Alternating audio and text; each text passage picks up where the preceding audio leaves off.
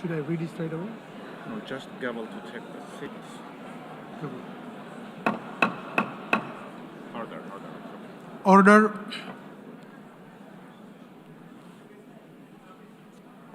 The plenary meeting, the 10th plenary meeting of the General Assembly is called to order.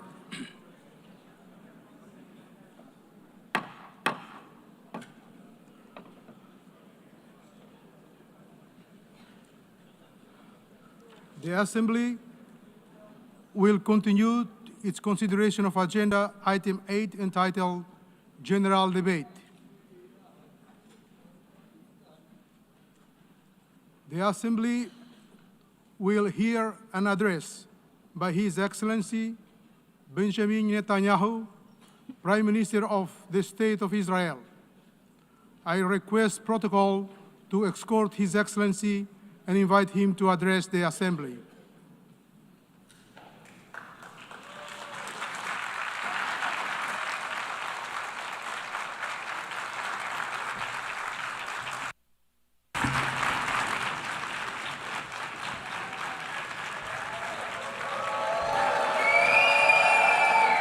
Please, order in the hall. Please, order in the hall.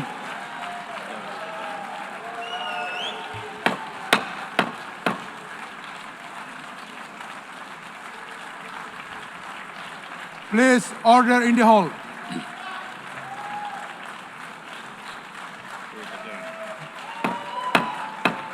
Please, order in the hall.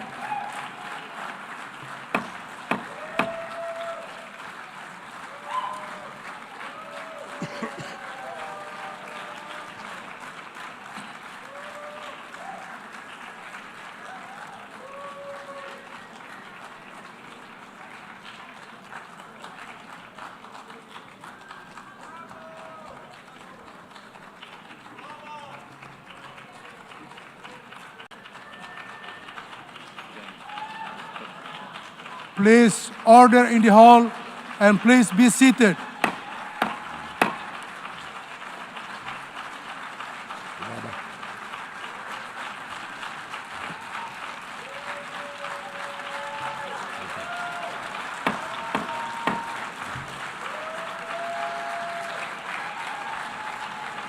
Please order in the hall.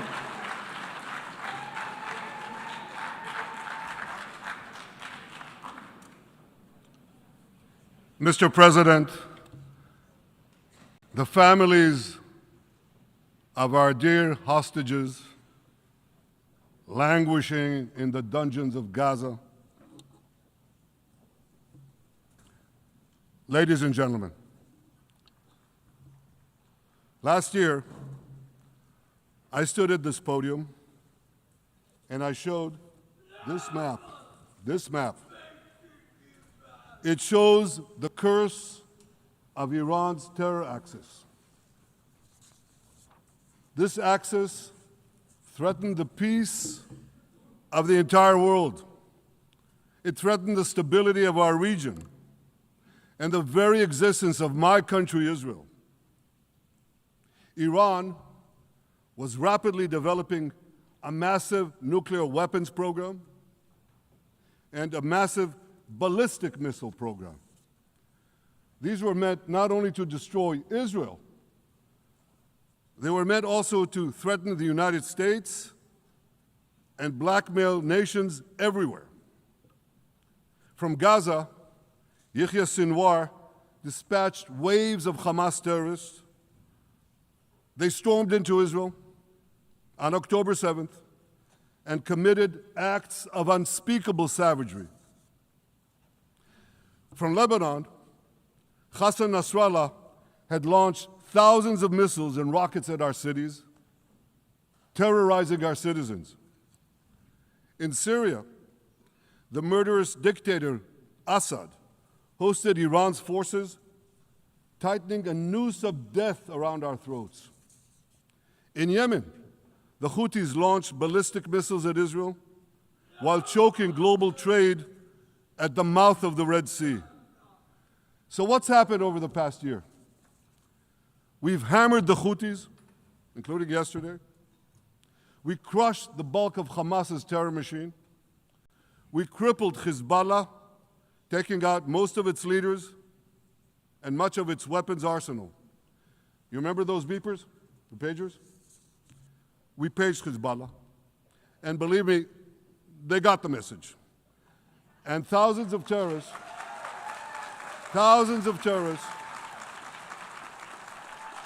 dropped to the ground. We destroyed Assad's armaments in Syria. We deterred Iran's Shiite militias in Iraq. And most importantly, and above anything else that I could say to you or that we did in this past year, in this past decade, we devastated Iran's atomic weapons and ballistic missiles programs.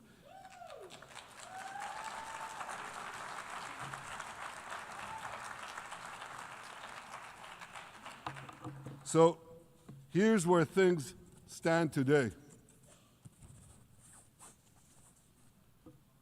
Half the Houthi leadership in Yemen, gone. Yahya Sinwar in Gaza, gone. Hassan Nasrallah in Lebanon, gone. The Assad regime in Syria, gone. Those militias in Iraq, well, they're still deterred. And their leaders, if they attack Israel, will also be gone. And for Iran's top military commanders and its top atomic bomb scientists, well, they're gone too.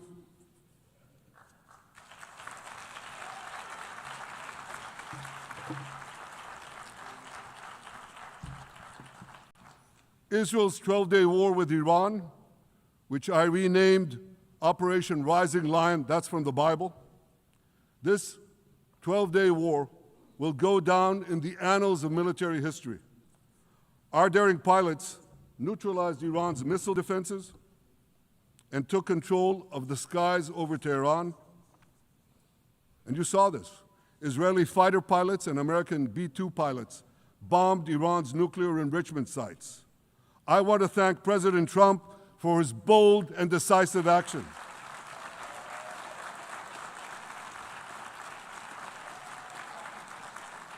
President Trump and I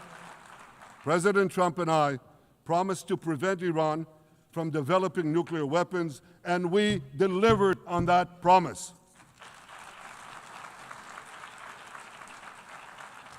We removed an existential threat to Israel, and a mortal threat to the civilized world. We lifted a dark cloud that could have claimed millions and millions of lives. But, ladies and gentlemen, we must remain vigilant. We must remain absolutely clear-minded and vigilant. We must not allow Iran to rebuild its military nuclear capacities. Iran's stockpiles of enriched uranium, these stockpiles must be eliminated. And tomorrow, UN Security Council sanctions on Iran must be snapped back.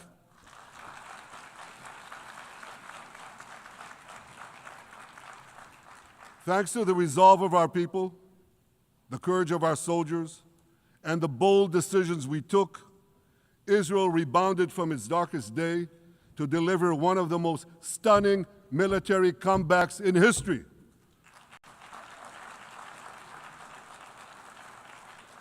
But we're not done yet. The final remnants of Hamas are holed up in Gaza City. They vow to repeat the atrocities of October 7th again and again and again, no matter how diminished their forces. That is why Israel must finish the job. That is why we want to do so as fast as possible.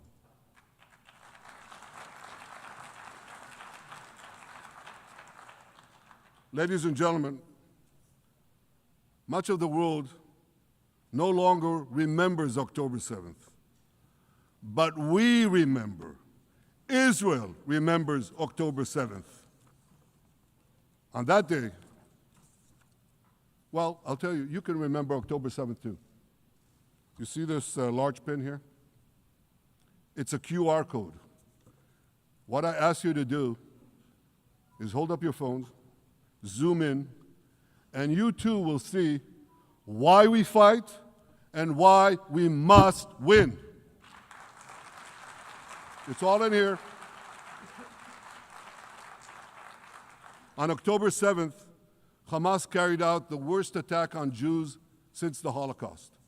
They slaughtered 1,200 innocent people, including over 40 Americans and foreign nationals from dozens of countries represented here. They beheaded men.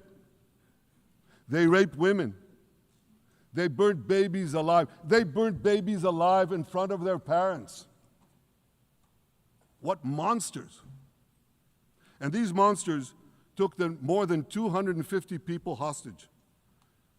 And those included Holocaust survivors, grandmothers and their grandchildren. Who takes hostage grandmothers and grandchildren? Hamas does. So far, we've brought home 207 of these hostages, but 48 still remain in the dungeons of Gaza.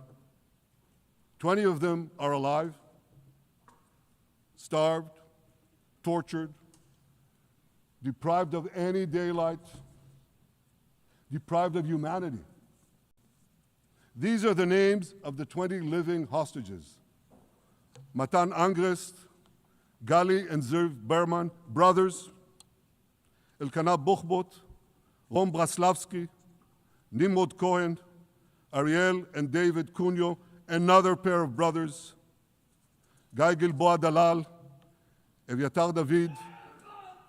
You saw the picture of Eviatar David, emaciated, forced to dig his own grave. Maxim Herkin, Eitan Horn, Segev Kalfon, Bar Cooperstein, Omri Meran, Eitan Moore, Yosef Chaim Ochana, Alon Ohel, Avinatam Or, and Matan Tsengarker. Now, ladies and gentlemen, I want to do something I've never done before. I want to speak from this forum directly to those hostages through loudspeakers.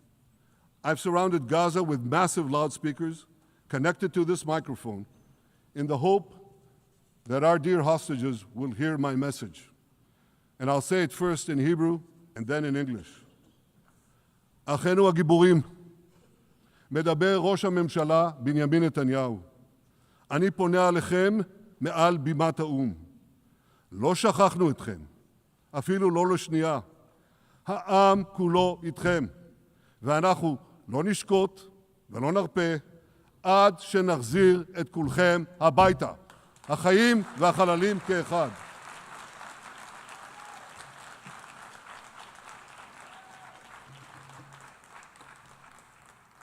Our brave heroes.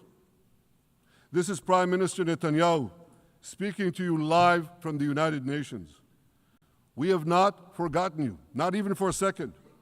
The people of Israel are with you. We will not falter and we will not rest until we bring all of you home.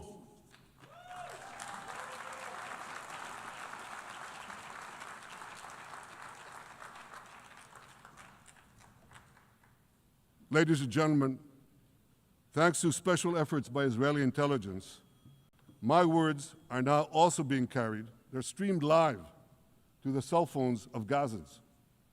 So to the remaining Hamas leaders and to the jailers of our hostages, I now say, lay down your arms. Let my people go. Free the hostages, all of them, the whole 48. Free the hostages now.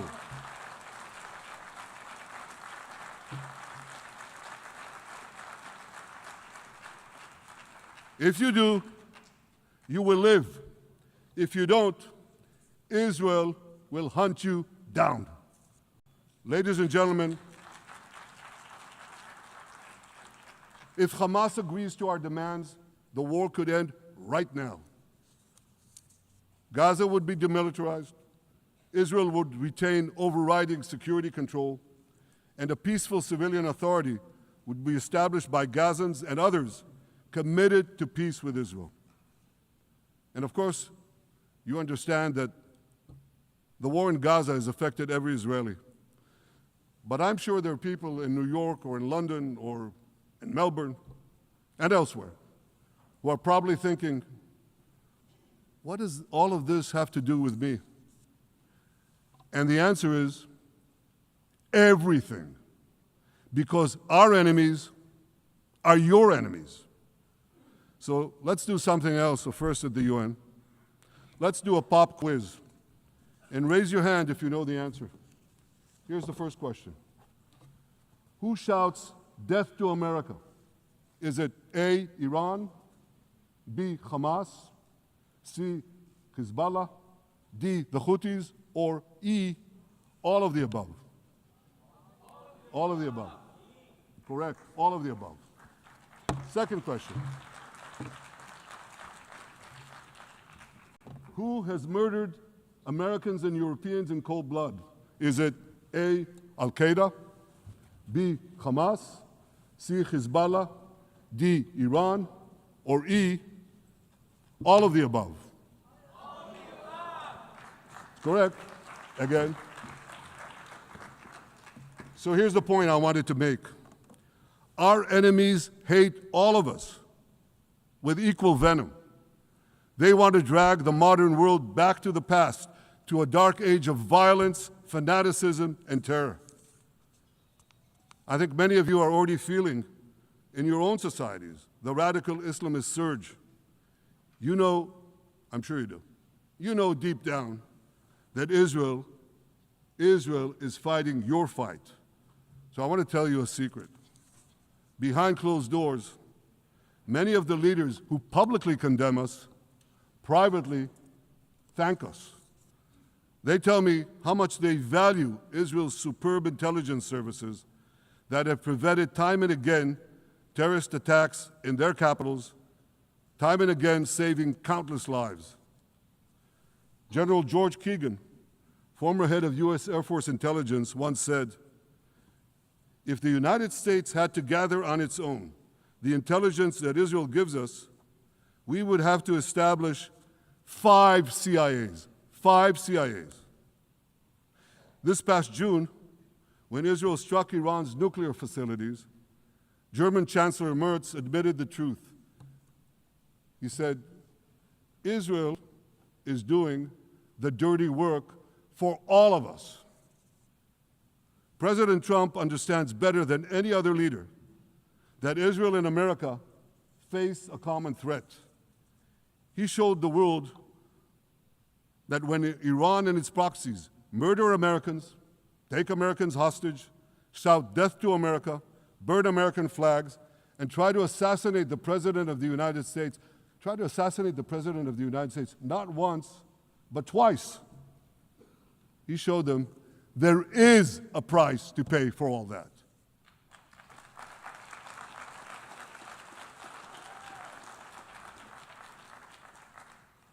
But regrettably, many leaders who are represented in this hall, they send a very different message. Sure, in the days immediately following October 7th, many of them supported Israel. But that support quickly evaporated when Israel did what any self-respecting nation would do in the wake of such a savage attack. We fought back. Now just imagine, just sit back for a second and imagine an attack against America proportioned to the attack against Israel on October 7th. Imagine a regime, a terror regime, dispatching thousands of terrorists to invade the United States. They massacre 40,000 Americans. They take 10,000 Americans hostage. What do you think America would do? You think America would leave that regime standing? You don't think that. No way, not a chance. The United States would wipe out that terror regime and ensure that such savagery would never threaten America again. This is precisely what Israel is doing in Gaza. We're wiping out the terror regime of Hamas and ensuring that this savagery will never threaten Israel again. That's what we are doing. That's what any self-respecting government would do.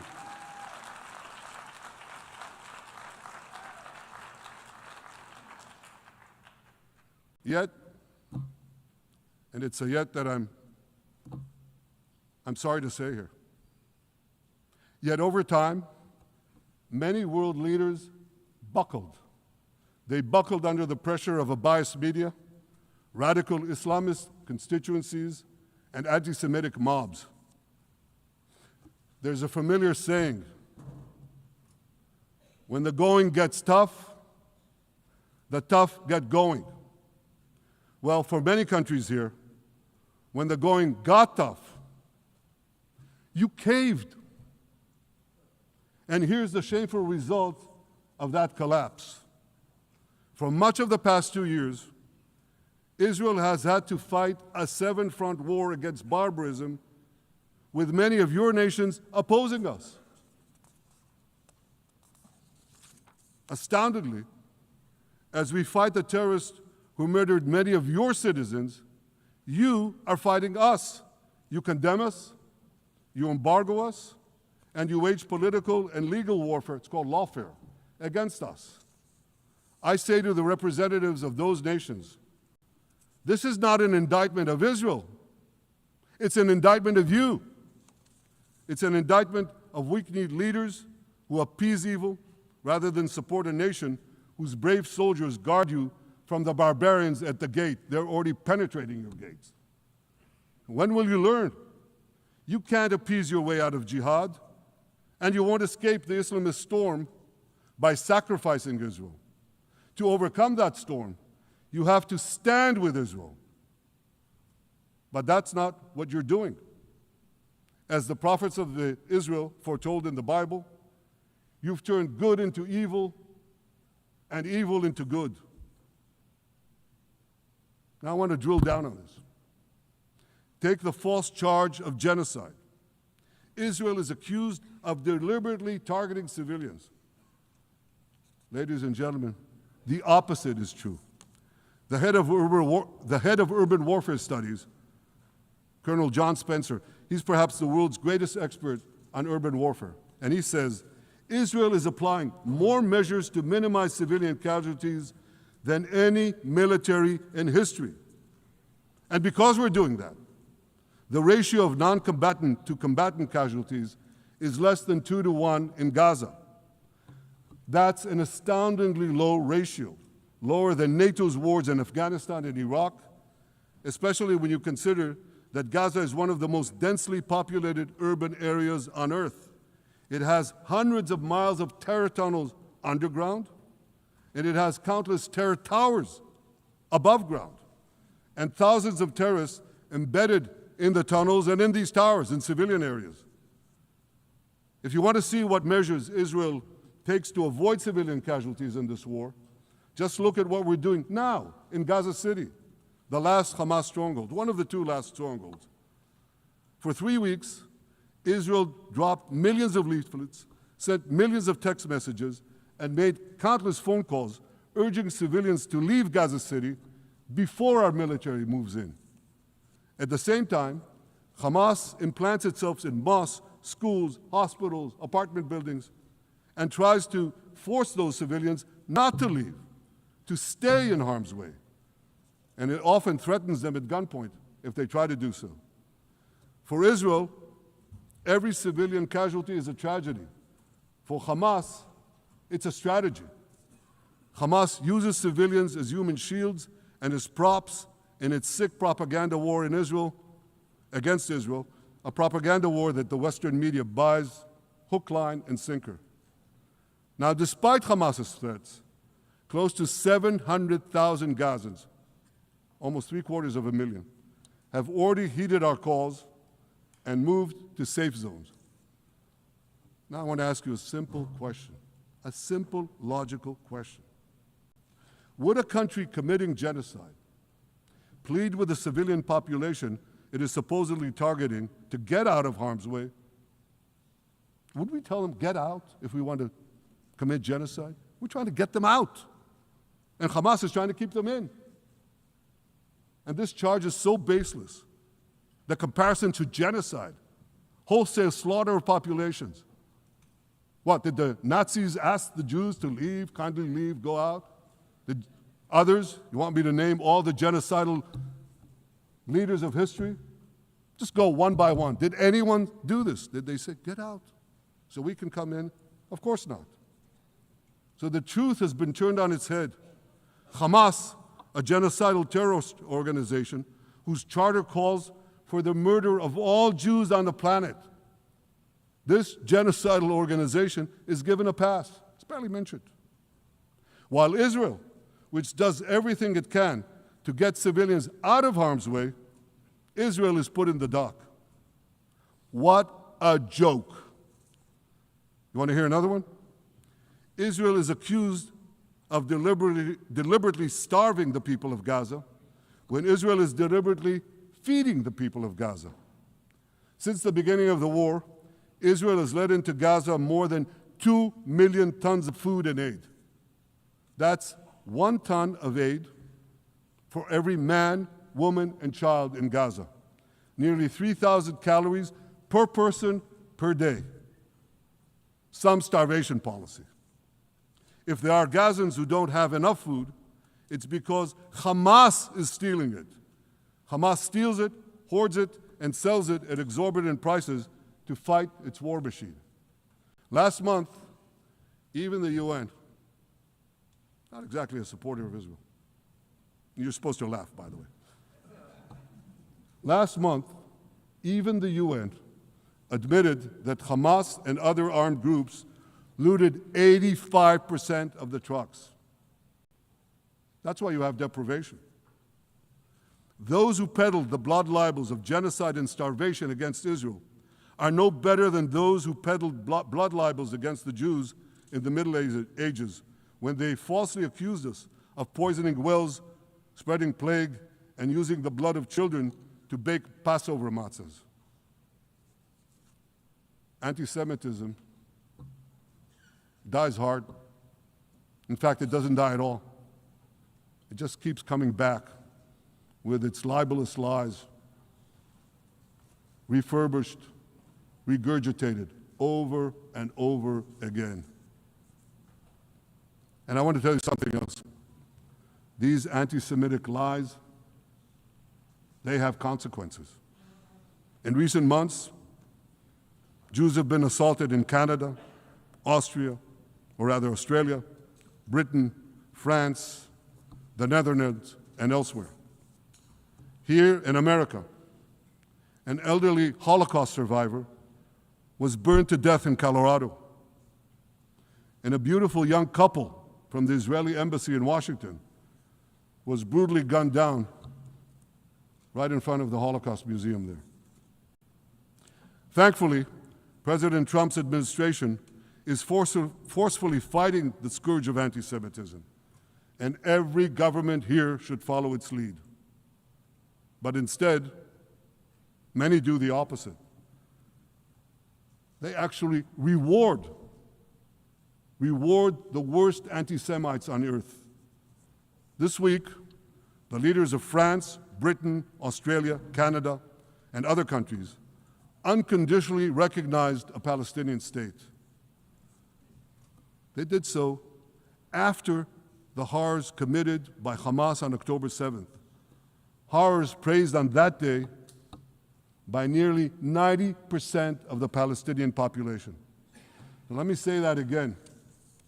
Nearly 90% of Palestinians supported the attack on October 7th. It's not supported only, they celebrated it. They danced on the rooftops. They threw candies. That's both in Gaza and in Judea, Samaria, the West Bank, as you call it. And it's just the way they celebrated another horror, 9/11.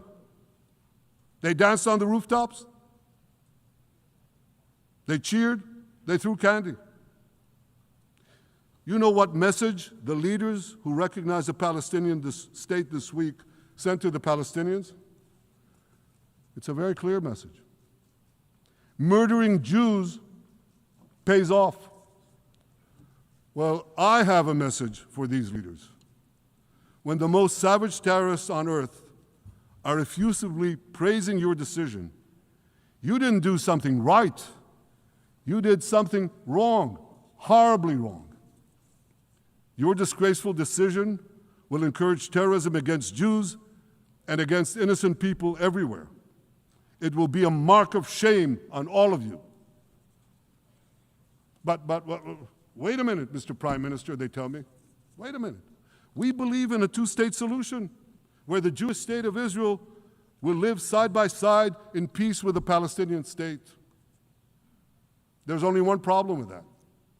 The Palestinians, they don't believe in this solution. They never have. They don't want a state next to Israel. They want a Palestinian state instead of Israel. And that's why every time they were offered a Palestinian state, but were required to end the conflict with Israel and recognize the Jewish state, every time, over the decades, they turned it down. And that is why every time they were given territory, they used it to attack us. In fact, they effectively had a Palestinian state in Gaza. So what did they do with that state? Peace? Coexistence? No. They attacked us time and time again. Totally unprovoked. They fired rockets into our cities. They murdered our children. They turned Gaza into a terror base from which they committed the October 7th massacre. So here's the uncomfortable truth. The persistent Palestinian rejection of a Jewish state in any boundary is what has driven this conflict for over a century. It is still driving it. It's not the absence of a Palestinian state. It's the presence and existence of a Jewish state. And I find it amazing, that the foreign chancelleries and the ministries and all those who pontificate about this, and the leaders, how can they not see this basic truth when it is repeated again and again and again ad nauseum? And I want to say something else. This rejection of a Jewish state not only applies to Hamas, it also applies to the so-called moderate Palestinian Authority. You should know that the Palestinian authorities pays terrorists to slay Jews. The more Jews the terrorists slay, the more the Palestinian Authority pays. The Palestinian Authority names its government buildings, its public squares, its schools, after the mass murderers of Jews, which they glorify as martyrs. They pay and glorify not just the killer of Jews, but also killers of Christians. Christians like Taylor Force, an American veteran who was brutally murdered in Israel by Palestinian terrorists. But, that I hear from the Western leaders.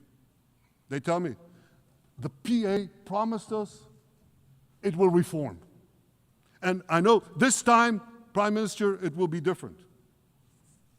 Yeah, right. We've heard these promises for decades. They always promise. They never deliver. Because you see, the Palestinian Authority is corrupt to the core. They haven't held elections in 20 years. They use the same textbooks as Hamas, exactly the same textbooks. They teach their children to hate Jews and destroy the Jewish state. And Christians don't fare much better. When Bethlehem, the birthplace of Jesus, was under Israeli control, 80% of its residents were Christians. But since the PA took control, that number has dwindled to under 20%. These are the people you want to give a state to? What you're doing is giving the ultimate reward to intolerant fanatics who perpetrated and supported the October 7th massacre. Giving the Palestinians a state 1 mile from Jerusalem after October 7th is like giving Al-Qaeda a state 1 mile from New York City after September 11th. This is sheer madness. It's insane, and we won't do it.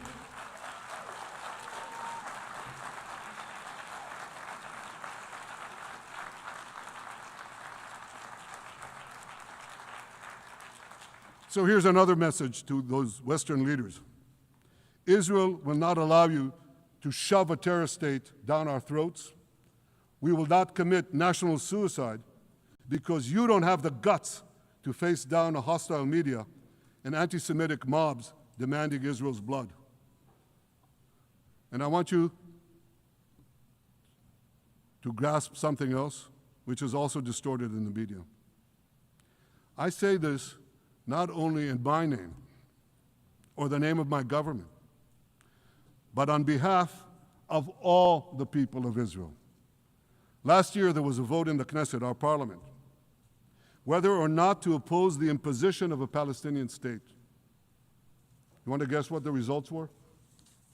Out of 120 members of our parliament, 99 voted against and only 9 supported. That's over 90%. It's not a fringe group. It's not the prime minister who himself is extreme or he's held hostage by extreme parties to his right.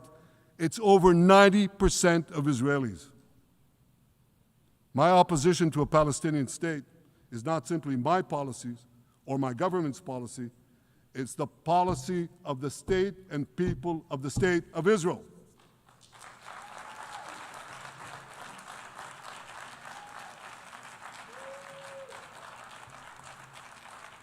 Western leaders may have buckled under the pressure. And I guarantee you one thing, Israel won't. Israel's victories over the Iranian... Thank you, I know you won't too, that's good. Israel's victories over the Iranian terror axis have opened up possibilities for peace that were unthinkable 2 years ago. Take Syria. For decades, the very idea of peace between Israel and Syria seemed unimaginable. Well, no more. Today, we have begun serious negotiations with the new Syrian government. I believe an agreement can be reached that respects Syria's sovereignty and protects both Israeli security and the security of the minorities in the region, including the Druze minority. From the founding of Israel, Jews and Druze have been brothers in arms. We have fought together, we've bled together, we built our lives together.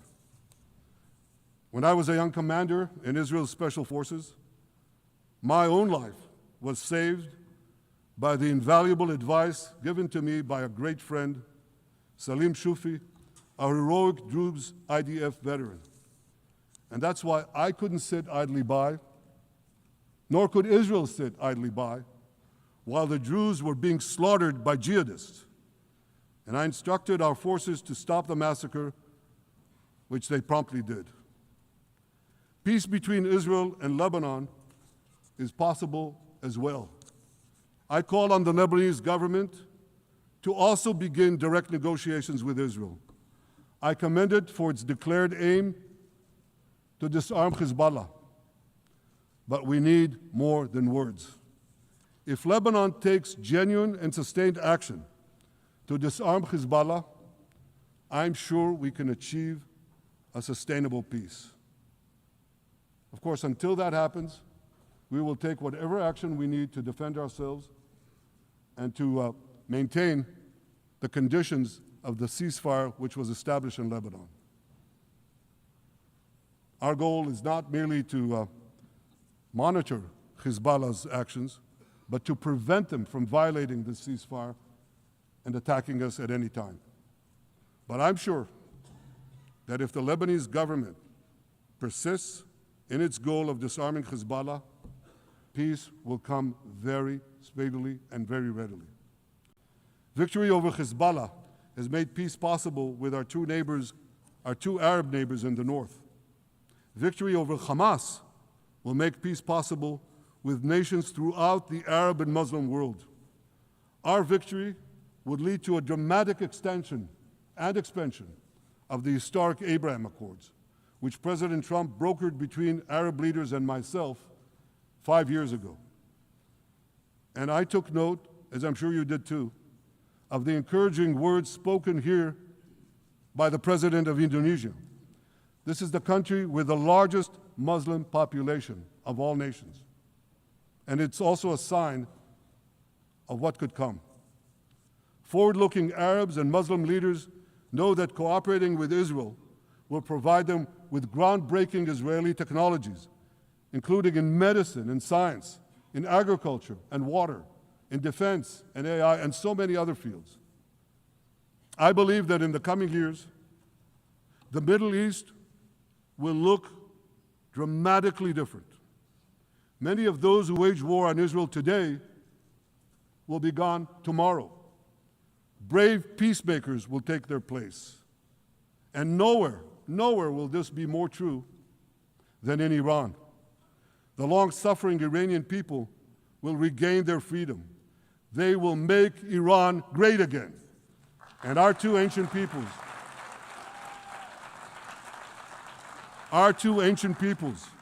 the people of Israel and the people of Iran, will restore a friendship that will benefit the entire world.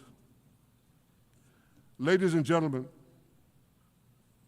the horrors that happened on one dark day, October 7th, those horrors happened countless times during the centuries of my people's exiles among the nations. Jewish blood was cheap. Jews were killed with impunity. We had to beg others to defend us. The rise of Israel did not mean that the attempts to destroy us would end. It meant that we could fight back against those attempts. And that is exactly what Israel has done since October 7th. Our sons and daughters fought like lions. Our brave soldiers donned their uniforms and rushed into battle. They were armed with the dreams of the 100 generations of Jews who came before them. The dream of living as a free people in the land of Israel, our beloved homeland for more than 3,000 years. The dreams of living in our own independent state. The dream of having an army to defend ourselves. And the dream of being a light unto the nations, a beacon of progress, ingenuity, innovation, for the benefit of all humanity. On October 7th, the enemies of Israel tried to extinguish that light. 2 years later, the resolve of Israel and the strength of Israel burned brighter than ever.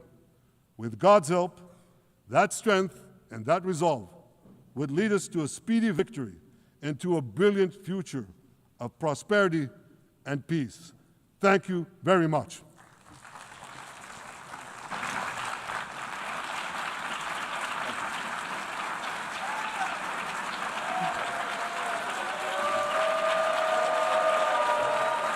On behalf of the Assembly, I wish to thank the Prime Minister of the State of Israel,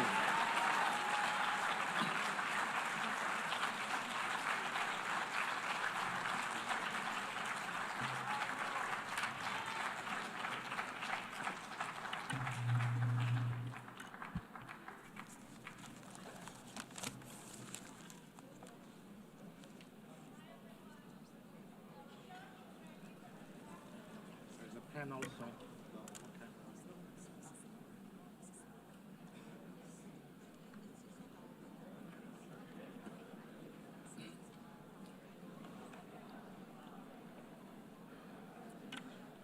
okay.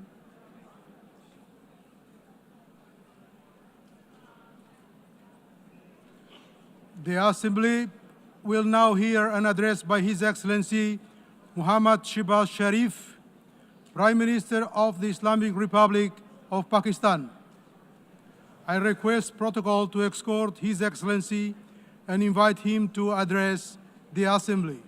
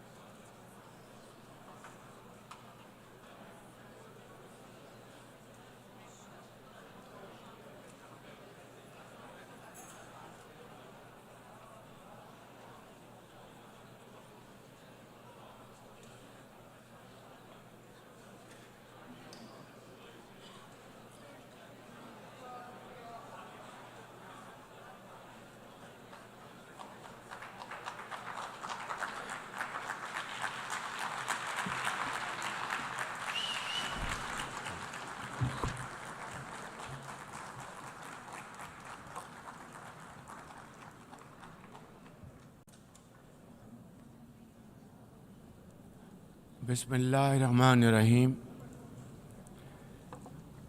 ليس البر أن تولوا وجوهكم قبل المشرق والمغرب ولكن البر من آمن بالله واليوم الآخر والملائكة والكتاب والنبيين وآتى المال على حبه ذوي القربى واليتامى والمساكين وابن السبيل والسائلين في الركاب وأقام الصلاة وآتى الزكاة والمؤفون بعهدهم إذا عاهدوا والصابرين في البأساء والضراء وحين البأس أولئك الذين صدقوا وأولئك Those who believe in God are those who are on the side of good and not evil. Excellencies, ladies and gentlemen, Assalamu alaikum and a very good morning. I wish to congratulate Her Excellency Annalena Baerbock on assuming the presidency of the 80th session of the United Nations General Assembly. I also commend Secretary General Antonio Guterres for his bold leadership of the United Nations in testing times. Ladies and gentlemen, our world is more complex today than ever before. Conflicts are intensifying, international law is being brazenly violated, humanitarian crises are multiplying, terrorism remains a potent threat, disinformation and fake news undermine trust, climate change threatens our very survival, and more so countries like Pakistan. Today, multilateralism is no more an option, it is need of the hour. Excellencies, Pakistan's foreign policy, guided by the vision of Quaid-e-Azam Muhammad Ali Jinnah, is based on peace, mutual respect and cooperation. We believe in the peaceful settlement of disputes through dialogue and diplomacy. Last year, from this very podium, I had warned that Pakistan would act most decisively against any external aggression. Those words of mine proved true.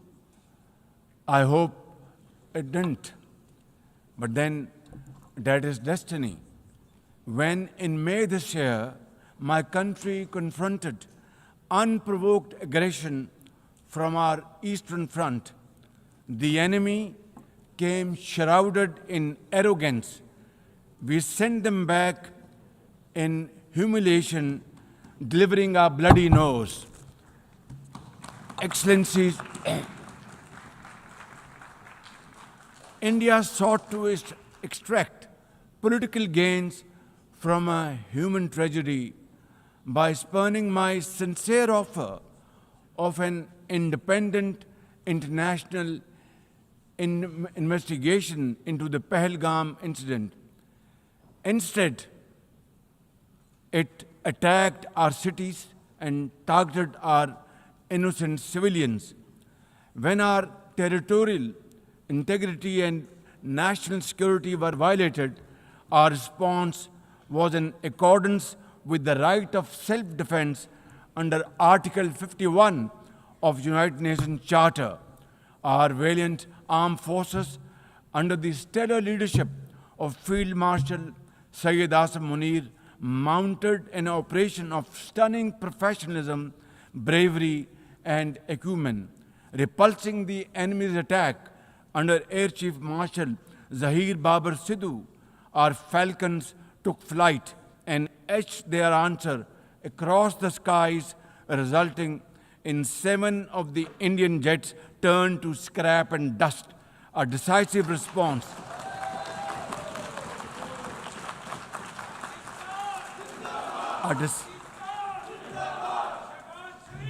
A decisive response to the aggressor that will echo through the annals of history. To the fearless architects of this victory, to every officer and soldier, heirs of our martyrs, their names are forever engraved in glory. To the mothers of our martyrs, their courage guides our path forward, and their sacrifice shall never be in vain, inshallah, God willing. And to every Pakistani, you stood as one unbreakable wall, a bunyanum marsus. Excellencies, though in a position of strength, Pakistan agreed to a ceasefire facilitated by President Donald Trump's bold and visionary leadership. We express our deep appreciation to him and his team for their active role in bringing about the ceasefire. President Trump's efforts for peace helped avert a more threatening war in South Asia. Had he not intervened timely and decisively, the consequences of a full-fledged war would have been catastrophic. Who would have lived to tell what happened? And therefore, in recognition of President Trump's wonderful and outstanding contribution to promote peace in our part of the world, Pakistan nominated him for Nobel Peace Prize. And I think this is the least we could do for his love for peace. And I think truly he's a man of peace. Ladies and gentlemen, we're also grateful to our friends and partners, including China, Turkey, Saudi Arabia, Qatar, Azerbaijan, Iran, UAE, and of course, UN Secretary General for extending their diplomatic support to Pakistan at this crucial time. Excellencies, we have won the war, and now we seek to win peace in our part of the world. And this is my most sincere and serious offer before this August Assembly of the World Nations. Pakistan stands ready for a composite, comprehensive, and result-oriented dialogue with India on all outstanding issues. South Asia requires, ladies and gentlemen, proactive rather than provocative leadership. India's unilateral and illegal attempt to hold the Indus Water Treaty in abeyance defies the provisions of the treaty itself, as well as the norms of international law. Pakistan has made it abundantly clear, and let there be no doubt once again in anybody's mind, as I said last year in this hall, from this podium, we will definitely and ardently defend, inshallah, the inseparable right of our 240 million people on these waters. To us, any violation of this Indus Treaty represents an act of war. Ladies and gentlemen, through this august House,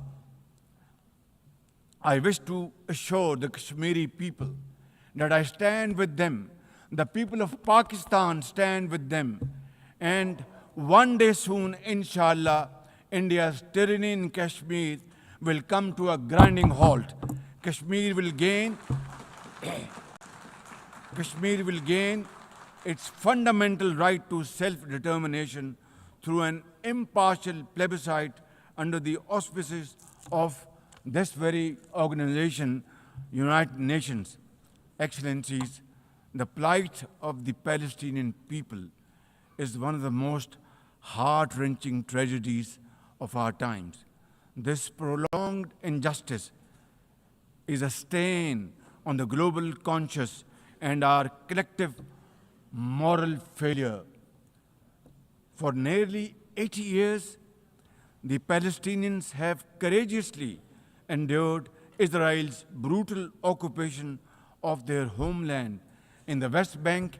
Each passing day brings new brutality, illegal settlers who terrorize and kill with impunity, and nobody can challenge them and question them.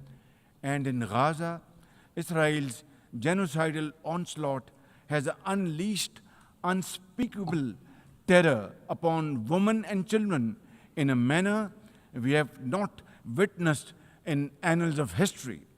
In blind pursuit of its nefarious goals, the Israeli leadership has unleashed a shameful campaign against the innocent Palestinians, which history will always remember as one of its darkest chapters. But speak we must, Madam President, we must speak and speak loud and clear. Our words are too little, too late for Hind Rajab, a child, nay, a little baby. We have all heard her trembling voice on that phone call, which little Hind made as she struggled to stay alive under Israeli onslaught and atrocities. Can you imagine that little girl, Hind Rajab, as if she was our daughter?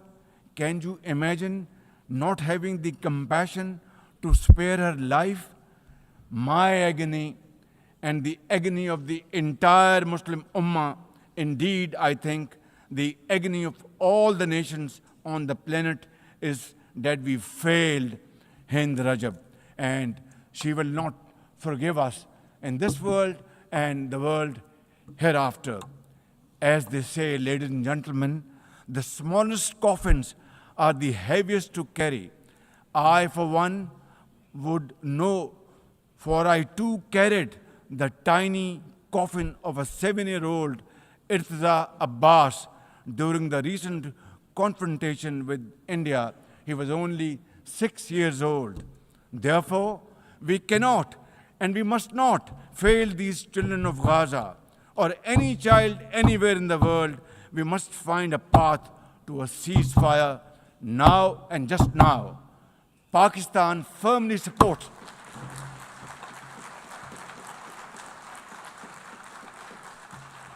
Ladies and gentlemen, Pakistan firmly supports the demand of the Palestinian people for the establishment of a sovereign Palestinian state with pre-1967 borders and Al-Quds Sharif as its capital. Palestine can no longer remain under Israeli shackles. It must be liberated, and liberated with full commitment and with full force.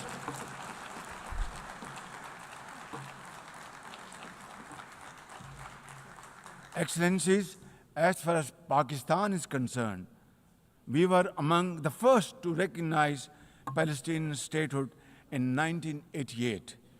And now we welcome the recognition of the state of Palestine by a number of countries recently around the globe, and urge others to also follow suit, because time and tide wait for none. We are further grateful for President Trump's timely initiative to invite Arab Islamic states 3 days ago here in this building for a consultative session at the United Nations. And I was also part of that consultative process. And I think, and I hope and pray to God that it has rekindled hope for a ceasefire in the nearest future, for which the credit must again be attributed to President Trump for this peace initiative. Excellencies, Israel's recent attack on Doha and its continued violations of the sovereignty and territorial integrity of numerous countries is reflective of its rogue behavior. Pakistan stands unwaveringly with our brothers and sisters in Qatar. We also support all efforts for a peaceful resolution of the we also support all efforts for a peaceful resolution of the Ukraine conflict in line with the UN Charter to end human sufferings and global turmoil caused by this protracted war. Madam President, Pakistan condemns terrorism in all its forms and manifestations.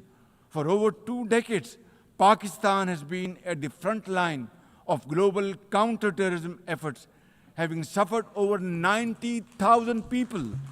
We lost 90,000 people of our country, babies, children, mothers, sisters, brothers, elderly people, doctors, engineers, and also suffered economic loss of $150 billion. Please tell me, put your hand on your heart, that what can be a bigger manifestation of our commitment to fight terrorism and erase it not only from the face of Pakistan, but from the face of this global world. And I believe a man killed in New York is a man killed in Lahore, a man killed in Islamabad is a man killed in London. It's a global village. So I think unless and until terrorism is defeated hands down, this world will not be a peaceful place to live. And for that, Pakistan's sacrifices are probably the biggest around the globe. It must be respected and appreciated because we are a bulwark. Had these terrorists not been encountered by us, they would have been roaming on the streets of New York and London and God knows Far East. So I think this is our humble contribution, not only for the people of Pakistan, but the people all over the world. Today we face externally sponsored terrorism, particularly from foreign-funded groups such as the TTP, Fitna al-Khawarij, Fitna al-Hindustan, BLA, and its Majid Brigade. Operating from Afghan soil, these groups are responsible for some of the most heinous attacks inside Pakistan, including the dastardly Jafar Express train incident earlier this year, the train was hijacked and 400 people were kept for days and weeks. And mercifully, by Allah Almighty's grace, our armed forces and law enforcing agencies were able to recover them. Now, as an immediate neighbor and a brotherly country of Afghanistan, Pakistan has a direct stake in a peaceful Afghanistan. We believe that the key to development and prosperity lies in regional stability and connectivity. Pakistan continues to engage with all partners to extend humanitarian assistance, promote economic recovery, and encourage inclusive political framework in Afghanistan. The interim Afghan government must, however, uphold human rights, including women's rights. Above all, we expect that Afghan interim government to take effective action against terrorist groups and to ensure that Afghan soil is not used for terrorism against any country. Ladies and gentlemen, there must be no space for hate speech, discrimination, or violence against any person or against any religion. Hate-driven ideologies such as India's Hindutva-driven extremism pose a danger to the entire world. While there is growing recognition of the dangers posed by Islamophobia, the imperative of effectively combating this menace can hardly be overemphasized. Pakistan welcomes the appointment of a UN Special Envoy to combat this scourge. Ladies and gentlemen, while we are confronted with the climate crisis, it demands the most urgent collective action. In 2022, Pakistan faced massive floods of humongous proportions that caused huge losses amounting to $34 billion and many valuable lives lost. This year again, we are dealing with another mega flood with thousands of villages washed away from the face of the earth. millions of people displaced, more than 1,000 killed, and billions of dollars of crop, livestock, and property washed away, lost to flood waters. Our nation stands united in these testing times, and we are dealing with this natural calamity with remarkable resilience by the grace of God. I have declared a climate emergency to cope with this challenge. The catastrophic floods of 2022 and 2025 this year are glaring examples of loss and damage caused due to climate change. Pakistan, to the contrary, my honorable guests in this hall and through the cameras around the globe, Pakistan contributes less than 1% of global emissions annually, yet it continues to face the relentless brunt and muddy waves of climate change. And then we are told to borrow loans and add on to our debt, huge debt pillars we have over the period of time. This is not fairness. This is not equality. This is not justice. This is not fair play. How can you expect a country which is a developing country facing humongous flood challenges every year due to climate change and no fault of ours, and yet we are told to borrow more loans? I think borrowing loan would be destroying your economy. We will be better off than not borrowing loan and standing on our own feet, working hard, tirelessly, blood and sweat, and we will, inshallah, make Pakistan a great country, inshallah. Ladies and gentlemen, while we deal with climate change, I bear good tidings on the domestic economic front. Socio-economic development and the welfare of our people are among my government's foremost priorities. We have successfully implemented deep-rooted structural macroeconomic reforms, modernized and broadened our taxation system, intensified efforts to mobilize productive investment, and embraced digitization, AI, and crypto as the tools of the future. Strategic partnerships, including our all-weather cooperation with China through the China-Pakistan Economic Corridor under President Xi Jinping's landmark Belt and Road Initiative, are contributors to our progress as I speak.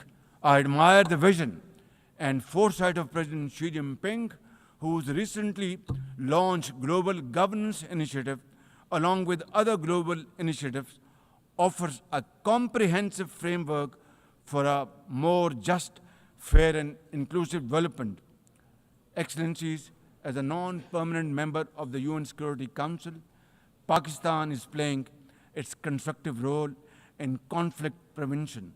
The unanimous adoption of Resolution 2788 under our presidency of the Council has renewed our collective commitment to multilateralism, respect for the UN Charter, and effective implementation of UN Security Council resolutions. Excellencies, at the end, let me assure you that Pakistan will always stand for peace, justice, and development, for a revitalized United Nations, and for cooperative and multilateralism that is fair and inclusive and delivers for all. Therefore, let this 80th anniversary not simply commemorate history, let us make history and chart a future for the next 80 years with these United Nations as enduring hope for global good. Let us truly strive to become better together. Thank you very much. United Nations, long live. God bless you.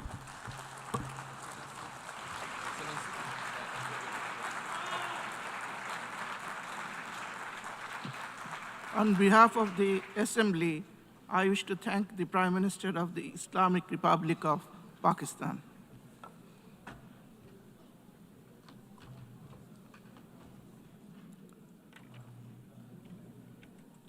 The Assembly will now hear an address by His Excellency Li Qihang, Premier of the State Council of the People's Republic of China.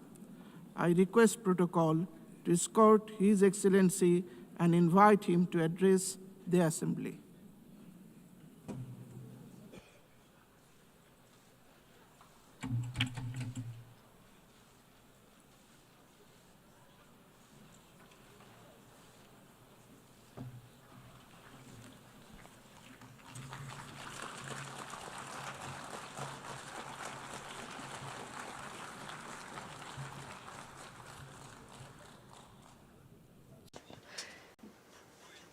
Mr. President, colleagues, ladies and gentlemen, this year marks the 80th anniversary of the victory of the World Anti-Fascist War. It is also the 80th anniversary of the founding of the United Nations. 80 years ago, fascism was defeated in fearless battles by countless heroic men and women around the world.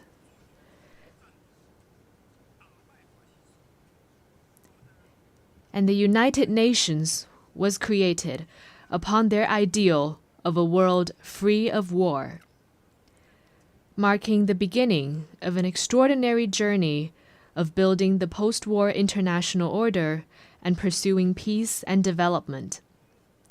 The past 80 years have been tortuous but purposeful. Today, the UN is the world's most universal, representative, and authoritative intergovernmental organization. With an international system centered around the UN and an international order based on international law, human society has realized overall peace and achieved unprecedented levels of development and prosperity. The past 80 years have witnessed tectonic changes in our world. Straddling 2 centuries, this period saw human society leapfrog from the age of electricity and computers into a digital intelligence era. While the world we live in has changed enormously, the ideal of making it a better place remains unchanged. Looking back, we can draw a number of valuable inspirations.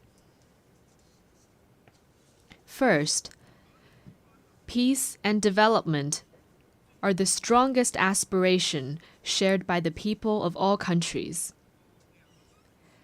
Having gone through 2 world wars, we must never forget the bitter lessons learned through bloodshed and loss of lives. For 80 years, a generally peaceful international environment has led to remarkable growth in the global economy. Today, as the desire for peace and development grows even stronger around the world, it is incumbent upon our generation to further strengthen the force for peace and development. Second, solidarity and cooperation are the most powerful drivers for human progress. In the ferocious years of the World Anti-Fascist War, countries with different social systems, histories, and cultures rose above their differences, fought side by side, and prevailed together. In the 80 years that followed, they weathered a succession of vicissitudes, such as the Cold War standoff, financial crises, and global pandemics, by staying connected and working together. All this proves a simple yet powerful point. Solidarity lifts everyone up, while division drags all down. The road ahead might be hard and bumpy, but when all countries unite as one and collaborate in good faith, our strengths will converge into a mighty force with which we can withstand any headwind and cross any hurdle. Third, fairness and justice are the most important values pursued by the international community. History keeps reminding us that when might dictates right, the world risks division and regression. Should the era of the law of the jungle return, and the weak be left as a prey to the strong,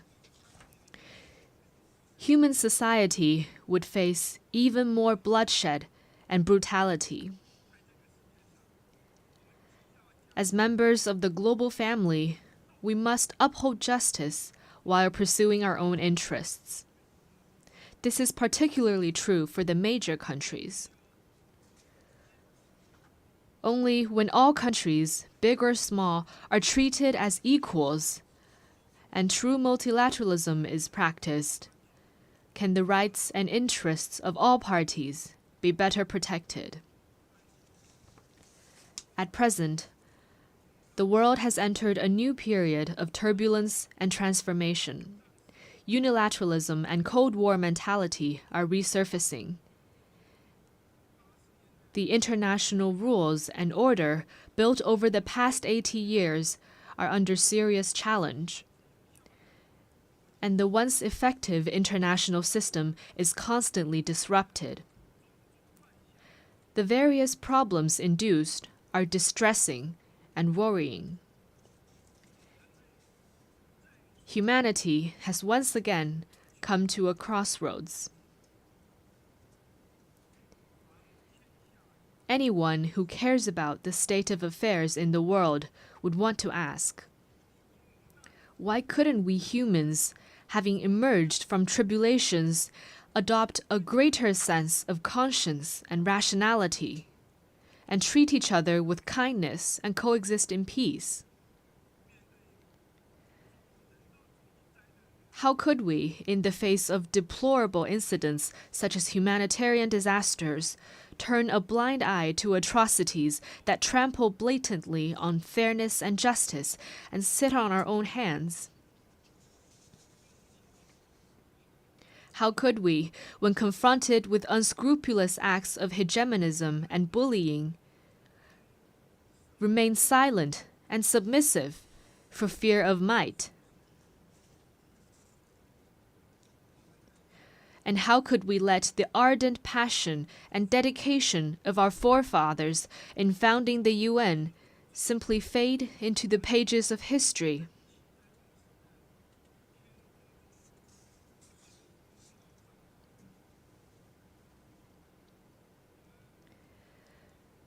We Chinese people often say, never forget why you started, and you can accomplish your mission.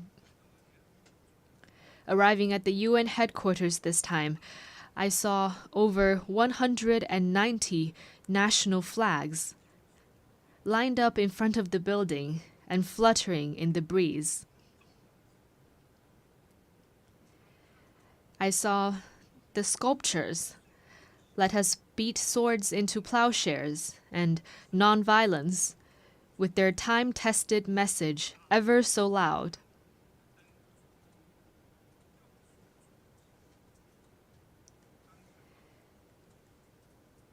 And I saw staff members from different regions, of different races, and with different skin colors, working in collaboration for the common goals of humanity. What I saw got me thinking. Those people, objects, and scenes that embody peace, progress, and development are exactly why we choose to commemorate victory. They are also what inspires us to forge ahead, hand in hand. While we may not be able to go back in time and relive the victory, we can definitely create a better future together.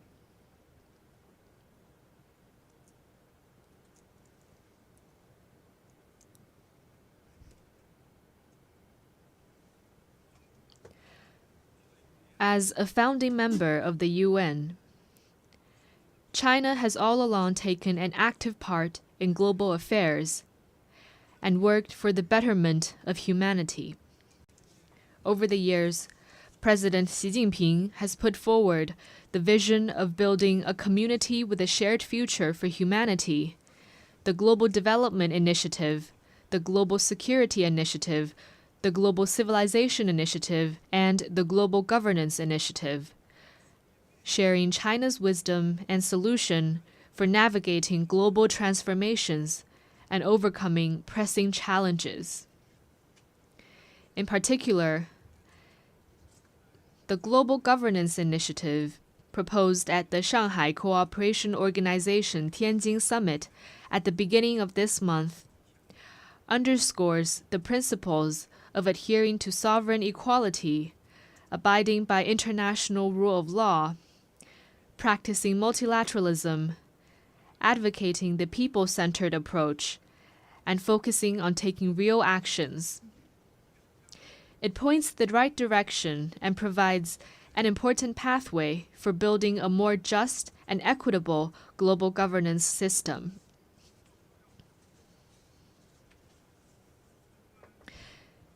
China is ready to take coordinated and effective actions together with all sides to offer more concrete solutions and promote world peace and development. First, amid the volatility and turbulence in the world, we must work together for peace and shared security.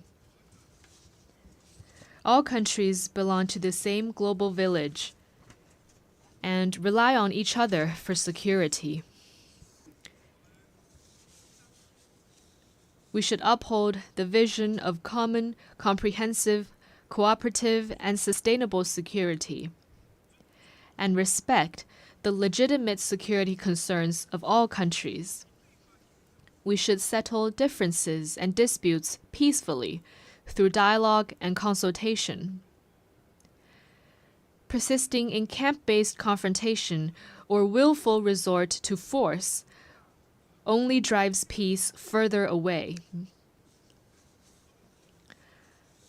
China has all along acted as a staunch defender of world peace and security.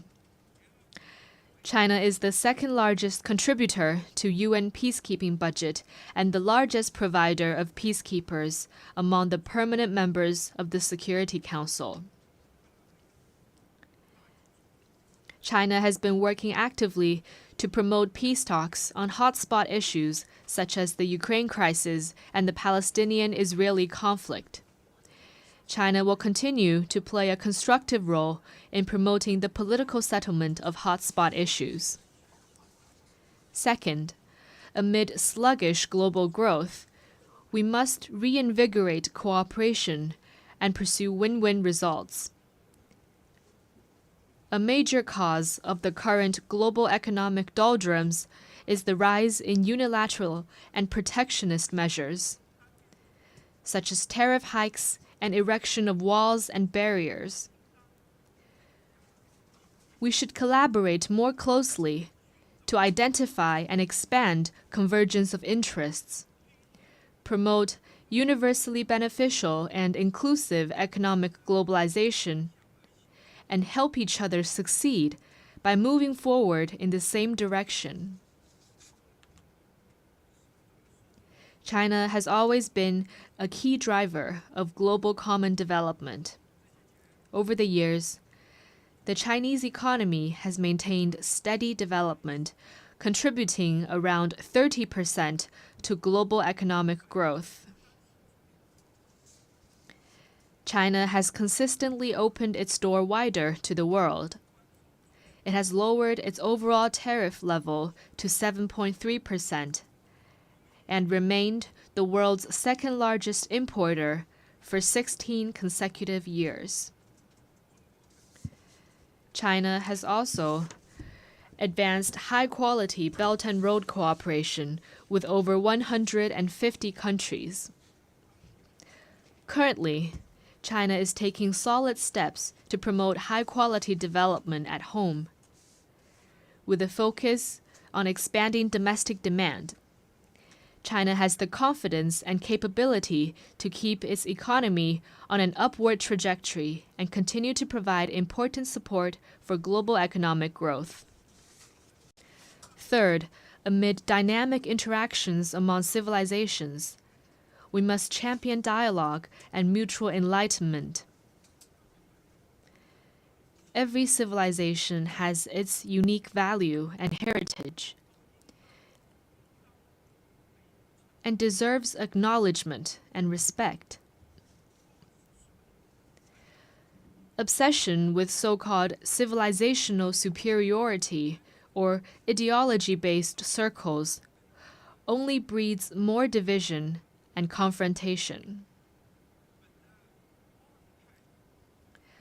Adopting an inclusive attitude and engaging in exchange and mutual learning is a sure way to build more consensus and collective strength. China has all along engaged in active civilizational exchange and mutual learning.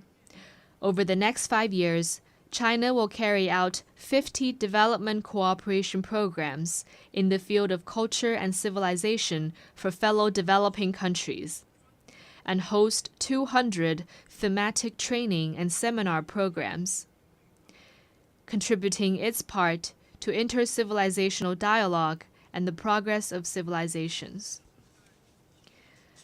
Fourth, amid emerging challenges, we must respond with concrete efforts and protect our shared home.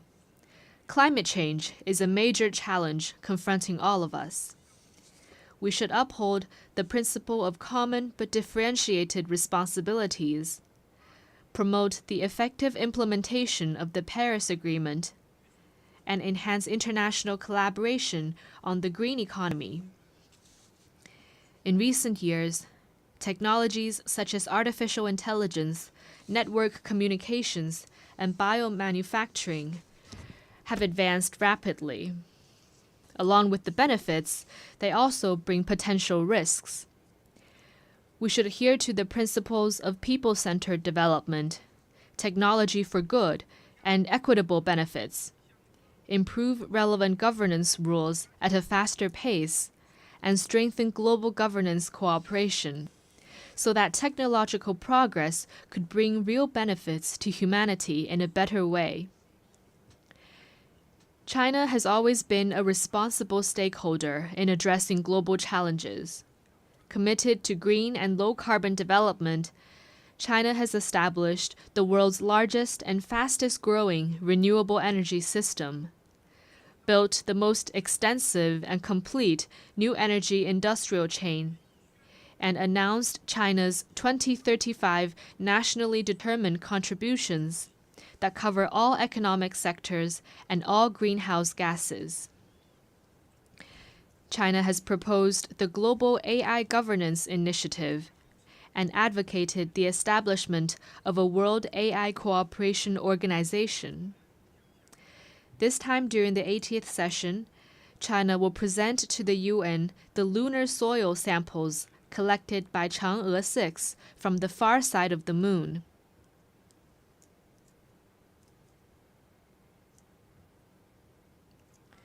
Going forward, China will take more proactive actions and work with all parties to advance global governance in relevant areas.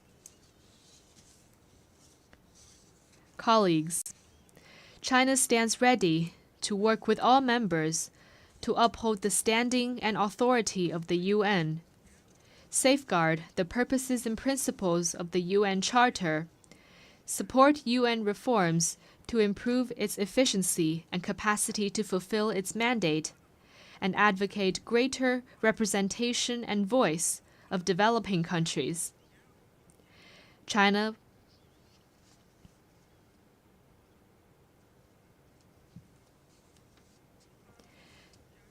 will work with the UN to set up a China-UN Global South-South Development Facility and provide it with $10 million in budgetary support.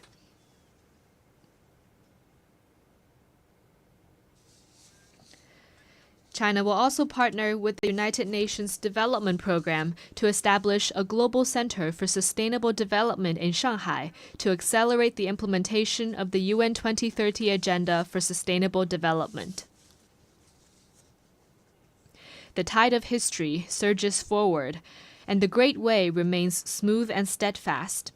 Going forward, China will continue doing its best to contribute to global peace and development.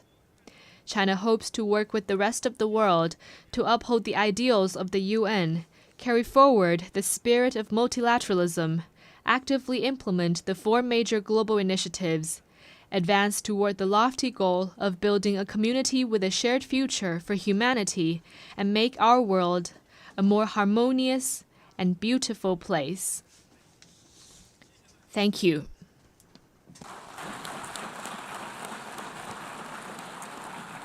On behalf of the Assembly, I wish to thank the Premier of the State Council of the People's Republic of China.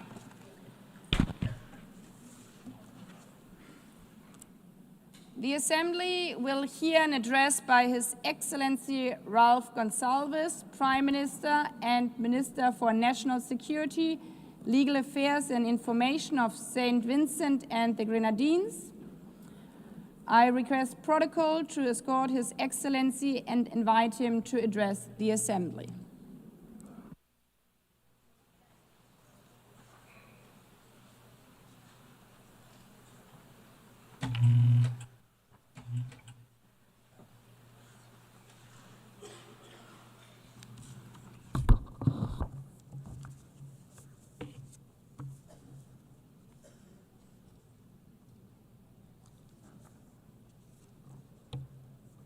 Madam President, Excellencies, the condition of today's world is more complicated, more dangerous than ever, more uneven in its human development, more integrated, yet more disparate and desperate. At the same time, much progress and advancements have been made by humanity, and there's an enduring hopefulness amidst despair, a persistent sense that a better tomorrow is possible, even as catastrophes loom and dangers lurk. Your Excellencies, big power rivalries interlaced with personal vainglories and hubris are gravely unsettling the world, to the advantage of not one single nation state. Civilized discourse, tempered with patience and calm, has given way to a bellicosity of language shouted across continents and oceans, designed presumably to satisfy nativist longings in the breasts of those who think that, despite their good fortune, relatively, they have been grievously wronged by some dark and hidden forces. Can none of these persons pause and reflect upon the question posed and answered by all the world's great religions, but in particular through the words of the Hebrew prophet Micah? What does the Lord require of us? To do justly, to love mercy, and to walk humbly with our God. The intractable problems facing humanity cannot be solved by any one nation unilaterally.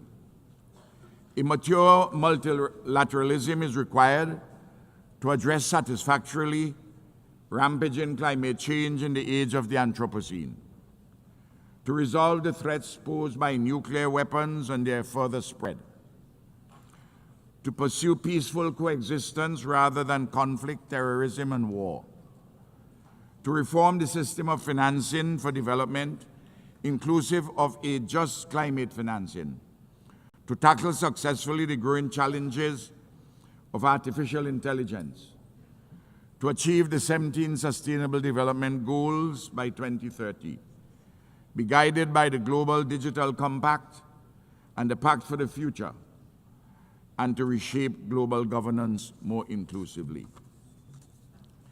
It is thus of the highest importance for this august body, the United Nations, and the overwhelming majority of nation states within it, to continue our efforts to persuade the powerful to act equitably, honorably, and multilaterally, to tackle efficaciously the extant and looming challenges facing the global community.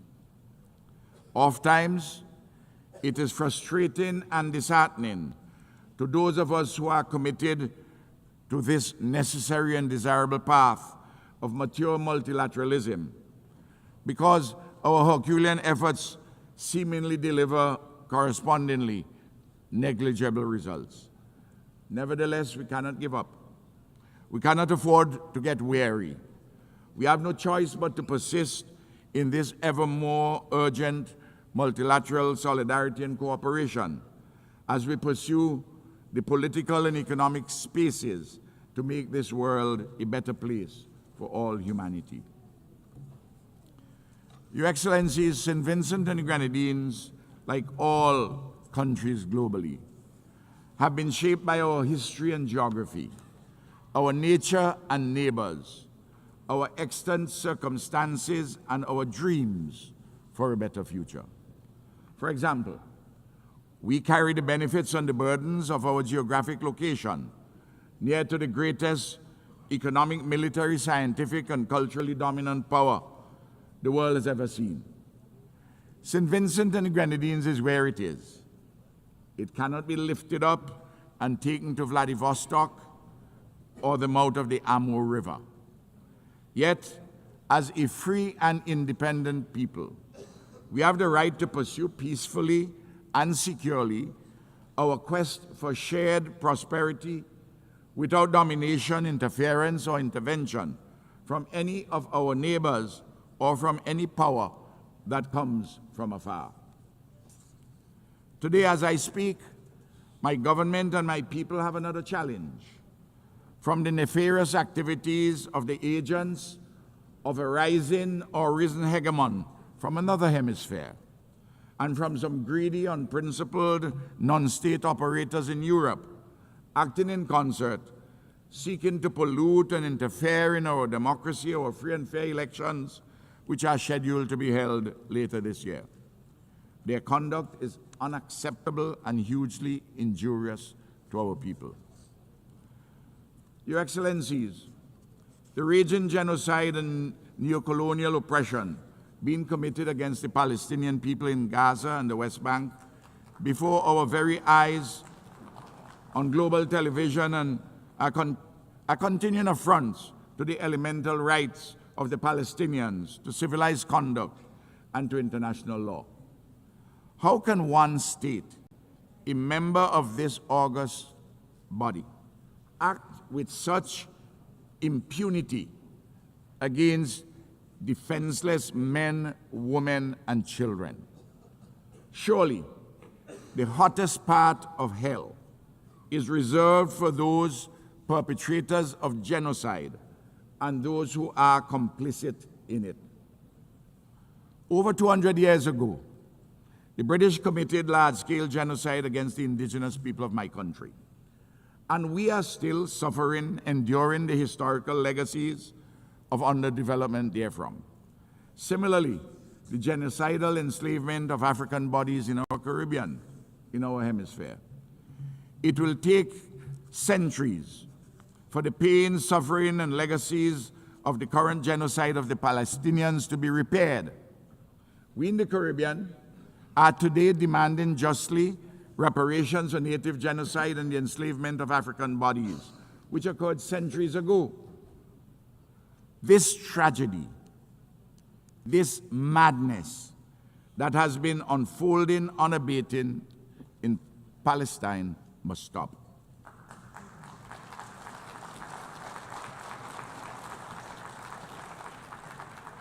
Israel's recent expansion of this war against the Palestinian nation in the state of Qatar is unacceptable. We stand in solidarity with Qatar.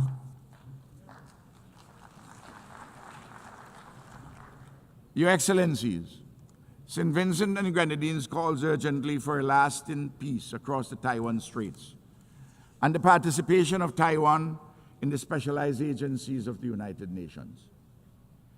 It is a continuing absurdity that this country of 23 million people, a functioning democracy with a settled yearning for self-determination, a legitimate institutional expression of the Chinese civilization, with first world living standards, a land of peace and ingenuity, cannot be properly accommodated in the global bodies concerned with health, climate change, civil aviation, policing, and so forth. Similarly, it is long overdue that the fractured relationship between the United States of America and Cuba be made whole in mutual respect, in accordance with international law and consistent with the interests of both neighbors for peace, security, and shared prosperity. St. Vincent and the Grenadines implores the great American nation, and it is a great nation, to listen and act upon the near unanimous advice of this General Assembly, which has repeatedly called for an end to the oppressive, unlawful embargo against Cuba. I am calling for a mature conversation between the United States of America and Cuba. Likewise, the recent ramping up of tensions between the USA and the Bolivarian Republic of Venezuela is most unhelpful to peace and stability in our Caribbean and Latin America. St. Vincent and the Grenadines calls for the scaling back of actions and rhetoric which are so inimical to cordial neighborly relations. In particular, we find the foreign militarization of the waters around Venezuela exceedingly troubling. Repeatedly, the countries of the Caribbean and Latin America have unanimously declared our area a zone of peace. We urge our American friends to abide by this declaration. By all means, let us cooperate in combating drug trafficking and allied transnational criminal activities. But a unilateral militarization is decidedly not the way to go. Also, again, I'm imploring my American and Venezuelan friends to sit down maturely and talk through these problems so that we can have a resolution. In Haiti, matters political, economic, and social continue to deteriorate. Gang violence continues unabated, and a veritable Hobbesian state of nature exists in which life is nasty, brutish, and short. Haiti's political and economic elites have been found wanting, but it is true, too, that the international community with the means to assist has not as yet summoned up the will to do so. A solution is required in accord with the Haitian people's deepest longings for peace, security, and a normal civilized life and living.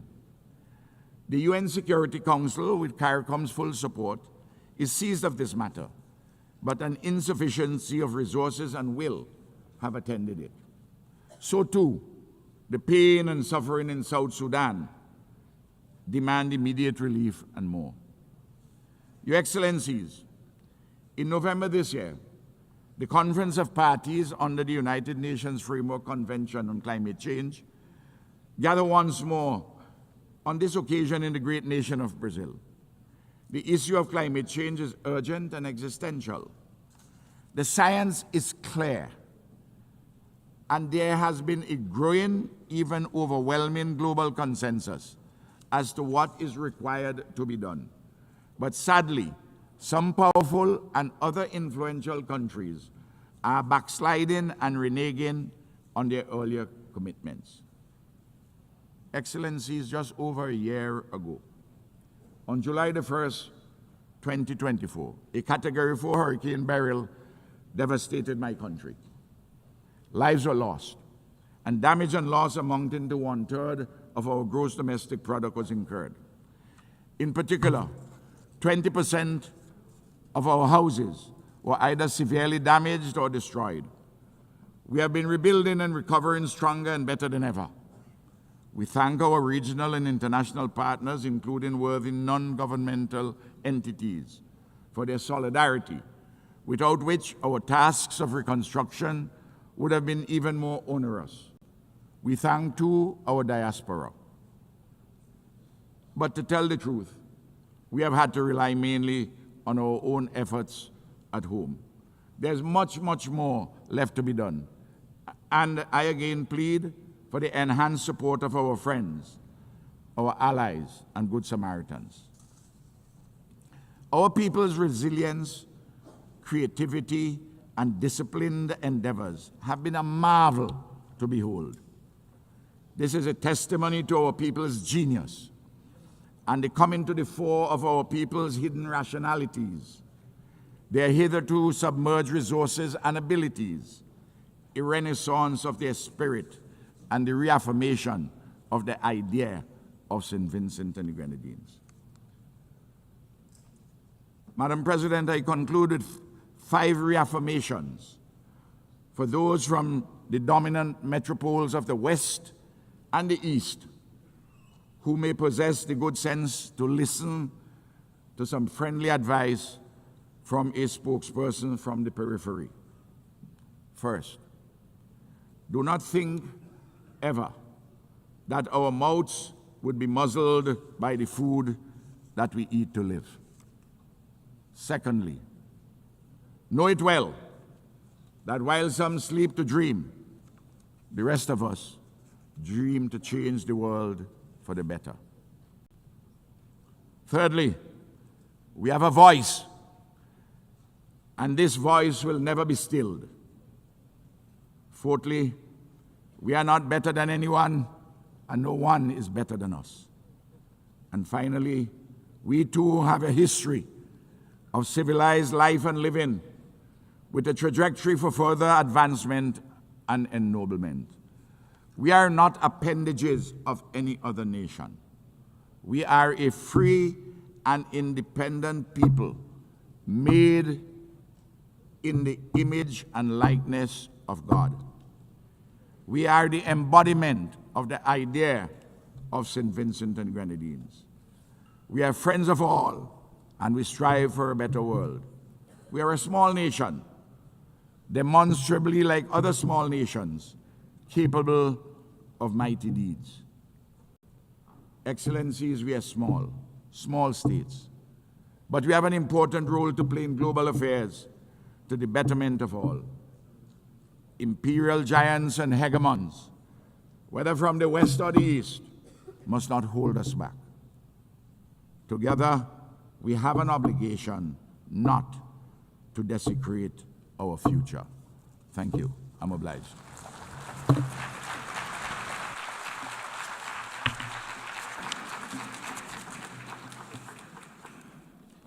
On behalf of the Assembly, I wish to thank the Prime Minister and Minister for National Security, Legal Affairs and Information of St. Vincent and the Grenadines. The Assembly will hear an address by His Excellency Luc Frieden, Prime Minister of the Grand Duchy of Luxembourg. I request protocol to escort His Excellency and invite him to address the Assembly.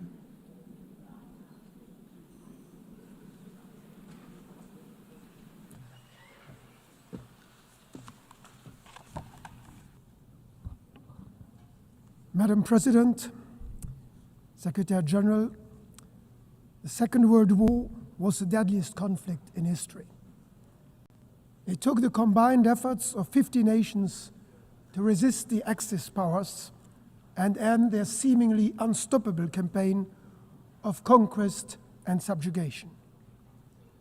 But in the course of their struggle, Allied countries, including my own, found a second, even bigger purpose. They would end the war, and they would seek to end war itself. They were driven by a dream of a world in which conflict is replaced by cooperation, oppression by freedom, and misery by prosperity. They were driven by hope, not fear, unwavering in their belief that the world could be changed for the better. A world of peace in which war would be prevented not just for their generation, but for all those to come after them. A world of justice in which the relations between the nations would be governed not by force, but by law.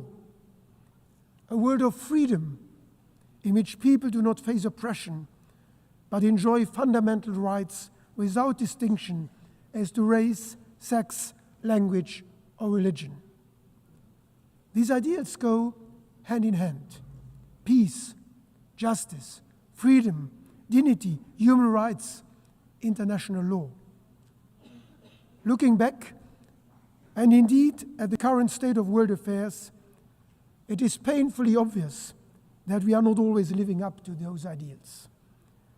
The last few years have seen an unprecedented erosion of international norms and violations of humanitarian law.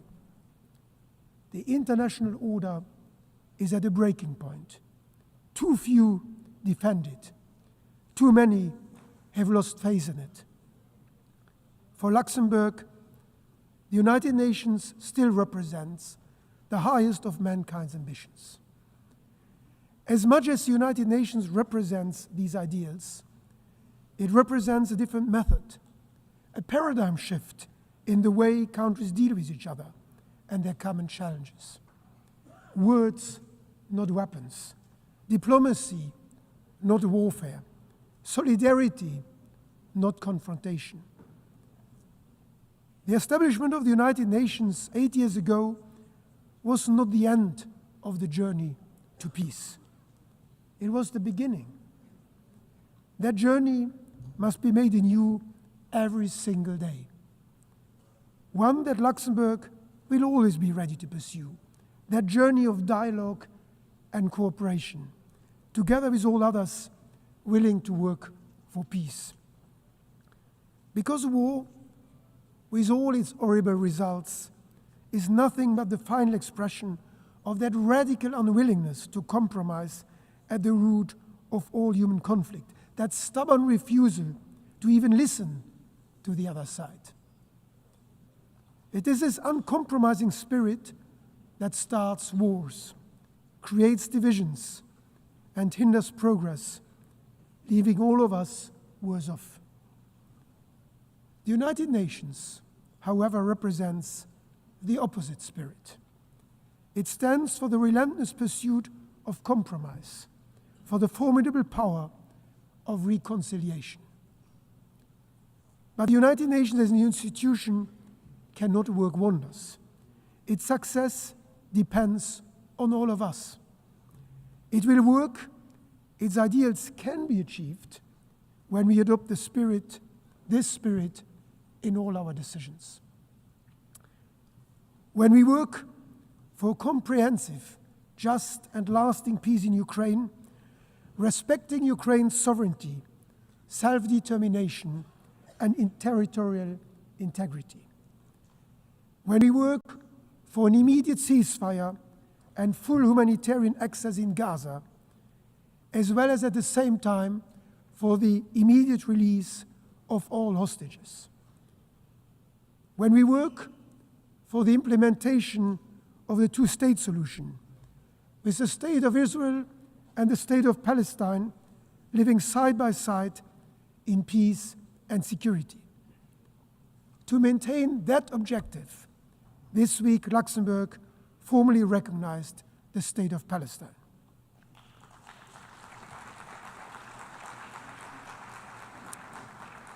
When we work to ensure equal rights, to educate all children, to eradicate hunger and disease, and to protect our cultural heritage.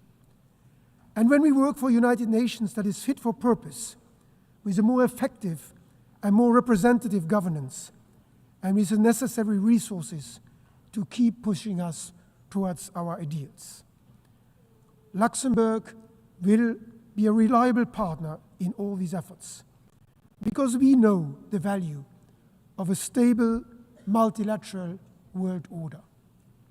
We knew it 8 years ago when our predecessors signed the Charter, and we know it today as one of the largest per capita donors to official development assistance, consistently contributing 1% of our gross national income.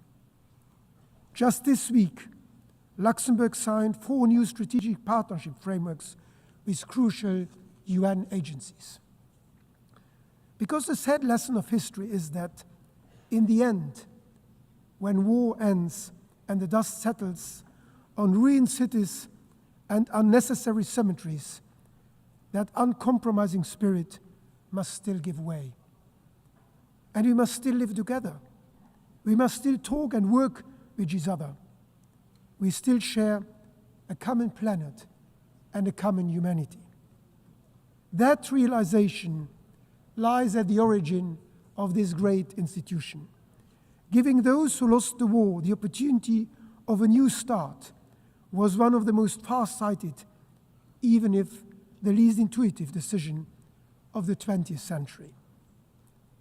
So I call on all countries to honor the promise made to mankind in San Francisco, that humanity would work together to abandon war and seek peace by taking a new approach, by following a different spirit, the spirit of the United Nations. One that puts dialogue first and makes every effort to settle differences by peaceful means, through mutually acceptable compromises. Let's do it to honor those working here and across the world in the interest of all of humanity, for food security, for refugee protection, for global health, for our environment.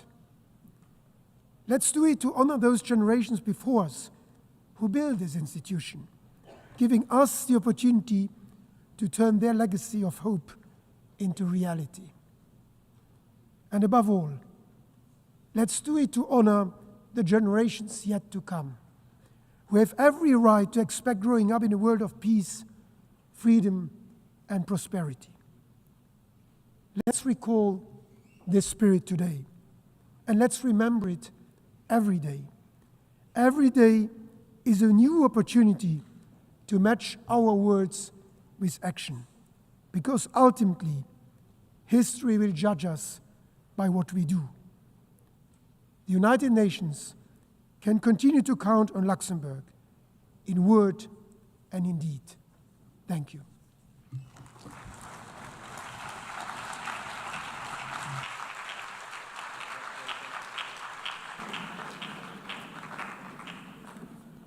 On behalf of the Assembly, I wish to thank the Prime Minister of Grand Duchy of Luxembourg. The Assembly will hear an address by His Excellency Micheál Martin, Taoiseach of Ireland. I request protocol to escort His Excellency and invite him to address the Assembly.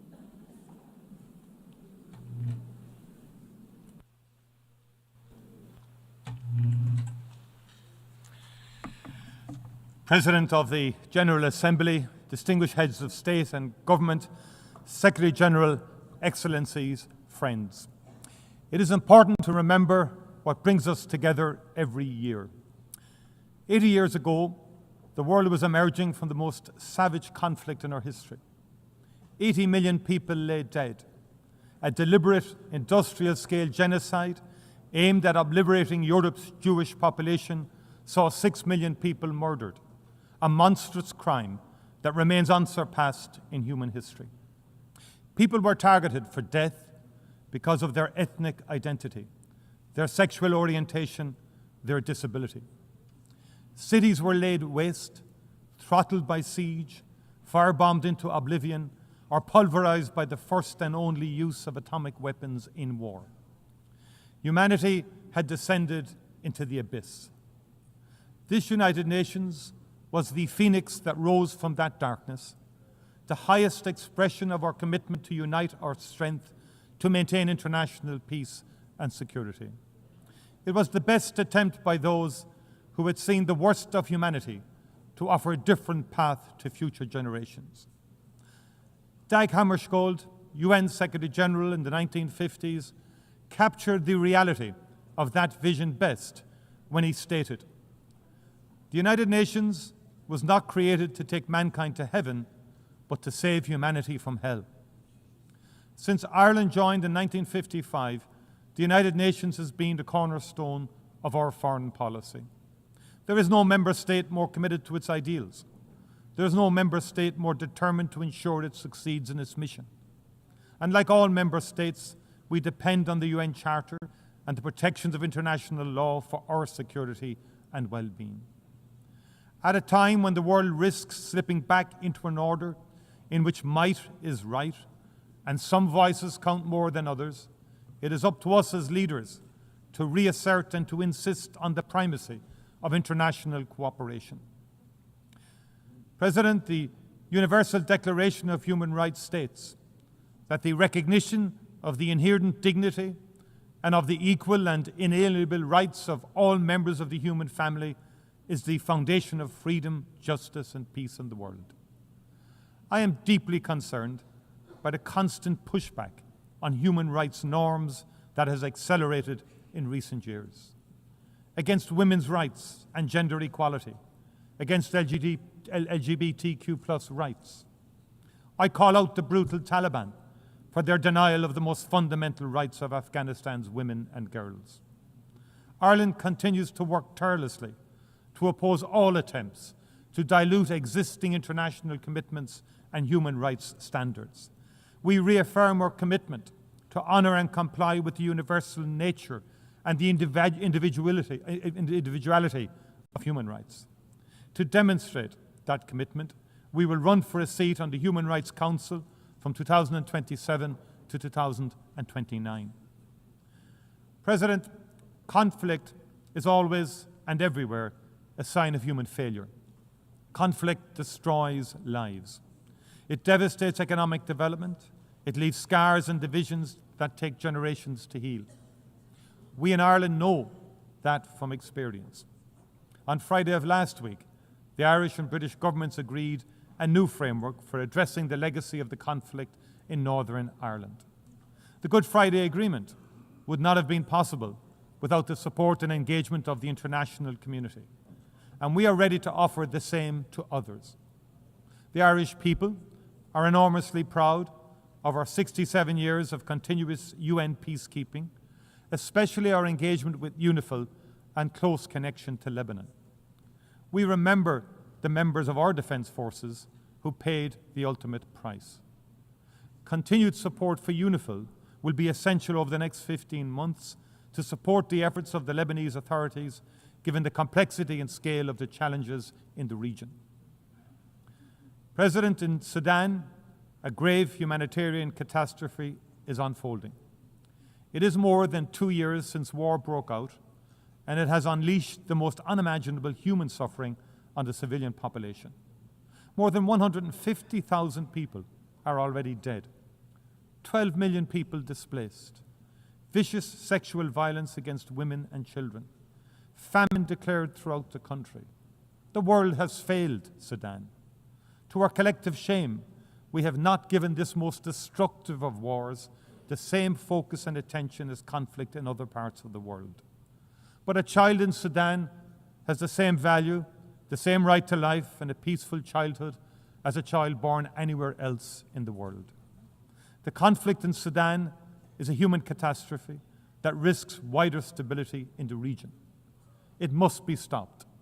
And Ireland fully supports the work of the Secretary General's personal envoy for Sudan, Madame Ramtain Lama Madama, to achieve a negotiated ceasefire, an immediate humanitarian response, and a durable peace.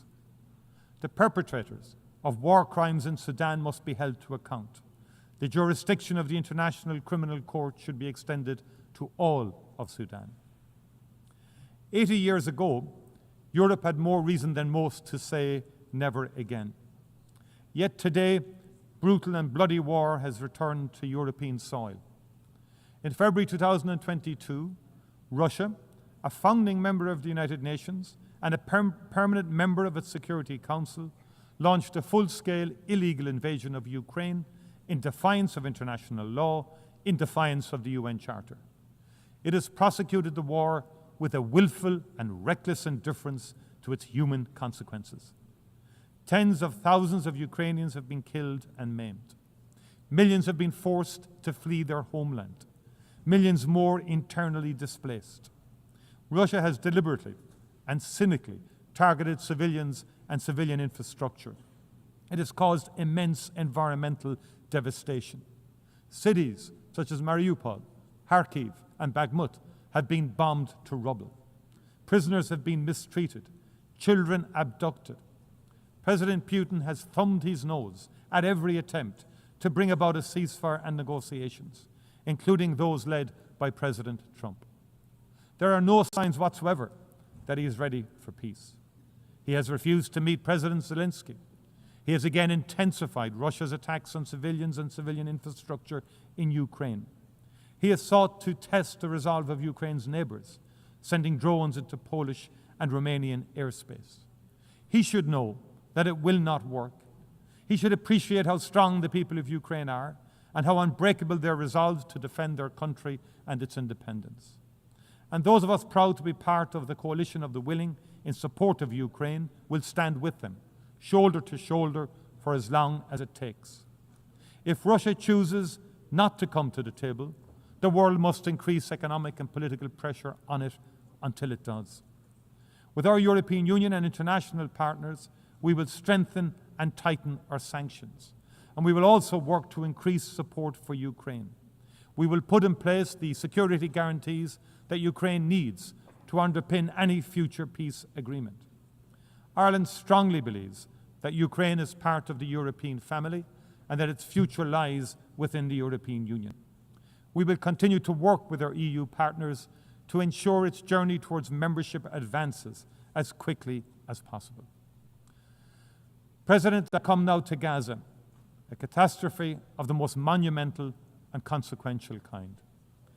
It is not possible to describe the scale of the physical and psychological suffering endured by the Palestinian people for 2 long and brutal years. Ireland stands in full solidarity with them. We acknowledge those who have worked in the most unimaginably difficult circumstances to preserve and sustain life, to treat the injured, to prevent the displacement and destruction of a people and their rich and irreplaceable cultural heritage. At the heart of this vital effort have been UN agencies and workers, most especially UNRWA. And we remember those among them who have lost their lives. And we pay tribute to the extraordinary bravery of the medics. We honour the journalists who have worked tirelessly and without regard to their own safety to ensure that nobody can ever say, "We did not know." What is happening in Gaza cannot be justified or defended. It is an affront to human dignity and decency. It is an abandonment of all norms, all international rules and law. We are witnessing hunger being used as an instrument of war. Babies starving to death while aid rots at the border. People shot while desperately seeking food for their families. The deliberate targeting and destruction of schools, hospitals, mosques, cultural institutions. The killing of doctors, aid workers, journalists. Dislocation and displacement over and over. We are all witnesses to the immense wrath of one of the world's most modern and best-equipped armies brought to bear on a trapped and defenseless civilian population. Last week, the Independent International Commission on the Occupied Territories called it out for what it is. Having examined carefully Israel's conduct of the war since 2023, as well as the actions and statements of senior Israeli military and political figures, it concluded that Israel is responsible for the commission of genocide in Gaza. Genocide, the gravest of crimes in international law. All signatories of the Convention on Genocide are obliged to act to prevent and to punish it. We cannot say we were not aware. In January of last year, the ICJ put all states on notice of the plausibility of the State of Israel committing genocide in its military operations in Gaza. And the court has been clear. Where state parties are able to contribute to the prevention of genocide, they are obliged to employ all means reasonably available to them so as to prevent genocide as far as possible. As Navi Pilar, chair of the Independent Commission, said last week, the prevention of genocide is not a matter of discretion of states. It is a legal and moral obligation, and it admits no delay. All members of this United Nations must reflect on what more they can do. And I especially call on those who have influence to use it urgently to maximum effect. I call on those who have provided and who continue to provide Israel with the means necessary to prosecute its war, to reflect carefully on the implications of their actions and the consequences for the Palestinian people. There cannot be business as usual in the face of genocide. As Navi Pilar has made clear, to do nothing is not neutrality, it is complicity. Ireland has intervened in the South African case at the ICJ. We have recognized the state of Palestine. We are legislating against the import of goods from the occupied territories. We will act to prevent those members of the government of Israel who have been instrumental in fomenting the unfolding disaster in Gaza from entering our country. We will continue to work with like-minded partners across the world to bring this human catastrophe to an end. There must be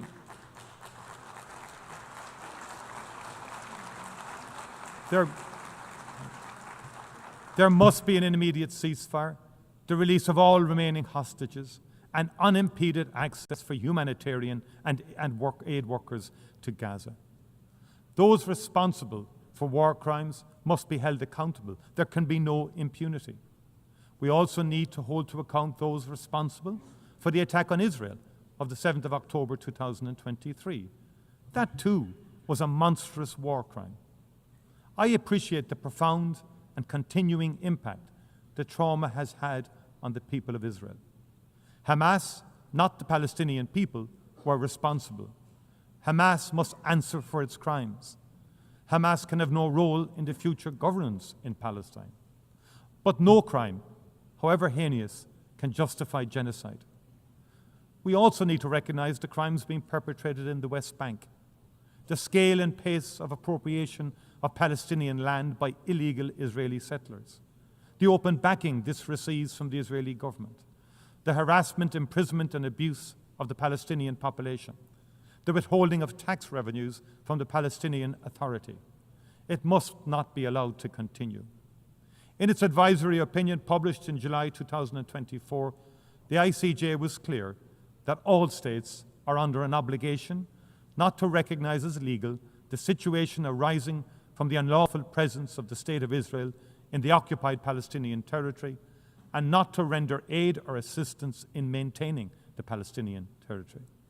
The world knows what drives this illegal activity is a determination to render the possibility of a two-state solution impossible. It must not succeed. A two-state solution remains the only prospect for a peaceful future in which the people of Israel and the people of Palestine can live in peace and security side by side. I welcome the decision to recognize the state of Palestine taken by France, Belgium, Luxembourg, the United Kingdom, Canada, Australia, and others. I commend France and Saudi Arabia for the leadership they are providing in working towards a political process that can deliver a just, lasting peace and security in the region.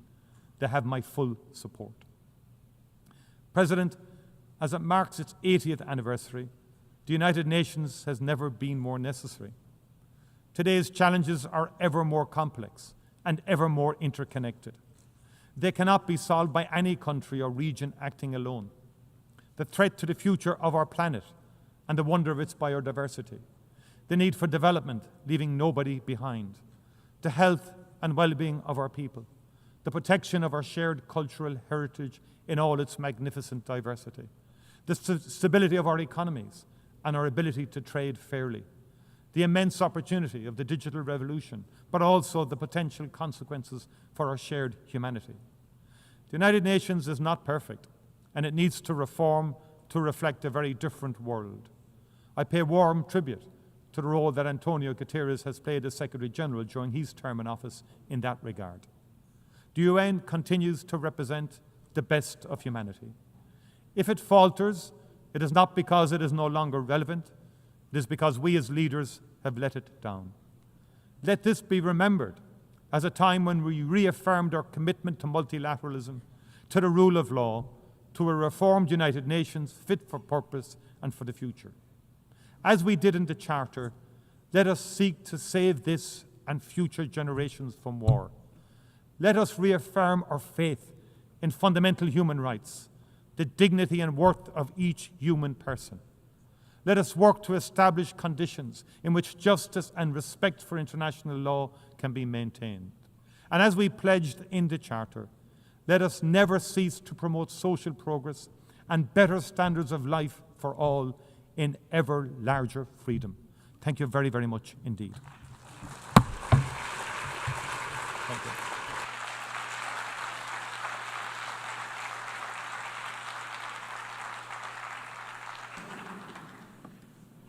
On behalf of the Assembly, I wish to thank the Taoiseach of Ireland.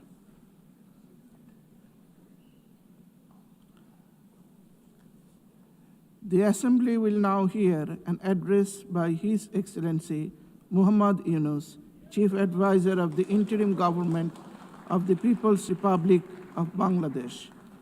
I request protocol to please escort His Excellency and invite him to address the Assembly.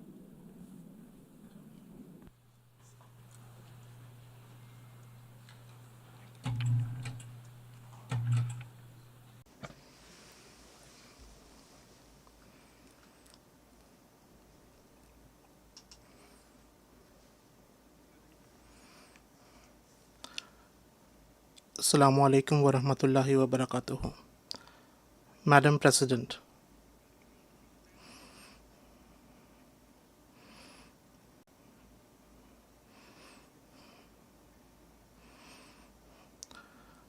I congratulate all member states on the 80th anniversary of the UN Charter.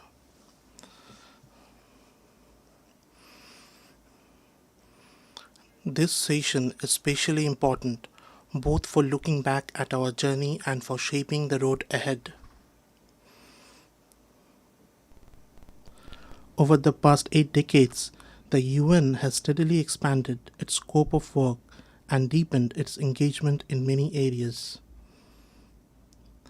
It has played an indispensable role in advancing peace and security, in promoting human rights, in improving lives across the world, and in upholding justice, fairness, and equality. Because of the UN, today more than 130 million vulnerable people in 120 countries receive urgent food and humanitarian support. Nearly 45% of the world's children are immunized through its efforts. Its agencies stand by those in distress, delivering food, clean water, sanitation, vaccines, and other life-saving services in every corner of the world. At the same time, we have also witnessed the limitations of the UN in resolving conflicts between states and in confronting major global challenges. Yet, on the whole, its role has been overwhelmingly positive and beneficial for humanity. Madam President, last year, in this August Assembly, I spoke to you from a country that had just witnessed a popular uprising. I shared with you our aspirations for transformation. Today, I stand here to tell you how far we have come on that journey. Out of every 100 people on this planet, nearly 3 live in Bangladesh. But our story is not important because of our numbers, nor because of our geopolitical location. Our story matters because it is a reminder of the extraordinary power of ordinary people. It matters because it inspires hope among nations everywhere that no matter how deep the crisis, no matter how impossible the solution may seem, the path to renewal is never lost. Madam President, Bangladesh was born in 1971 through a bloody struggle for equality, for human dignity, and for social justice. Yet the very rights for which we shed blood so much, the very freedoms for which we sacrificed so much, have been denied again and again over the past 5 decades. Time and again, spearheaded by our youth, the people of Bangladesh have risen, endured sacrifice, and reclaimed those rights. This year, we mark the first anniversary of the July uprising. It was our youth who stood up. It was our youth who defeated tyranny, and it was our youth who opened the path to a new journey of building a just and equal society. The responsibility to carry that vision forward was placed on my shoulders and those of my colleagues. Rebuilding a devastated economy and state demanded nothing less than profound institutional reforms. We could have chosen the easy path, reforms imposed by executive order. But we chose the hard path, reforms built through inclusion and sustained through consensus. We chose the path that endures. Our goal is clear: to create a democratic order where power is balanced, where no autocrat can ever return, where no elected leader can destroy democracy, and where those who are meant to protect the people can never again prey upon them.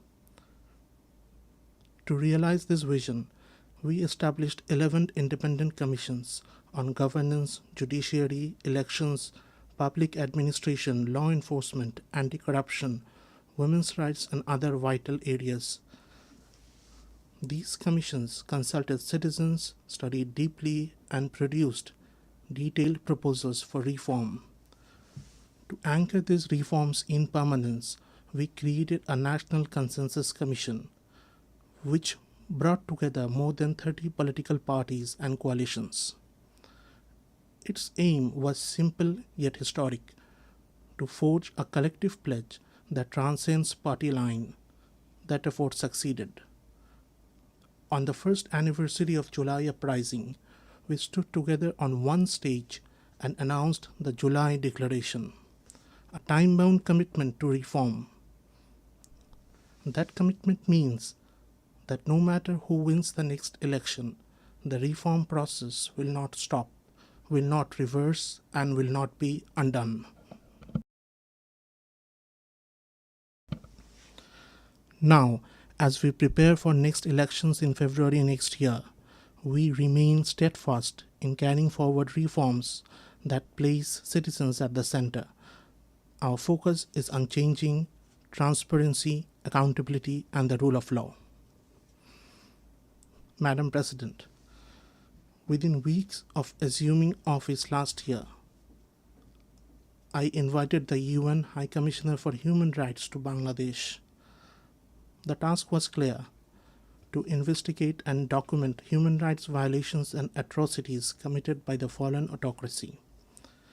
Their team carried out field investigations and submitted a detailed report.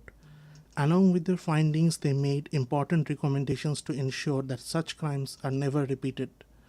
We have incorporated those recommendations into our national reform process. Even before the last General Assembly session, Bangladesh acceded to the International Convention for Protection of All Persons from Enforced Disappearance. We are now drafting necessary legislation to give full effect to its provisions at the national level. This year, we joined the optional protocol to Convention Against Torture, and we are working to establish an independent national mechanism to prevent torture in line with its requirements. To strengthen our transformation from a repressive authoritarian system into a democratic order that protects human rights, we have also authorized a 3-year mission of the Office of the High Commissioner for Human Rights in Bangladesh. This mission has already begun its work, providing technical support to help us build strong and lasting safeguards. All these steps and commitments reflect the aspirations of our people, and those aspirations are clear: to build a democratic, inclusive, and pluralistic society. Madam President, at the heart of our development strategy lie 3 guiding principles: good governance, social inclusion, and sustainable development. From the bitter lessons of the past decade and a half, we know this truth. Without accountability, development is temporary.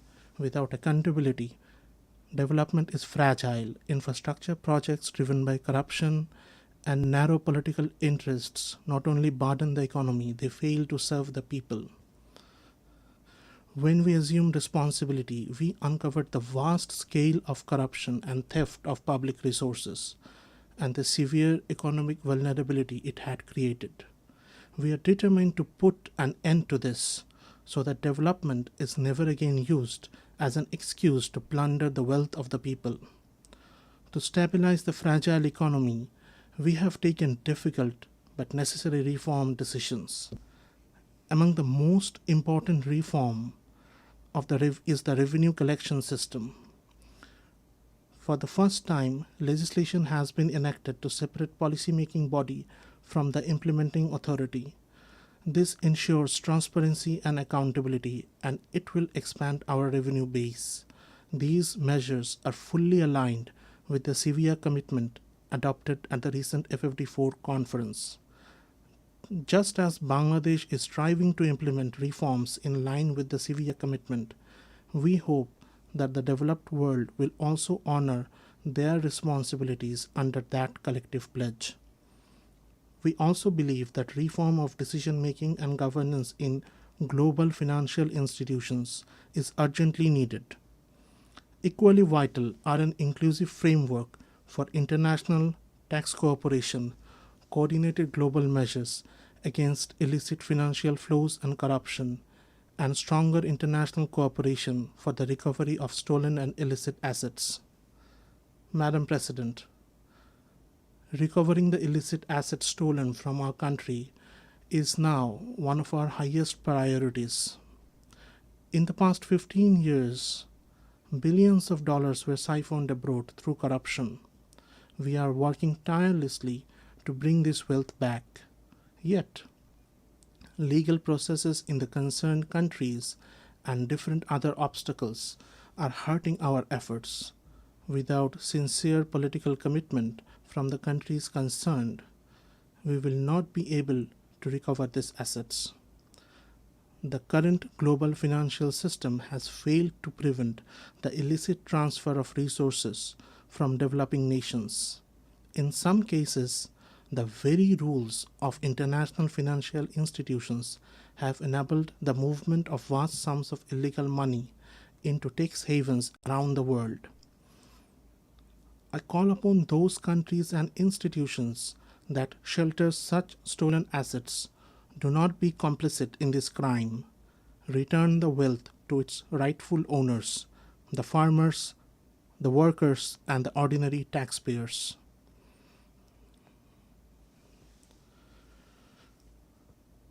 I propose the adoption and enforcement of strong international regulations to prevent the plunder of resources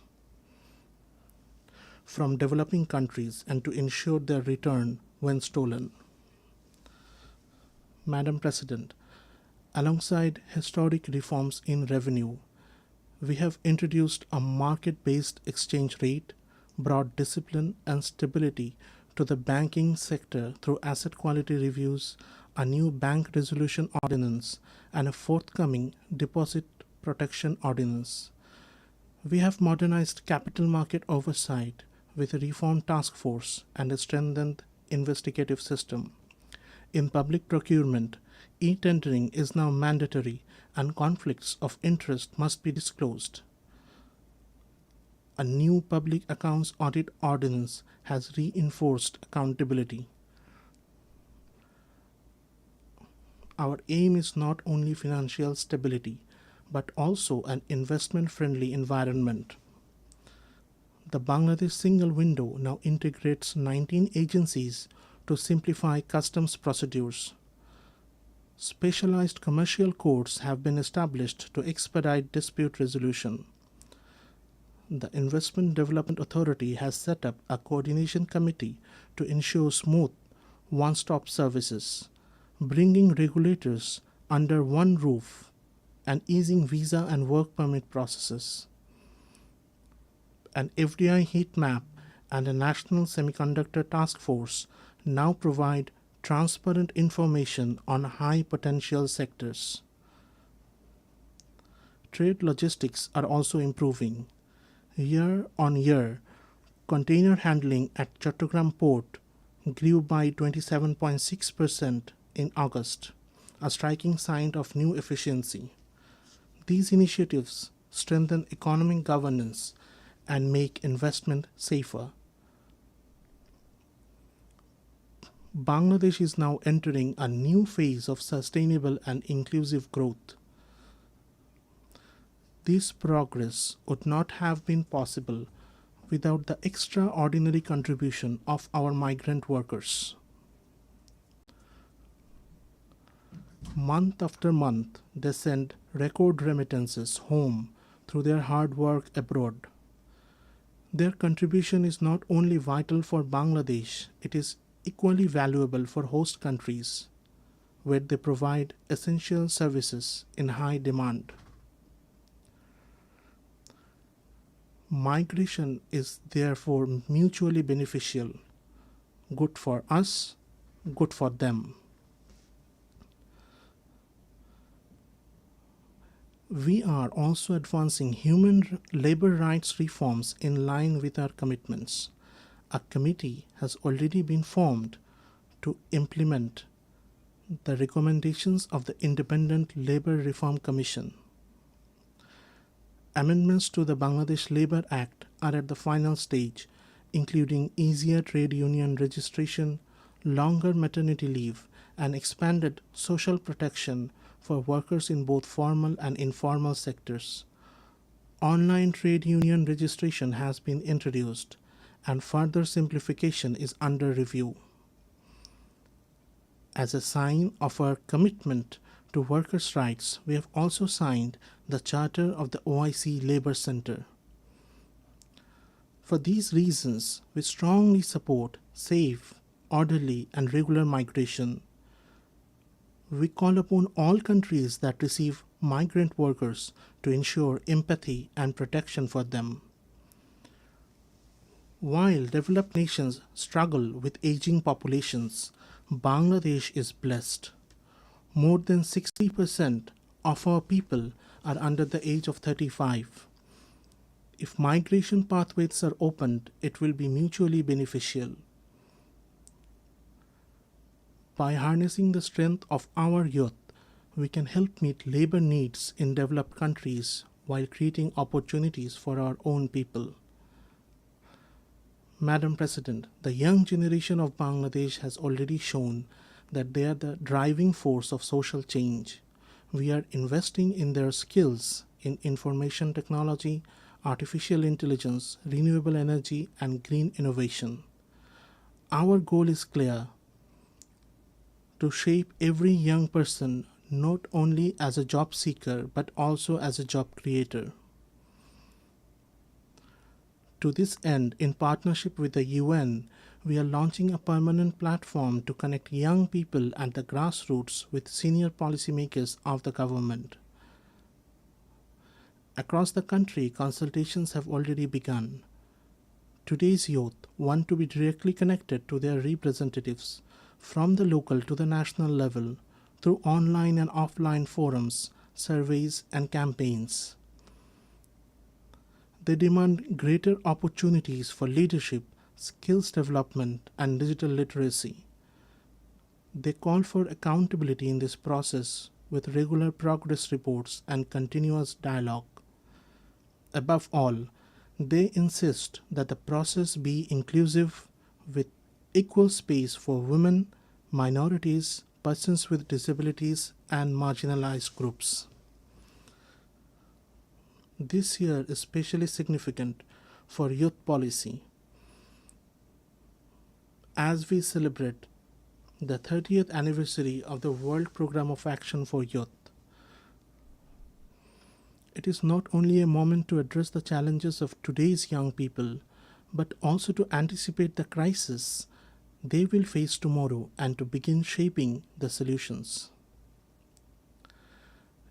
In this fast-changing technological era, one of our deepest concerns is the widening digital divide facing youth in developing world.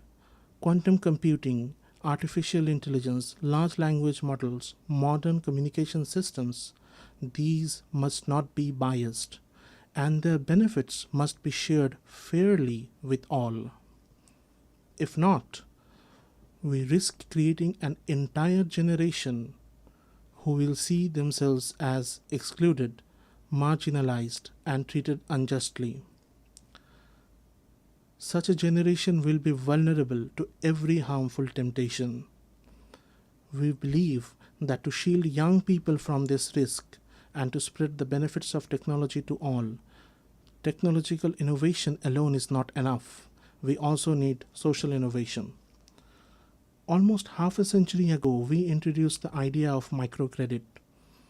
It was then a radical experiment against conventional wisdom.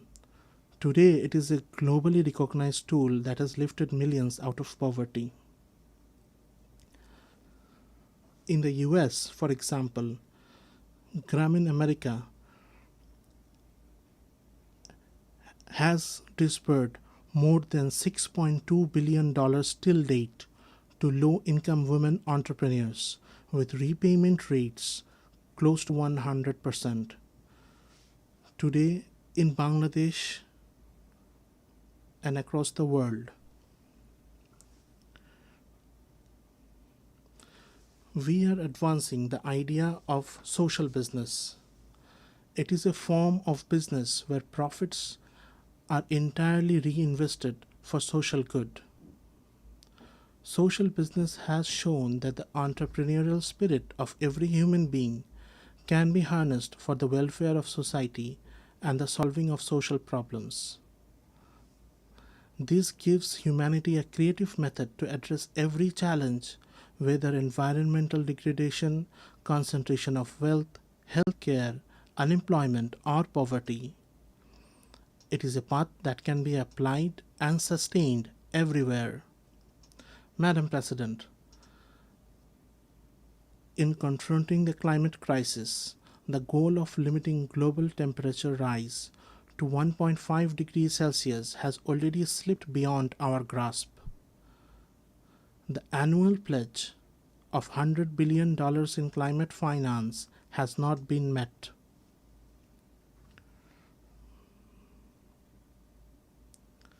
Worse still, the small sums that are dispersed are often shown on paper as many times larger than what they really are. This is unacceptable. For the sake of our children's future, we must act now. The Loss and Damage Fund must be made fully operational. Efforts to mitigate climate change must be intensified, but adaptation must be given equal priority. And adaptation must be locally determined, locally led, and locally managed. Bangladesh has already embraced locally led adaptation as a guiding principle. At the upcoming COP30 conference, we will announce our third nationally determined contributions, which will include both mitigation targets and adaptation actions, with special emphasis on protecting mangrove forests and restoring wetlands. At the same time, we expect the global community, particularly the high-emitting countries, to meet their responsibilities with sincerity. Madam President, another great challenge of our time is the rise of protectionism in global trade. In our own lifetimes, we have seen how trade and globalization lifted almost 1 billion people out of poverty in just 3 decades. If we now turn back, our children will lose that opportunity. It is undeniable that in trade, every nation's sovereign interests must be safeguarded, and no country should be forced to bear burdens beyond its capacity. But for the sake of global peace and prosperity, there is no alternative to open, fair, and rules-based trade. We must also expand the role of social business in global trade. A growing share of development assistance must be directed towards spreading social business worldwide. My generation has witnessed how a system of interdependent economies made conflict too costly and helped preserve peace. Today, more than 120 armed conflicts are raging across the globe. If economic interdependence collapses, these conflicts will only multiply, development will falter, and peace itself will be destroyed. Madam President, the ongoing conflict in our neighboring country Myanmar has created a situation of deep concern for the entire region. It threatens not only regional stability, but also the prospects for the safe return of the forcibly displaced Rohingya sheltered in Bangladesh. 8 years on, the Rohingya crisis continues without any solution in sight. Moreover, Bangladesh faces a slow but regular flow of the Rohingyas seeking protection. Evidently, deprivation of rights and persecution of the Rohingya rooted in cultural identity-based politics continue in Rakhine. Reversal of the process of marginalization of the Rohingya cannot wait any further. Most of the discriminatory policies and practices that made them vulnerable can be reversed, and remedial measures can be advanced without waiting for a comprehensive national political settlement in Myanmar. There must be a political solution to the problems in Rakhine involving the ethnic stakeholders there so that the Rohingya become part of the Rakhine society with equal rights as equal citizens.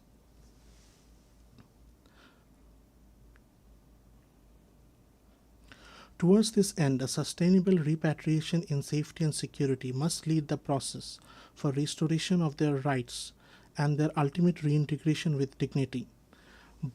Bangladesh has been drawn into this crisis as the second victim after the persecuted Rohingya. Yet, we must remember that the Rohingya crisis is not a bilateral issue with Myanmar. Bangladesh has been realizing its part of obligation as a responsible neighbor and a committed member of the international community. But our collective goal of maintaining a minimum standard of living in the camps face a situation of potential collapse given the funding crunch. The World Food Programme warns of a critical funding shortfall for its emergency response. Without urgent new funding, monthly ration may have to be halved to a paltry $6 per person, pushing the Rohingya deeper into hunger, accentuating their malnutrition, and forcing them to resort to desperate measures. Further cuts will no doubt intensify protection and security risks, transcending much beyond the camps. Hence, I call upon existing donors and to come forward with enhanced contribution and potential donors to make announcements of generous contribution to prevent this catastrophic situation. The international community, beyond new and enhanced funding for humanitarian assistance, must apply pressure on Myanmar or the non-state actor in Rakhine to bring positive changes there and to seek political solutions urgently. The neighboring countries must assume their responsibilities. Bangladesh will remain available for any assistance or contribution needed towards stabilization of Rakhine that the international community collectively agrees. Bangladesh expects that the upcoming high-level conference on 30 September will galvanize global resolve and generate concrete international support for the Rohingya, with the topmost priority of diversified and additional funding. Parallelly, it must agree on a process with time-bound deliverables as part of a globally accepted roadmap towards seeking permanent solutions to the Rohingya crisis.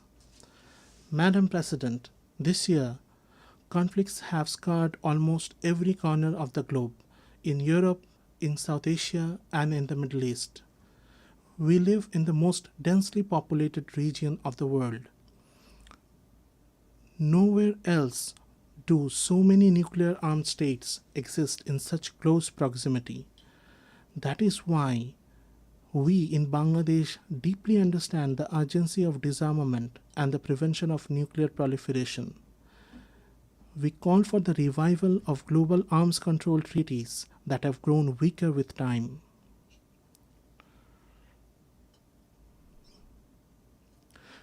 We renew our call for the establishment of nuclear weapon-free zones, particularly in the Middle East and South Asia. At the same time, we reaffirm the right of every nation to use nuclear energy peacefully, with full transparency.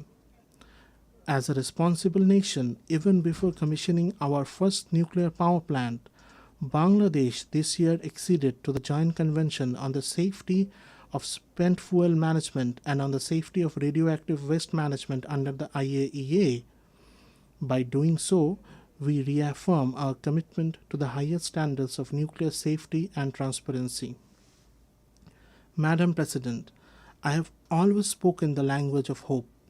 I have never believed in frightening people into action, but today I must depart from that habit, for the truth before us is frightening. I must warn, extreme nationalism, geopolitics that thrive on suffering of others, and indifference to human pain are destroying the progress humanity has built through decades of struggle.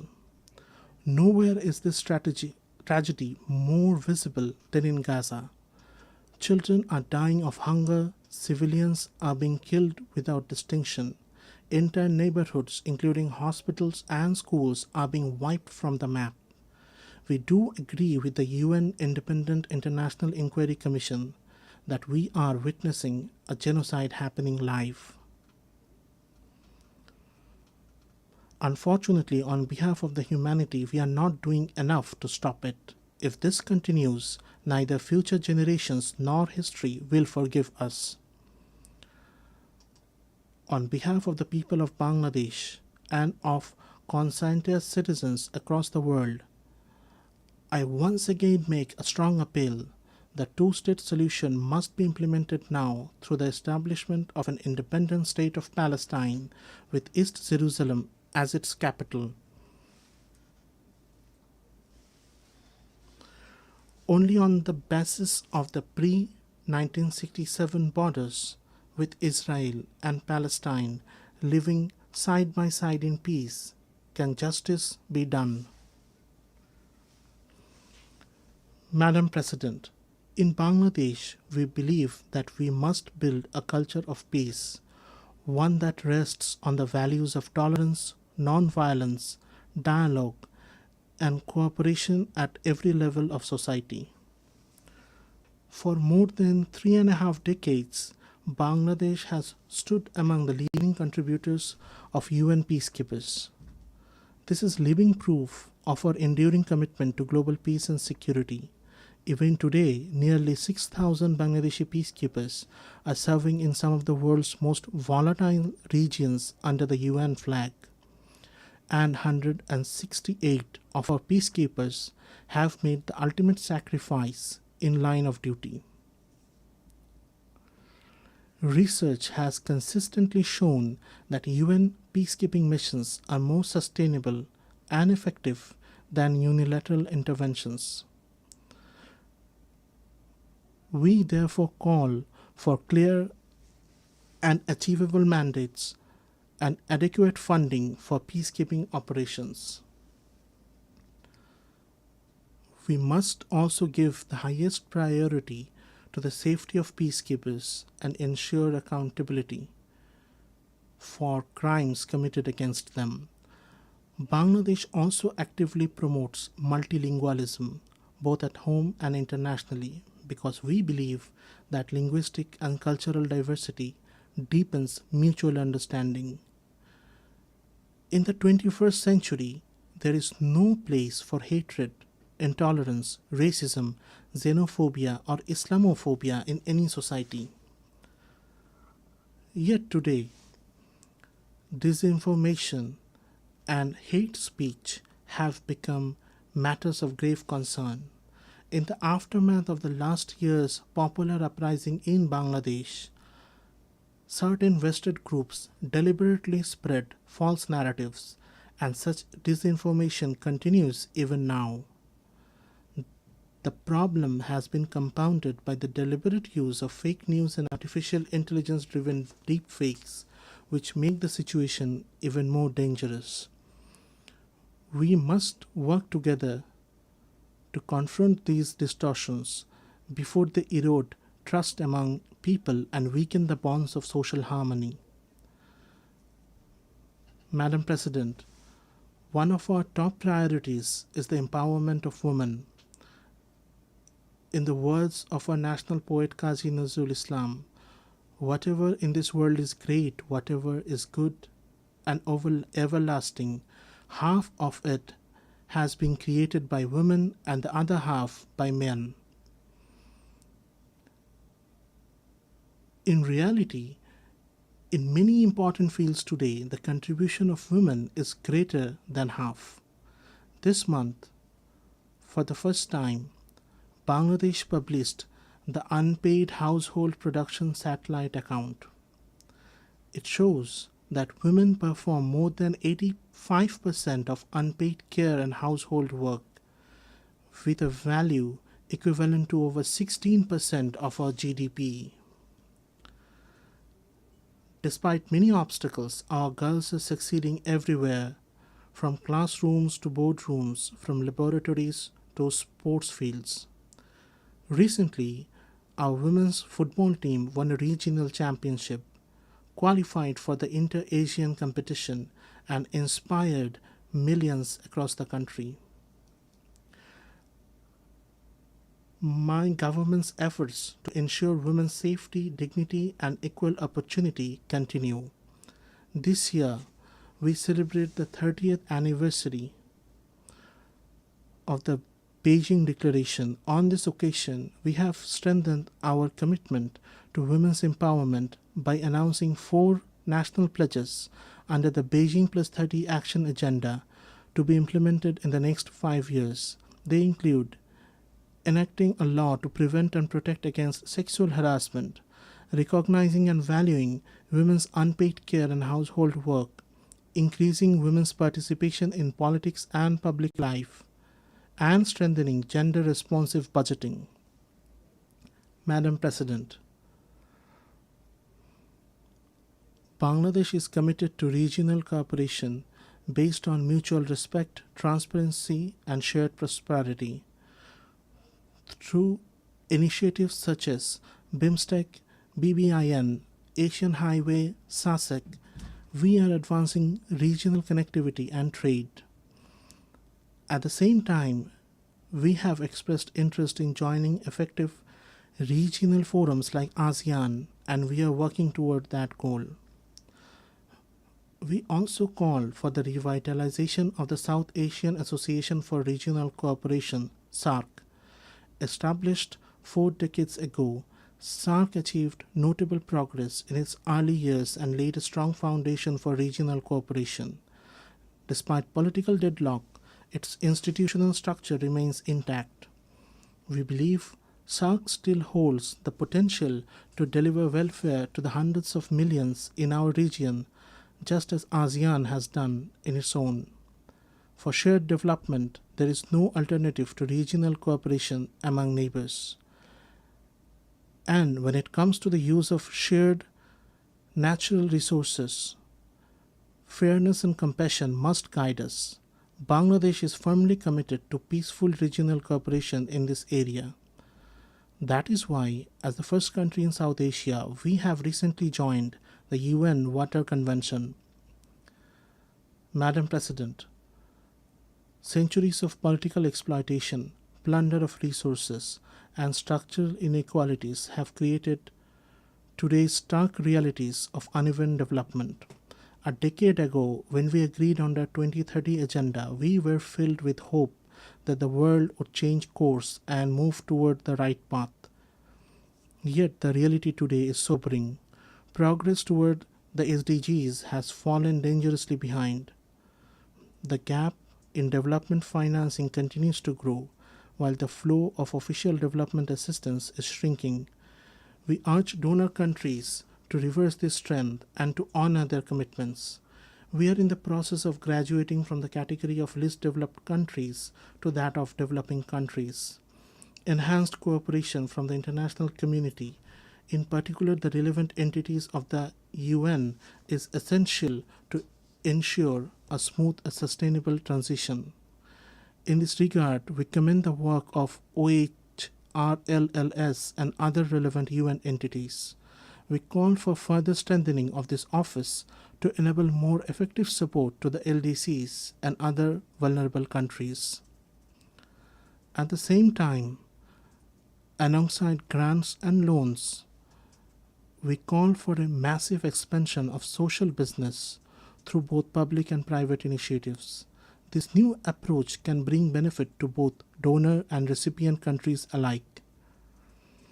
It can inspire, it can encourage, and it can take human creativity to new heights. Madam President, we acknowledge the contribution of UN to Bangladesh's progress and development. We reaffirm our full confidence in its three pillars: peace and security, development, and human rights. At the beginning of my statement, I said that over the past 8 decades, the UN has shown time and again that multilateral diplomacy helps humanity live together in greater harmony. Yet, on its 80th anniversary, we must acknowledge that multilateral diplomacy is under strain. The tensions of unequal bilateral relations have once again proved that multilateralism remains our last and best resort.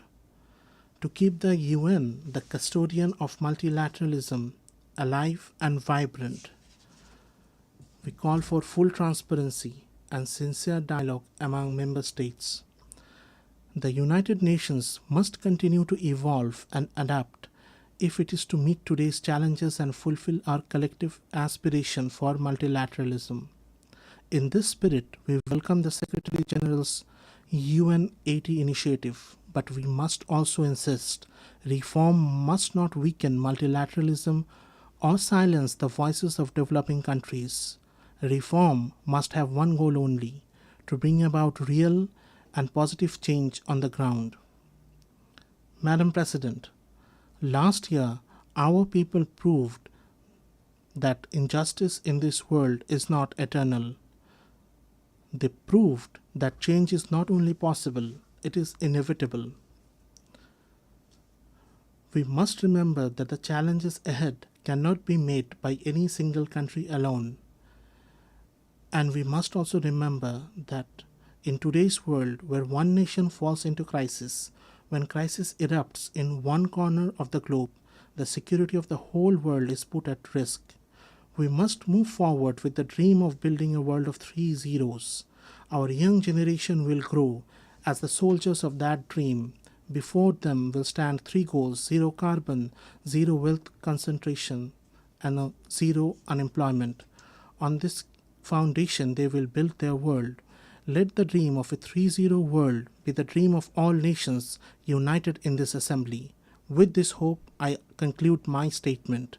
I thank you all.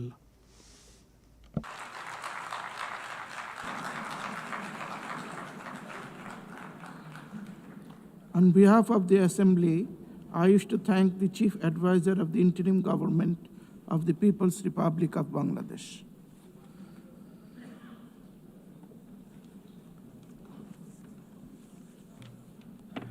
The Assembly will now hear an address by His Excellency Robert Asamblea, Prime Minister of Republic of Malta.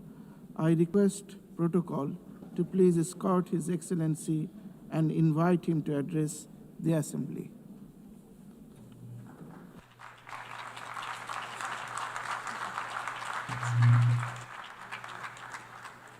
Mr. President, Excellencies, distinguished delegates, and dear friends, we are gathered here just a few weeks shy of the 80th anniversary of the foundation of this United Nations.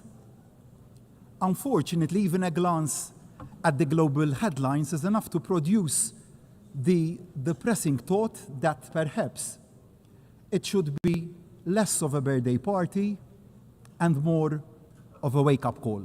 But firstly and firmly, I want to reject the idea that the need for the United Nations is any less imperative today than it was 8 decades ago. Then, as now, you could be forgiven for losing hope. In 1945, at the end of that global conflict, the world seemed to be in ruins. Thankfully, in 2025, our world isn't in ruins, but too much of it is in flames. 80 years ago, the leaders owed it to the millions who had lost their lives over 6 years of slaughter to never lose hope. So do we, as leaders of today, owe it to every citizen that we serve to similarly never lose hope, to never lose sight of the founding principles that brought the countries of the world together, to never allow that which divides us to obscure the much greater values that unite us, to never give in to pessimism or cynicism about what the future can hold. Now, don't misunderstand me. I am not blind to the magnitude of the challenges that our world faces. I know that fine words here in New York won't, by themselves, end conflict, hunger, or deaths by malnutrition.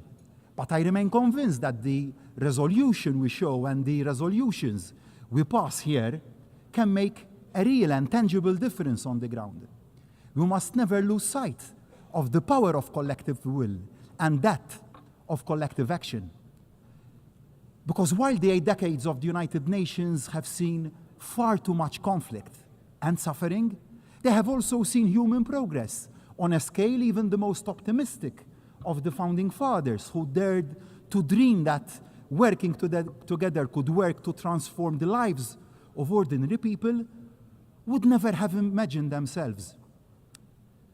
Let me cite just one example. In 1945, global life expectancy, war aside, was in the mid-40s. Children born this year, in 2025, can expect to live in their mid-70s. Now, that didn't happen by luck or by accident. It happened by will and resolve. It happened by effort. And it happened also because of the positive work being conducted by the agencies of this United Nations. And it is not just in terms of life chances that the United Nations has had a positive, transformative impact. The values inscribed in the founding charter had a profound effect on the journey to self-determination of so many nations, like my own, Malta. In 1945, Malta was still a colony, a British military and naval base. In 2025, Malta is a proud republic since 1974 and independent since 1964, playing its part at the pivotal crossroads of 2 continents. So, the country I am honored to lead will never turn its back on the possibilities that the principles of our United Nations offer to deliver solutions to even the gravest of challenges. Perhaps the gravest of those challenges that the world faces is division. Barriers are being built when they should be coming down and dismantled.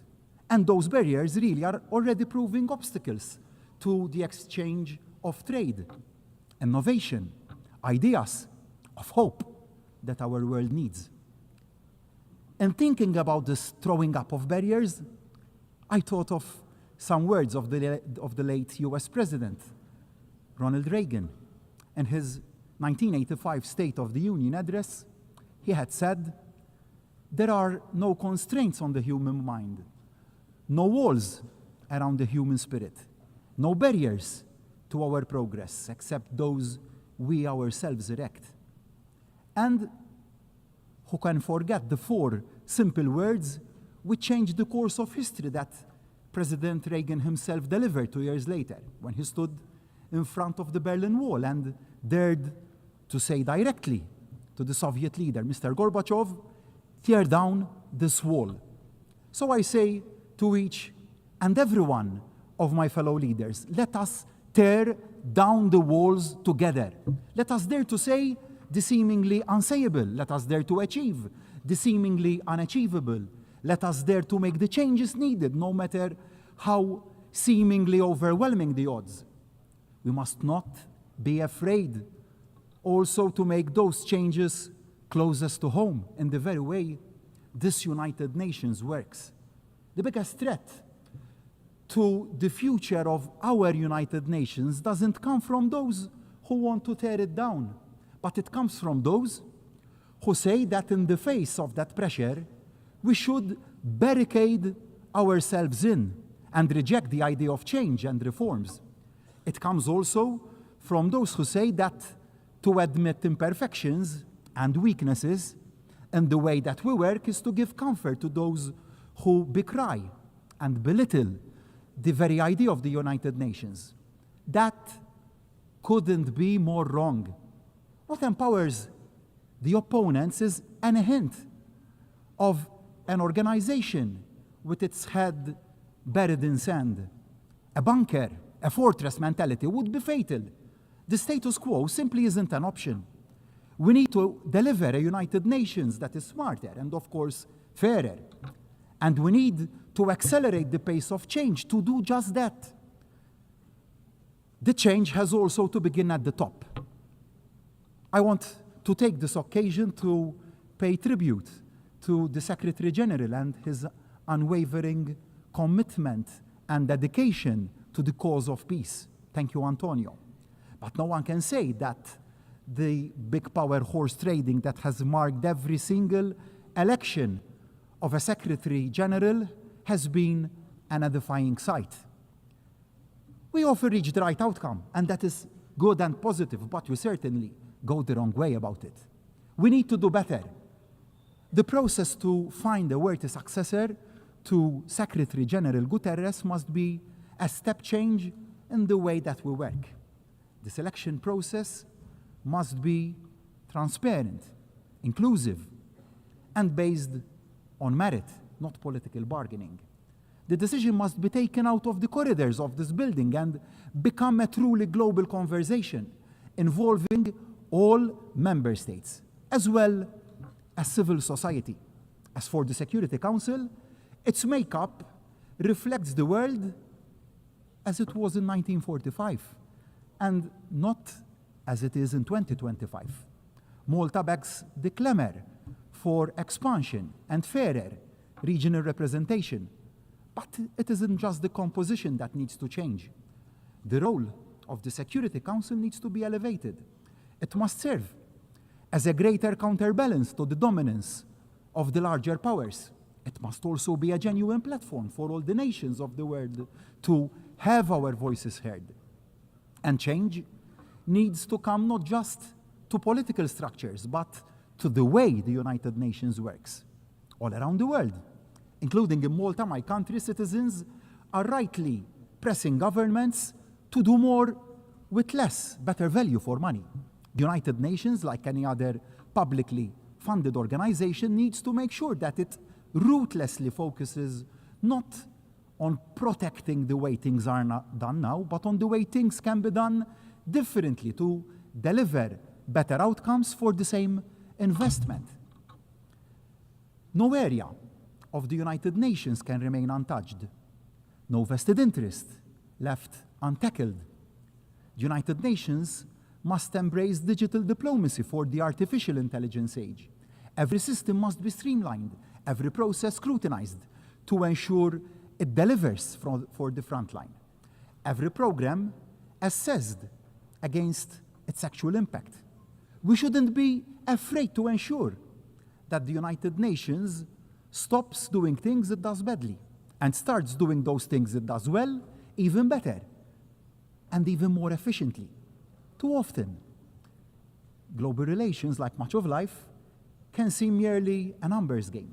Of course, the biggest states will always have the loudest voices, and that is understandable. But there can be no doubt that small states and developing countries are often underrepresented and underheard when key decisions are taken and made. Unless our unique experiences are taken into account and our needs, we won't put in place solutions that can actually deliver across the whole world. It is a self-defeating mistake for the big boys club to crowd out the added value that small nations can bring to the table. We bring innovation, credibility, and moral authority to any concerted global action. To exclude the small is to damage the big. We all lose, which is why, although Malta may be one of the United Nations' smallest members in terms of geography, we have always been determined to be one of the UN's biggest voices. Malta remains as committed to the goals of peace, dialogue, diplomacy, and global cooperation as we were on that day in 1964 when we took our seat for the first time in this United Nations. As we've grown as a nation, found our feet on the European and world stage, and developed a fast-growing economy, so too have we found our role in the work of the UN. Small nations, like ours, have to be realistic about how we can add value. But I firmly believe that Malta has a combination of two major factors that makes our country an asset to the global conversation.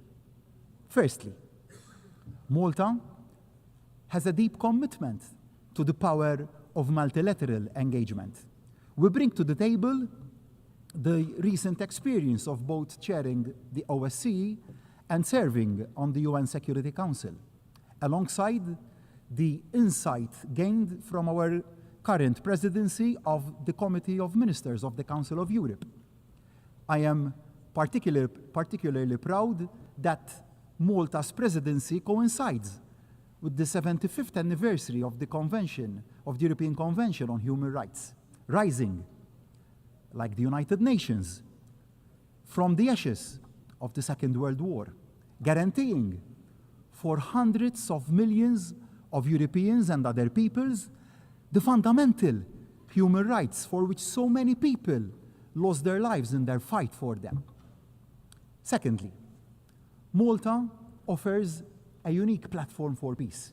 We offer a unique mix that leaves Malta particularly well placed to host dialogue and discussions between parties, between countries, no matter how far apart they are.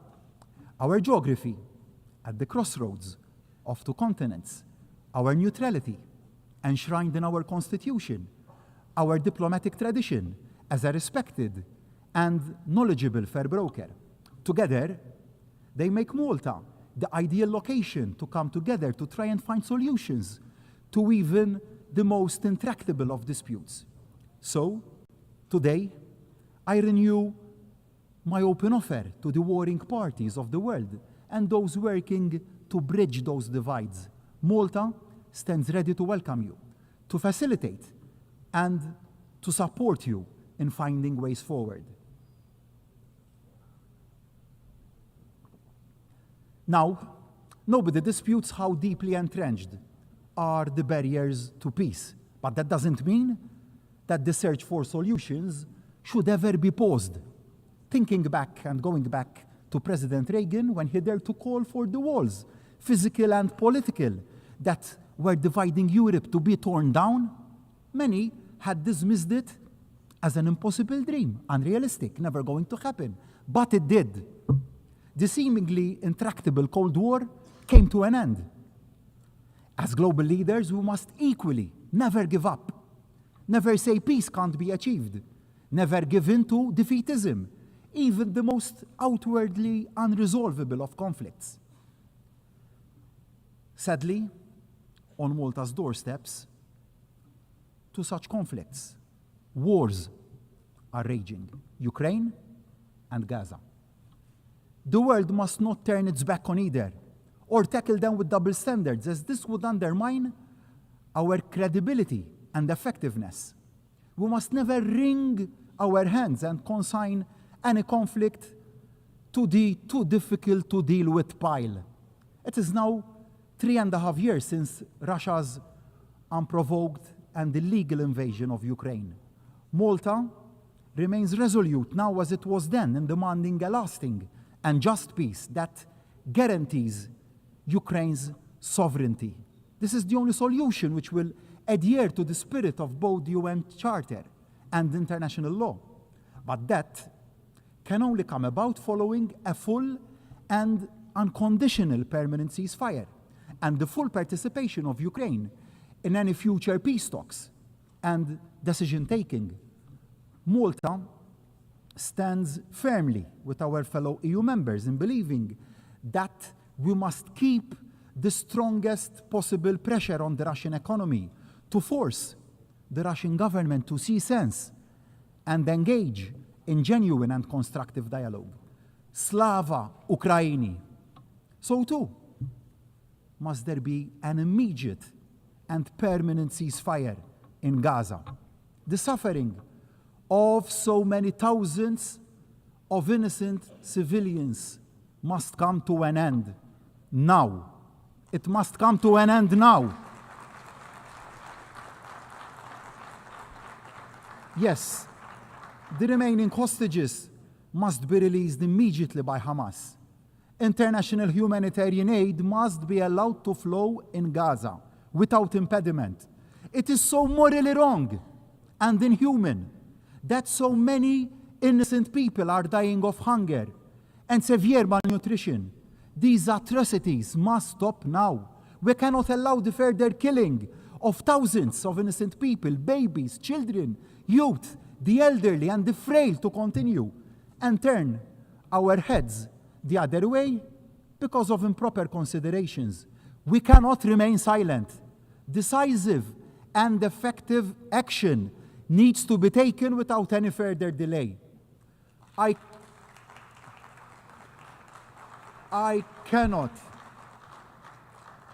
cannot bear to see anymore the physical and psychological pain and suffering in the eyes of the young children we bring over to Malta from Gaza to give them a better future. Children, young children with mutilated bodies who are supposed to be celebrating the innocence of their youth and the best period of their lives. The parents who have lost their young children. And I ask, why? When leadership should be about humanity and empathy, and not about who can inflict maximum damage to win a war or wipe out a nation or its people. I was proud this week to stand with other world leaders and add Malta to the growing list of allies recognizing Palestinian statehood. After tens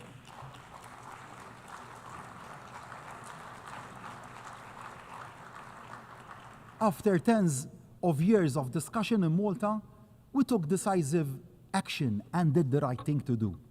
I owe this to Ibrahim, a 15-year-old icon of the resilience and strength of the Palestinian people. Ibrahim is now receiving the best medical care and prosthetics in Malta after having both his legs blown off and severely injured by a missile fired from a drone in Gaza. His friends were killed in the same accident. These are the daily realities in Gaza, and we have to stand up and be counted. Not doing so would mean that we are complicit in what is happening. Now, a viable two-state solution, no, isn't a reward for Hamas. It is the exact opposite. It is the only way, in actual fact, to finally banish the evil of Hamas. It is the only solution that can deliver the sustainable and peaceful future that both peoples wish for and deserve. Of course, the road to a fair two-state solution is a long one, fraught with difficulties. But just because something is hard doesn't mean it is impossible. The world owes to Israelis and Palestinians alike to pursue this path to peace. Indeed, the world faces a stark choice. In too many areas of life, too many barriers are being erected. When too many countries pull up the shutters and turn in on themselves, it is small island nations like Malta that pay the highest price and take the biggest hit. Let me be clear, security is the first duty of any government. Being against barriers doesn't equal being against sensible safeguards. Every nation has the right to take necessary steps to protect itself, but isolation doesn't make anyone safer, because as all the evidence of history shows, the greater the cooperation across borders, the greater the protection we can afford to our citizens. And a threat to global prosperity is a threat to global security. So, I urge the United Nations to redouble its efforts to safeguard the connectivity that trading nations like Malta have to rely on. It is incumbent on all of us to resist the trend to protectionism and fight for open markets. The alternative of a world of trade barriers will only make us all poorer. Of course, it is equally important that we work to tackle the downsides of globalization to ensure that none of our citizens are left behind. But there can be no turning back of the clock. We can secure our borders without building fortresses. Addressing legitimate concerns about migration is not the same as pulling up the drawbridge. Clearly, the current growth of irregular migration is not sustainable. Yet, it will only be truly addressed by a truly global solution and response. A coordinated response that is both humane and sustainable, that acknowledges the fundamental truth that migration is driven by poverty and conflict, driving migrants to risk their lives at the mercy of criminal human smugglers in search of a better future for themselves and their families. Every country has a right to secure its borders, but every country equally has a duty to play its part in tackling the root causes of irregular migration. You might say, tough on irregular migration, tough on the root causes of irregular migration. Underpinning all this is the need for every member of this United Nations to recommit to the primacy of international law and the value of international cooperation. No country, however large, however strategically important, is above the rule of law. Might does not automatically equal right. Small states like Malta cannot afford the risks of a world where some ignore the laws when it suits them. Upholding the charter upon which this United Nations was born 8 decades ago isn't wide-eyed idealism. For nations like Malta, it is about our very survival, equally vital. For the survival of small island nation states is the absolute necessity of stemming down the impact of man-made climate change. It would be too easy for a world waylaid by war to shrug its shoulders and claim it lacks the bandwidth to keep taking the actions needed to keep down the Earth's temperature. Malta, however, will keep working to amplify the voices of the small islands across the globe. As a small island state, we are at the front line of rising temperatures and rising sea levels. This isn't some theoretical threat. It is a challenge to our very existence. So Malta will continue to support indices like Corvi that bring home just how vulnerable small island states are to climate change. And we will maintain pressure for greater support to be given to those developing small island states where the threat is highest and fastest. But the cost of preparedness and adaptation is disproportionately high. They must be given the resources that they need to adapt, and the adaptation must not cause a financial burden on their citizens, to our citizens. Otherwise, we will lose their buy-in. And whilst reaching our climatic targets should, of course, not be put on the back burner, the competitiveness of our economies must also not be put on the back burner in the pursuit of those targets. Otherwise, we will miss the wood for the trees. Dear friends, let me conclude my remarks from where I began today. Yes, our world faces unprecedented challenges. In an age of instant communications, we are all exposed to the threats we all face like never before. They can seem utterly overwhelming. But as a world, we face two choices. We can give up hope, give up trying, or we can double down, step in and step up and never give up. Multilateralism is more important today than it was even in 1945. We won't keep our people safe, our planet protected, or our prosperity preserved unless we work together, listen to each other, and act in concert. So I say to my fellow leaders of all states, of all sizes, tear down these walls. Let us stop erecting new barriers. Let us knock down those existing walls, physical and metaphorical, that are standing in the way of progress. No more posturing, a lot more partnership.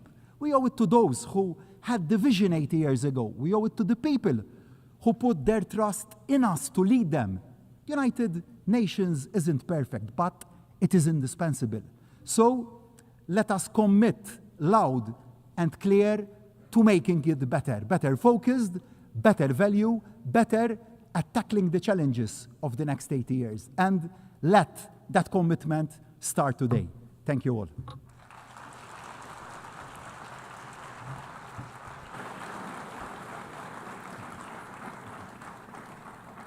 On behalf of the Assembly, I wish to thank the Prime Minister of the Republic of Malta.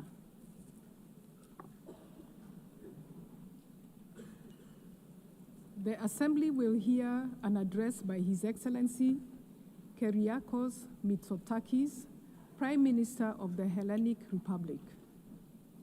I request protocol to escort His Excellency and invite him to address the Assembly.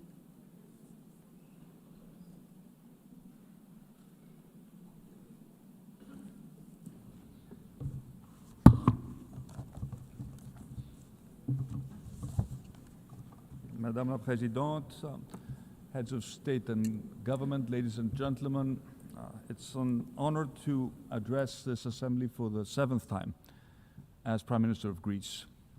And as many other speakers have pointed out, this year carries a special weight as we celebrate the 80th anniversary of this United Nations.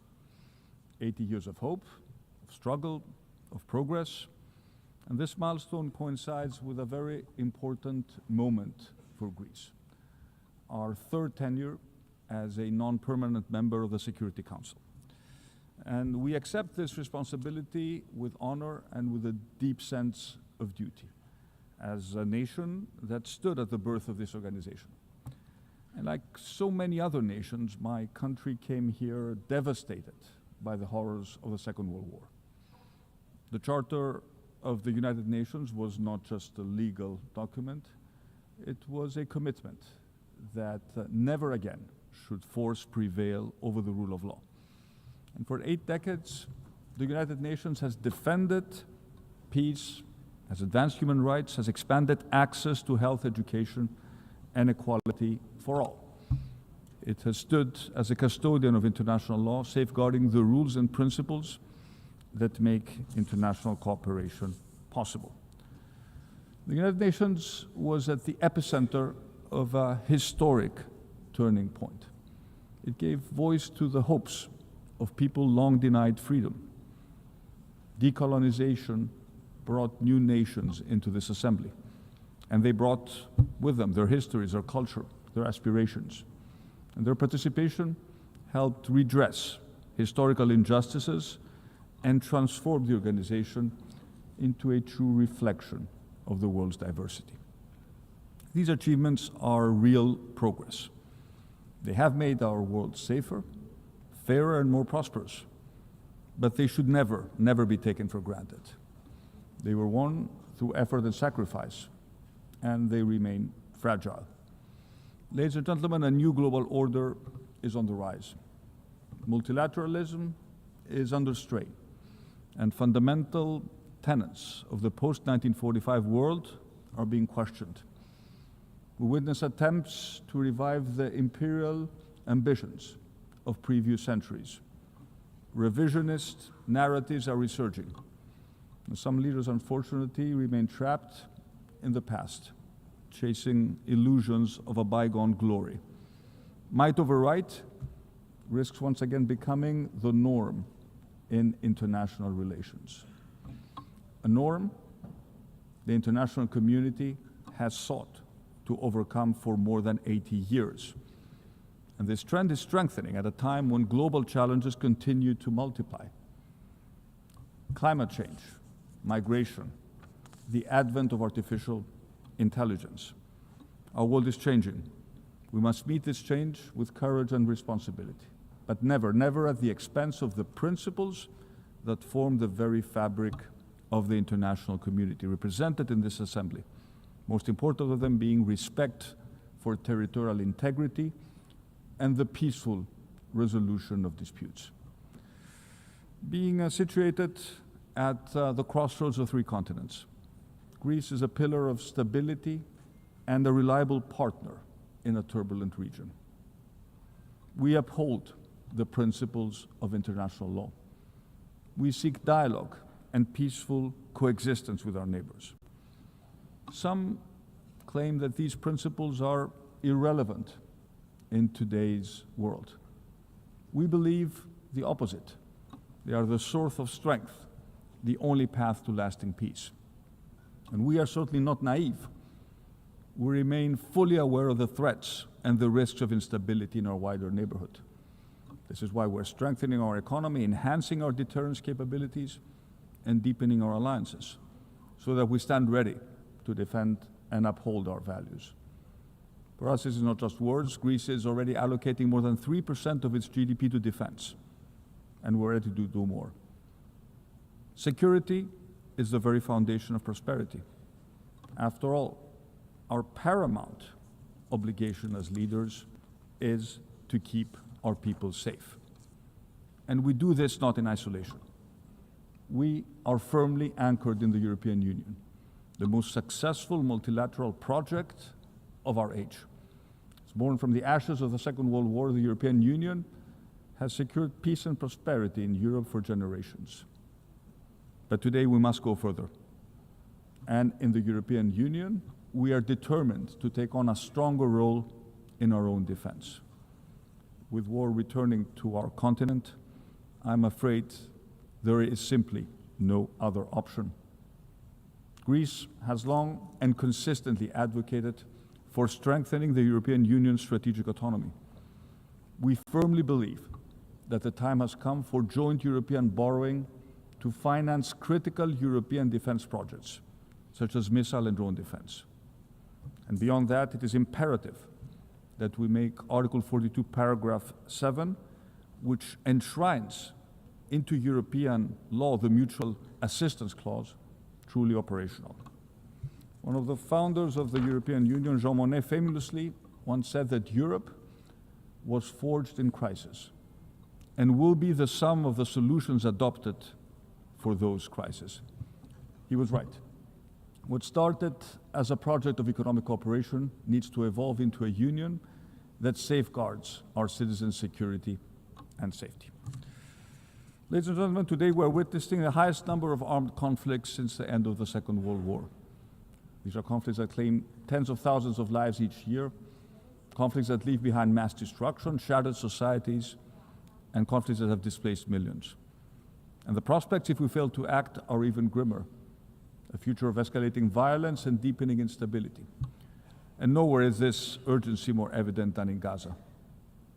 Greece has, from the very first day after the heinous attacks of October 7th, 2023, advocated for Israel's right to defend itself against a terrorist organization that rejects Israel's right to exist. We have called for the immediate release of all hostages and a comprehensive ceasefire. But we have, at the same time, made it very clear that no military targets, no matter how valuable they are, can justify the death of thousands of children, the forced displacement of over 1 million Palestinians within the Gaza Strip, and the humanitarian suffering of the Palestinian people. Greece maintains a strategic partnership with Israel, but this does not prevent us from speaking openly and frankly. The continuation of this course of action will ultimately harm Israel's own interests, leading to an erosion of international support. And I tell my Israeli friends that they risk alienating all the remaining allies if they persist on a path that is shattering the potential of a two-state solution. Greece will continue to advocate for a two-state solution which envisions the creation of a sovereign, democratic, and viable state of Palestine, building its future in peace and security alongside the state of Israel. But we should be lucid about the roadmap towards achieving this elusive goal. Israel's action in the West Bank risks creating irreversible situations on the ground. And at present, the most necessary is to stop the unnecessary killing and ensure a large-scale and sustainable delivery of humanitarian aid to Gaza. Greece remains committed to working with all our partners towards a roadmap that will achieve that goal, and that will revive the peace process, that will offer hope to a region which has suffered so much. Ladies and gentlemen, the war in Ukraine is already in its 4th year. Ukraine's courageous resistance to Russia's aggression stands as a testimony of unparalleled bravery and remarkable resilience. The war in Ukraine is not just another regional European conflict. It's a fight for freedom, for democracy, for dignity itself. It's, above all, a defense of the rules-based global international order. We stand firmly and unconditionally with Ukraine in this struggle, and we will continue our unwavering support to the Ukrainian people who have the right to live in peace, in security, and freely determine their own future. And we appreciate President Trump's effort to reach peace, and we reiterate that the genuine peace process cannot begin without an immediate ceasefire. Let us be even clearer, there can be no peace formula without Ukraine at the table, and there can be no acceptance under any circumstances of borders redrawn by force. Gaza and Ukraine have monopolized the interests of this assembly, but another humanitarian catastrophe is unfolding, and unfortunately, it does not receive the attention it deserves. And I'm referring to Sudan. 2.5 years into a devastating war, civilians are paying the highest price. Millions are left without safety, dignity, or protection. And the figures are horrifying. Almost 12 million people have been forced from their homes, creating the world's largest displacement crisis. More than 30 million could require humanitarian aid. Famine is spreading. And civilians must be protected. Humanitarian aid must flow freely and without obstruction, and those responsible for atrocities and war crimes must be held into account. There's only one path forward: silence the guns and renew a coordinated political process. The world must not forget the people of Sudan. We owe them nothing less than peace and the chance of a future built on hope, not despair. And as Europeans, it is also in our interest to take an active role in resolving the Sudan crisis. Otherwise, we risk facing a migration crisis of unimaginable proportions. Ladies and gentlemen, the Eastern Mediterranean is an area of strategic importance. It's Europe's southeastern frontier, a vital crossroads of trade and energy routes. Greece, at the heart of this region, holds a key geostrategic position. And we aspire to become an energy security provider, linking Europe with North Africa and the Middle East. And by exercising our sovereign rights, always in full respect with international law, we are strengthening our footprint and shaping developments in the area. Connectivity projects, such as the Great Sea Interconnector and the Greki project that links Greece to Egypt, are projects of mutual benefit, advancing stability and ensuring that our electricity grids are better connected. They will diversify Europe's energy supply, accelerate the green transition, and above all, bring our region closer. Renewables are the future, and in Greece we have already made significant strides in this field. But we also remain pragmatic. Fossil fuels will continue to play a role in an energy mix, with natural gas serving as a bridge in this transition. And that is why we're investing in infrastructure that will make Greece an LNG hub, and at the same time, together with our American partners, we're advancing the exploration and potential exploitation of our offshore gas reserves, a resource of strategic value, not just for Greece, but also for Europe.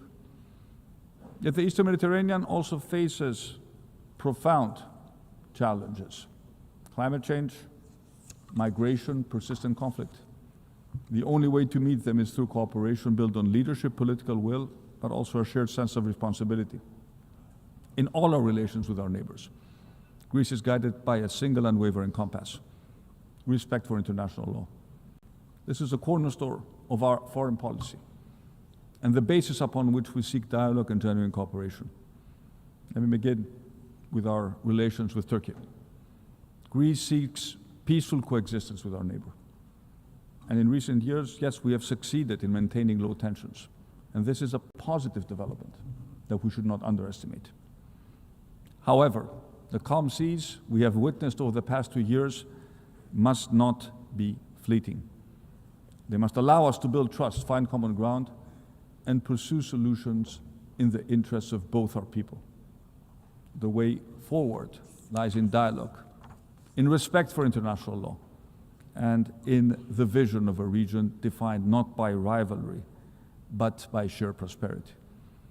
And as I've repeatedly stressed from this podium, we are ready to work towards settling the only major outstanding issue between us, the delimitation of the continental shelf and the exclusive economic zone in the Aegean and the Eastern Mediterranean.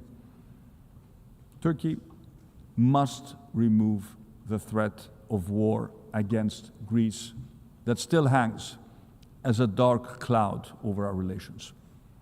After 30 years, this casus belli has to be revoked. It has no place in relations between friendly neighbors.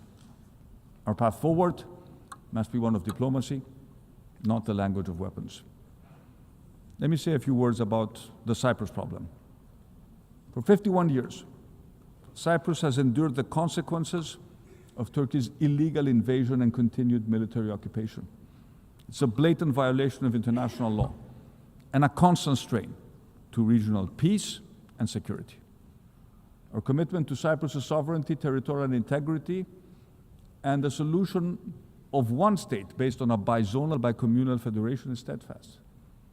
It's a matter of credibility and determination to defend the core values and principles upon which the United Nations are based and fully aligned with all the decisions taken by the UN Security Council.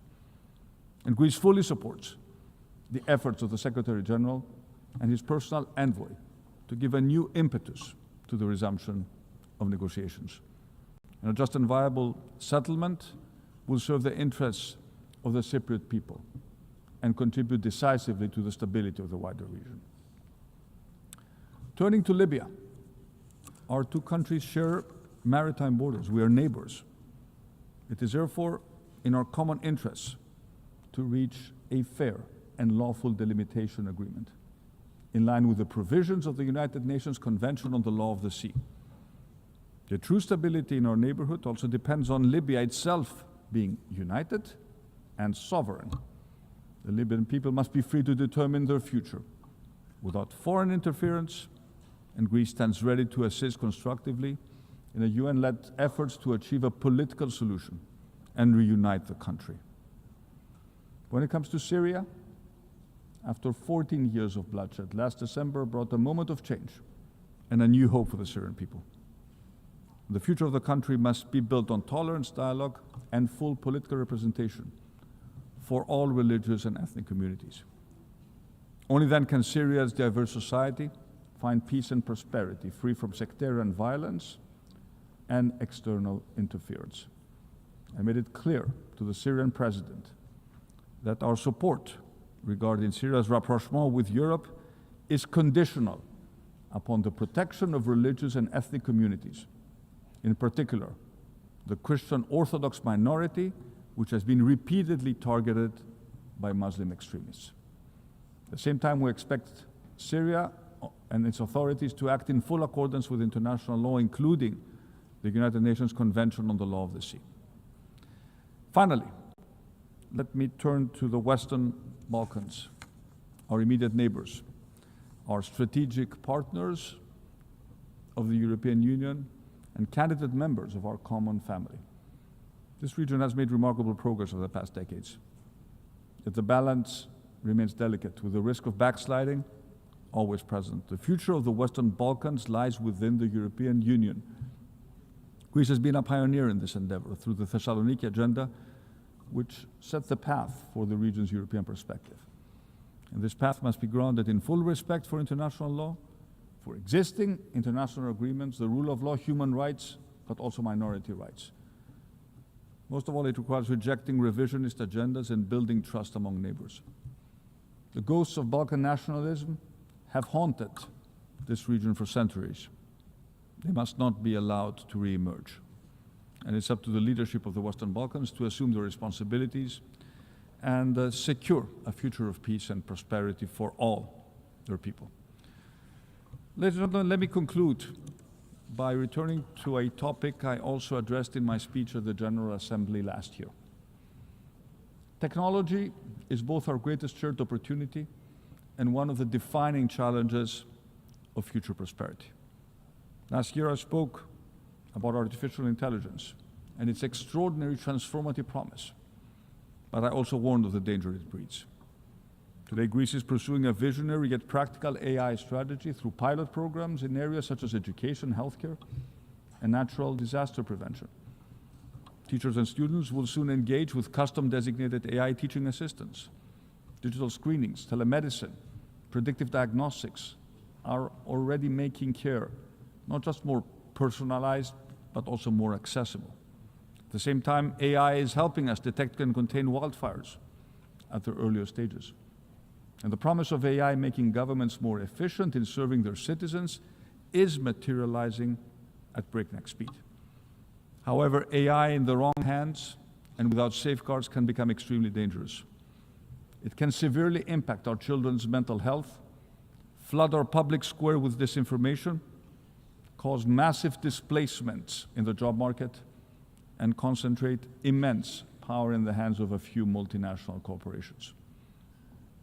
And this is why I welcome the United Nations establishment of the Independent International Scientific Panel on AI and the Global Dialogue on Artificial Intelligence Governance.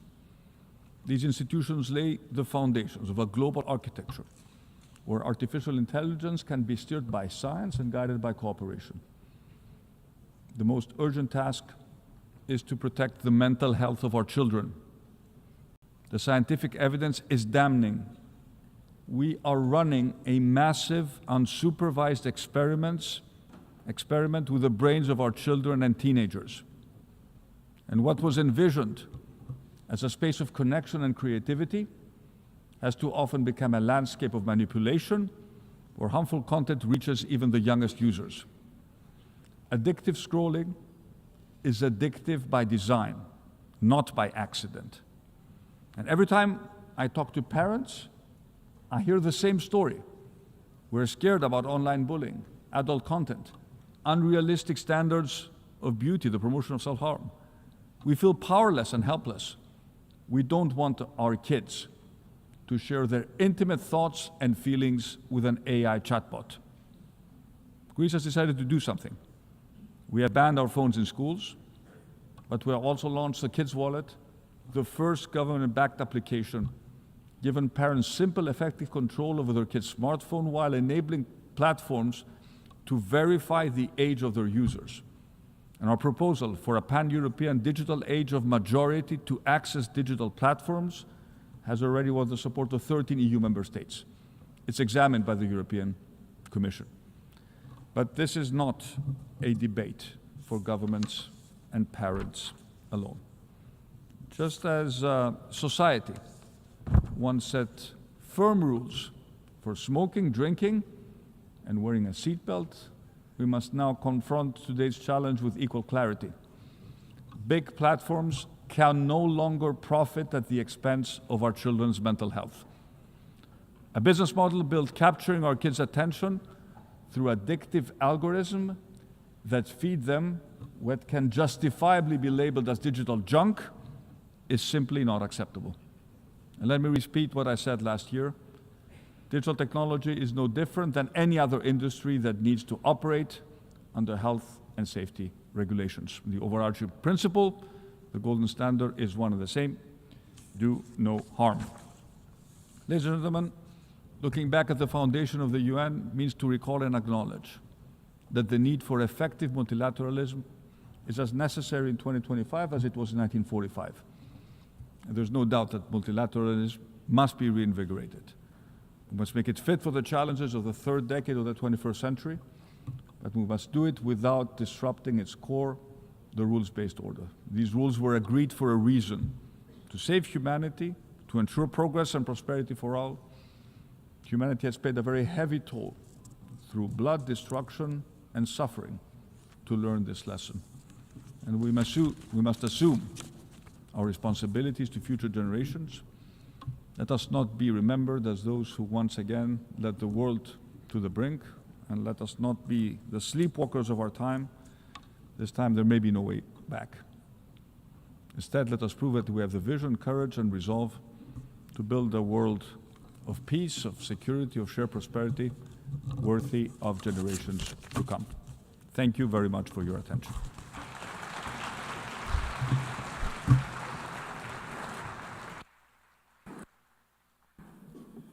On behalf of the Assembly, I wish to thank the Prime Minister of the Hellenic Republic.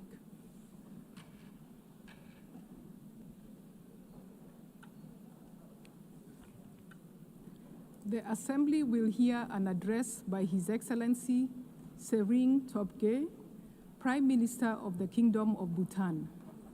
I request protocol to escort His Excellency and invite him to address the Assembly.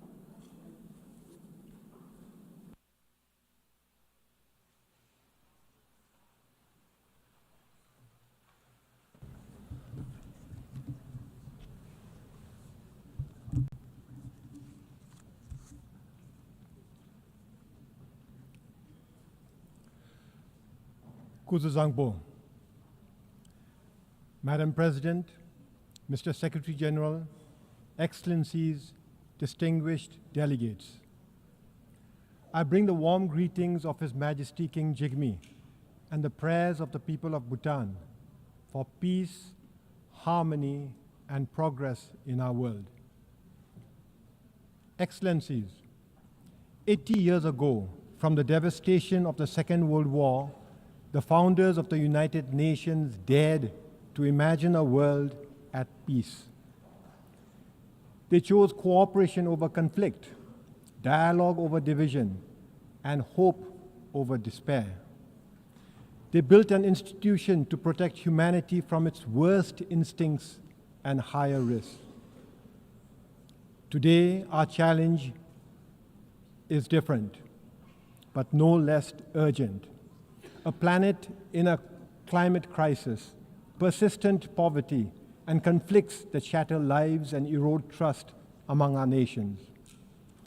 The Secretary General's UN 80 initiative calls on us to respond with renewed purpose to strengthen the UN's capacity to act decisively on peace, sustainable development, and climate action.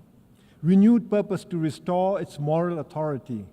Renewed purpose to make it fit for the purpose of our collective future. Bhutan believes in a United Nations that is representative, responsive, and effective. We seek a multilateralism that delivers results, not just resolutions. That is why Bhutan supports reform of the United Nations, including reform of the Security Council, expanding both permanent and non-permanent membership. A reformed Security Council must include deserving nations such as India and Japan, alongside other capable and leading countries to reflect today's complex realities. As we look toward the UN at 100, let us commit to a world where peace is the norm, where climate is stable, and where every child, no matter where they are born, has the opportunity to grow as productive members of our global community. Bhutan will be an active partner on this journey. We will speak for the poor and vulnerable. We will champion sustainability and climate action. We will promote gross national happiness as an alternate measure of success to the conventional gross domestic product. Excellencies, reform of the United Nations must serve a purpose beyond itself. It must equip the United Nations to confront the defining challenge of our times, the climate crisis. In Bhutan, we have endeavored to protect our forests, keep our rivers pristine, and we take pride in being carbon negative. Each year, we sequester over 5 times more carbon than we emit, a contribution far exceeding our size and resources. Yet, we are already confronting the harsh realities of climate change. Our mountains are warming at nearly twice the global average. Centuries-old glaciers are shrinking at alarming rates. Rivers that once flowed steadily now swell unpredictably into destructive floods during the summer and often dry up in the winter. This is not a distant threat. It is here. It is now. And it demands immediate, urgent action. Every country must strive to reduce emissions and aim for carbon neutrality. This we know. Yet global efforts remain far behind what the science demands. As of today, only 4 countries, Bhutan, Panama, Suriname, and Madagascar, just 4 countries are carbon neutral. At COP29 last year, our countries came together. The 4 countries came together to launch the G0 Forum, a coalition of carbon neutral nations committed to accelerating climate ambition. Our message is clear. Net zero cannot be the finish line. It must be the starting point. Every nation must work urgently to slash emissions and achieve carbon neutrality. On our part, we will share best practices from forest conservation to sustainable agriculture.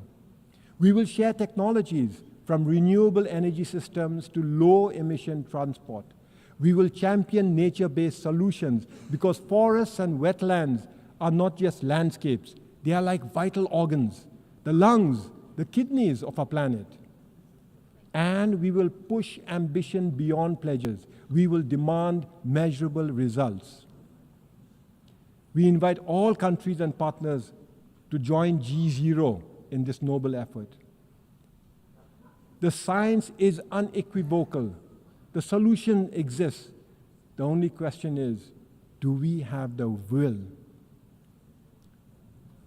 Excellencies, while reform of the United Nations and urgent climate actions are essential, this alone will not be enough. We must now reimagine the future we want.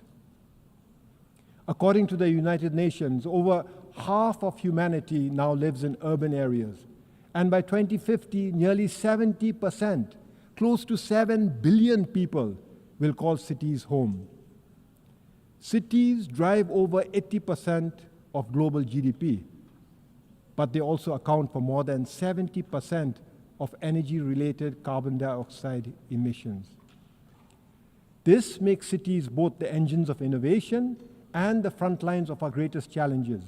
Challenges like unsustainable consumption, environmental degradation, and rising inequality. We face a choice.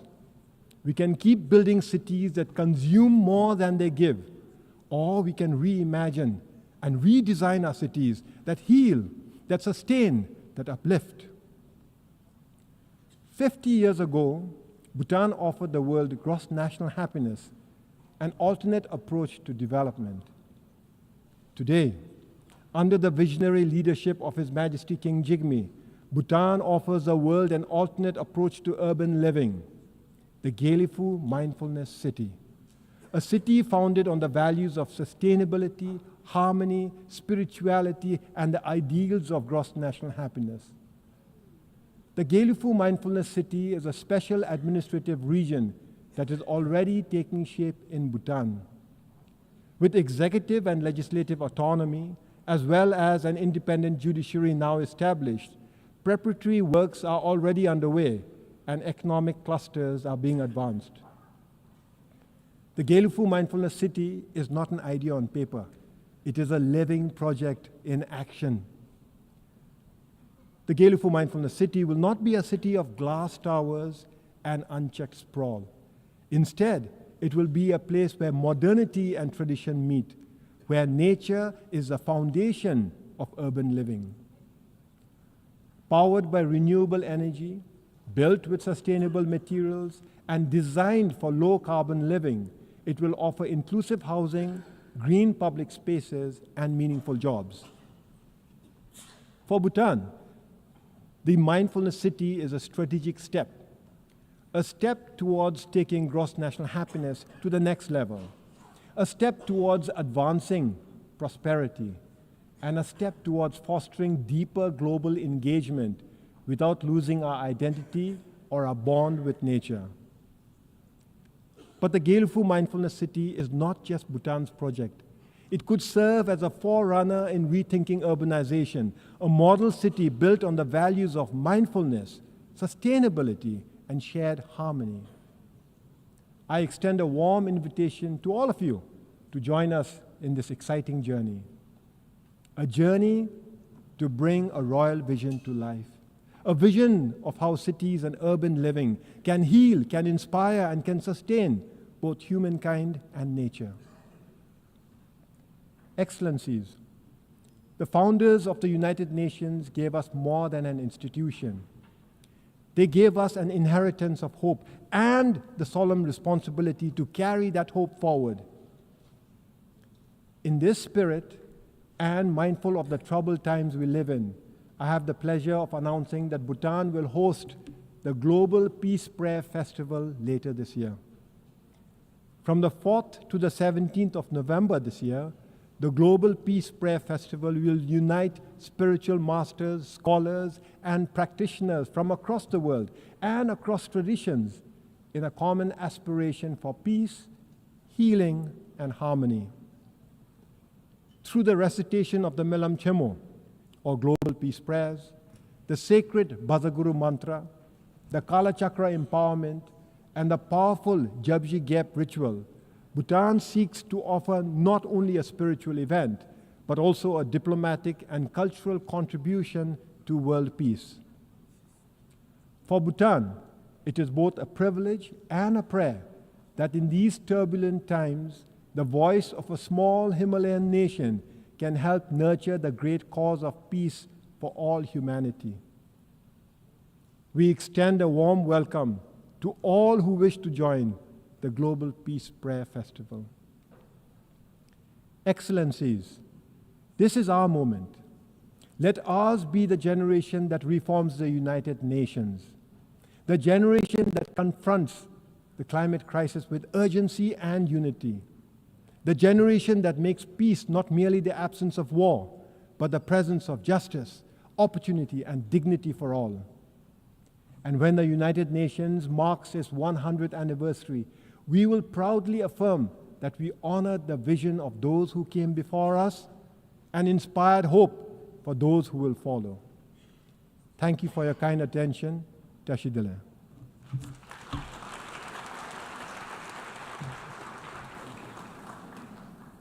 On behalf of the Assembly, I wish to thank the Prime Minister of the Kingdom of Bhutan.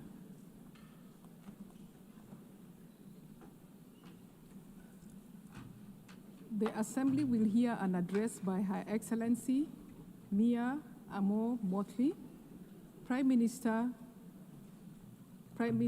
and Minister for National Security and the Public Service, and Minister for Finance, Economic Affairs and Investment of Barbados. I request protocol to escort Her Excellency and invite her to address the Assembly.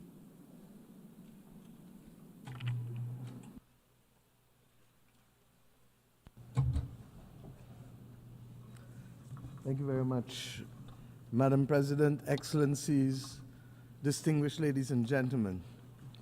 The 21st century has been marked by a series of crises for which our world has been unprepared. Financial crisis that started in 2008, which then triggered fiscal crises across many of the world's countries. And if that was not enough, a social crisis characterized by rising inequality with the consequences thereto, be it substance abuse, mental health challenges, homelessness, or human trafficking. Then there was a global pandemic lasting 2 to 3 years and taking the lives of millions of people. And for those surviving, they had restricted movement and restricted choices. All of this, my friends, has been exacerbated by the spreading of fake news.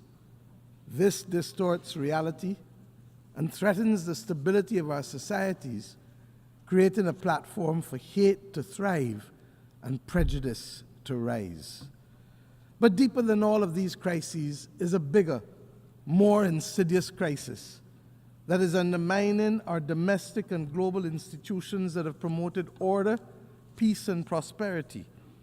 It is, my friends, the crisis of truth. Excellencies, when we lose shared truth, our communities, our countries, our global society loses their center of gravity. At first, the damage may seem quiet. Words bend and facts drift in the service of political point scoring. But slowly, over time, we descend into political tribalism. We develop alternative realities and we are unable to understand each other and communicate with each other because we lack a center.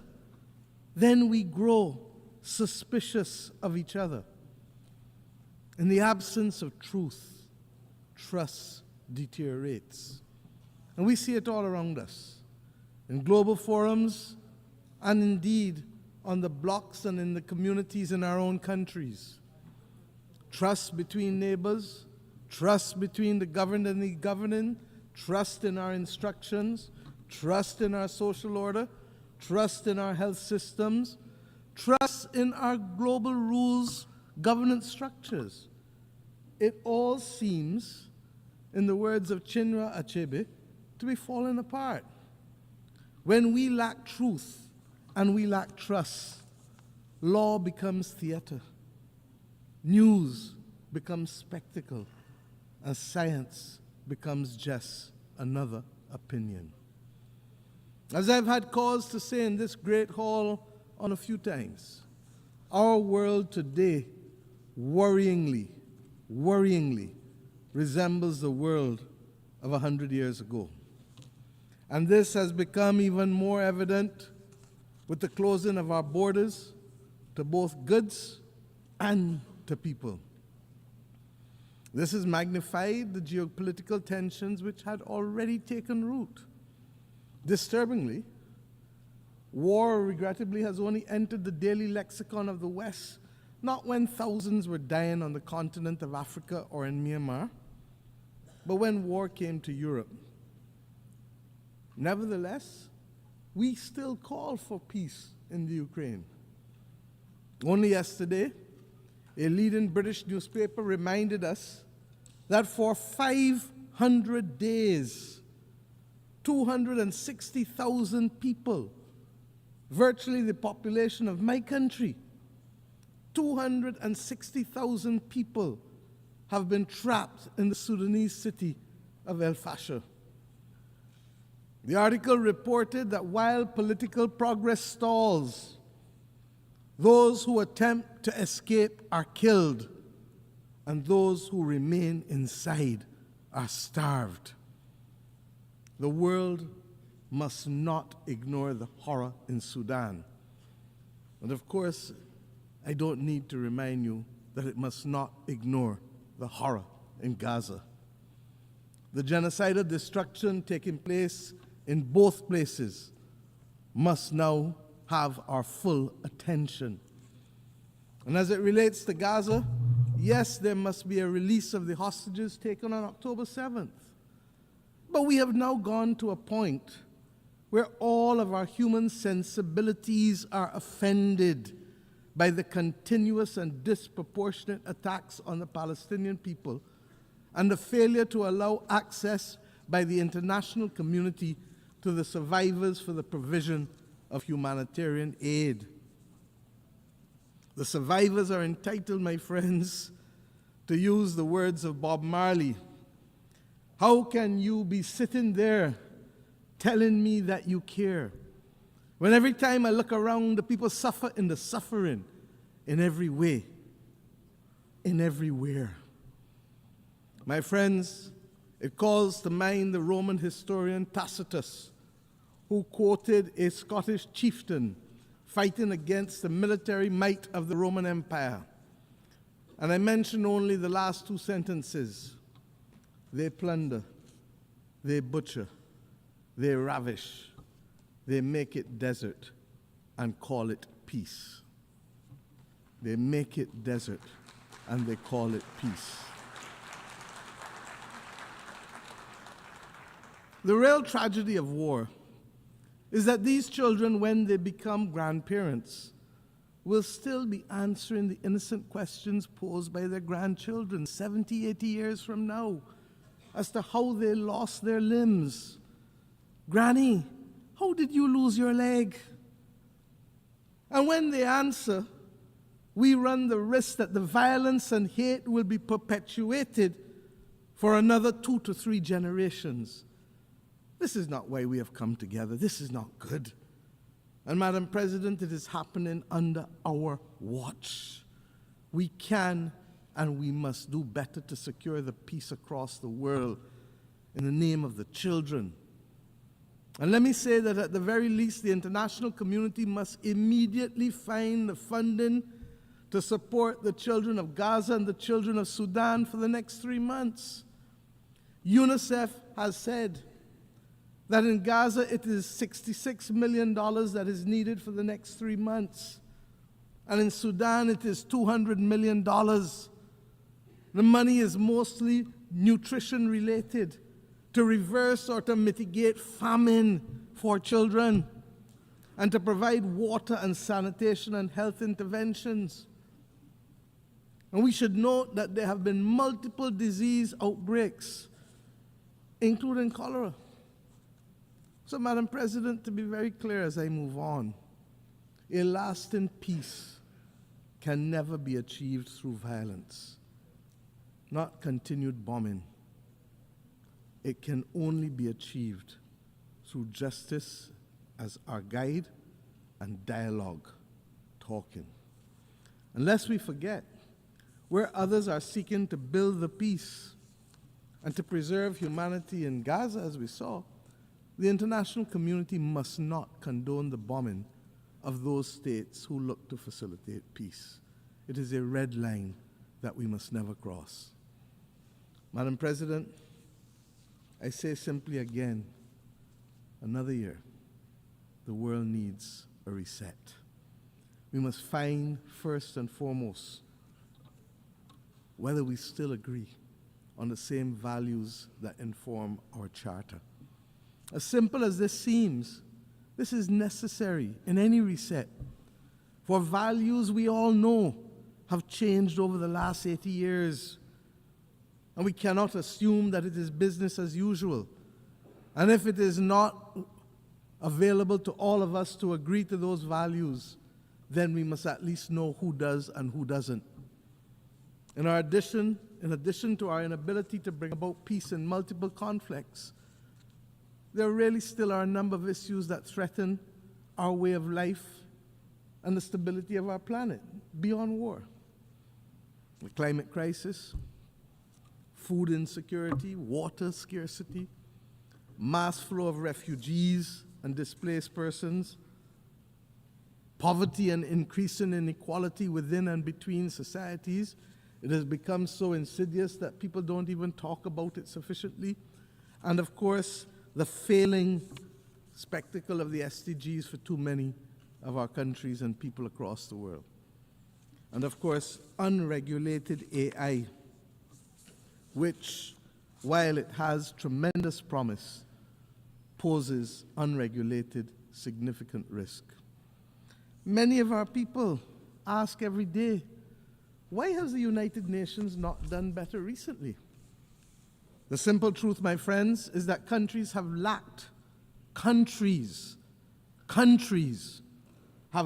the political will to live by the Charter and to do what is right for humanity. Countries of different sizes, capacities, and cultures can only survive in this world in which we live if we maintain a rules-based system. It is no different to what we have to do in our own countries to maintain and protect the vulnerable and the weak. In fact, it's no different than what has to be done in a child's playground. The rules-based system is what protects us from bullying and from rogue behavior. Our charter was designed to promote compassion, equality, fairness. And this is why it is imperative that we maintain a rules-based system. I speak as a leader of a small country. Our future is placed at risk unless we preserve this rules-based system. The law of the jungle does not guarantee any of us a future on a livable, or indeed doesn't guarantee us a livable planet. We have simply to step up to the plate. And unlike the West Indian Federation, when one country left and the maths of the day was 1 from 10 leaves 0, we must remember that if there are those who don't want to be inside at the dance, that 1 or 2 or 3 from 193 does not leave 0. Does not leave 0. Those of us who remain can continue to pursue our vital interests. And we don't criticize countries for making sovereign decisions because that's what governments were elected to do. If that's not what they want, that's not what they want. But let us get on with the business and protect our vital interests of preserving a rules-based system, to strengthen us, to build peace, to allow us to better face challenges from climate to pandemics to unregulated AI, and generally to build a better life for our people. There is no doubt that there is a case for efficiency gains to be made in this United Nations institutional framework. We know that. But once we finish the efficiency gains, member states who want or need a rules-based order must put their money where their mouth is. If we are to be protected by a rules-based system, then we must step up to the plate and provide the funds to bridge the gap, to deliver the results that we desire. We must move from short pants to long pants and understand that we can no longer complain about the absence or behavior of a country and not ourselves be prepared to make wrong things right. It is as simple as that. And believe me, the arithmetic is not bad. It is within each of our reach to reach there, to do it. And let us remember the Aristotelian principle: equality among equals, proportionality among unequals.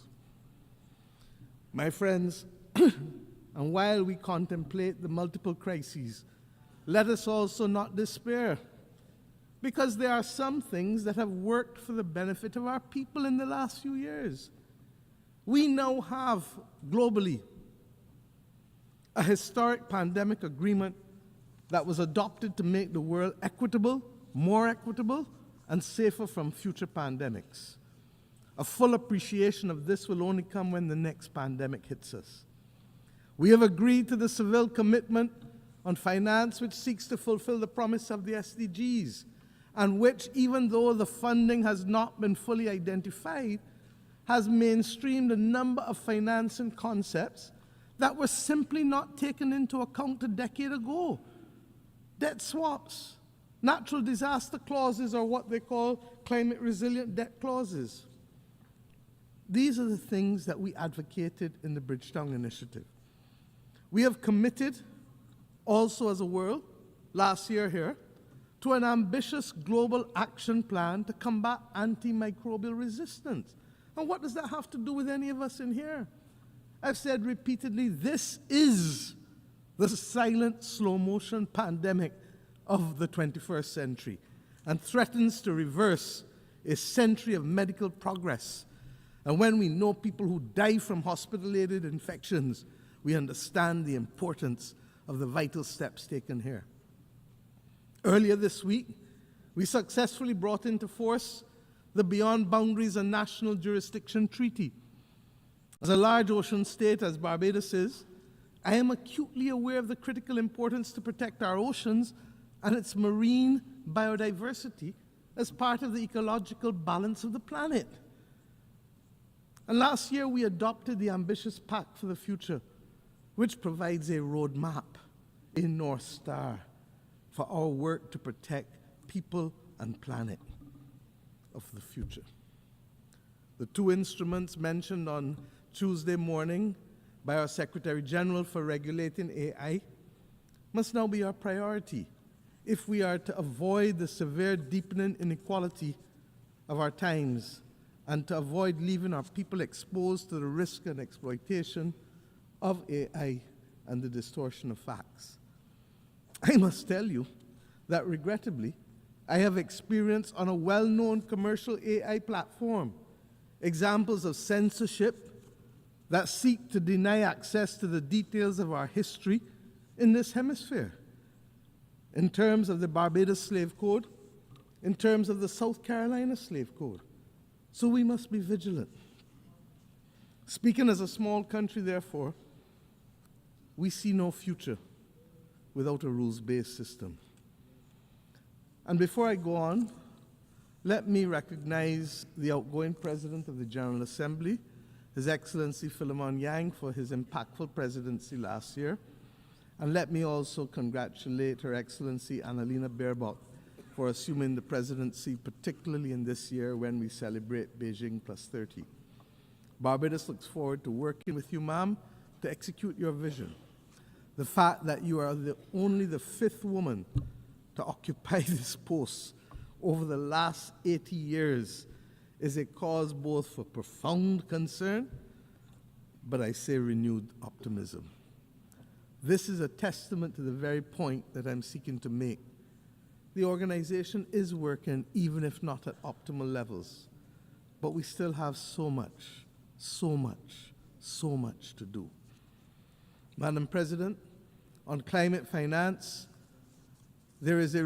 climate and finance, I should say, there's a real danger that debates in this great chamber, at the conference of the parties and elsewhere, risk being reduced to mere performative exercises. We have watched the widely celebrated green wave which swept Europe in 2019. We've seen it now recede, and in its backwash, that continent now faces deep division over the scale, scope, and speed of delivery on commitments made to eliminate climate-harming pollution by 2050.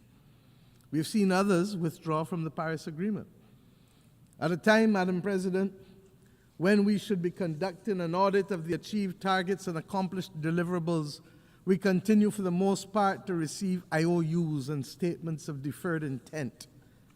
Even as we have witnessed this vacillation that I just referred to, we've also seen a rededication to breathing new life into high-carbon and high-polluting forms of energy. And we have witnessed a redoubling of efforts to fund military buildups, even at the expense of financing our way to sustainability and that of a livable planet. Barbados does not treat climate science as a mere conjecture, and neither does the International Court of Justice nor the Inter-American Court of Human Rights. Their advisory opinions have affirmed the legal rights and entitlements of citizens who must on a daily basis confront the impact of the climate crisis. In this regard, we especially welcome the International Court of Justice's ruling to the effect that states have obligations to protect the climate system and other parts of the environment from emissions, and that those obligations can be enforced against other states. Given this new reality as we look ahead, we must seize the opportunity to find common ground, given the diversity of opinions on this question of the climate crisis. I propose that one possible way forward is to focus on emissions rather than focusing on the fossil fuel industry. As I've said before, the fossil fuel industry is not the enemy. It is the emissions. In this regard, we should consider working towards a globally legal binding framework on methane, which could contribute to reversing global temperatures, I'm told by the scientists, by as much as 0.5 degrees, while purchasing time for the fossil fuel industry to scale up to a commercial level the use of decarbonizing technology. This is possible. The Baku to Belém roadmap must also ensure that the necessary resources, $1.3 trillion annually by 2035, are not only committed, but delivered. It is the political will and the ingenuity of countries and financial institutions that will ensure that these sums can be delivered. It must not, and we must not allow that roadmap to suffer the same fate as the Loss and Damage Fund, which, despite its historic establishment, remains grossly undercapitalized, with less than $800 million pledged, and regrettably, only half of those pledges have actually materialized. This ambivalence towards finance and fiscal space, my friends, is what gave birth to the Bridgetown Initiative. Its latest iteration, Bridgetown 3.0, will shortly be reviewed, given the rapidly changing global environment in which we live. We still need to expand liquidity support and to close the financing gap to assist vulnerable countries, especially the V20, many of whom still face the possibility of a debt crisis. They need it to build their resilience and to adapt to the new climate reality. I am conscious of the progress by which multilateral institutions have taken on board some of our arguments in the Bridgetown Initiative, especially as it relates to climate finance and to the issue of vulnerability. I referred earlier to debt swaps and the climate resilient debt clauses.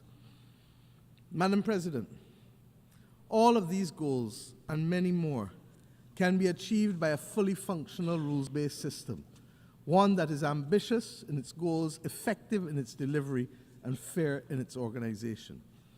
As UN80 process seeks to enhance the functioning of this organization, we must ensure that we put in place the initiatives that are not the exclusive outgrowth of budget constraints and cross-cutting exercises, but are instead initiatives that are people-focused, delivery-driven, providing the global population with the peace and the security and the quality of life that they deserve and that they are increasingly demanding.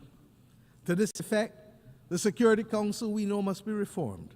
It must reflect the multipolar world that we now live in, and it must give an opportunity to recognize that there have been substantial geopolitical shifts since 1962 when you had your last reform, 3 years before I was born, and I turn 60 next week.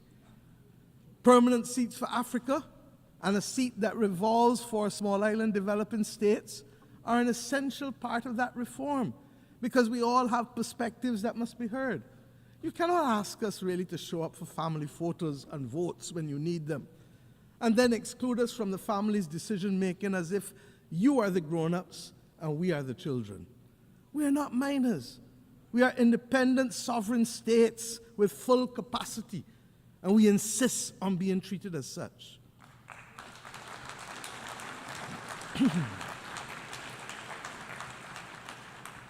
Madam President, I have left the peace and security of our Caribbean region for last. It is deeply troubling. Example, Haiti, and you've heard Prime Minister Gonzalez speak eloquently this morning on these matters.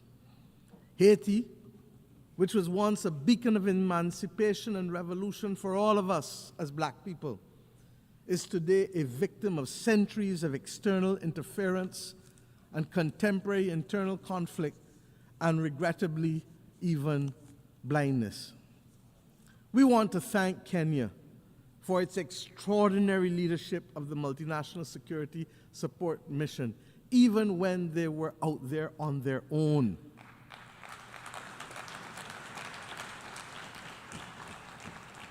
We look forward to the enhanced support of the UN Security Council and the Organization of American States, even as we maintain a strong watch and brief for this valued member of our Caribbean community as CARICOM.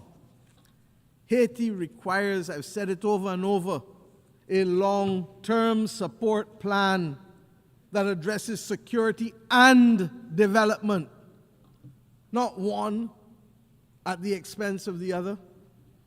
With the requisite political will, the UN Security Council and the international development system are well equipped. They have the resources and power to deliver.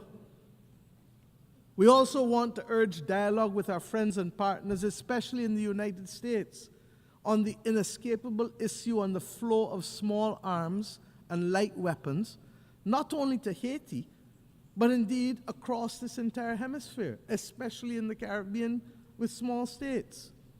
Fragile economies in the democracies of the Caribbean community are now being threatened by this incessant flow of illegally obtained weapons and increasingly organized criminal elements which utilize them. But we will use the systems to deal with them collectively and in accordance with due process.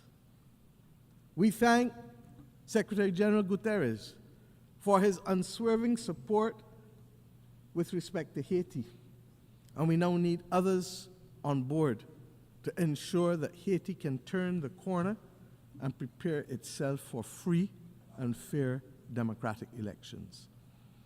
Madam President, Cuba has long been a source of support for many across the globe in times of conflict, health crises, and indeed colonial resistance, particularly in Africa. Cuba has paid, however, a high price for insisting on its right to self-determination. And again, yet again, we must be prepared to engage in dialogue in order to stop the disproportionate suffering and the deprivation that is being inflicted on the Cuban society by what is now globally seen to be an unjust embargo and other unilateral coercive measures. Barbados, my friends, reiterates its call for the end of the embargo and the removal of Cuba from the list of state sponsors of terrorism. This is unjust.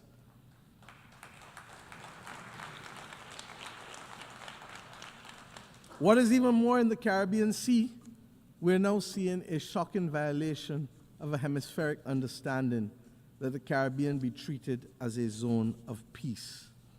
There has been a buildup in military assets in the last few weeks in the Caribbean by both sides, by the United States of America and by Venezuela. We believe that any such buildup could occasion just an accident. And if it does, a simple accident can put the Southern Caribbean at disproportionate risk. I need not tell you, therefore, what a war can do. It is not acceptable for our islands, our countries, to be viewed as collateral damage. I say simply, for all who can hear and for all who read and can listen, full respect for the territorial integrity of each and every state in the Caribbean must be respected, and that includes all states. Almost all wars end as a result of dialogue. Let us make a greater effort to have the necessary conversations to prevent war. It is too simple. As I close today, I leave you with an image that has stayed with me for the last week of a young Palestinian girl of 6 or 7 years old walking in the midst of the rubble in Gaza. Her eyes were hollow and full of despair. It was clear that she was in great pain, but she carried her sister on her shoulders, both shoulders, clearly recognizing that it was she who would have to carry the burden of taking them to safety. My friends, this is the ultimate picture for me of hope and resilience. Let us be inspired that even in the face of the greatest adversity and challenges that the world faces, that we too can rise. For if a 6-year-old can push past the pain, all the physical and emotional pain, and still find hope that there's a better moment ahead of her, then we as leaders and members of the global community have a duty to summon that spirit. The world needs it now more than ever. It is not beyond us to forge a better world that is fair and just. But 80 years ago, it was just a few countries that summoned that will.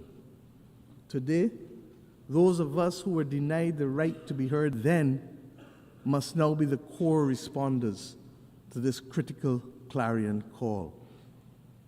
I leave you inspired by the words of my own anthem as I think about the world.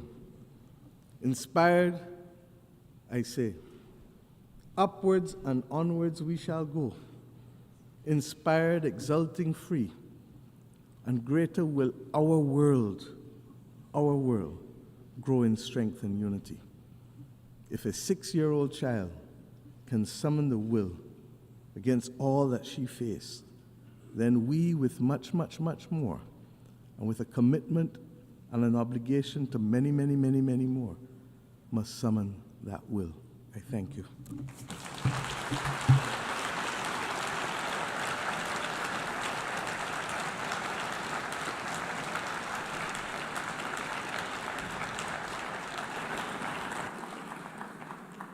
On behalf of the Assembly, I wish to thank the Prime Minister, Minister for National Security and the Public Service, and Minister for Finance, Economic Affairs and Investment of Barbados.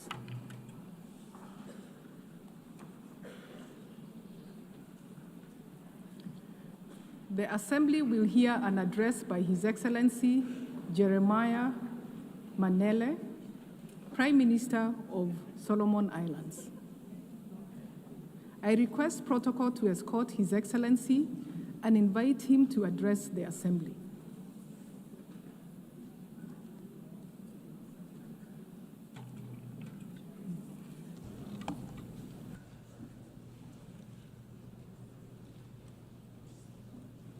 Madam President, Your Excellencies, heads of states and heads of governments, honorable ministers, distinguished delegates, ladies and gentlemen.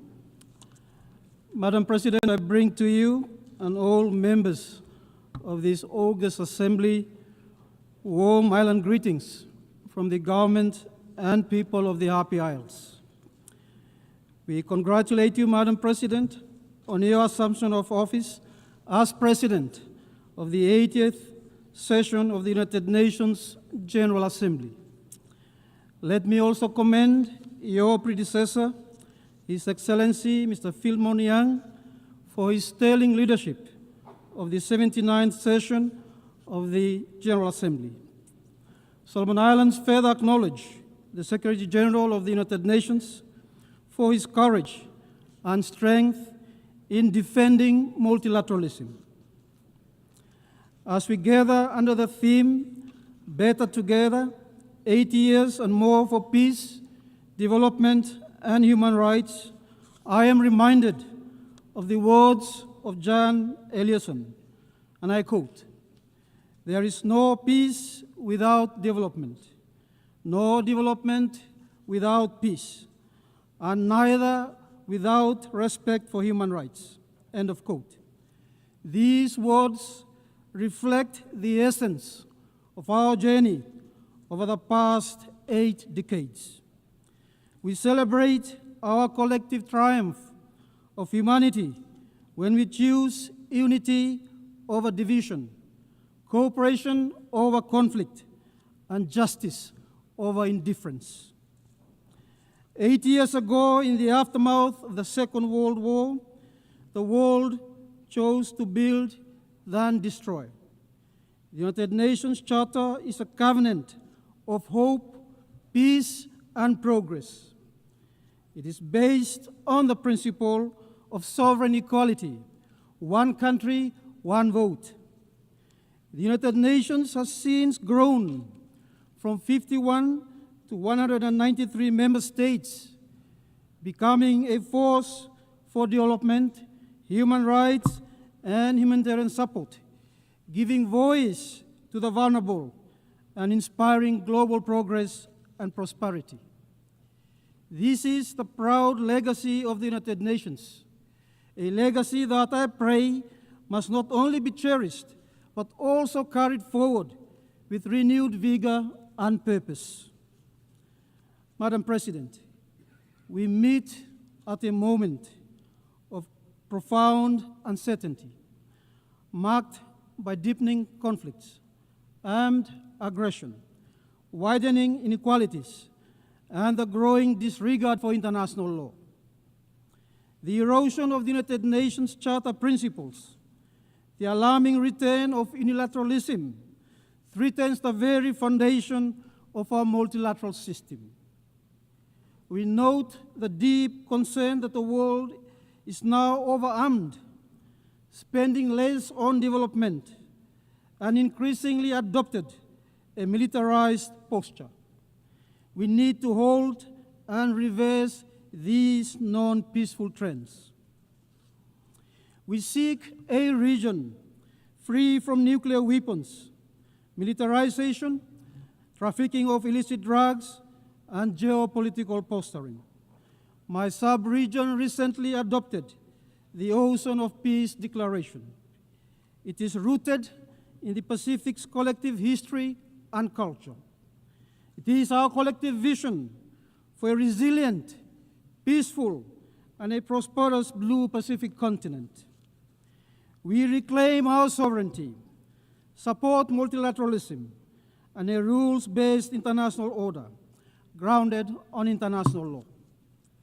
This week, Solomon Islands signed onto the Declaration for the Protection of Humanitarian Personnel, noting that 380 humanitarian personnel paid the ultimate sacrifice last year. It is our collective responsibility to respect international humanitarian law, protect the safety of humanitarian personnel and civilians, and instill accountabilities for all in disaster and war zones. Madam President, climate change is a crisis multiplier that is defining our future. The World Meteorological Organization declared 2024 was the warmest year on record. This pushes us further off track from the 1.5 degrees goal we agreed to in Paris. Solomon Islands, despite having a minimal carbon footprint, has submitted an ambitious net positive third national determination contribution, NDC. We can do more with international partnerships, investing in reforestation and the conservation of our forests, including renewable energy investments. We need urgent and ambitious climate action now that puts us on a 1.5 degrees pathway. Large emitters and those with historical responsibility must take the lead in drastically cutting emissions. Contrary to what we heard here a few days ago, the science on climate is clear, and my people are suffering from it. On 23rd July 2025, the International Court of Justice, ICJ, issued a landmark advisory opinion in response to a request by the United Nations General Assembly under Resolution 77276. The court was asked to address two interrelated questions. First, the obligation of states under international law to protect the climate system from harmful greenhouse gas emissions, including duties owed to both present and future generations, in keeping with the principle of intergenerational equity. Second, the legal consequences for states whose actions or inactions cause significant harm to the climate system and the environment. This includes the responsibilities owed to injured or especially affected states, such as small and developing states that suffer the greatest impacts despite contributing the least, as well as to peoples and individuals, including future generations whose fundamental rights and livelihoods are threatened.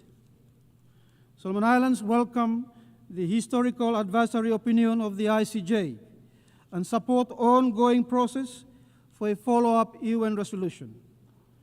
Madam President, the Court has made clear that states carry binding obligations to act on climate change, to prevent harm, to cooperate, and to protect the rights of both present and future generations.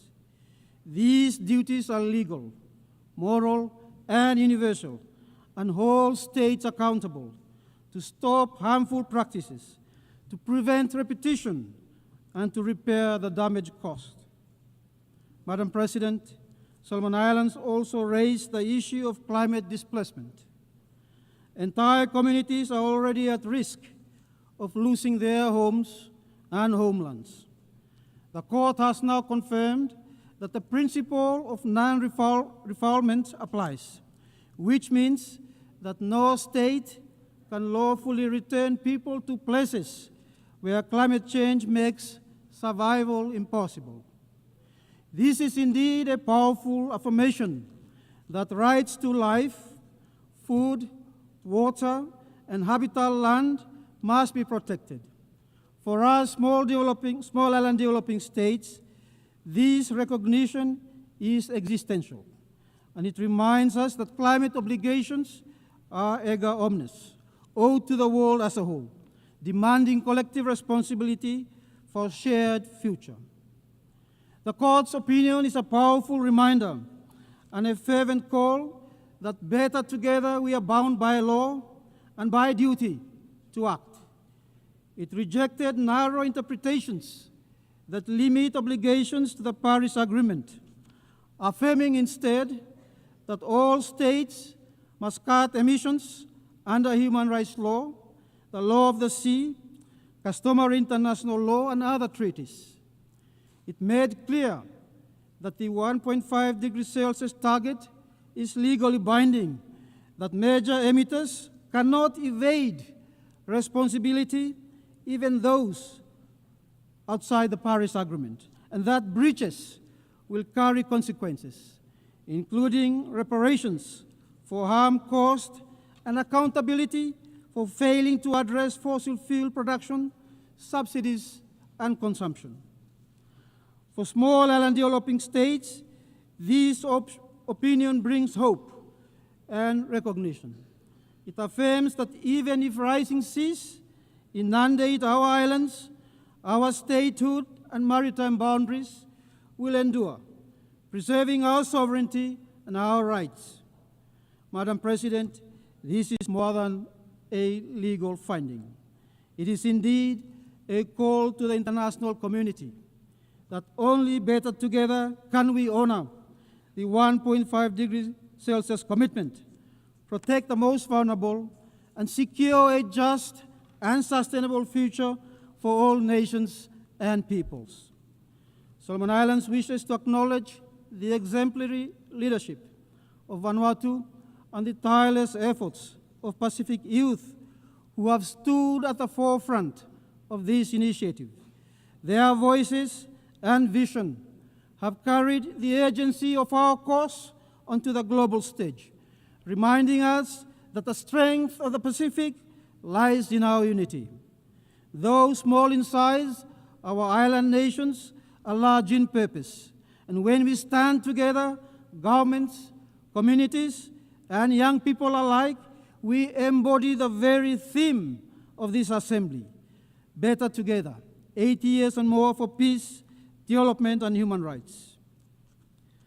As Pacific Islands Forum Chair, I'm pleased to announce the establishment of the Pacific Resilience Facility, It is a Pacific-owned and Pacific-led response to the escalating impacts of climate change and disasters on our peoples. Our goal is to capitalize the fund by USD 500 million by the end of 2026. We acknowledge partners and investors who have pledged USD 166 million. We call for more partnerships for the facility. On the question of COP31, Solomon Islands supports Australia's bid to host COP31. It will provide a vital opportunity for the Pacific to amplify its voice and demand stronger climate action. Madam President, as a big ocean state with 98% of our territory covered by ocean, the lives and livelihoods of our people are inextricably linked to the health and resilience of the marine environment. Solomon Islands is proud to stand among the 60 countries that have ratified the BNJ agreement, and we look forward with great anticipation to its entry into force early next year. While the BBNJ agreement is a critical step forward for the stewardship of the world's oceans, it must be accompanied by robust conservation and sustainable use within areas of national jurisdiction. At the United Nations Ocean Conference, at the third United Nations Ocean Conference, Solomon Islands launched the Melanesian Ocean Reserve Initiative. The initiative unites sovereign oceans under indigenous stewardship to support ecological resilience and sustainable growth, using both traditional knowledge and scientific research in line with international standards.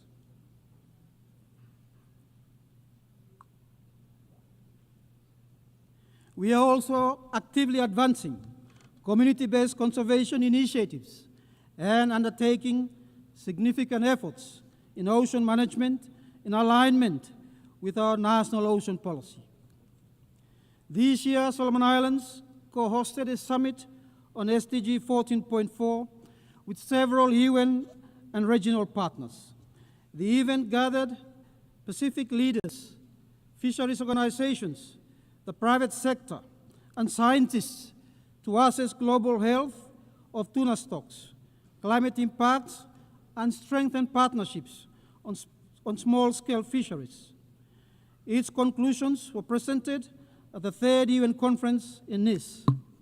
Over half of the world's tuna is caught in Pacific waters, and all 4 species, albacore, yellowfin, bigeye, and skipjack, remain biologically healthy. Our region stands ready to collaborate with the international community and share our experience in fisheries management and restoring fishing zones to sustainable level based on science. This is proof that when we act together as stewards of the ocean. Solomon Islands is an archipelagic state that shares maritime border with 5 neighboring countries. Earlier this year, Solomon Islands made 2 continental self-submissions to the United Nations Commission on the Limits of the Continental Shelf, a bilateral submission with Fiji concerning the Melanesian border plateau, and a trilateral submission with Fiji and Vanuatu for the North Fiji Basin.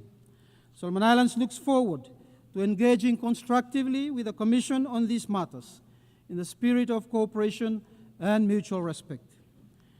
The alarming rate of pollution in the ocean is endangering marine life and the ocean's health. We have banned the use of certain single-use of plastic in 2023. But we remain very concerned that negotiations on a legally binding treaty on plastic pollution has stalled. We have a collective interest to finalize the treaty and protect our ocean. On deep-sea mining, Solomon Islands is taking a precautionary approach and has placed a moratorium on it. On the same note, we support a regional approach on deep-sea mining as agreed to by our forum leaders early this month. Madam President, only 35% of SDGs are on track to meet their targets by 2030. The Pact of the Future was our collective commitment to turbocharge sustainable development. We can and must deliver on this pledge. Solomon Islands government's policy to achieve the SDGs and address our development challenges centers on 4 pillars: unity and stability, economic transformation, game-changing infrastructure development, and human capital development. These priorities are supported by reforms, responsible investments, climate-resilient infrastructure, and human resource development. We are prioritizing the productive sector to drive economic transformation with strategic focus on agriculture, fisheries, tourism, and mining. This is reflected in our national budget to enable private sector-led growth.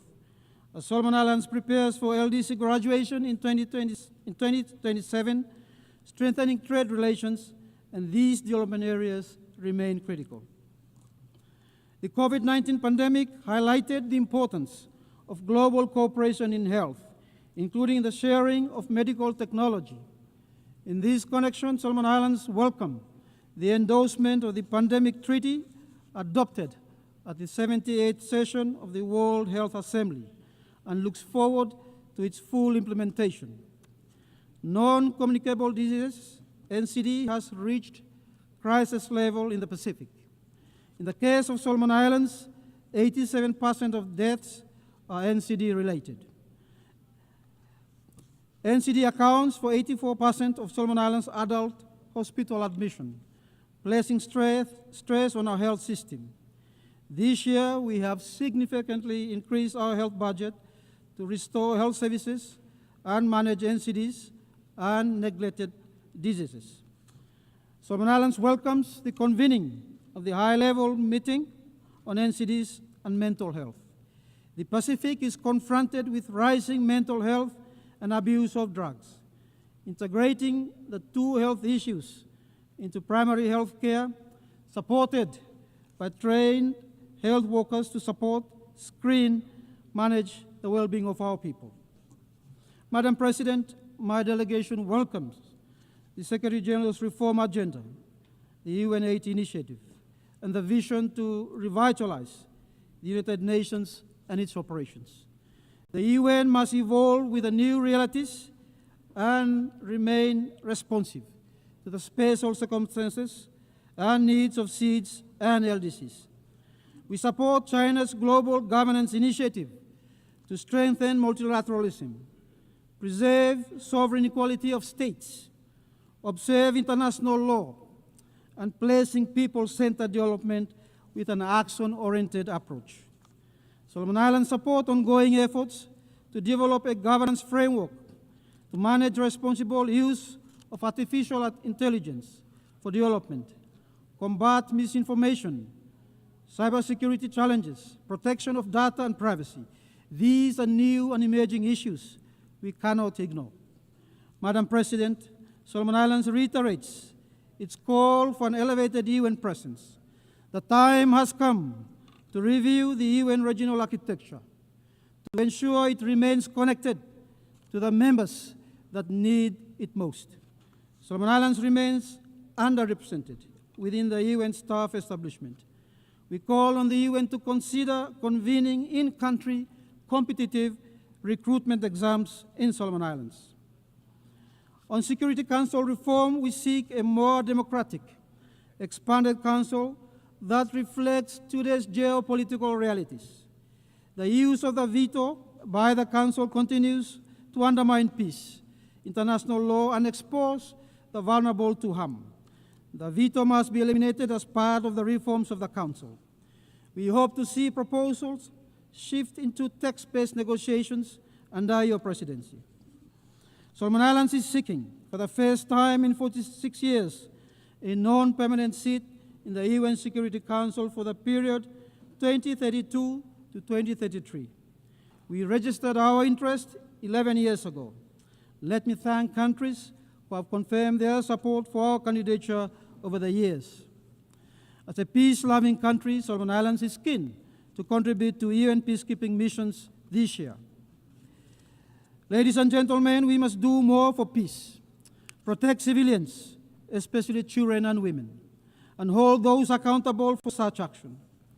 Inaction puts a human face to the sad situation in Gaza, where more than 60,000 lives have been lost.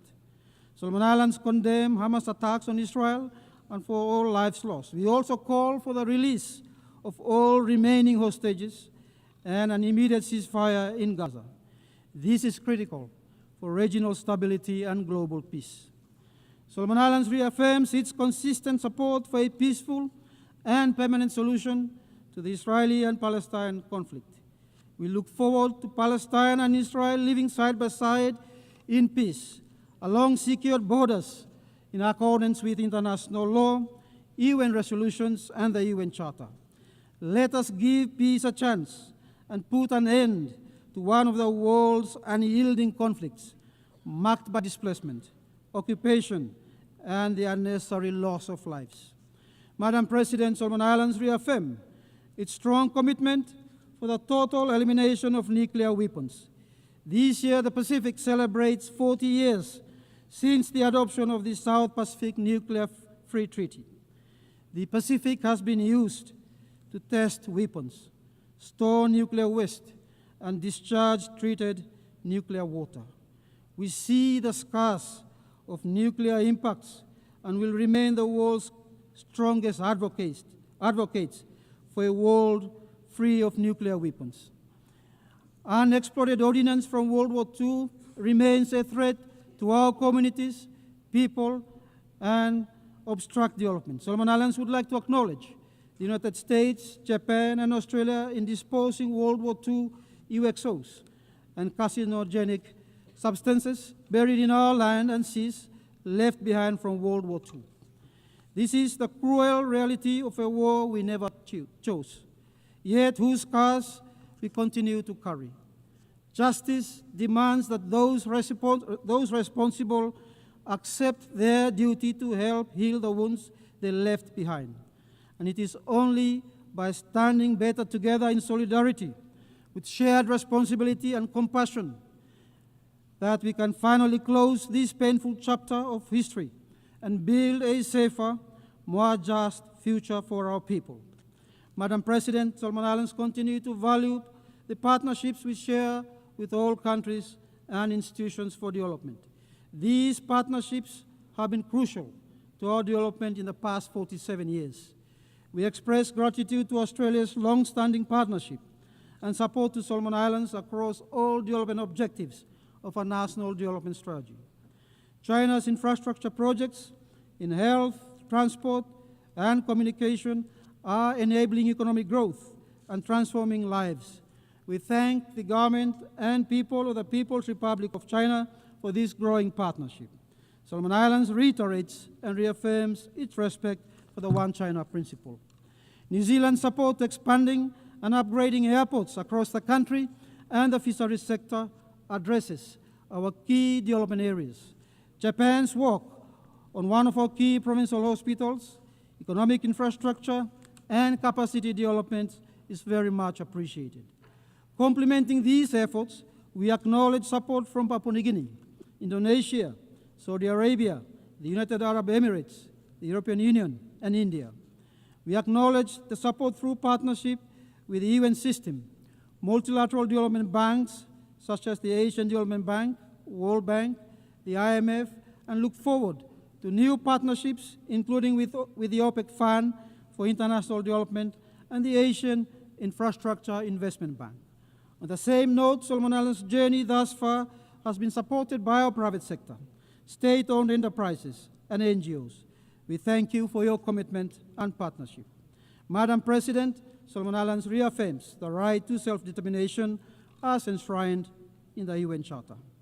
In closing, Madam President, each year we meet in this august chamber, carrying the hopes and aspirations of our people, to forge a collective future where peace, development, and dignity are pursued for all. This is the responsibility we must take seriously and respond to with sincerity and urgency.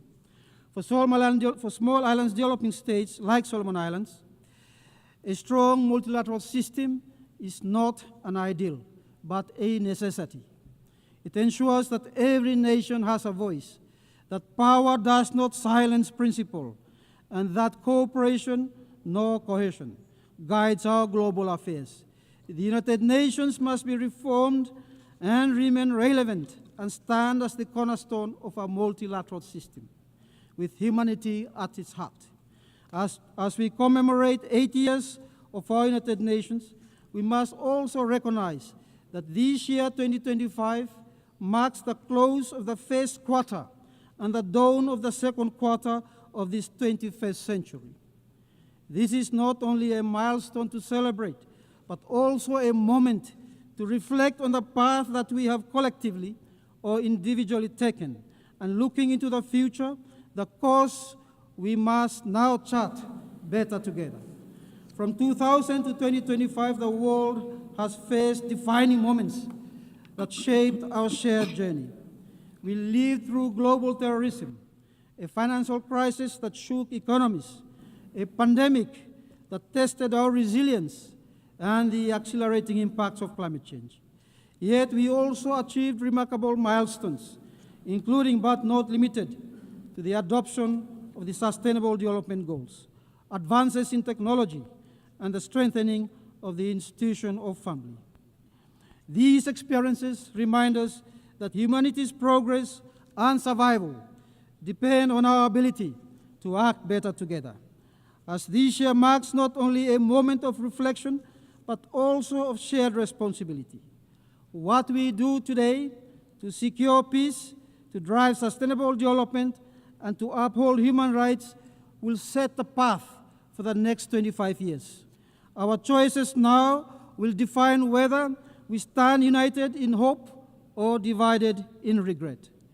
Come 2025, when future leaders gather in this assembly, what will we present to them? Let it not be scars of missed opportunities, but a legacy of courage and cooperation. Let it be proof that when the world chose to act better together, we secured a safer, peaceful, fairer, and a more sustainable future for our children. Madam President, Excellencies, imi together, tage tumas. I thank you for your attention.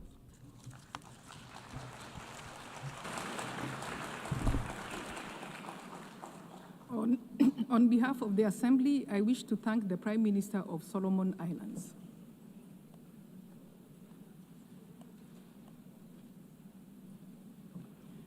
The Assembly will hear an address by His Excellency James Marape, Prime Minister of the Independent State of Papua New Guinea. I request protocol to escort His Excellency and invite him to address the Assembly.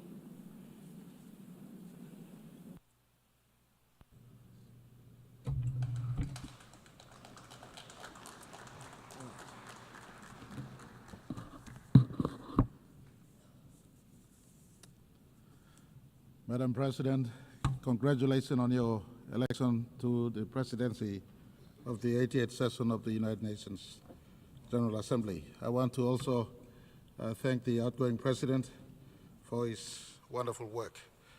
Secretary General, Excellencies, distinguished delegates, ladies and gentlemen. Firstly, on behalf of my country, Papua New Guinea, I want to say thank you to Almighty God, the Creator God, for the care of my country the last 50 years. It is truly with deep honor that I bring to this assembly warm greetings from the 10 million people of my country. Just a few days ago, we celebrated 50 years of our independence, and very soon, on the 10th of October, we will mark 50 years since we joined the United Nations. And I want to say, 50 years on, we have been proud participants in the United Nations family, and we have stood to the principles of the United Nations Charter. Deep in the core of my nation's continued success, we have maintained our nation under our Constitution. At independence, the founding fathers and mothers of Papua New Guinea gave us a single constitution, something that we value to the core. Our constitution has kept our diversity together. It protects total human rights, affirms our Christian heritage, it guides the way we live and govern. Despite being Christian, for instance, we protect the freedom of religion of every sort in our country. It safeguards our culture and it protects our environment. Papua New Guinea is home to extraordinary diversity. Since time past, over 1,000 tribes have lived, over 850 languages thrive in the 600 islands that we call Papua New Guinea today. It is this one constitution that binds my country into a symphony of one nation, one people, one country. And I want to say thank you very much to the fathers of my country and to the mothers of my country who have given this wonderful constitution that protects the democracy we have today. I want to also acknowledge the work of our churches, who alongside state has delivered education, health, and community services that has contributed to holding my country together. For this, we are forever grateful. I want to say deep in the heart of this Constitution, it preserves human rights and human dignity. And we coexist amongst ourselves. If you look into PNG today, we got mosque for our Muslim brothers and sisters. We have Hindus who practice their Hindu faith. We have many religions in our country. Our Constitution, whilst pronounced our Christian faith, tolerates diversity of religion, diversity of people's opinion, diversity of individuals' choice in as far as their practice of worship and how they want to live. In a world of so much divergence, Papua New Guinea has one or two lessons to teach the world. One of them is living amidst diversity, coexisting and living in unity. Our second lesson we possibly want to speak to the world is a lesson of peace.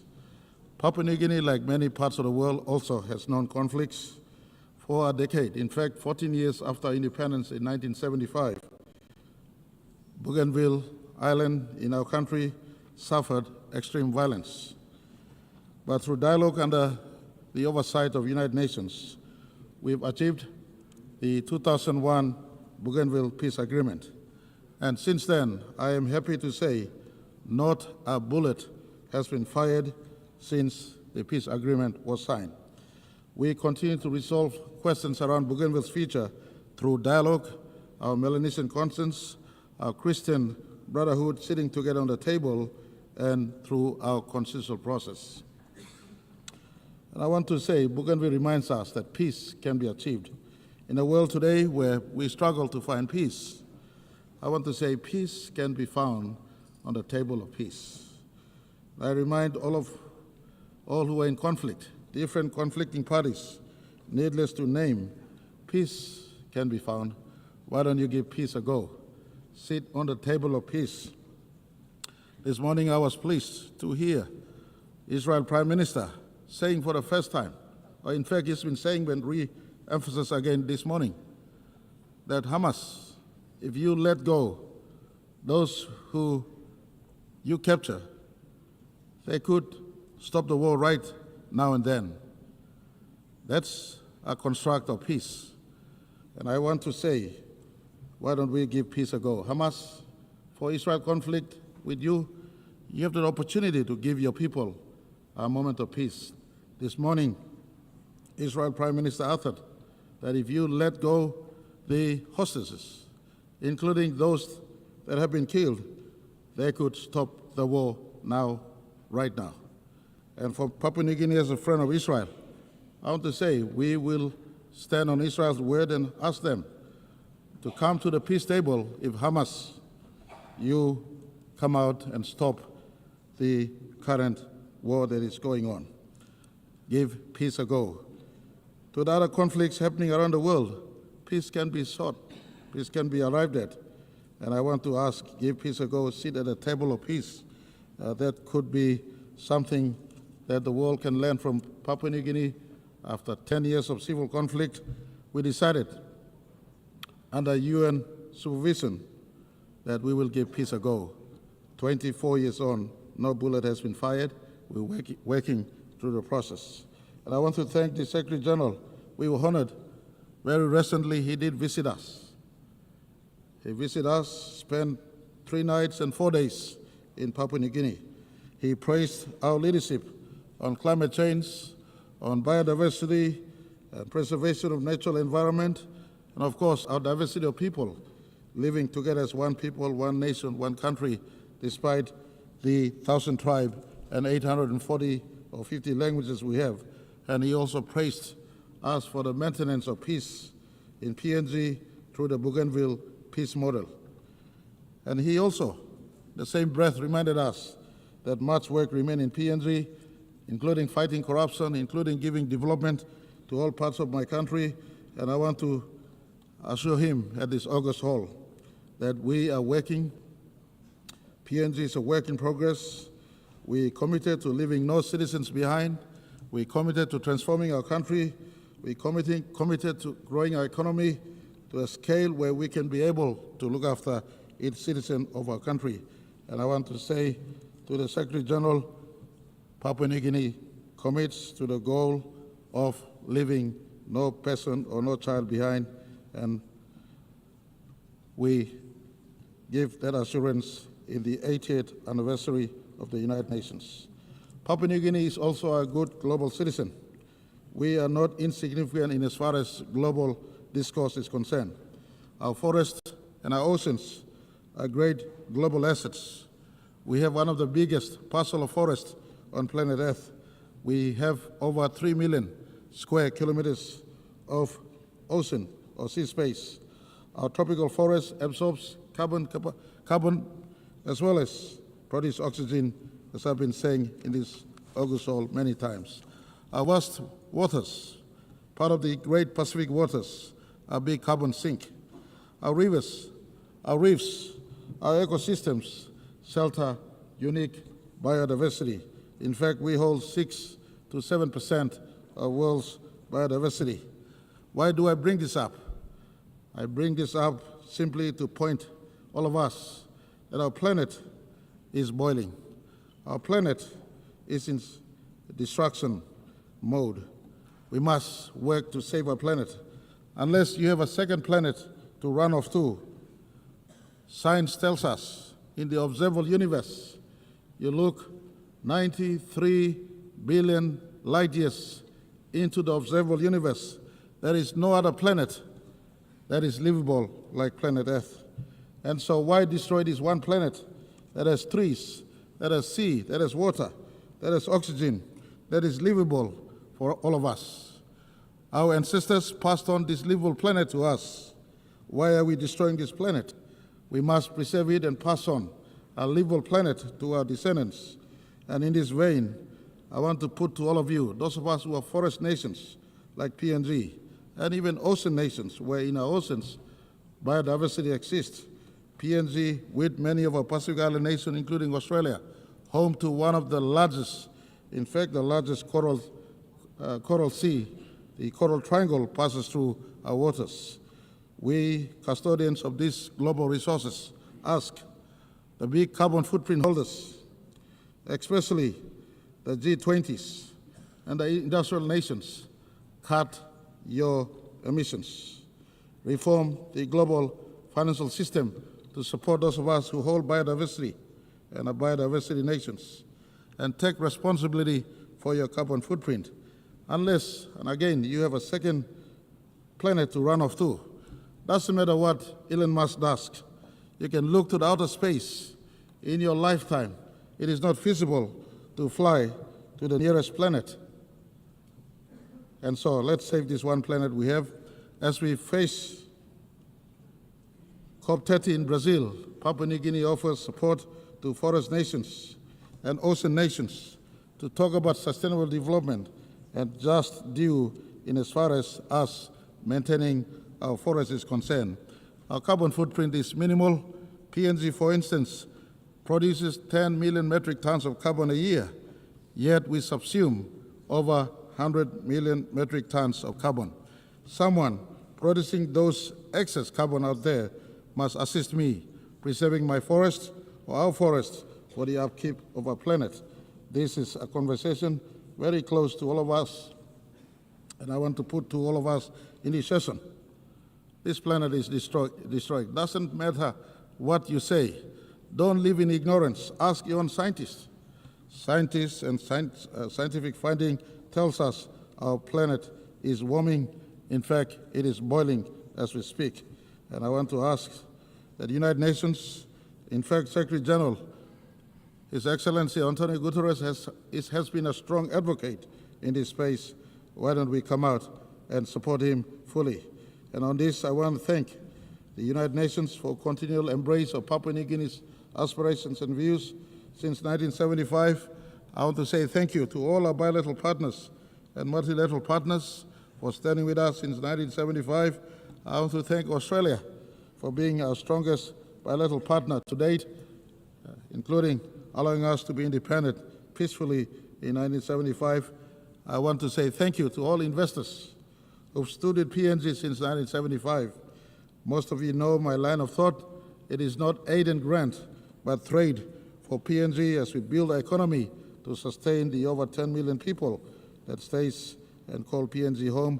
I want to thank all NGOs and churches and individuals for their enduring support to my country in our 50th year of independence and democracy. Your solidarity has kept Papua New Guinea united thus far. In closing, I want to say 50 years ago we entered this assembly as one of the youngest members. Today, 50 years on, we stand tall as a free, vibrant democracy, nation that is still united amidst our diversity, resilient and strong, working to grow our economy so that our people can be prosperous and to improve our region as well as contribute to the world around us. On behalf of Papua New Guinea, I want to congratulate the United Nations for turning 80 this year, and to the world, 80 years may have passed. Some things don't change. Core values of humanity don't change. The United Nations is the meeting place of the diversity we have called planet Earth, rather. Papua New Guinea has diversity in ourselves. Our diversity finds our meeting place in our national parliament, in our constitution. Likewise for humanity. Many of you may think that the United Nations is irrelevant, but Papua New Guinea at the 80th year of United Nations want to say the Charter is relevant. We must keep the sanctity of the United Nations running. In this place, humanity can meet. In my closing message, I want to say, unity can be found in diversity, like PNG maintains our unity in diversity. It is better together than being alone. Peace is built and sustained through dialogue and not through war. This one planet must be preserved for all generations. Thank you very much. Thank you too much. On behalf of Papua New Guinea, I say thank you all for listening.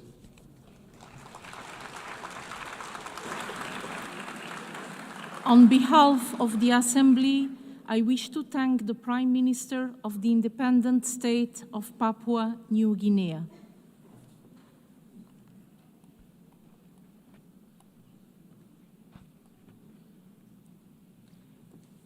The Assembly will hear an address by His Excellency Andry Holness, Prime Minister, Minister for Defense, and Minister for Economic Growth and Job Creation of Jamaica.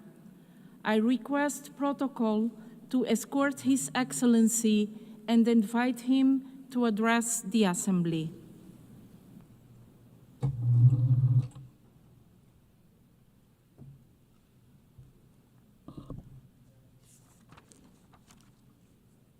Madam President, Excellencies, on behalf of Jamaica, I extend warm congratulations to you, Madam President, on your election to preside over this landmark 80th session of the General Assembly. Just last week, Jamaica marked 63 years as a proud member of the United Nations. As we celebrate the UN's 80th anniversary, we reaffirm our unwavering commitment to the principles of the UN Charter. From decolonization to peacekeeping, from eradicating diseases to promoting human rights, the UN has achieved remarkable success over these past 8 decades. Yet, as we confront global challenges, including pandemics, climate change, armed conflict, and persistent poverty, we must acknowledge that our multilateral system requires urgent reform and revitalization to meet the needs of the 21st century. The UN80 initiative is an opportunity to strengthen multilateralism with concrete action, institutional reform, and renewed political will. We must build a system that is more democratic, representative, and responsive to evolving challenges. Jamaica is honored that our permanent representative is co-chairing the working group on UN80 mandate implementation review, along with the permanent representative of New Zealand, and we look forward to meaningful outcomes.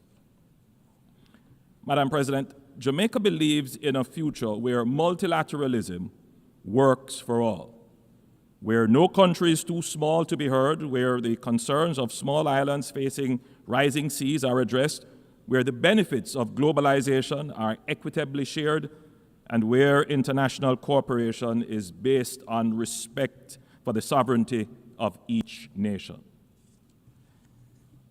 Climate change, Madam President, is not a distant threat or an academic consideration. It is a daily reality for small island developing states like Jamaica.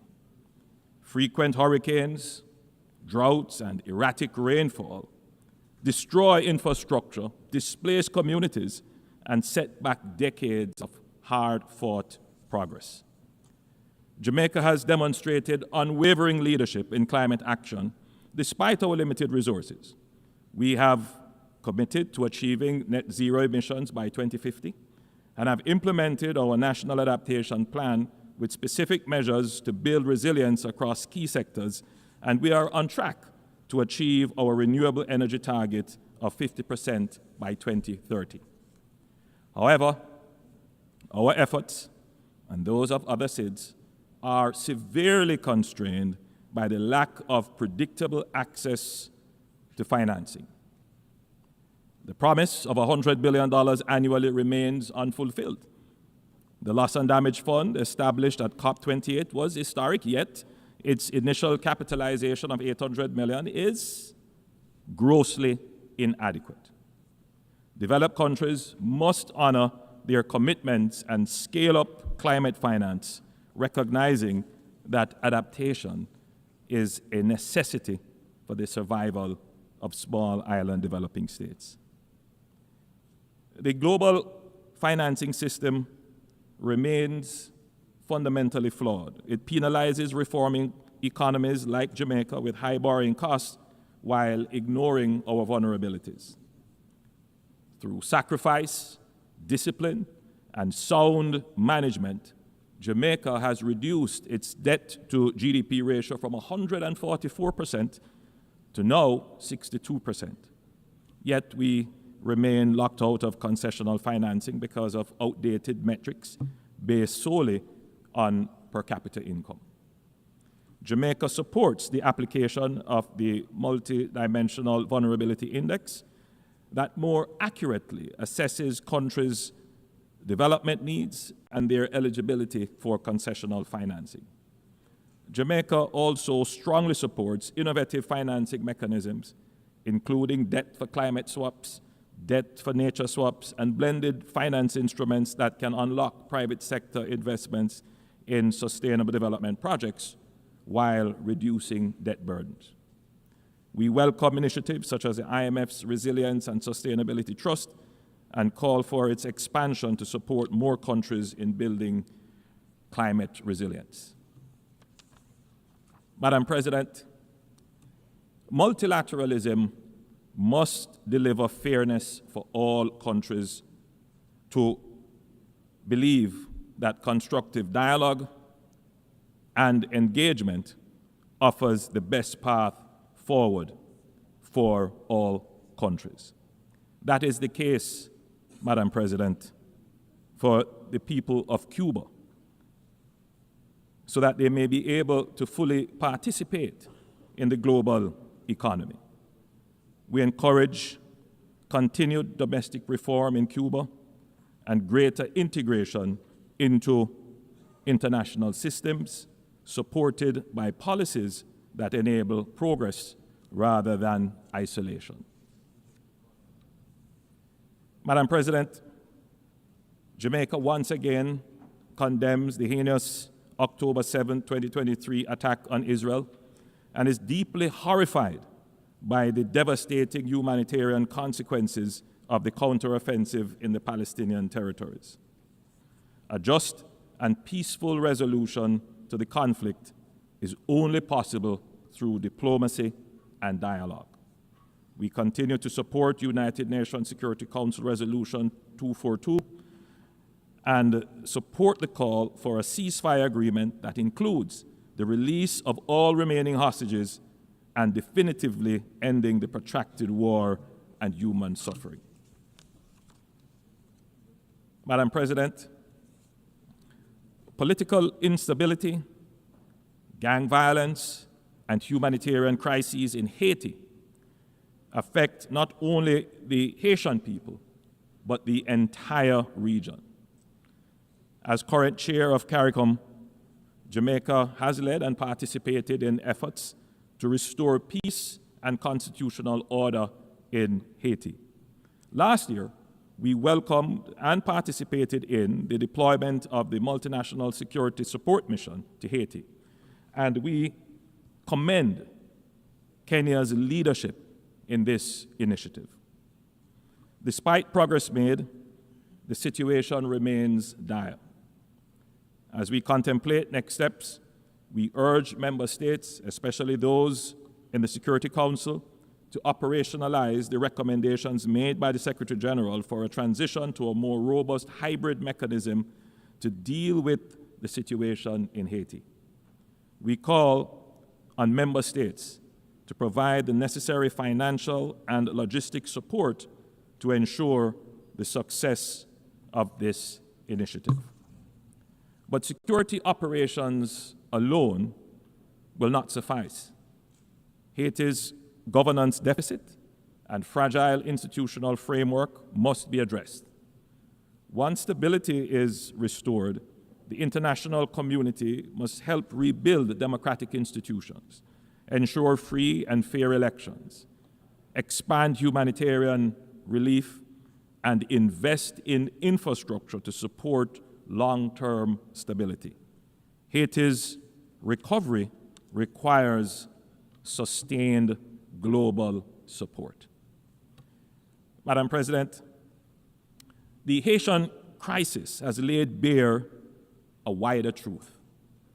Transnational criminal networks involved in cybercrime, trafficking arms, narcotics, and people, organizing violence and destabilizing institutions, are an existential threat to states.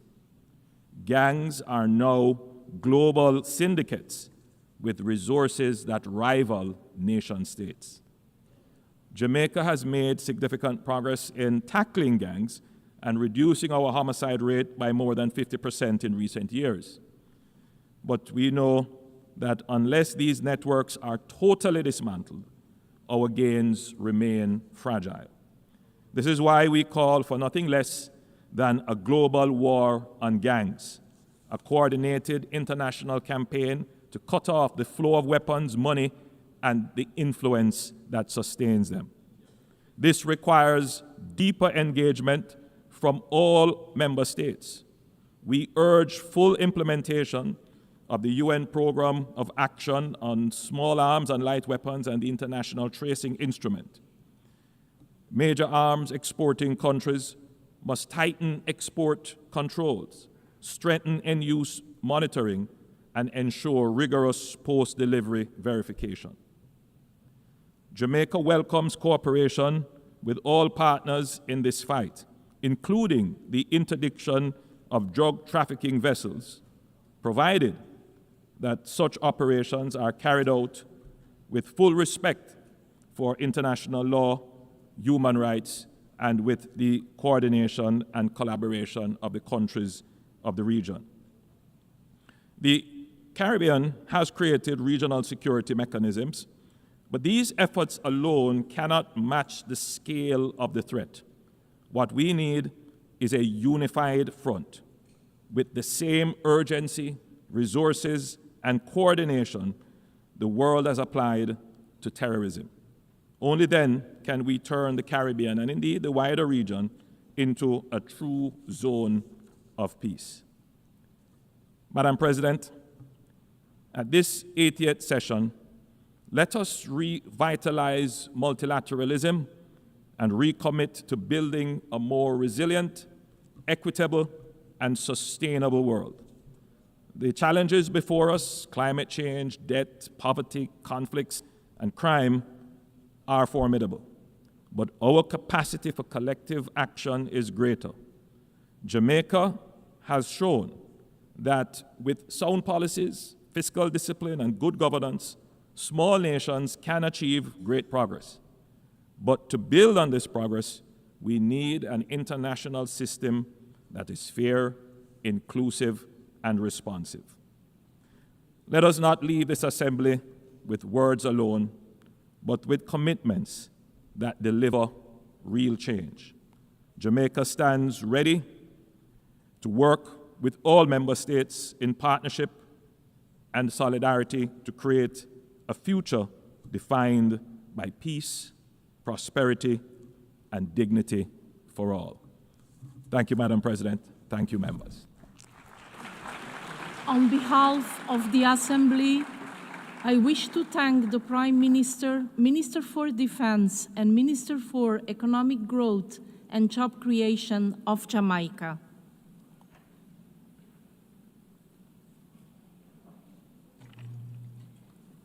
The Assembly will hear an address by His Excellency John Briceño, Prime Minister and Minister of Finance, Investment and Economic Transformation, Civil Aviation and E-Governance of Belize. I request protocol to escort His Excellency and invite him to address the Assembly.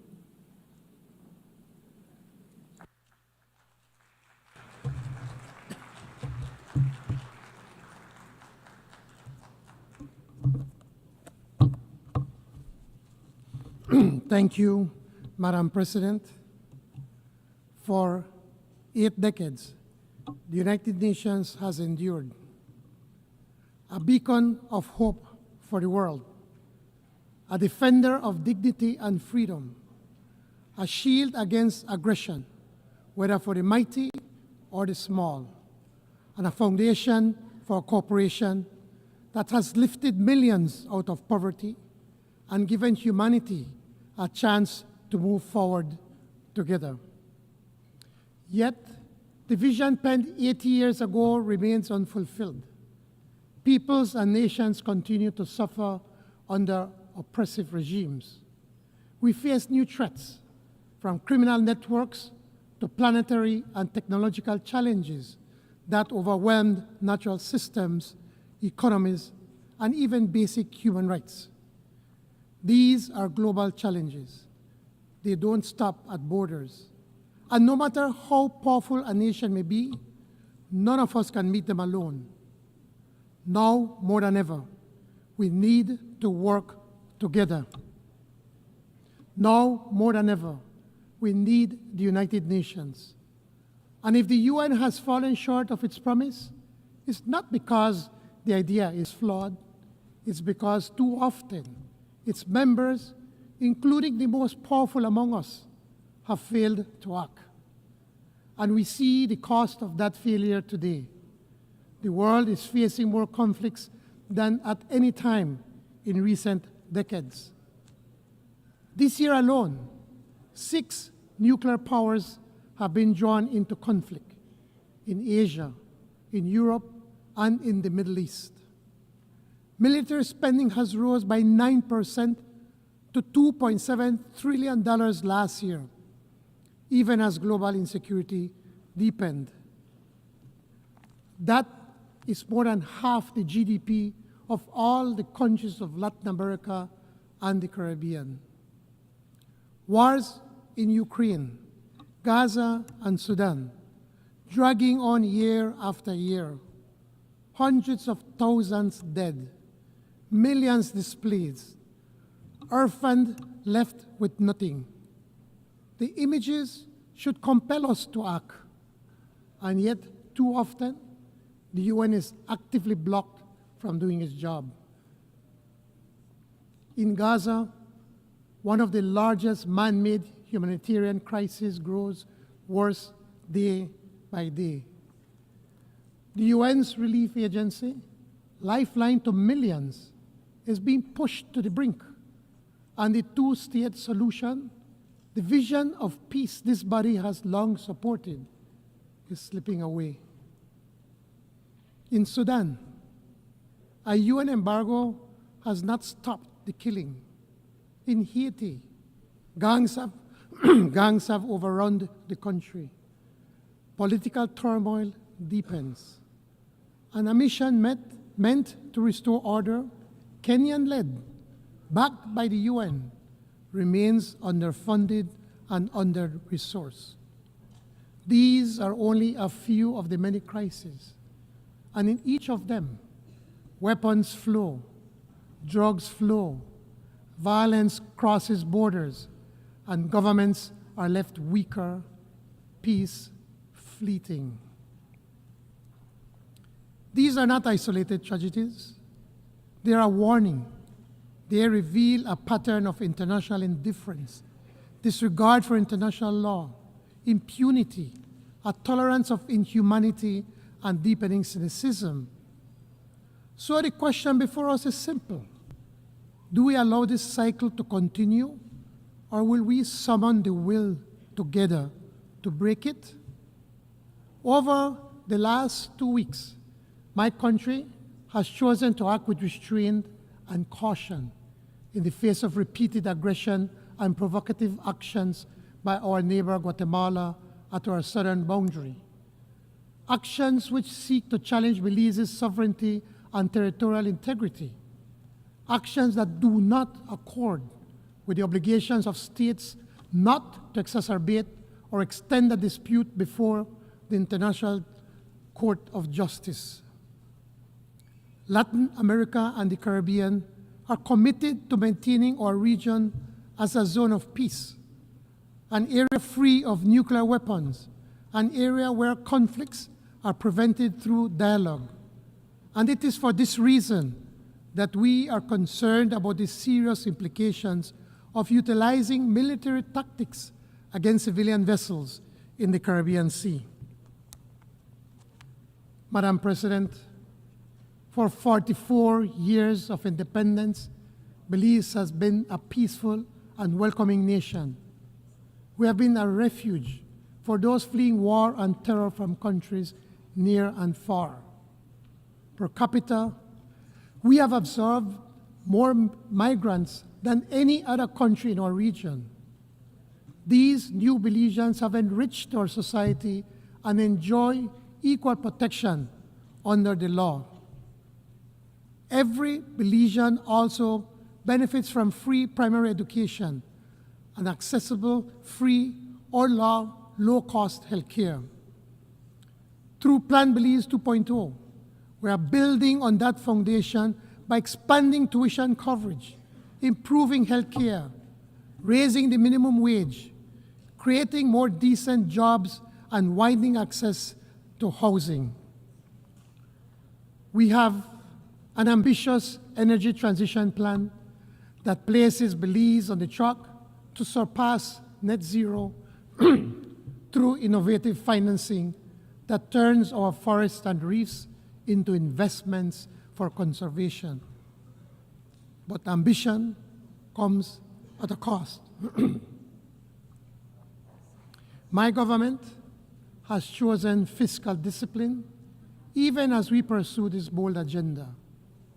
Belize is the 5th most vulnerable small island developing state to climate risk, ranked 2nd in the world for impacts from extreme weather. Rising seas are already displacing some coastal communities. Extreme heat strains our energy systems, and unpredictable rainfall threatens our farmers. Fishers must now travel farther and risk more for declining catches in warming seas. Food security is under threat.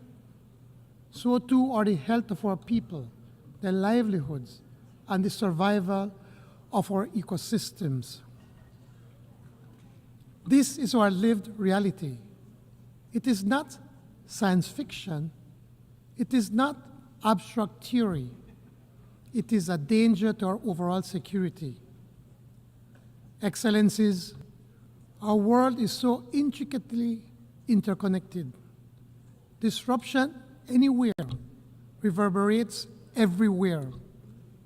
Geopolitical and geoeconomic competition are consequential globally. So too is the persistence of disease, hunger, poverty, and the inequalities among peoples and nations. Small states like my own then must vigilantly guard against restive neighbors seeking to sustain territorial claims through military provocation or aggression. This is not the world that the founders of the UN envisioned. Instead, it is a world embattled, a world divided, and yet it is not a world without solutions. Over 80 years, nations have agreed on laws and policies to defend human rights, pursue sustainable development, promote disarmament, and protect the vulnerable and our environment. We have built strong institutions that remain vital, even if reform is overdue. But we cannot face today's challenges by relying on legacy alone. In the pursuit of larger freedom and dignity for all, let us act with urgency to rescue the development agenda, leaving no one behind. For our part, Belize will spare no effort. Through Plan Belize 2.0 and the implementation of our NDCs 3.0, we are working to lift our people out of poverty and to secure a healthy environment. But we cannot do it alone. We need international support that has been promised.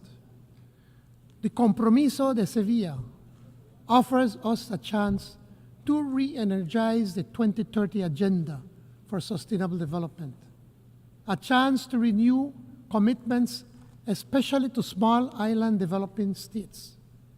This is why Belize calls for the urgent attention to the Antigua and Barbuda Agenda for SIDS. We must mainstream the Multidimensional Vulnerability Index. We must expand access to grants and concessional finance, not more debt. And we must strengthen SIDS participation in global financial decision-making. In COP30 in Belém, Belize urges the G20, responsible for 80% of emissions, to commit to more ambitious emission reduction targets. Developed nations and development banks must lead the mobilization of $1.3 trillion in climate finance and prioritize SIDS, whose adoption and lost and damaged needs are most urgent. It is high time, past time, for the global financial system to reward environmental stewardship, to recognize the true value of these natural assets for long-term resilience. Consider this. 30% of the world's ocean lie within the jurisdiction of small island developing states, much under some form of protection. These marine environments help regulate the global climate. Yet we receive little for our efforts. Only 1% of climate finance flows to SIDS, half of which are loans. Meanwhile, the fossil fuel industry, with trillions of dollars in subsidies annually, is not just perverse, it is dangerous. Let us reverse this by investing more, much more in nature-based and nature-positive solutions. With only 5 years remaining to achieve the SDGs, urgency is paramount. Madam President, realizing the ambition of leaving no one behind requires the involvement of everyone.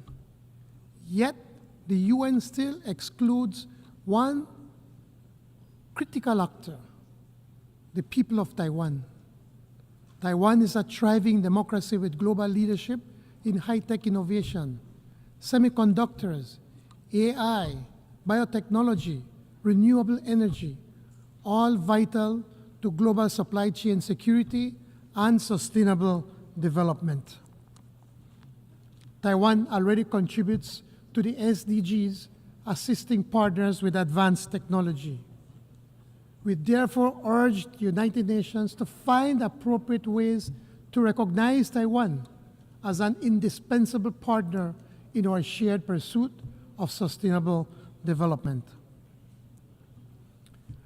Madam President, the people of Haiti deserve our urgent and united support to completely expunge the criminal gangs that have attempted to overrun that country and to ensure that they are brought to justice.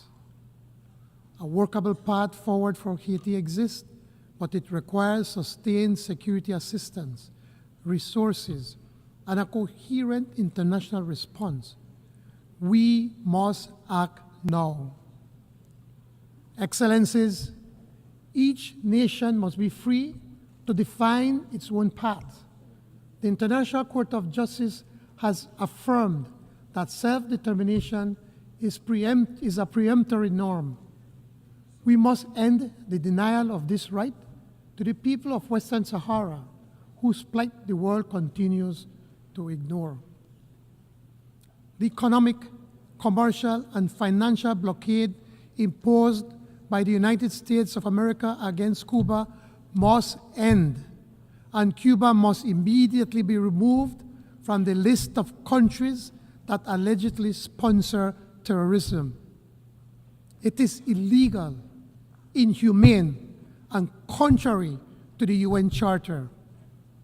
And the genocide in Palestine must stop now.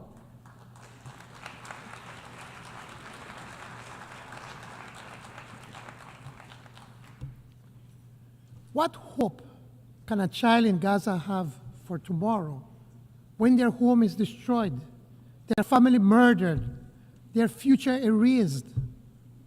What hope can there be if their right to self-determination is extinguished?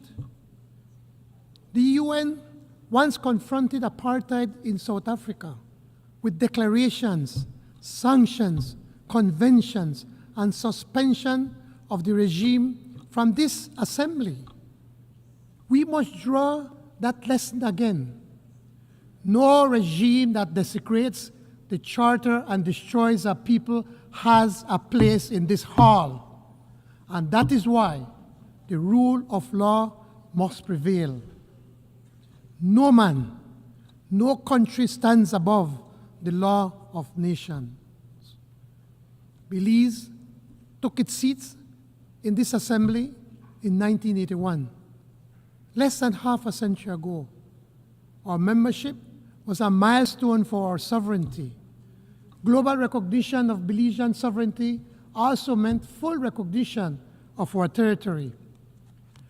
We stand firm in the conviction that the boundaries of that territory were agreed in 1859, more than a century and a half ago. Our anthem proclaims it, from the proud Rio Hondo to the old Sarstone, through Coral Isles over Blue Lagoon. Though our territory is contested, we remain firm, not belligerent, tested but not subdued, threatened but not deterred, because the rule of law is on our side. Together with Guatemala, we submitted our dispute to the ICJ in 2019. We await the court's decision. We trust that justice will prevail. In the meantime, we reiterate our demand that Guatemala desist from any provocative behavior which have the potential to affect our otherwise friendly bilateral relations. We reiterate our invitation to Guatemala to work with Belize in designing confidence-building measures for the Sarstún River and maritime spaces. Madam President, Belize believes in our common humanity and in the existence of the common good. Equity and justice are our guiding principles. As we commemorate the 80th anniversary of this great institution, let us not only reflect on the past, but commit ourselves to the future. Let us affirm together that multilateralism is not an option, but an obligation, that the rule of law is not an aspiration, but a necessity, that the dignity of every human being is not negotiable, but inviolate. Belize pledges to do its part, to stand for law over force, for cooperation over division, for justice over impunity, and we call on every member state to do the same. Only then can we make real the promise of the Charter: peace, prosperity, and larger freedom for all peoples in every nation for generations yet to come. I thank you. On behalf of the Assembly, I wish to thank the Prime Minister and Minister of Finance, Investment and Economic Transformation, Civil Aviation and E-Governance of Belize. We have heard the last speaker in the general debate for this meeting. The next plenary meeting to continue with the general debate will be held immediately following the adjournment of this meeting. The meeting is adjourned.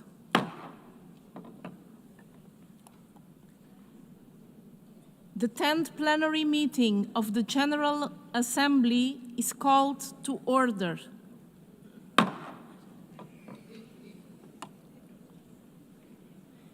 The Assembly will continue its consideration of Agenda Item 8, entitled General Debate. The Assembly will hear an address by His Excellency Nsokwanai Samuel Matekane, Prime Minister and Head of Government and Minister for Defense, National Security and Environment of the Kingdom of Lesotho. I request protocol to escort His Excellency and invite him to address the Assembly.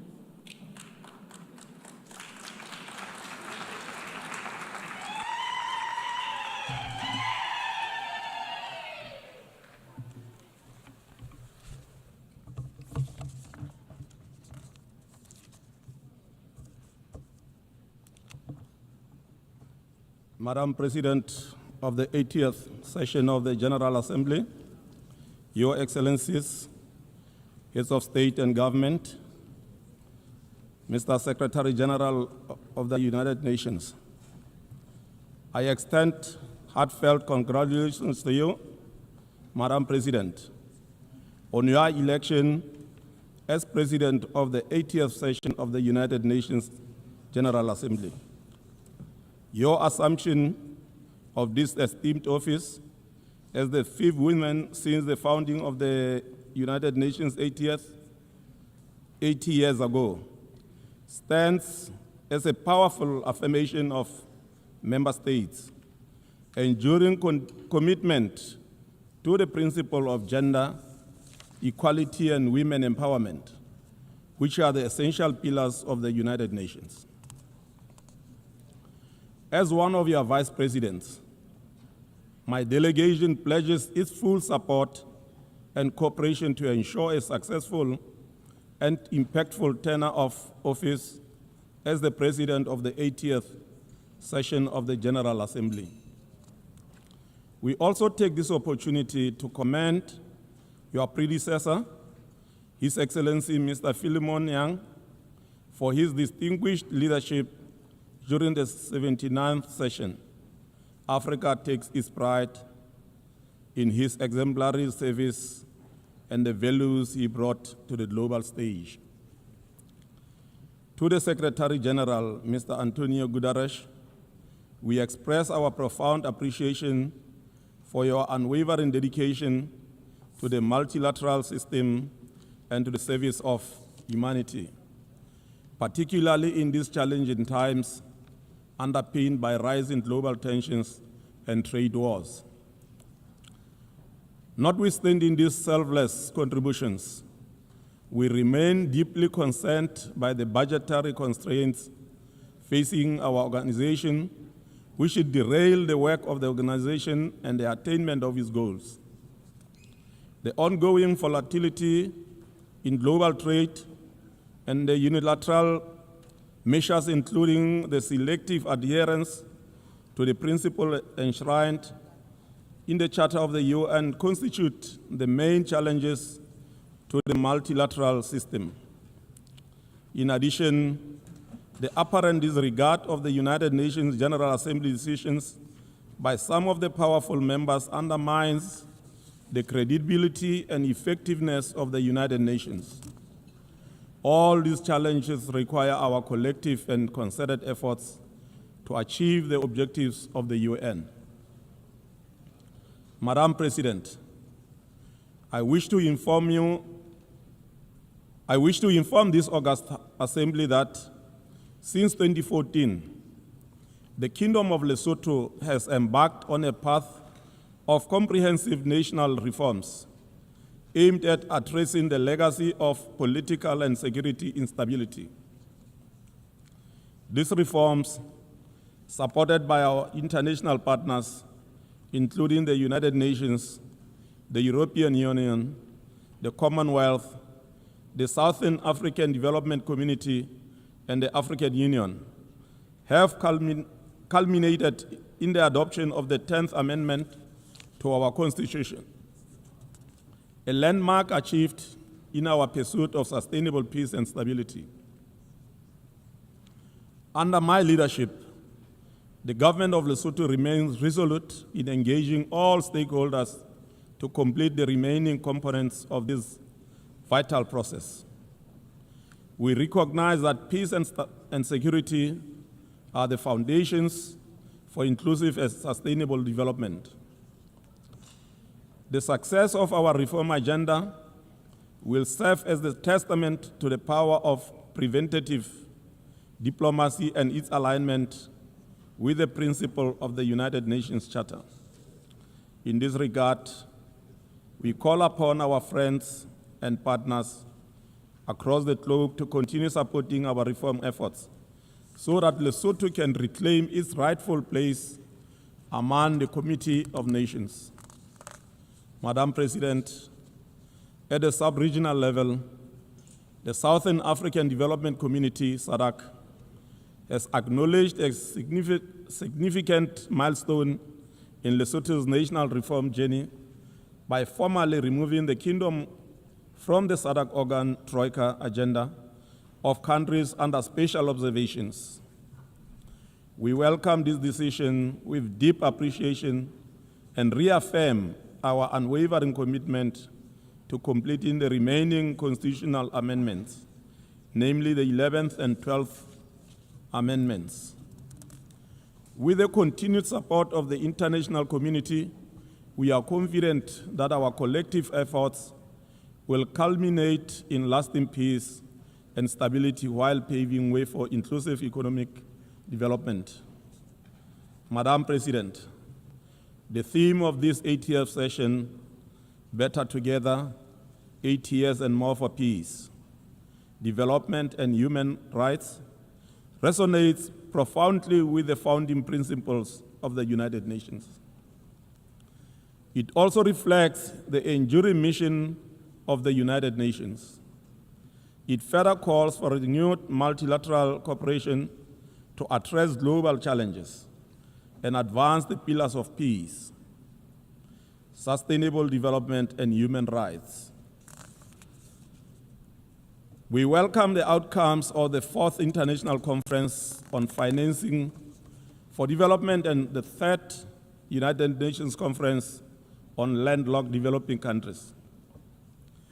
These landmark gatherings offered member states a rare opportunity to renew their commitment to bridging the financing gap for developing nations and to address the unique challenges faced by countries in special situations, such as Lesotho.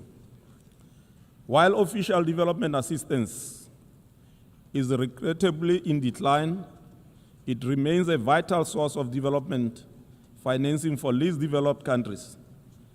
Its reduction threatens to erode the progress achieved thus far. We therefore make a clarion call to development partners to honor their ODA commitments, thereby safeguarding vulnerable nations from the risk of entrenched poverty and underdevelopment. At the national level, Lesotho is intensifying efforts to mobilize domestic resources by curbing illicit financial flows and enhancing revenue administration. This includes improving the efficiency of our tax systems and broadening the tax base through aggressive industrialization. We are also embarking on a transformative path through the Just Energy Transition Initiative, a visionary program championed by His Majesty King Letsie III. As we may all be aware, Lesotho is endowed with the pristine mountains water, strong winds, and a year-round sunshine that's offering unique potential for hydro, wind, and solar energy. Our goal is to harness these resources to achieve our domestic and regional energy security and climate adaptation. This clean energy potential also creates opportunities for Lesotho to host data centers powered sustainably by renewable and cooled naturally by our temperature highland climate. Such facilities would not only advance Africa's digital transformation, but also do so in a way that is environmentally responsible and cost-effective. Lesotho is therefore open for investment and partnerships in building global data centers, renewable energy, and water resources. Madam President, digital transformation is reshaping our world. For developing countries like Lesotho, the implementation of the Global Digital Compact is not a luxury, it is a necessity. To ensure resilience and inclusive development, the government of Lesotho is prioritizing investment in affordable digital infrastructure, promoting digital literacy, and nurturing innovation ecosystems. These efforts are particularly focused on empowering youth, women, and rural communities. Let us bear in mind that the continent of Africa is home to the largest number of youth, that is 70% under the age of 30 years. Our collective ability to harness their potential in different productive sectors of our economies remain one of the most viable solutions to our structural challenges. In this regard, we invite all and sundry to ensure youth participation in governance, entrepreneurship, and decision-making processes. Madam President, agriculture remains the cornerstone of economic activity in landlocked, least developed countries. However, it is affected by climate shocks. To mitigate these impacts, greater investment in adaptation and resilience are essential. We warmly welcome the proposal to establish regional agricultural research hubs under the AWASA Program of Action for LLDCs to mitigate the impact of climate change. Such centers have the potential to provide access to sustainable agricultural practices and innovation critical for enhancing agricultural security and reducing poverty. I am happy to reaffirm Lesotho's interest in hosting such a center for the African region. Madam President, addressing the global climate emergency and ecosystem degradation demands coordinated international action. Extreme weather events, erratic rainfall, and drought threaten food systems, water resources, and financial stability. The preservation of biodiversity and sustainable management of natural resources on land and at sea are critical to climate adaptation. Though landlocked, Lesotho recognizes the integral role of oceans in the global climate system.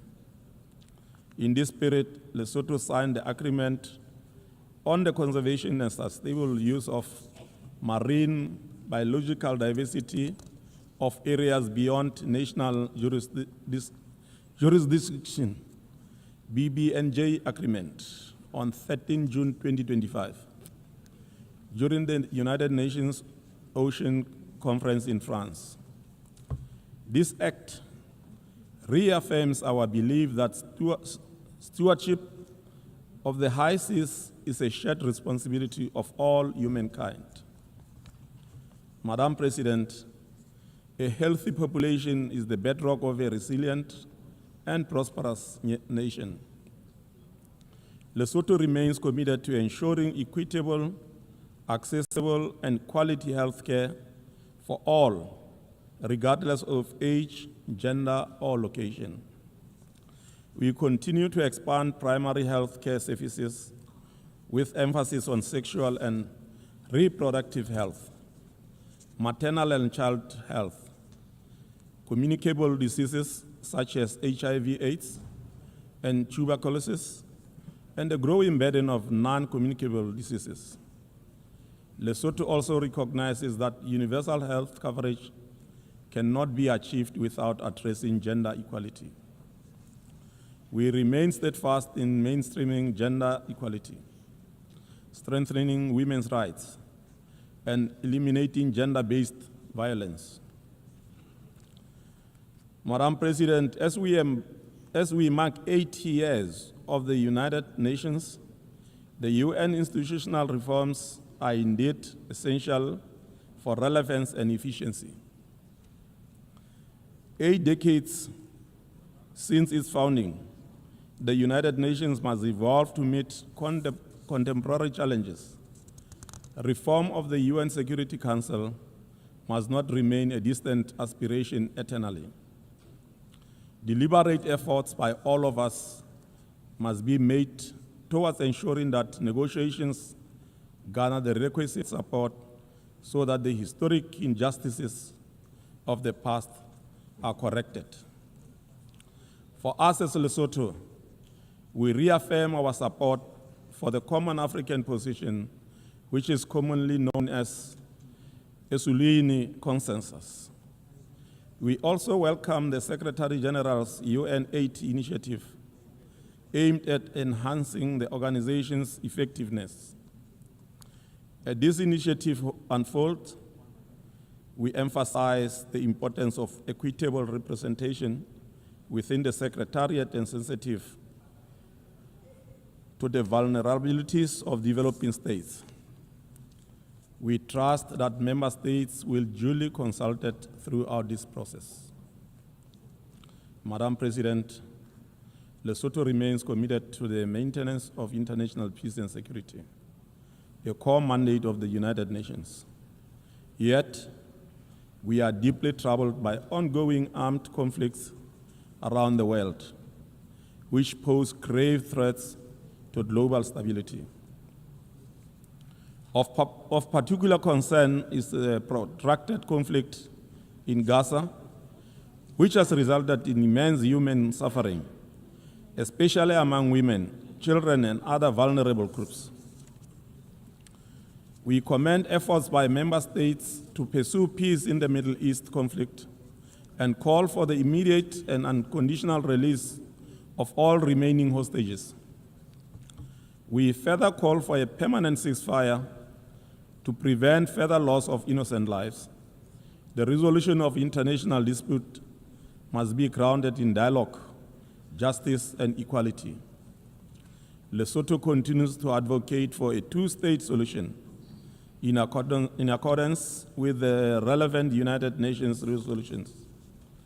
Madam President, the use of unilateral coercive measures by some states on others remain a source of concern for my delegation. The consequences of such measures are also felt beyond the borders of the targeted countries. Under this regime, the people of Zimbabwe and Cuba continue to suffer for unnecessarily too long. My delegation therefore renews its call for unconditional removal of the unilateral sanctions in order to afford these two countries the opportunity to achieve the most aspired development. As I conclude, Madam President, Lesotho remains steadfast in its commitment to the implementation of the Sustainable Development, recognizing them as a blueprint for inclusive and resilient development.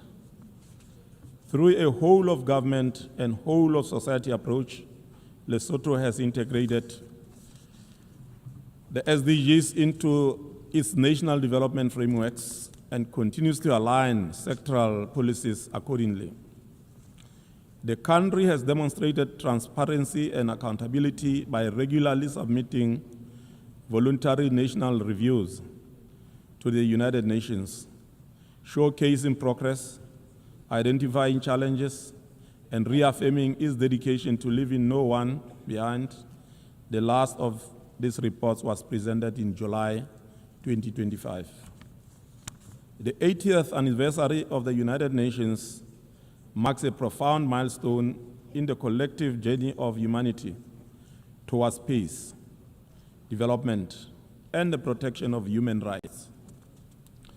Over 8 decades, the organization has stood as a beacon of multilateral cooperation, guiding member states through moments of triumph and adversity. As we commemorate this legacy, we must also look ahead with renewed purpose and resolve. The future demands a United Nations that is more inclusive, responsive, and equipped to address emerging global challenges, from climate change and digital transformation to rising inequality and geopolitical tensions. The next chapter must be defined by bold action, strengthened solidarity, and a shared commitment to leave no one behind. I thank you for your attention. Thank you. On behalf of the Assembly, I wish to thank the Prime Minister and Head of Government, Minister for Defense, National Security and Environment of the Kingdom of Lesotho.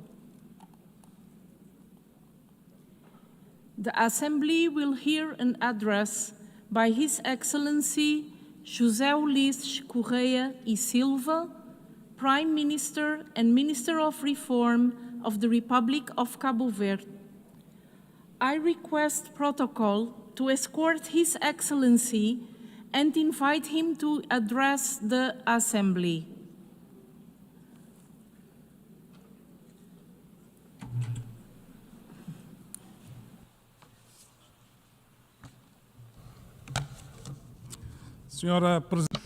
Madam President, Excellencies, it is with great honor that I take the floor in this General Assembly on behalf of the people and the government of Cabo Verde in the session in which we celebrate the 80th anniversary of the United Nations. This is taking place during turbulent times marked by devastating wars and armed conflicts, humanitarian crises of enormous magnitude, expansion of populism and extremism, a structured anti-system that fights to impose a system that eliminates the boundary between democracy and autocracy, as well as between truth and lies. This turbulent world helplessly watches the acceleration of climate change, threatening planet Earth and humanity. No country is immune to this disruptive movement that advances with the impulse to exercise absolute power, the provocation and exploitation of social fractures, and the ideology of post-truth. This turbulent world requires a United Nations empowered as a global regulator, and that is only effective when resulting from the political will of its member states. In this context, I would like to praise the UN 80 initiative launched by Secretary General Antonio Guterres as a space for reflection and renewal of multilateralism and to mobilize political will for peace, sustainable development, and human rights. Cabo Verde welcomes the revitalization of the Commission on the Status of Women, a central instrument for the promotion of gender equality in the multilateral system. We believe that the acceleration of the Sustainable Development Goals depends on the empowerment of women. We will continue to be staunch advocates for this cause, both inside and outside the United Nations. We advocate the urgent and necessary reform of the Security Council in line with Africa's position. The Summit of the Future offers a unique opportunity to strengthen commitment to the SDGs. More than global goals, it is the human dignity of millions of people that is at stake. Real people, children of God, living in real countries. Acting in multiple dimensions, we recognize the importance and relevance of the Global Compact for digitalization, for equitable access to digital technologies and artificial intelligence. Excellencies, Cabo Verde is an active and dynamic CIDS committed to the multilateral agenda. We currently hold the vice presidency of AOSIS. We actively participate in the Third Ocean Conference. We were chosen to co-facilitate, along with Australia, the negotiations that led to the Nice Declaration, Our Ocean, Our Future, Our Responsibilities, containing firm commitments to the sustainability of the oceans. We welcome the OASIS Leaders Declaration, the adoption of which demonstrates a strong commitment to issues related to the ocean, climate, and sustainable development. We applaud the successful fourth Conference on Financing for Development. The Seville commitment is a unique opportunity to boost development, especially in the most vulnerable countries, such as CIDS. For us, CIDS, it is essential to operationalize the Multidimensional Vulnerability Index, the mechanisms for converting debt into climate finance, and the Loss and Damage Fund. The Antigua and Barbuda Plan of Action stands. Its implementation into resilient prosperity is CIDS' greatest ambition. We note with satisfaction a historic achievement, the entry into force of the Agreement on Marine Biodiversity in areas beyond national jurisdiction, Cape Verde is among the first 60 states to ratify this important treaty. Unfortunately, we were not able to achieve consensus, and we must insist.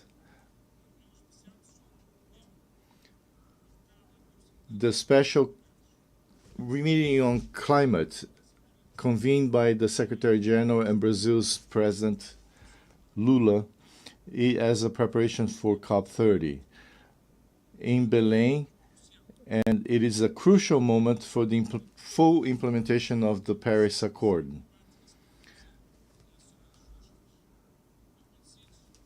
As SIDS, we demand clear commitments from all states, especially the largest emitters, to limit the temperature increase to 1.5 degrees Celsius.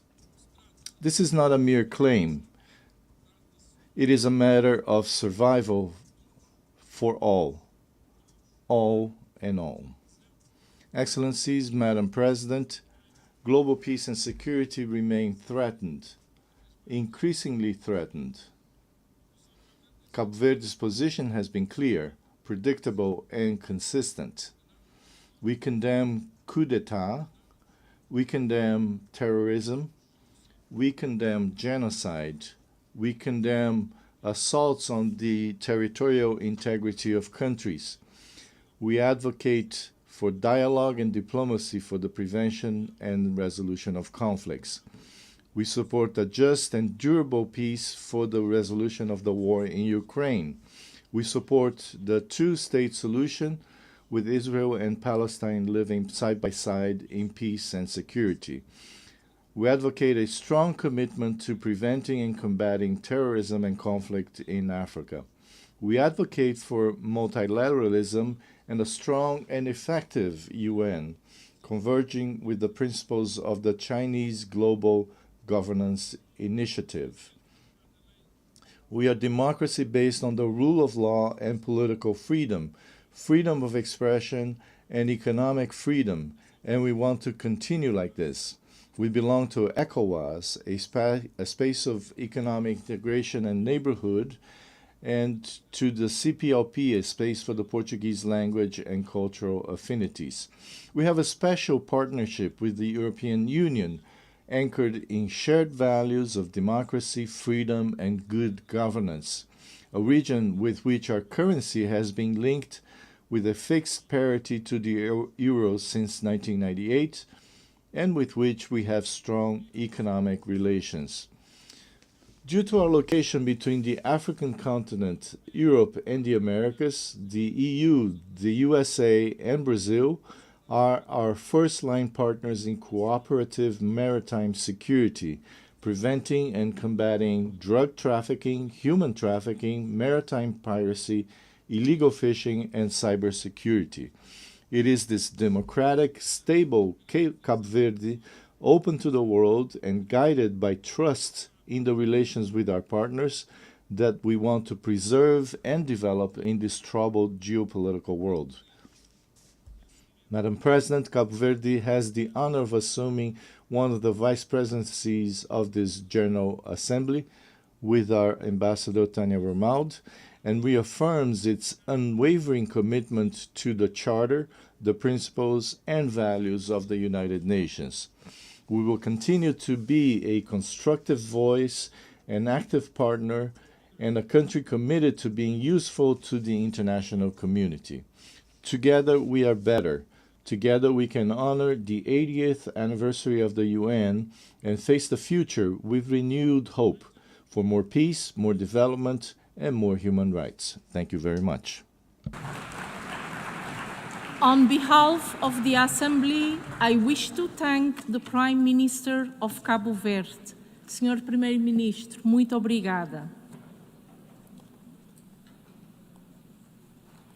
The Assembly will hear an address by His Excellency Rosen Dimitrov Gelyaskov, Prime Minister of the Republic of Bulgaria.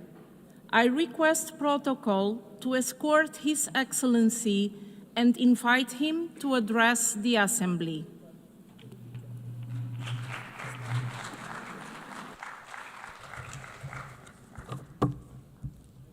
Madam President of the General Assembly, Excellencies, ladies and gentlemen. In Bulgaria, we carry a simple truth at the heart of our identity. Unity makes strength. These words are more than motto. They are a legacy born of struggle and solidarity. They echo through our history, from the forging of our independence to the building of our democratic institutions. And today, in a world shaken by division and conflicts, this principle feels more urgent than ever. The challenges we face, from contested global narratives and eroding trust in international institutions to stalled development, financial instability, and shrinking humanitarian space, do not respect borders. They demand a united response. Bulgaria's creed is a message we offer to the world, that the hope lies not in isolation, but in coming together. Bulgaria reaffirms its commitment to effective multilateralism and to the rules-based international order with the United Nations at its core. For 80 years, the UN has been a beacon of hope, a platform for dialogue and peace. And this year, in 2025, Bulgaria marks 70 years of membership. Over 7 decades, Bulgaria has stood alongside fellow member states in pursuit of the UN's founding ideals, contributing to peacekeeping, sustainable development, and the protection of human rights. As we celebrate this milestone, we renew our pledge to the UN Charter and to a future defined not by division, but by unity and strength it brings. For the UN to meet the test of our time, reform is not a choice, but an imperative. Bulgaria fully supports the Secretary General's UN80 initiative for mandate reviews, structural reform, and more effective use of resources. Equally urgent is completing ongoing reforms in development, management, peace and security, and advancing the humanitarian reset for stronger, locally led action with sustainable financing. At institutional level, we believe that the Security Council must be reformed to reflect today's world more effective, more representative, more accountable. We need genuine progress, including a fairer balance in membership, one additional non-permanent seat be allocated to the Eastern European group, and limits on the misuse of the veto. The General Assembly must remain the heart of the organization, where our shared forum for dialogue and decision-making. Excellencies, ever since the adoption of the UN Charter, international peace and security have never been more threatened. Russia's full-scale war of aggression against Ukraine, with its far-reaching global repercussions, represents an existential challenge to the rule-based international order. This is not merely a European conflict. It threatens the very legitimacy of the United Nations. It's utterly unacceptable that a founding UN member with a permanent Security Council seat wages war while disregarding international humanitarian and human rights law. In recent weeks, Russia is escalating and conducting flagrant violation of EU member states and NATO allies' sovereign airspace by drones and planes. These actions demonstrate that Russia is the one undermining the prospects of peace. These actions cannot be tolerated and are meeting our strong collective resolve and response. The only path to peace is clear. Ukraine's sovereignty must be respected and its territorial integrity fully restored. A full, immediate, and unconditional ceasefire is essential. The need for urgent action is clear in the Middle East. The brutal Hamas attack on 7 October 2023 and the devastating conflict that followed have caused immense human suffering. Bulgaria mourns the loss of every innocent life, Israeli and Palestine alike. In Gaza, tens of thousands of civilians have been killed, neighborhoods destroyed, and countless people displaced. We must not allow this tragedy to leave a permanent scar on humanity's conscience. A sustainable ceasefire and credible political process are urgently needed. Only a two-state solution grounded in international law and mutual recognition can secure a just and lasting peace, allowing Israelis and Palestinians to live side by side in dignity and security. The crisis in the Middle East and North Africa is interconnected and threatens regional stability. Yemen faces famine and disease. Syria needs an inclusive, UN-led dialogue for democratic transition, and Sudan teeters on the brink amid ongoing fighting and mass displacement. Instability in Libya and the Sahel shows how weak institutions allow conflicts to spread. Bulgaria calls for a new regional security architecture led by UN, grounded in diplomacy, respect for sovereignty, and long-term investment in peace and development. Nuclear non-proliferation, disarmament, and arms control remain central to our collective security.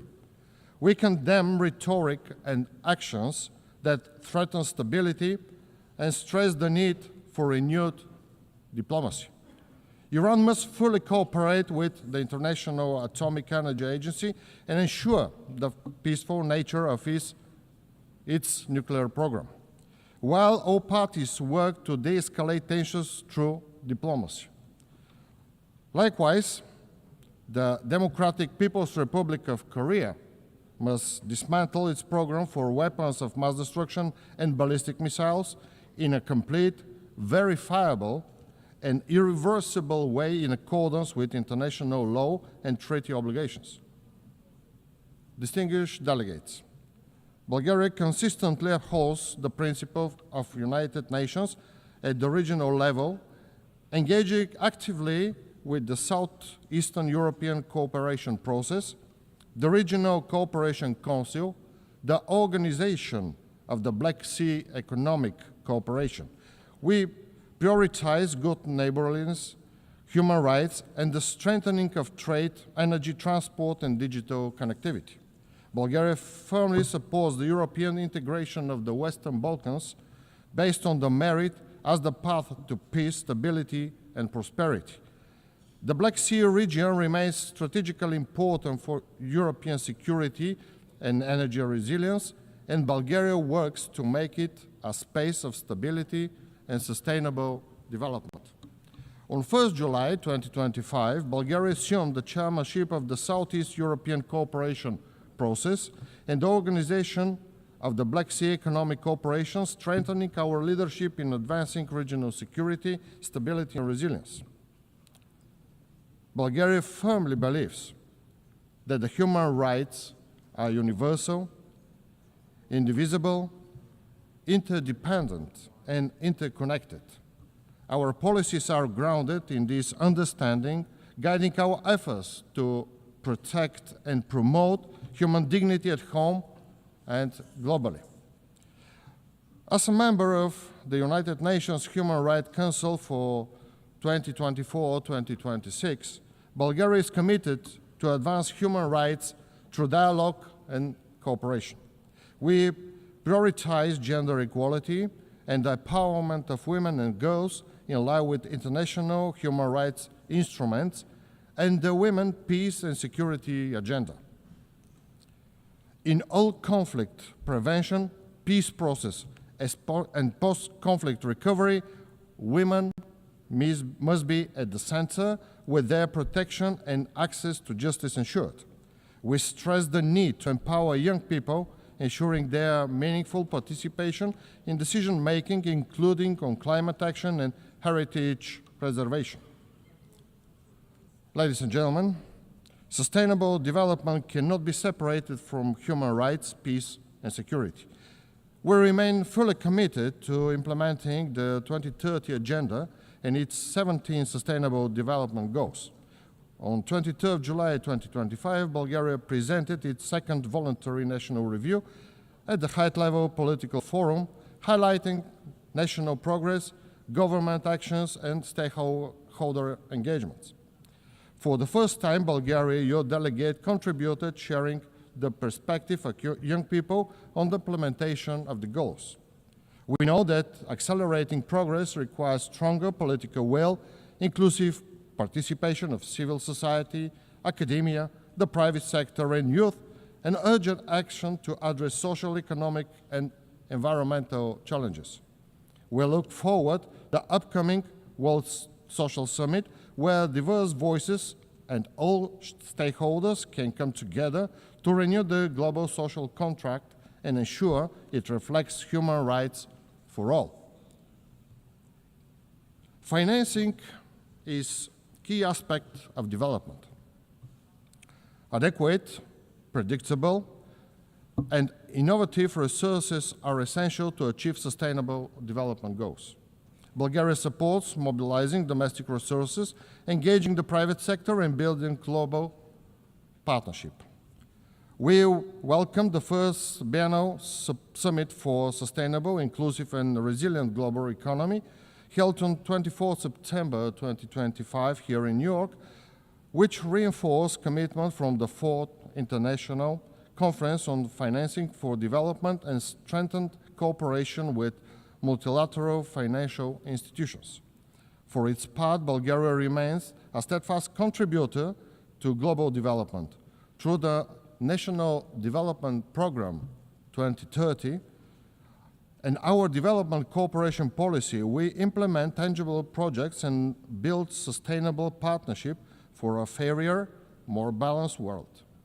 In all our efforts, we prioritize poverty eradication, sustainability, and equality, focusing on key regions, the Western Balkans, the Eastern Partnership countries, the Middle East, North Africa, and Asia, with special attention to education, health, and building resilient societies.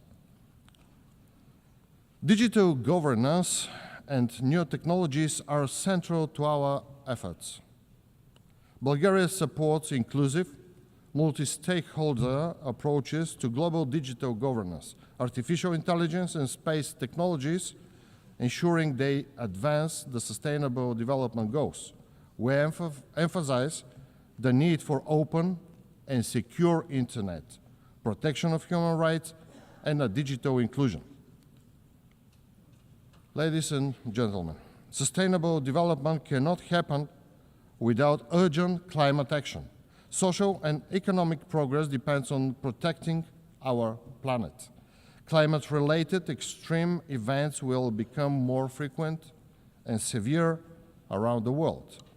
At the same time, Europe is the fastest warming continent, and climate risks are accelerating, threatening its energy and food security, ecosystem, infrastructure, water resources, financial stability, and people's health. The economic losses have already been estimated in billions of euros. My country, Bulgaria, is not exception, and it is among the most affected countries by droughts, forest fires, and floods. Bulgaria supports the Paris Agreement, calls for ambitious contributions at COP30, and emphasizes international cooperation to safeguard oceans, manage marine resources, sustainability, and ensure long-term environmental, economic, and social resilience. Dear Excellencies, the journey ahead is long. but our resolve must be unwavering. Let us commit once again to working hand in hand to upholding the principles of UN Charter and to ensure that peace, dignity, and opportunity become a reality for every person in the world. Thank you for your attention.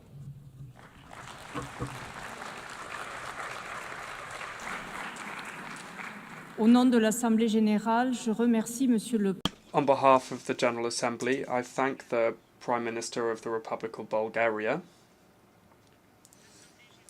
The General Assembly will now hear an address by His Excellency Mr. Abdullahi Maiga, Prime Minister, Head of Government and Minister of Territorial Administration and Decentralization of the Republic of Mali.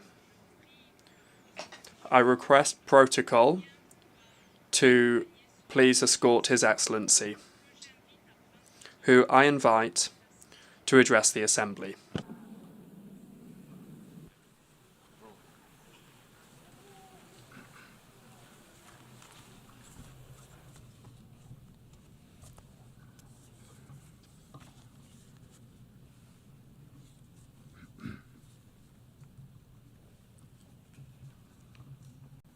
Madame la Présidente, President of the General Assembly, heads of state and government, United Nations Secretary General, ladies and gentlemen. As I begin my statement, I have the honour to extend to you the cordial greetings and the message from the founding fathers of the Alliance of Sahel States, Their Excellencies, Army General Assimi Goïta, President of Transition Head of State of Mali, and the President of the Alliance of Sahel States, Captain Ibrahim Traoré, President of Burkina Faso, Head of State, and Army General Abdurrahman Tiani, President of the Republic of Niger, and Head of State. I would also like to share with you the warm congratulations from the dignified people of the Alliance of Sahel States, determined more than ever to free themselves from the yoke of imperialism and enjoy their right to self-determination in a Pan-African spirit. As we wish you every success in your election to preside over this 80th session of General Assembly, Madam President, the Alliance of Sahel States would also like to congratulate your predecessor, His Excellency Mr. Philemon Yang from the Republic of Cameroon, and congratulate him on his exemplary leadership of the work of the 79th session. Finally, I wish to reiterate to our Secretary General, Mr. Antonio Guterres, reiterate our appreciation of the efforts that he continues to undertake to achieve the noble objectives of our shared organisation. Ladies and gentlemen, the topic chosen for this 80th session of the General Assembly, Better Together, 80 Years and More for Peace, Development and Human Rights, end of quote, is of particular importance for the Member States of the AES Confederation. Yes, peace, mutual assistance, development and the preservation of human rights remain the main objectives. Indeed, the raison d'etre of the United Nations. Alas, these key objectives have never been so sorely tested in the world, and in Sahel in particular, because essentially of armed groups with dark age thinking, weaponized and supported by foreign state sponsors. The member states of the Alliance of Sahel States are on the front line of the fight against terrorism, which is both a real threat to international peace and security, but also and above all, a grave attack on the very foundations of our states. Led by our heads of state, our security and defence forces of the three countries of the Sahel Alliance are working closely together in a spirit of collaboration and complementarity that has never been seen before. We are driven by a common commitment to pool our efforts to tackle the scourge of terrorism. This new momentum, which is built around strengthening operational capacity of our security and defence forces through far-reaching recruitment, suitable training and appropriate provision of equipment, is seeing encouraging results every day on the ground. This confirms the relevance, indeed, of our sovereign decision to work together to fight our common enemies. Unlike some states who open safe passage corridors onto their territory for terrorists so that they can attack other countries to use their territory as a rear base, the founders of the alliance, through, again, this Pan-African spirit and concerned as they are to preserve the interests of their people, decided to make their countries more safe, trying to stop this threat spreading to other African countries and indeed around the world, doing a real public service for security in the region and the world. There is no shadow of a doubt that through their sacrifice, the valiant security and defence forces are contributing to the security of other regions, particularly countries on the West African coast. We take this opportunity to pay tribute to the memory of the civilian and military victims of insecurity in the Sahel. The sovereign approach that's been implemented is part of a vision borne by the heads of state of the Alliance of Sahel State, which is dedicated to safety and security of our states following the withdrawal of international forces. Against all the odds and far from scuttling our plans, our country showed ingenuity and was able to benefit from the historic geographic characteristics and the resilience of their people who, despite more than a decade of security and humanitarian crisis, continue to show exceptional strength and patriotic engagement.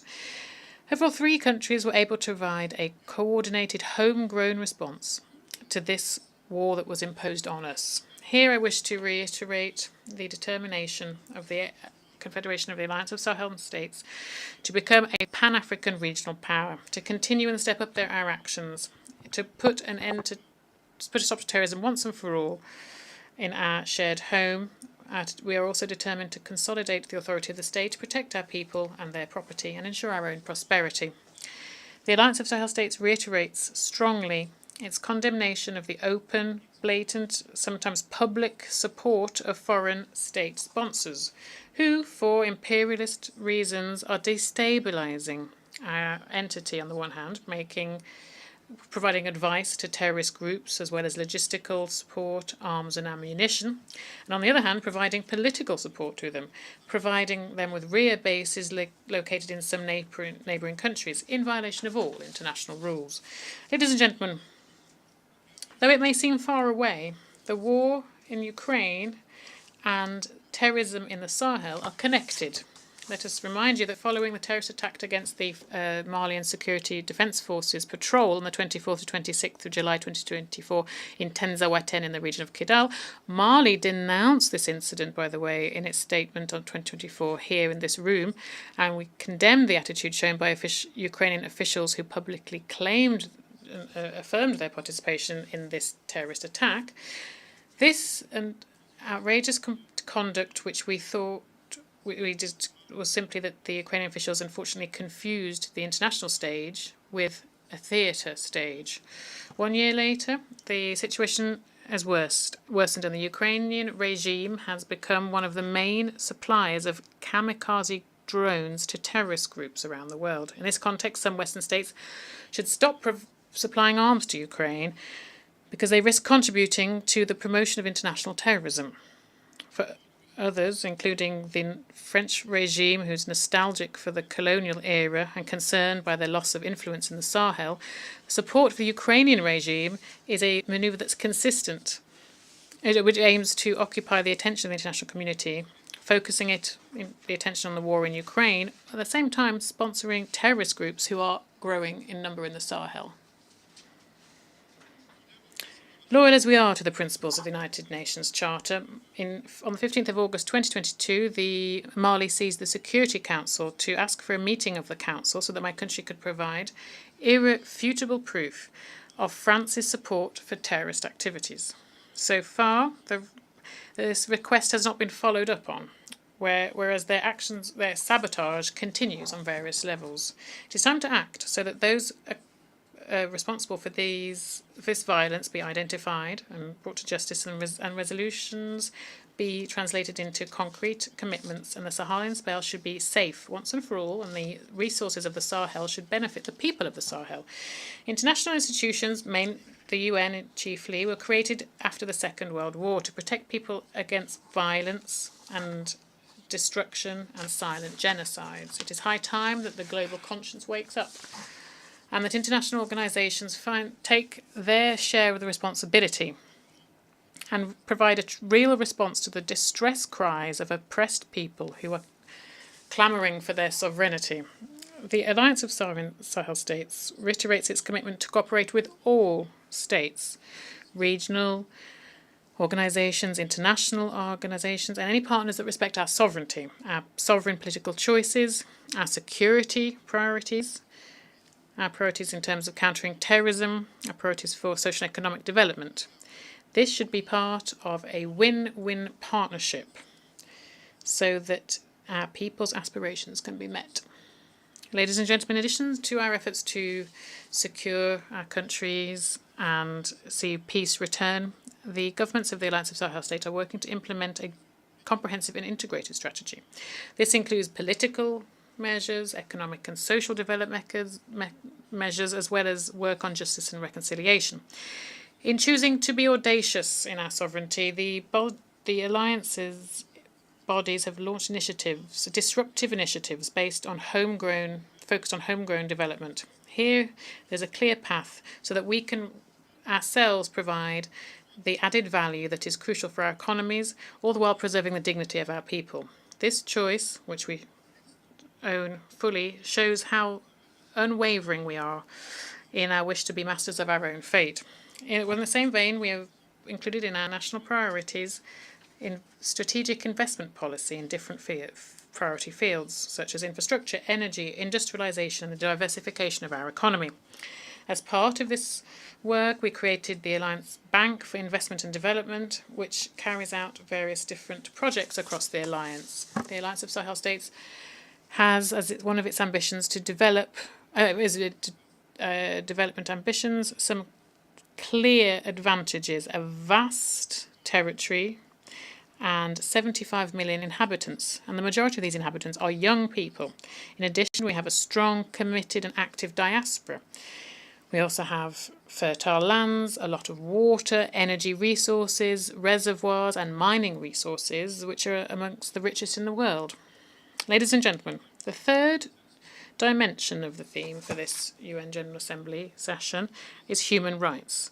The Alliance of Sahel States reaffirmed its commitment to respect international law. Human rights law is an international humanitarian law respected, and make sure that they are respected in line with our millennia history that goes back millennia of humanism and our national and international commitments.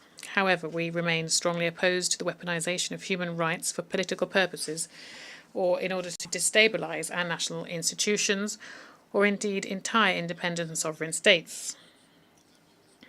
This, concerned as we are to preserve the sovereignty and dignity of our people, the heads of state of our alliance withdrew with immediate effect from the Statute of Rome of the International Criminal Court on the 22nd of September 2025.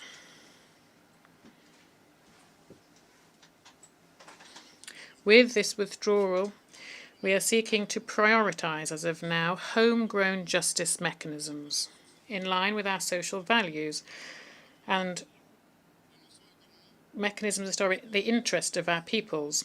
We also denounce the double standards that we've seen by some international players, whose morals are flexible depending on their interests.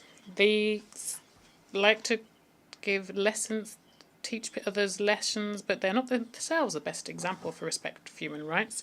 We call on our partners to prioritise dialogue and cooperation, which remain the best tools for promoting human rights around the world. Ladies and gentlemen, at a time when we are marking the 80th anniversary of the United Nations, we must state that our multilateral framework, as embodied by the UN, is being sorely tested in an international context that is notably polarised, where we are seeing a return of nationalism, protectionism, inward-looking attitudes and struggles for power. Despite this reality of the time, and also aware that the main three objectives of the United Nations Charter are peace, development and human rights, All of these remain relevant, we must say.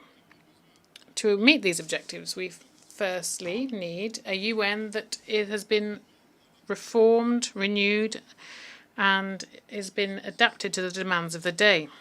This is an essential criteria to make it more legitimate on an international scale and ensure that its decisions can be effectively implemented. Here I wish to recall strongly that Africa has for more than 20 years now been demanding reforms in order to repair historic injustice that it has suffered, particularly in terms of its representation at the Security Council. Here I wish to reiterate the total support of the Alliance of Sahel States to the Common African position on this issue, as set out in the Eswatini Consensus and the CERT Declaration, so that Africa can have 2 permanent seats at the Security Council and 5 non-permanent seats. Secondly, we need a United Nations that can guarantee the respect for international law for all. We are concerned to see flagrant violations of international law around the world with complete impunity. At this 80th anniversary of the UN, for us, Member States, this provides us with the opportunity to reaffirm our unwavering commitment to the multilateral framework that is based on the law and not on force. Thirdly, we need robust follow-up and implementation mechanisms for the outcomes of international conferences. One thing is clear here, the creation since 1945, when the UN was created, we've held dozens of international conferences, and the commitments from these international conferences have barely been implemented, and they're not been benefited the people that we represent here. This situation must change. This is why we advocate for the envisaged reforms to be implemented and tackle this problem, so that our respective nations can benefit from the dividends of the commitments made at the United Nations.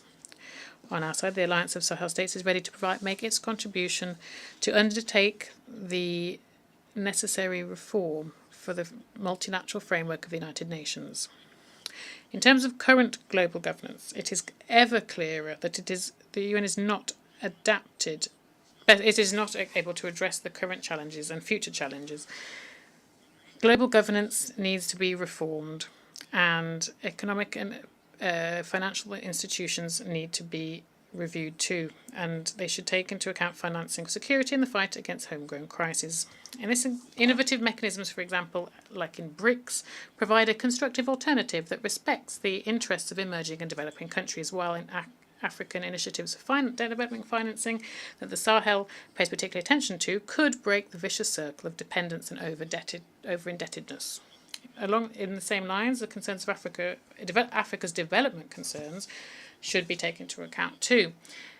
Africa is presented as a continent of the future with a rich youth, but alas, it is also facing a heavy burden of external debt. Its resources are being pillaged. There is unequal trade, and there's a negative transfer of resources and also there is problems posed by climate change. These are to name but a few of the challenges it faces. Ladies and gentlemen, on a national front, Mali, in its quest for peace and sustainable stability and in line with aspirations of our people as expressed in the Inter-Malian Dialogue for Peace and Reconciliation, adopted a charter for national peace and reconciliation. This was following an inclusive and participative process that focused on dialogue and cooperation within Malian society and Malians of all socio-professional strata, and as well as the diaspora. This charter embodies our determination to strengthen national ownership of the peace process in Mali. It is based on our own reality, our traditional values, our homegrown mechanisms for dispute resolution. The aim is to focus on a shared and promising future. On the 22nd of July 2025, when the charter was officially signed, His Excellency the Army General Assimi Goïta, President of the Transition Head of State of Mali, in his speech focused on the historic importance of this event, and I quote, he said, "This ceremony is even more unique because it carries a collective dream, that of a hope of lasting peace, social cohesion, indeed reconciliation within our dear homeland." End of quote. Now, in terms of regional concerns, I must mention the destruction of a drone by the Malian armed forces on the 1st of April 2025 by the Algerian junta. Mali strongly condemns this aggression and has turned to the International Court of Justice to address this. Since independence on the 22nd of September 1960, Mali has spared no effort to support decolonization across the African continent.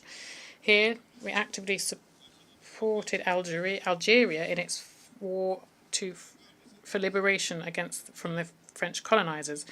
Given this political position and favour that we have always maintained for Pan-Africanism, in addition, we have geographical proximity between the two countries. We have a border that is 1,300 kilometres long. Mali has always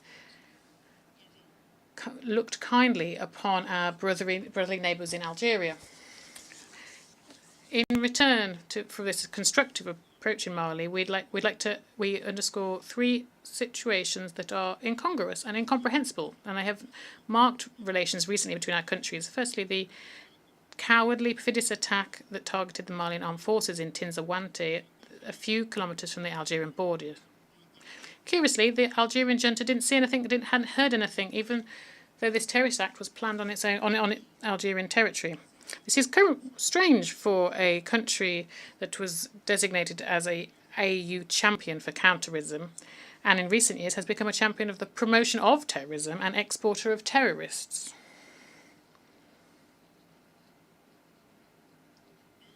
2.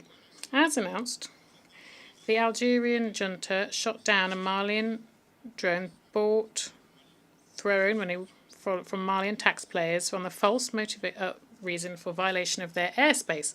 Mali is concerned by the idea that the Algerian junta put forward, defying the laws of physics, and whereby this object was shot down in its air, it would be capable to travel from where it fell 22 kilometres and then be found on Malian territory. And indeed, it's important to underscore that the debris of the Malian drone was found on Malian territory, thus validating our own arguments. On the 4th of September 2025, the Malian government informed that they had submitted an investigation at the International Court of Justice against Algeria concerning the destruction of this drone. In a communiqué from the Algerian Ministry of Foreign Affairs from the 19th of September 2025, we learn, and we're perplexed to learn, that there was an allegation whereby this investigation request from Mali was motivated by the press conference of the Algerian Foreign Affairs Minister on the 3rd of September 2025, during which he denied that Mali had submitted a request to the International Court of Justice. We would like to share with the Minister that the request submitted by Mali on the 4th of September has never meant that it was automatically registered by the International Court of Justice. Mali would recall that the aim of diplomacy is to defend your country's interests. In presupposing that the Malian complaint was launched by this press conference, the maniacs of Algeria show that their vision of diplomacy is to push other states to prosecute their country and international fora, thus scoring an impressive own goal, as we call in Mali, yabe. Concerning, I would say. In passing, Mali is paying a vibrant tribute to the Minister of Foreign Affairs of the Algerian junta. Indeed, lies corrupt everything. They've lost all their version of the Algerian version of the destruction of the Malian drone has lost all credibility.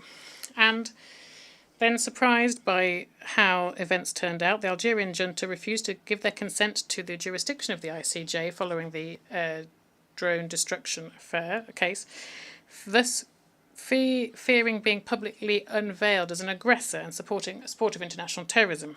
With these 3 points in mind, Mali recommended to the Algerian junta to share this quote from Amadou Hamtaba, who in Life and the Teachings of Tierno Bocca, Wisdom of Bandigara, said, "Some truths may seem unlikely to us simply because our understanding is not able to grasp them. We would like to invite them to get to know Mali and the values embodied by Mali Denra. Thus, faced with attacks and faced with adversary, we will not be simply spectators. For every shot fired against us, we will reciprocate. For every insult, we will reciprocate. On the other hand, it is strongly recommended to the Algerian junta to organise in Tin Zawatin in Algeria and their international annual festival on the artifice of human intelligence. From this rostrum, we called on the Algerian junta to stop supporting international terrorism and to resolutely engage in the promotion of peace and security with a constructive mindset, respecting the sovereignty of states, I would repeat. From this rostrum, we call on the Algerian junta to cease their support for international terrorism and resolutely engage in the promotion of peace and security in a constructive spirit, respecting the sovereignty of states. Once more and for the last time, from this rostrum, we call on the Algerian junta to stop to resolutely involve themselves, engage in promotion of peace and security in a constructive spirit, respecting the sovereignty of states. A word to the wise. What a shame.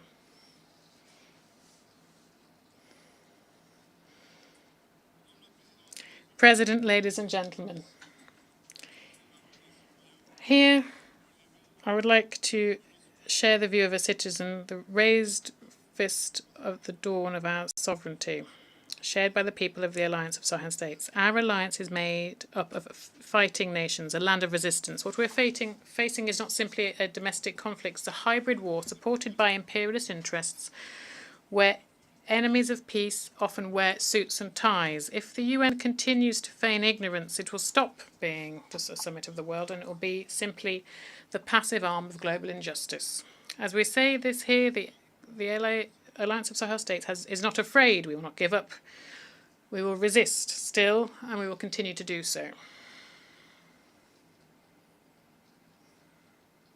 However, the Alliance of Sahel States is giving the UN a historic opportunity to take the side of truth, to recognise that the people of the Alliance are being victims of aggression, a choice to support the Alliance, which is fighting for themselves, but also for Africa, for the stability of a continent, and therefore indirectly for the stability of the entire world. History will be our judge. It will judge those who armed the forces of evil. It will judge those who looked away. It will judge those who forgot that justice is the only path towards lasting peace. The Alliance of Sahel States is not asking for aluminites, asking for conscience raising. To conclude, I'd like to reiterate here the commitment of the Alliance of Sahel States to the values, purposes and principles of the UN Charter. Thus, the Alliance of Sahel States would say that we cannot be better together unless we work collectively for multilateralism with a human face, multilateralism based on dialogue, the law, cooperation and solidarity between peoples, one that promotes peace and development, one that respects the sovereignty of states. However, we must not continue to do the same thing over the years to come and hope for different results. There is an urgent need for reform within our existing multilateral framework, the framework that is embodied by our shared organisation. The 80th anniversary of the UN provides us with this historic opportunity to adapt the organisation to the realities of the time, one that can effectively respond to current and future challenges.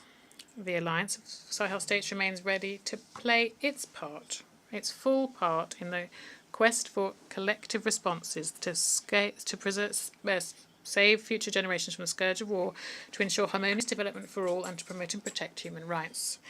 God bless the Alliance of Sahel States, and may He save our people from the dark age and destructive forces of the world. May God bless Mali and spare Malians from dark age forces and those who seek to destroy the world.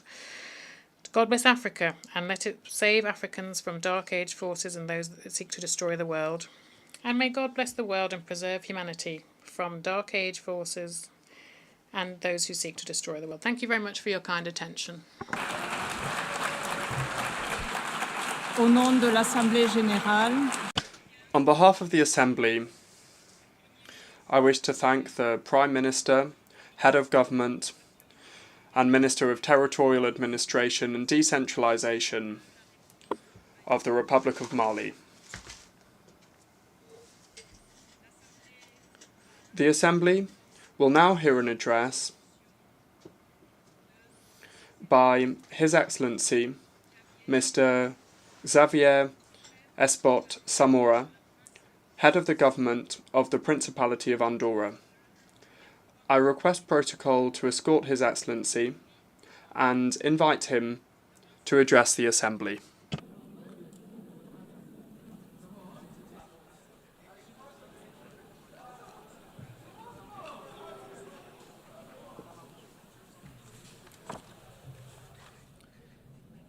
Señora Vicepresidenta. Madam Vice President, Mr. Secretary General, Excellencies, ladies and gentlemen. On the coat of arms of Andorra, there is a motto that embodies a profound political and ethical truth. Virtus unita fortior. United, virtue is stronger.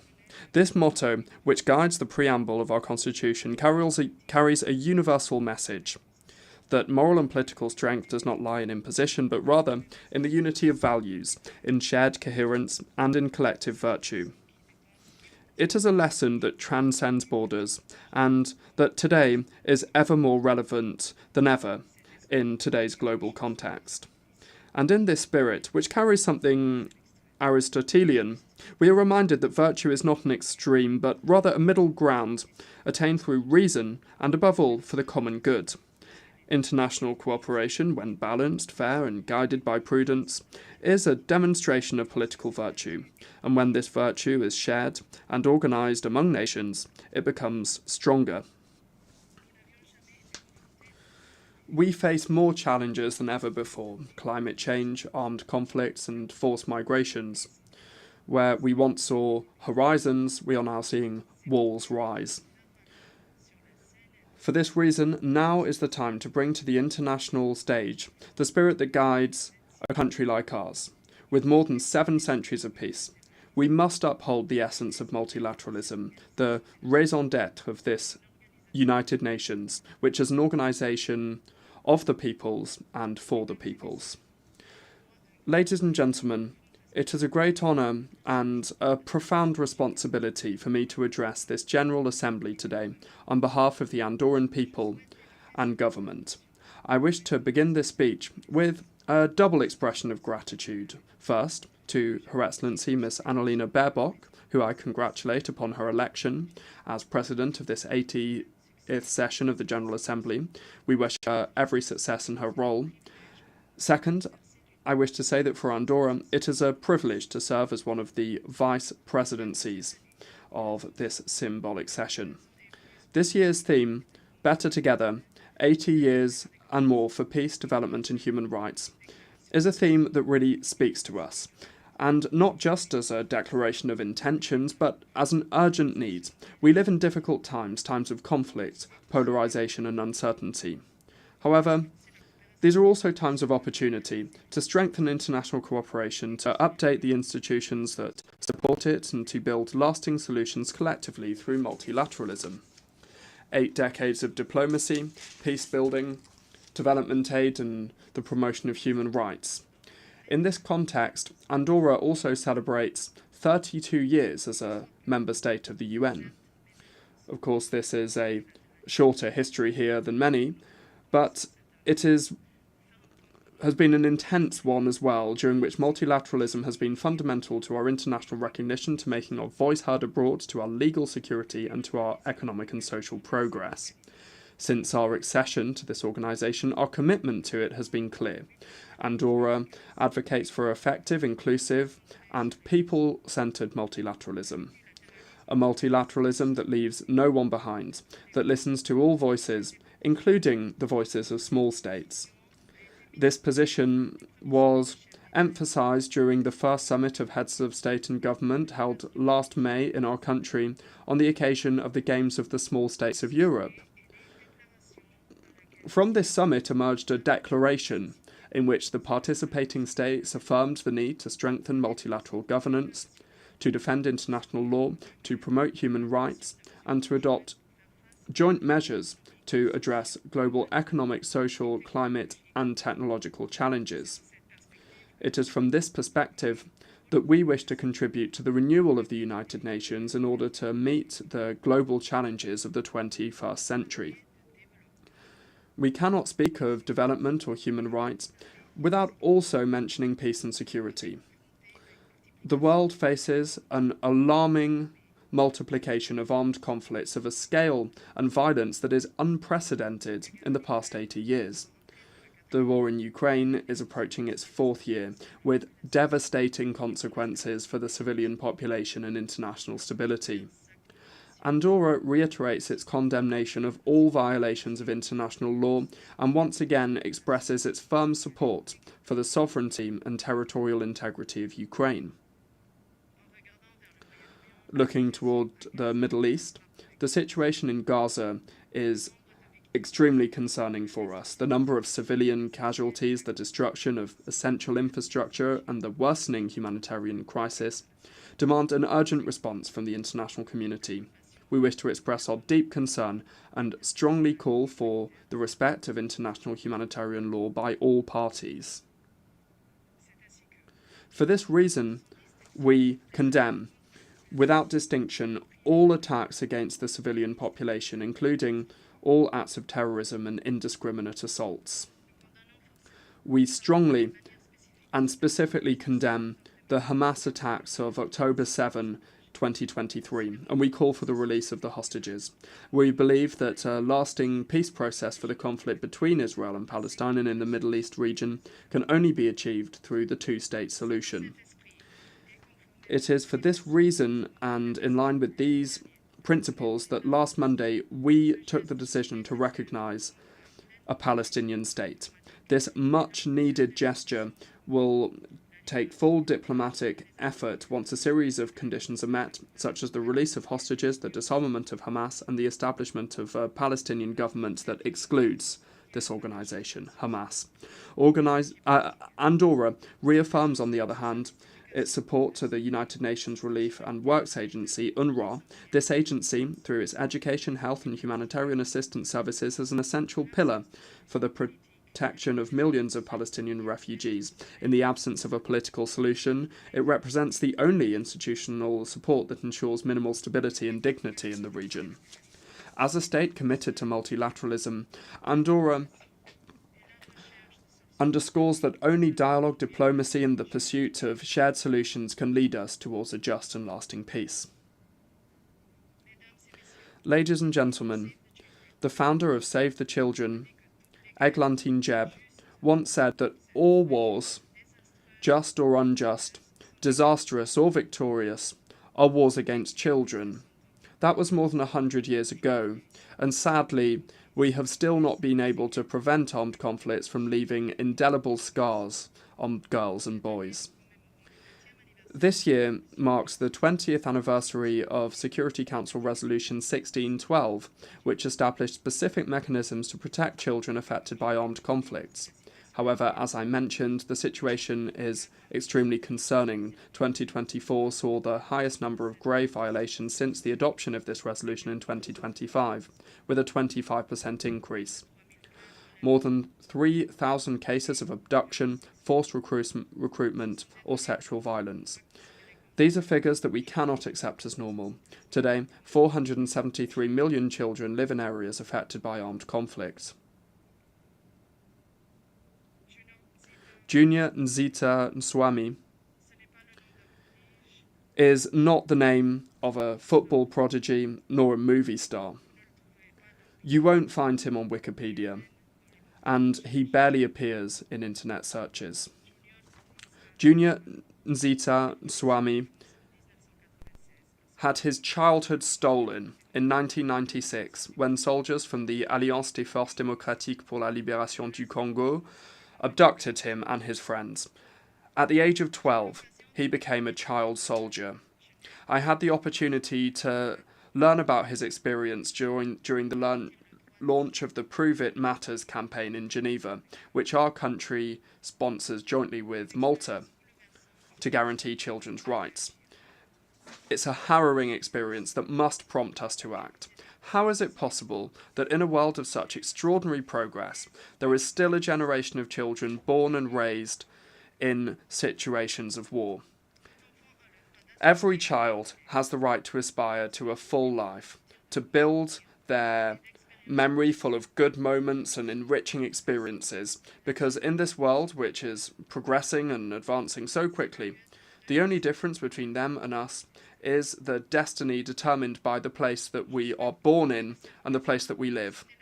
I wish to take this opportunity to commend the outstanding work of the Office of the Special Representative of the Secretary General for Children and Armed Conflict, with whom we had the privilege of cooperating in support of this cause. I also wish to thank the many states represented at the highest level this Wednesday at the side event of this conference for showing that the protection of children in armed conflicts concerns us all. Child protection must not be limited to physical environments, because in the digital age, children face new risks, new threats, often invisible. For this reason, in Andorra we have created the Centre for Digital Wellbeing and Digital Skills and Competencies, and we have approved the Digital Wellbeing Plan for Children and Youth, which includes specific actions to protect minors in the digital environment. All stakeholders are actively working on these actions and tools required to ensure the digital well-being of our youth. Above all, they seek to understand from an adult perspective the key factors shaping the lives of today's children and adolescents in order to educate them on the responsible use of new technology. To reinforce these measures, Andorra has decided to join the New York Declaration for the Protection of Children Online. We advocate for a safe, inclusive digital environment that places children's rights at the very heart of it. We work with the ITU and other agencies to ensure regulatory and technical frameworks that make the Internet a tool for development and child protection. Women, unfortunately, remain another voice that is too often silenced. We take the opportunity of the 30th anniversary of the Beijing Declaration to once again promote this comprehensive and most influential framework to date for advancing women's rights, fostering an economy that offers equal opportunities and improving access to education, as well as addressing the social gaps that persist between women and men in many areas. In this regard, the Minister of Foreign Affairs participated in the high-level meeting of Beijing Plus 30, where she reaffirmed Andorra's commitment to ensuring that all girls born today grow up in a world where their rights and leadership are fully recognised. In this sense, we also believe that the time has come to see a woman as Secretary General of this organisation. Ladies and gentlemen, exactly a decade ago, the General Assembly adopted the 2030 Agenda for Sustainable Development, with 17 Sustainable Development Goals and 169 integrated and indivisible targets across economic, social, and environmental domains. A decade ago, also from this very podium, Pope Francis described the SDGs as an important sign of hope, but warned of the danger of falling into a declarative nominalism, with solemn and pleasant statements instead of truly effective action against all scourges. In his encyclical Laudato Si, he invited us to reflect on the concept of integral ecology, because nature cannot be seen as something that is separate from us or merely a setting in which we live. For this reason, our interactions with the environment are always intertwined with economic, political, social, cultural, and ethical dimensions, as the Pontiff affirmed. Andorra has sought to lead by example. We were the first to complete the initial cycle of enhanced transparency under the Paris Agreement and to submit the third nationally determined contribution, NDC, which increases our ambition in climate action. On a domestic level, we promote a balanced development model, protecting 30% of our territory, because our national heritage is the legacy that was handed down to us from previous generations, which we are obliged to preserve. In March 2026, we will host the 7th Global Meeting of the Mountain Partnership under the theme Mountains for the Future, Responsible Tourism, Prosperous Communities. This will be an opportunity to bring the voice of mountain countries to the centre of global negotiations on climate change and biodiversity, to jointly address the challenges of mountain areas and their populations, and specifically their shared strengths and vulnerabilities.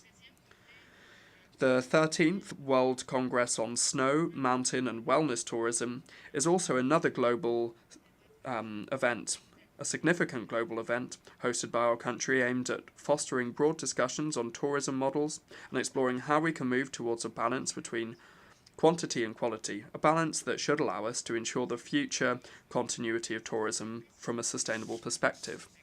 Specifically, the Ministry of Tourism and Trade is working closely with UN Tourism on our General Tourism Law, a pioneering piece of legislation that places particular emphasis on governance, sector training, digitalisation, and sustainability. Climate change, excessive pressure on ecosystems, overcrowding during peak seasons, difficulty in accessing housing and economic dependence on a limited number of sectors are some of the warning signs that call us to action. For this reason, the guiding principles of our commitment to advancing a sustainable tourism model are limiting to protect, desynchronizing to diversify, and achieving better mobility. It is a shared commitment to make our country a benchmark in the area of sustainability.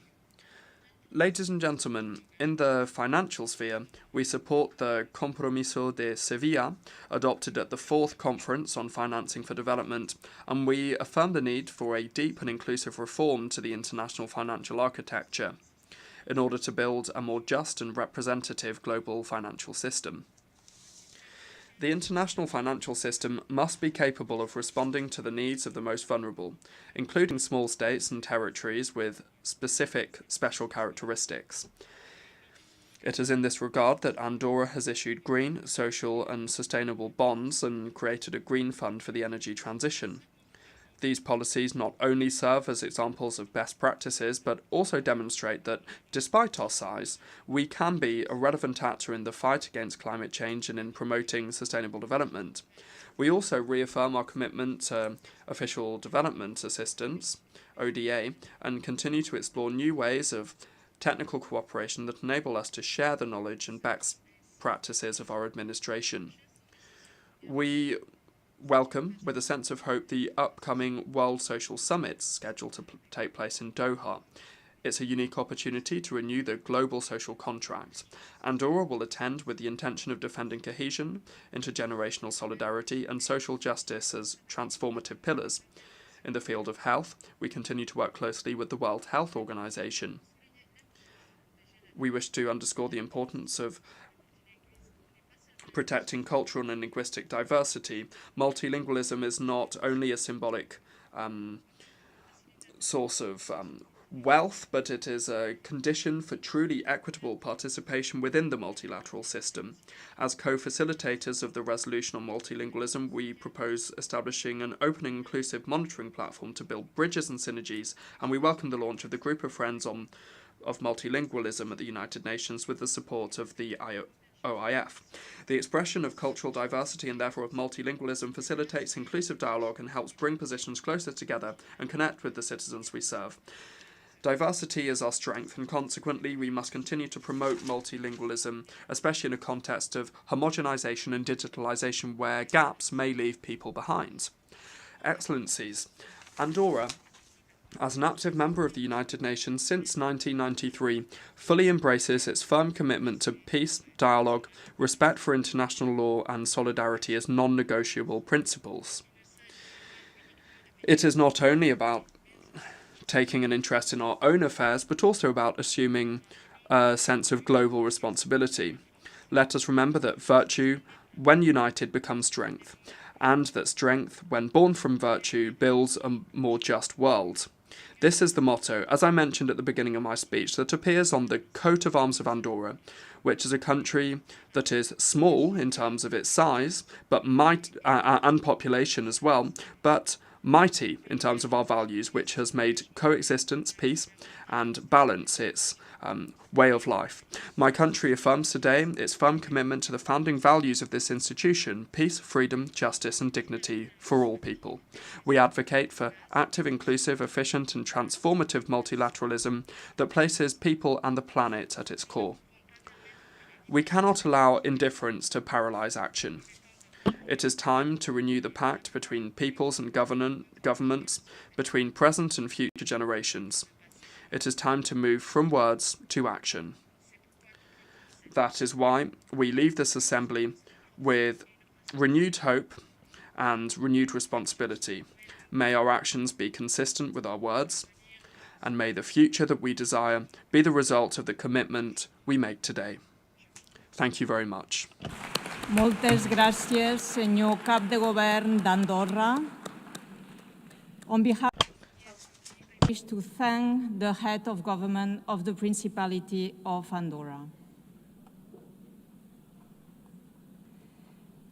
The Assembly will hear now an address by Her Excellency Kamla Persad Bissessar, Prime Minister of the Republic of Trinidad and Tobago. I request protocol to escort Her Excellency and invite her to address the Assembly.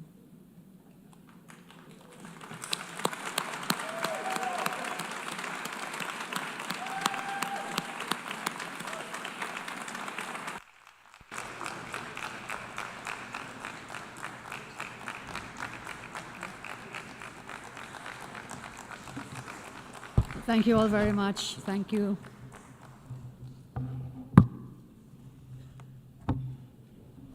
Madam President, Excellencies, distinguished delegates, friends. It is an honor for me, on behalf of Trinidad and Tobago, to address this Assembly on the 60th anniversary of the United Nations. I congratulate you, Madam President, on your election, and I thank your predecessor for his service. Madam President, I'm very happy to see the escalator actually worked today. And I'm very happy to see the teleprompter is also working. So as I address you, thank you all very, very much. So I've had some blessings coming to the UN today. The UN has been much more than diplomacy. It is a lifeline to many countries, bringing education to classrooms, care to clinics, recovery to villages, and growth to fragile economies. On this milestone anniversary, we must face a very hard truth. The spirit of multilateralism is under strain, the effects of which has begun to undermine the foundations of stability and peace. Trinidad and Tobago confronts conflicts that seriously threaten our stability and peace.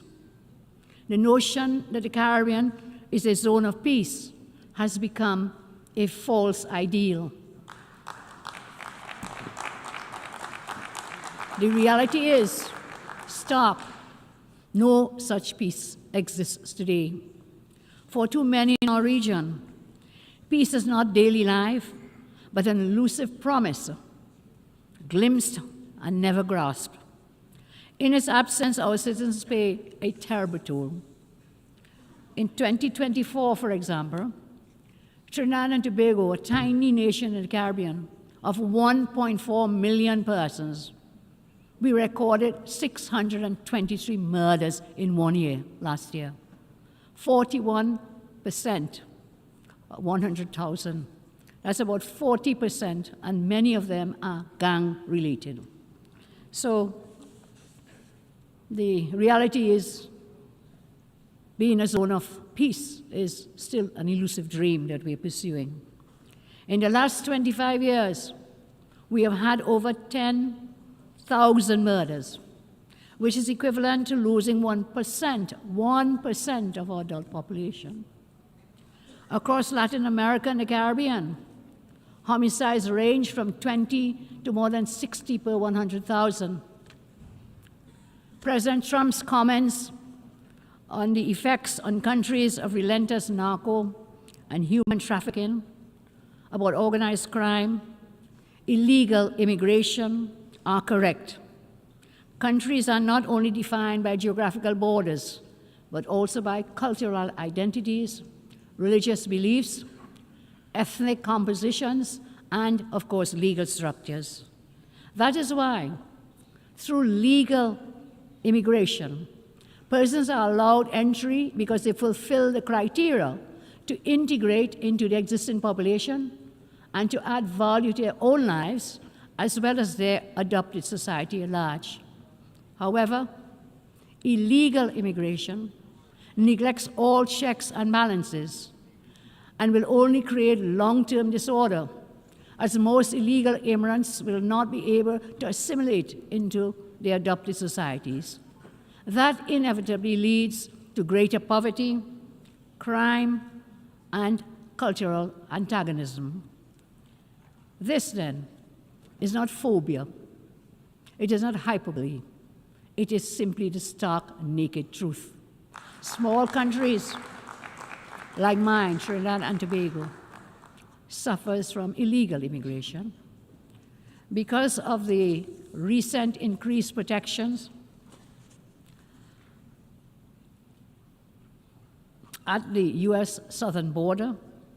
Illegal migration of drug cartels and criminal gangs have been rerouted in the Eastern Caribbean, which is where my country is located. It is driving increasing gang violence, drug arms, and human trafficking. Efforts to repatriate illegal immigrants from Trinidad and Tobago from recent times has proven very difficult. Criminal syndicates are abusing asylum requests for refugee status. Therefore, Trinidad and Tobago is particularly grateful for the U.S. military presence in the Southern Caribbean. This has been very effective in inhibiting the innumerable activities of drug cartels within our country. While there have been objections to the U.S. military action against drug cartels in the Southern Caribbean, some objections from some countries, I state today, Trinidad and Tobago reminds the international community that unless forceful and aggressive actions are taken, these evil drug cartels will continue their societal destruction because they believe affected nations will always unreservedly subscribe to morals and ethics and human rights and values, which they themselves blatantly flout. They do not adhere to those, and therefore we will fight fire with fire within the law. That is why we willingly supported the International Security Alliance announced by U.S. Secretary of State Marco Rubio, involving the U.S. and several countries in South America, and of course including Trinidad and Tobago, to combat drug trafficking in the hemisphere. Trinidad and Tobago, I say, is very committed to contributing our resources, as scarce as they may be, and our capabilities to this alliance, in line with the theme of this year's General Assembly, Better Together. The United Nations Office on Drugs and Crime, in its 2025 World Report, makes a very true, unmistakable fact very clear. The global drug economy destabilizes institutions, corrodes democracy, undermines development. That is a war without borders, measured in murdered children, measured in broken families, and measured in stolen futures. The cartels and the governments that enable them are taking us for fools. If left unchecked, gangs could replace governments, and states may stand in name only, but collapse in substance. Nowhere is this warning more explicit than in Haiti, our CARICOM neighbor, where armed gangs, political collapse, food insecurity have converged to overwhelm democracy and to create a protracted emergency. Today, Trinidad and Tobago wants to commend Kenya for leading the multinational security support mission in Haiti. Trinidad and Tobago also endorses the comments made by U.S. Ambassador Dorothy Shea on August 28, 2025, when she noted, and I quote, "The next international force must be resourced to hold territory, secure infrastructure, and complement the Haitian National Police in a parallel comprehensive approach which includes disrupting gang financing, arms trafficking, and other illicit flows, fueling instability. All is required to restore order. All is required to restore order in Haiti." As member states, consider the form of greater support as we urge the international community to support us, to support the United States, to support Panama's proposed gang suppression force, to allow the deployment of 5,500 member force to subdue the gangs and restore order in Haiti. The theme before us, as I said before, and we all know for today, better together. We go from principle to practice. This principle, better together, is not just a slogan, it is a call to action. It signifies the collective effort required to combat transnational crime, to uphold democracy, and to restore peace and security in our nations. Therefore, despite being a very small country with limited resources, we are committed to sharing the burden with the United States, with Panama, and all countries willing in assisting the gang suppression force to bring some semblance of peace to Haiti. I turn now to the climate agenda. This week, the climate agenda has been at the forefront of many speeches. I say with the greatest of respect, the antagonistic approach adopted by some climate activists towards the implementation of their climate agenda sometimes does more harm than good. Developed countries, I say with the greatest respect again, can't or should not force feed a climate agenda onto developing countries and blackmail them into cooperation. We cannot proceed in that manner. That is exactly what has been happening, where the access to financial systems, media platforms, new technologies, and development funding has been weaponized in order to coerce, to force compliance with some climate goals. What adds insult to injury and to injustice is that many of the same developed nations actively supporting the imposition of aggressive climate agenda, an aggressive climate agenda, actually achieve developed nation status and prosperity through highly environmentally destructive and polluting industries in the many decades gone by. While there is definitely a space for renewable energy, the fact remains that fossil fuels are still essential for our continued survival. It cannot be ignored that the thousands of products created from fossil fuels, essential for daily life, cannot be produced economically in the quantities required from other means to satisfy the current world population. Trinidad and Tobago commits that we will, within reason, support actions to protect the environment for future generations. However, independent nations must be free to create a climate policy which is crafted to balance their development goals and poverty eradication with policies dealing with environmental protection. In my respectful view, this balance is a pragmatic necessity for food security, for civil order, and for economic growth. As we progress, Madam President, into a multipolar world order, where power is diffused across regions, it will be impossible to coerce all actors to adhere to the current climate agenda being advocated. Trinidad and Tobago will not adopt unbalanced and unreasonable imposed climate practices that will simply lead to the exploitation of our jobs, lowering our standard of living, and stunting our economic development, punishing our people into poverty, while many larger countries completely ignore their responsibilities. Our country, Trinidad and Tobago, the United Nations, we have always been unwavering in supporting through the various crises and empowering our citizens through UNICEF, through UNDP, through ILO, through UNESCO, and UN Women, and we want to thank the United Nations for those initiatives.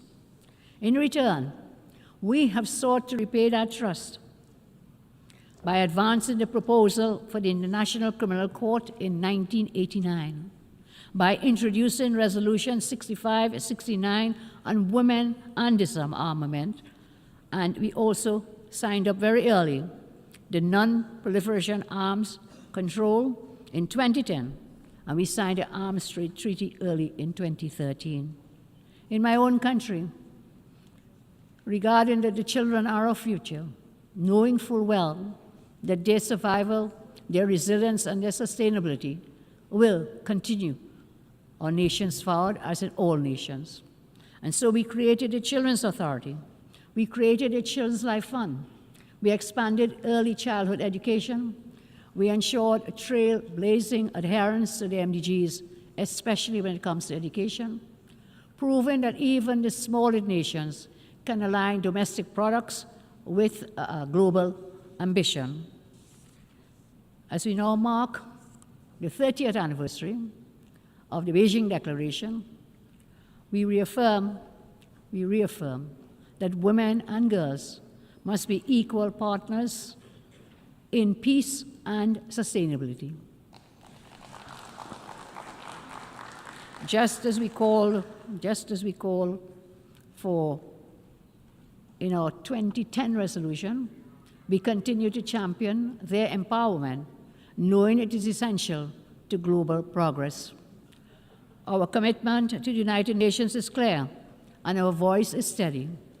For 63 years, we have upheld the rule of law, championed human rights, strengthened international law, and we have never been silent in the face of injustice.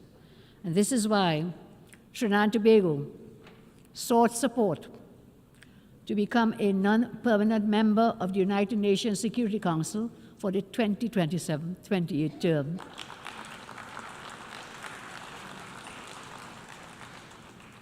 We are happy that there was a non-objection to that, and we willingly take on the mantle on that United Nations Security Council for the coming year.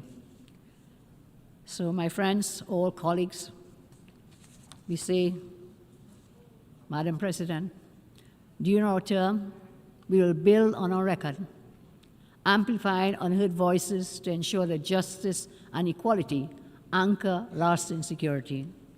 Madam President, colleagues, Trinidad and Tobago may be small in size, but we are large in conviction.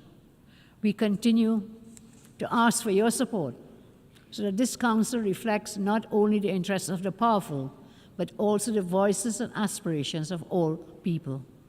Trinidad and Tobago is firmly committed to the tenets of multilateralism. I want to take a moment to especially thank Saudi Arabia, the United Arab Emirates, Qatar, Turkey, Kuwait, Bahrain, Ghana, and all others who have been actively working with us to increase cultural and economic cooperation. The United States, Canada, the United Kingdom, India, China, and the European Union remain always reliable partners, as they have been for decades. On this 63rd anniversary, let us agree to strive for greater cooperation, to strive for more openness to respecting free speech, and also at the same time respecting dissenting opinions. Over the past decade, there has been an inclination to cancel views that are not fashionable to dominating narratives. Today I ask, let us pledge to listen to each other with an objective mindset. Peace and progress can only be fulfilled through honest, sometimes uncomfortable decisions, and this is the place for that. This honest communication is even more important, as I said, in a multipolar world order, where military and economic power is now disseminated across the globe. Madam President, Trinidad and Tobago commits to the work of this body, not for conquest, not for power, but the sake of all humanity. I thank you very much, Madam President. En nombre de la Asamblea, on behalf of the Assembly, I thank the Prime Minister of the Republic of Trinidad and Tobago.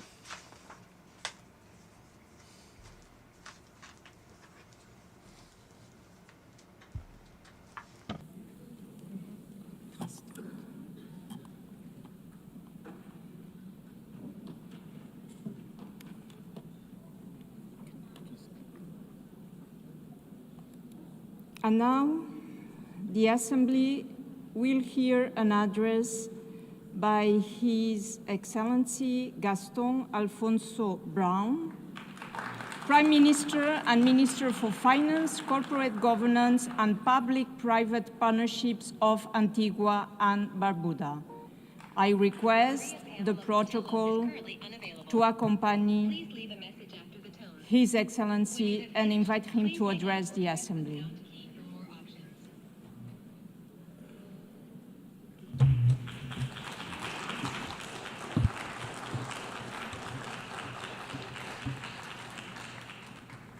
Madam President, Secretary General, Excellencies. Antigua and Barbuda speaks as a small microstate on the front line of the climate crisis, exposed to grave shocks and with restricted access to affordable financing. The fact that my country's economy is among the fastest growing in the Caribbean and enjoys a high level of human development, it owes little to the global financial system, and even less to the global effort to curb climate change. While there have been some benefits, neither have helped to achieve the transformation that they promoted. Yet, my people know that a brutal hurricane could destroy the progress that they have achieved in just a few agonizing hours. We have lived this reality before. Each year, we fear we may live it again. Therefore, while my small country readily agrees that the nations of this world would be better together, as this year's theme proclaims, we must also remind this Assembly that 80 years after the Charter, better together remains an aspiration, devoutly to be wished and yet to be achieved. Madam President, our world is at an inflection point. A retreat from multilateralism, from the tenets of international law, and from respect for human rights and freedoms warns us that we have reached a pivotal point. The conflicts we witness, the disregard for human life, the refusal to lay down arms and engage in dialogue, the disrespect, neglect of the poor, the small and vulnerable, these trends sketch a dystopian future, more divided than together. This, then, is precisely the moment to resummon all nations to the purposes and principles of the Charter set down 80 years ago. Without international cooperation, universal peace will not be achieved. What humanity needs at this time is not only peace, but compassion, solidarity, justice, and love reigning in our hearts. The climate crisis is not a weather forecast, certainly not for small island states. It is our daily plight. Shores retreat, reefs bleach, storms intensify, while droughts destroy our crops and animals. This is not fate. Science has proven that it is the product of sustained high emissions which imperil small states and also damage the environment, economies, and health of the very nations that produce them. And that's the irony. Climate change science is not fraudulent. and we ignore it to our own peril. Madam President, we support a just, orderly energy transition, a transition that caps, then fairly phases down and ultimately phases out the fossil fuels that drive this destruction without sacrificing energy security or development. We favor a fair carbon levy on the heaviest emitters, public and private, with proceeds directed to adaptation, loss and damage, and resilience. The Loss and Damage Fund must operate as promised. Predictable, front-loaded financing that arrives when disaster strikes, disbursed timely on objective triggers so that help comes at the speed of need.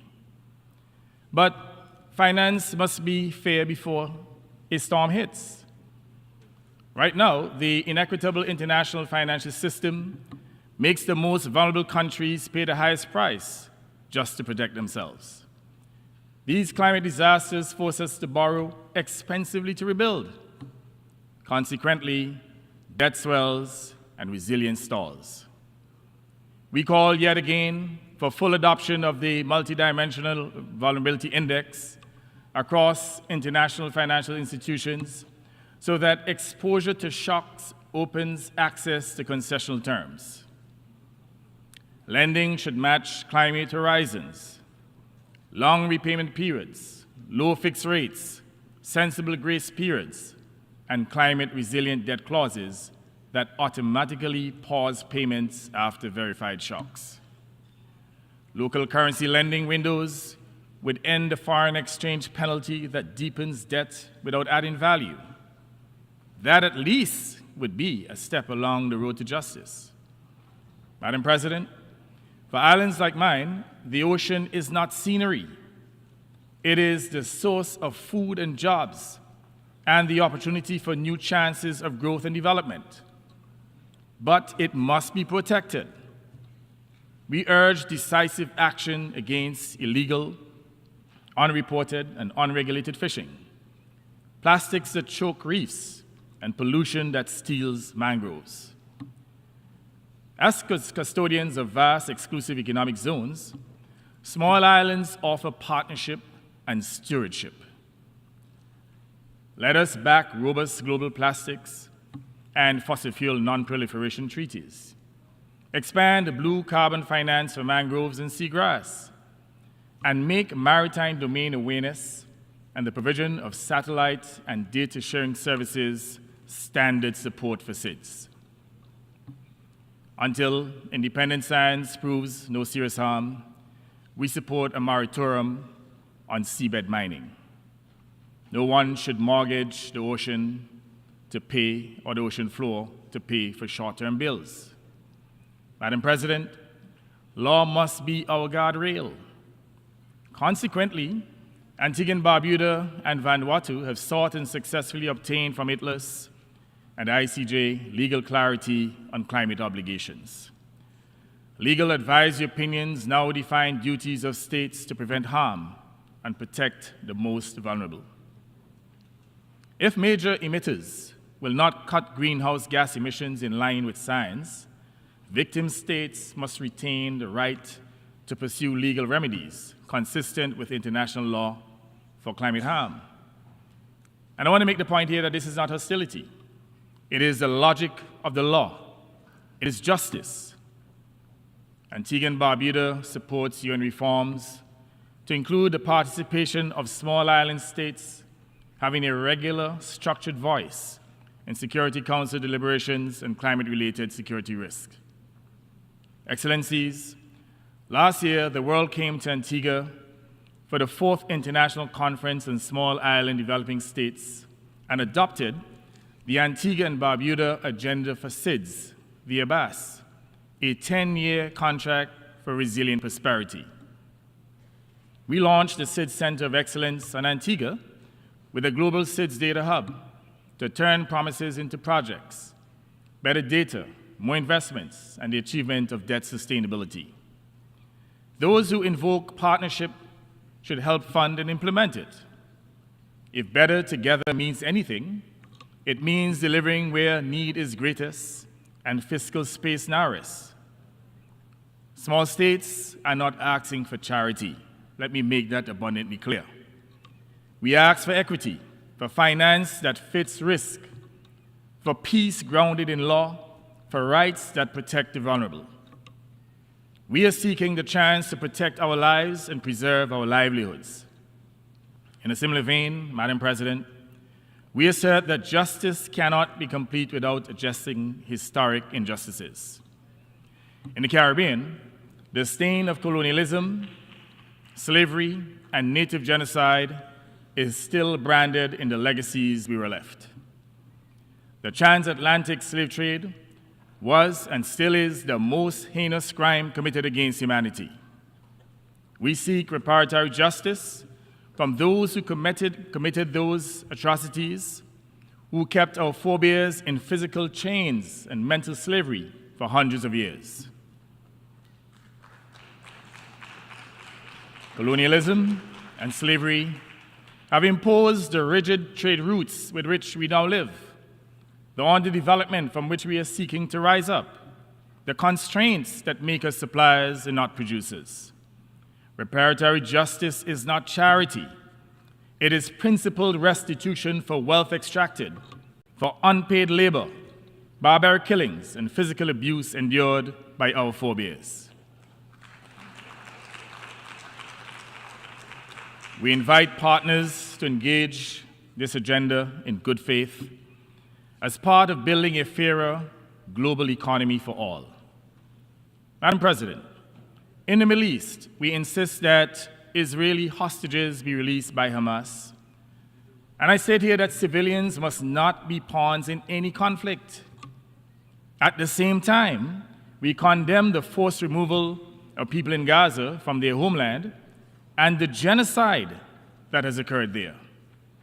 Humanitarian access must be guaranteed and the protection of civilians made non-negotiable.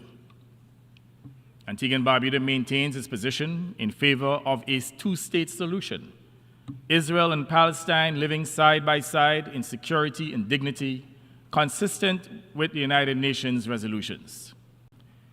We regret that the chairman of the Palestine Liberation Organization was denied a visa to attend this assembly in person. While we welcome the Assembly's decision to allow him to address this session by video, we remind everyone that the United Nations is, above all, a chamber for voices to be heard, not to be muzzled, especially during times of war and conflict. Shutting out voices does not shut down underlying issues. Similarly, in Europe, the war in Ukraine must end in peace and with justice, not in the battle fatigue of the besieged. We urge a return to diplomacy anchored in the Charter and call on all states to refrain from actions that prolong conflict or profit from it. Peace with law is the only peace that lasts.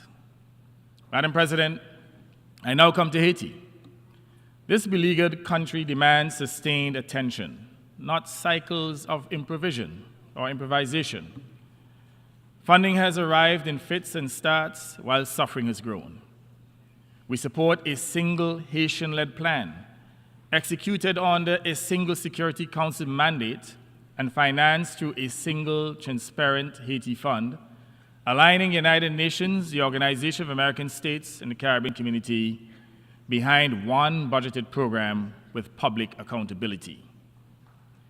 Disbursements should follow results such as roads retaken from gang control, extortion stopped, arms and illicit finance interdicted, civilians protected, and essential services restored.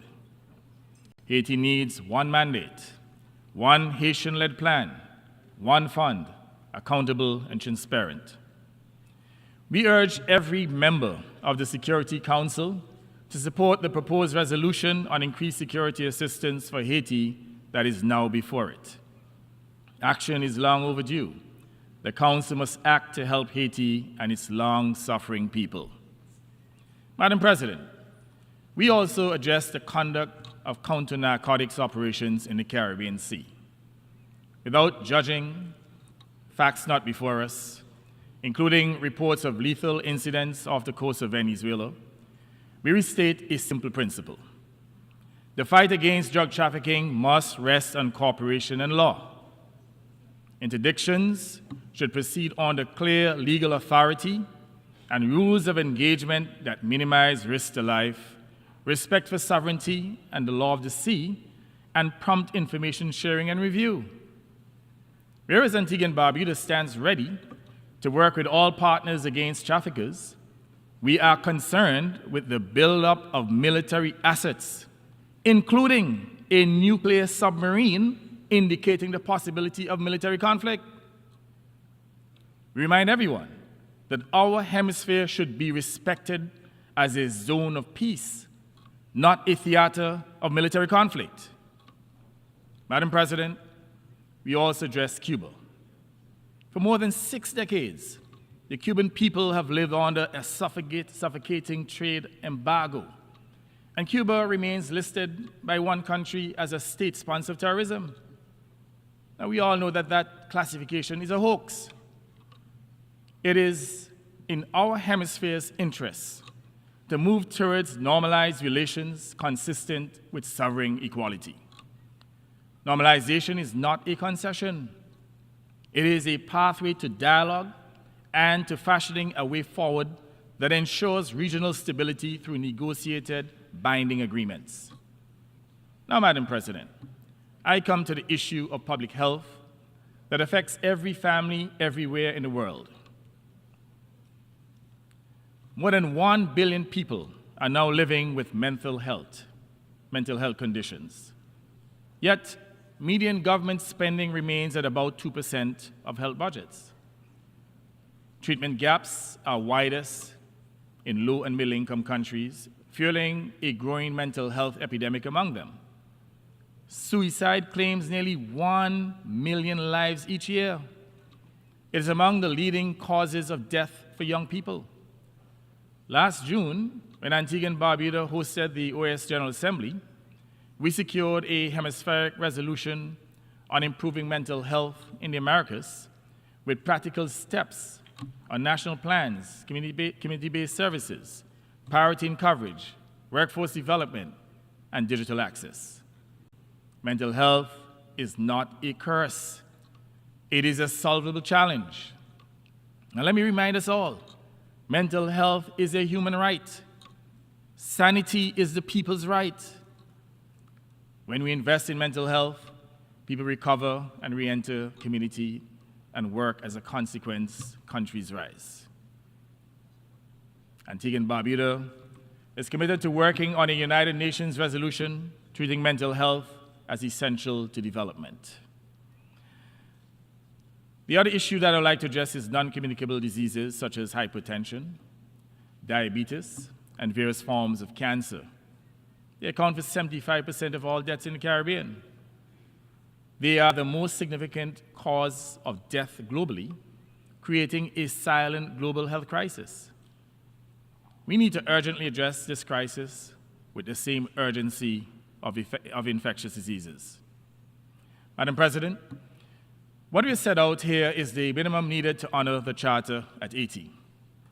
The storms are stronger, the debts are heavier, inequity is wider, yet the remedies have not changed, and they certainly need to change.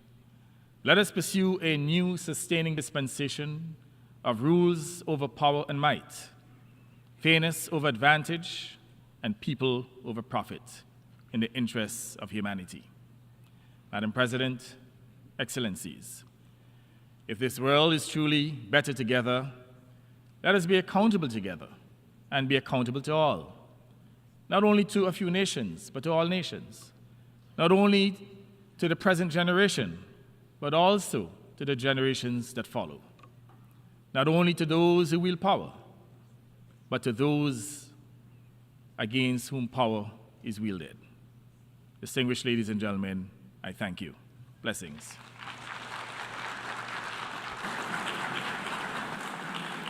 On behalf of the Assembly, I wish to thank the Prime Minister, Minister of Finance, Corporate Governance, and Public-Private Partnerships of Antigua and Barbuda.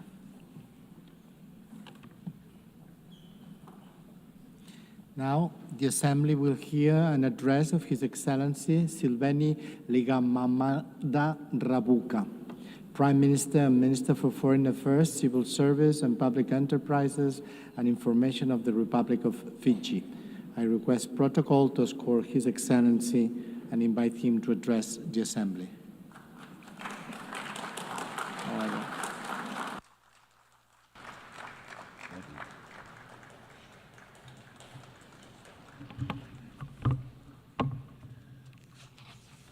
Thank you. Madam President of the United Nations General Assembly, Secretary General of the United Nations, leaders, excellencies, ladies and gentlemen. I congratulate Her Excellency Annalena Baerbock on assuming the presidency of the 80th session of the General Assembly, as only the 5th woman to be elected to this position in the last 80 years.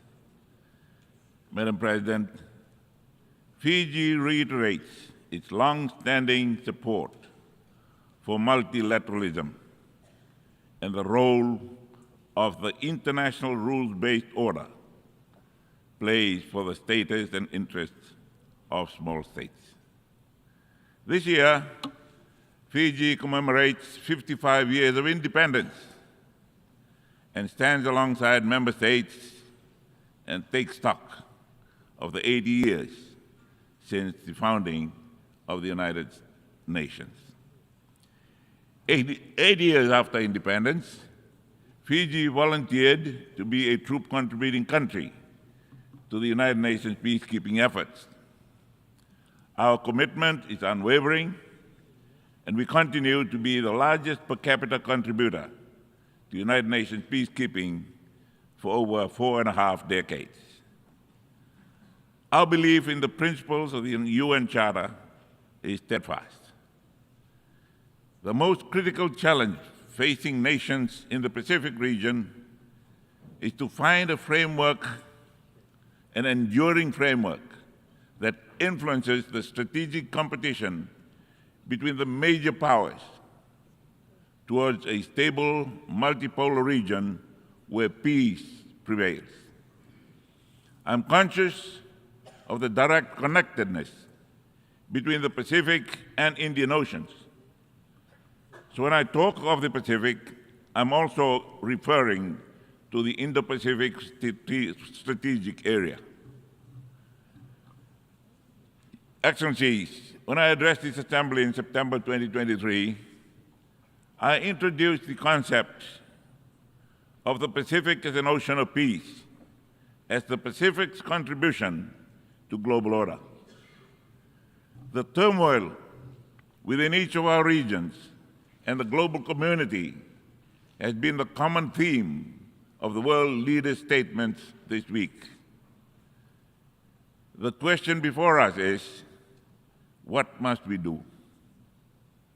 The vision of the Pacific as an ocean of peace is rooted in the noble values of mutual respect for sovereignty, territorial integrity, and political independence.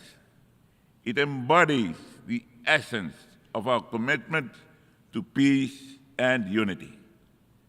These are born from the very Pacific way of life, that is the lifelong integral heart to our identity as Pacific peoples.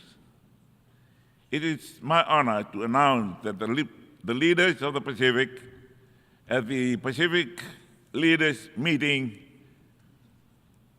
held 2 weeks ago adopted the Ocean of Peace Declaration at the Pacific Island Leaders Meeting under the able chairmanship of the Solomon Islands Prime Minister, the Honorable Jeremiah Manele, on Thursday, the 11th of this month.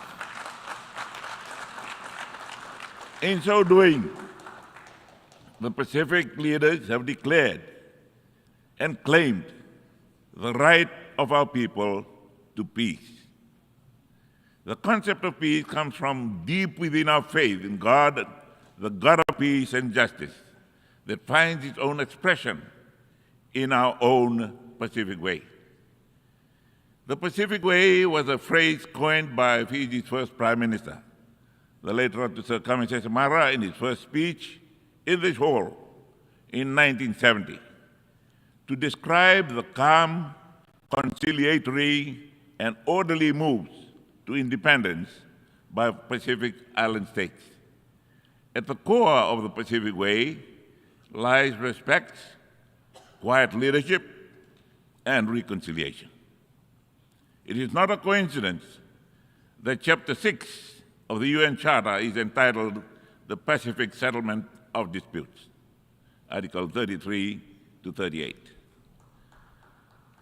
This concept, therefore, sits snugly with this year's theme, Better Together, 80 years and more for peace, development, and human rights. If we must be better together, we need prolonged peace everywhere. Peace is the absence of fear and troubled hearts. Peace is the starting point. It is how things are held together and is the end state. The Pacific knows the value of peace as we had lived through the horrors of its absence.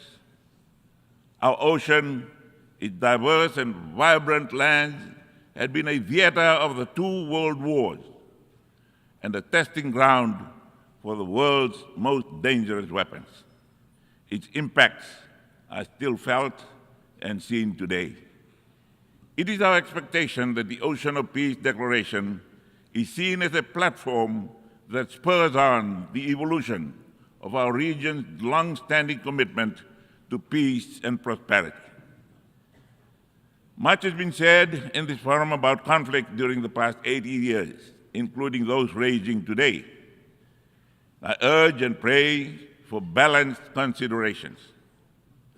We look at how these conflicts started and by whom, be it in Ukraine, Gaza, or elsewhere.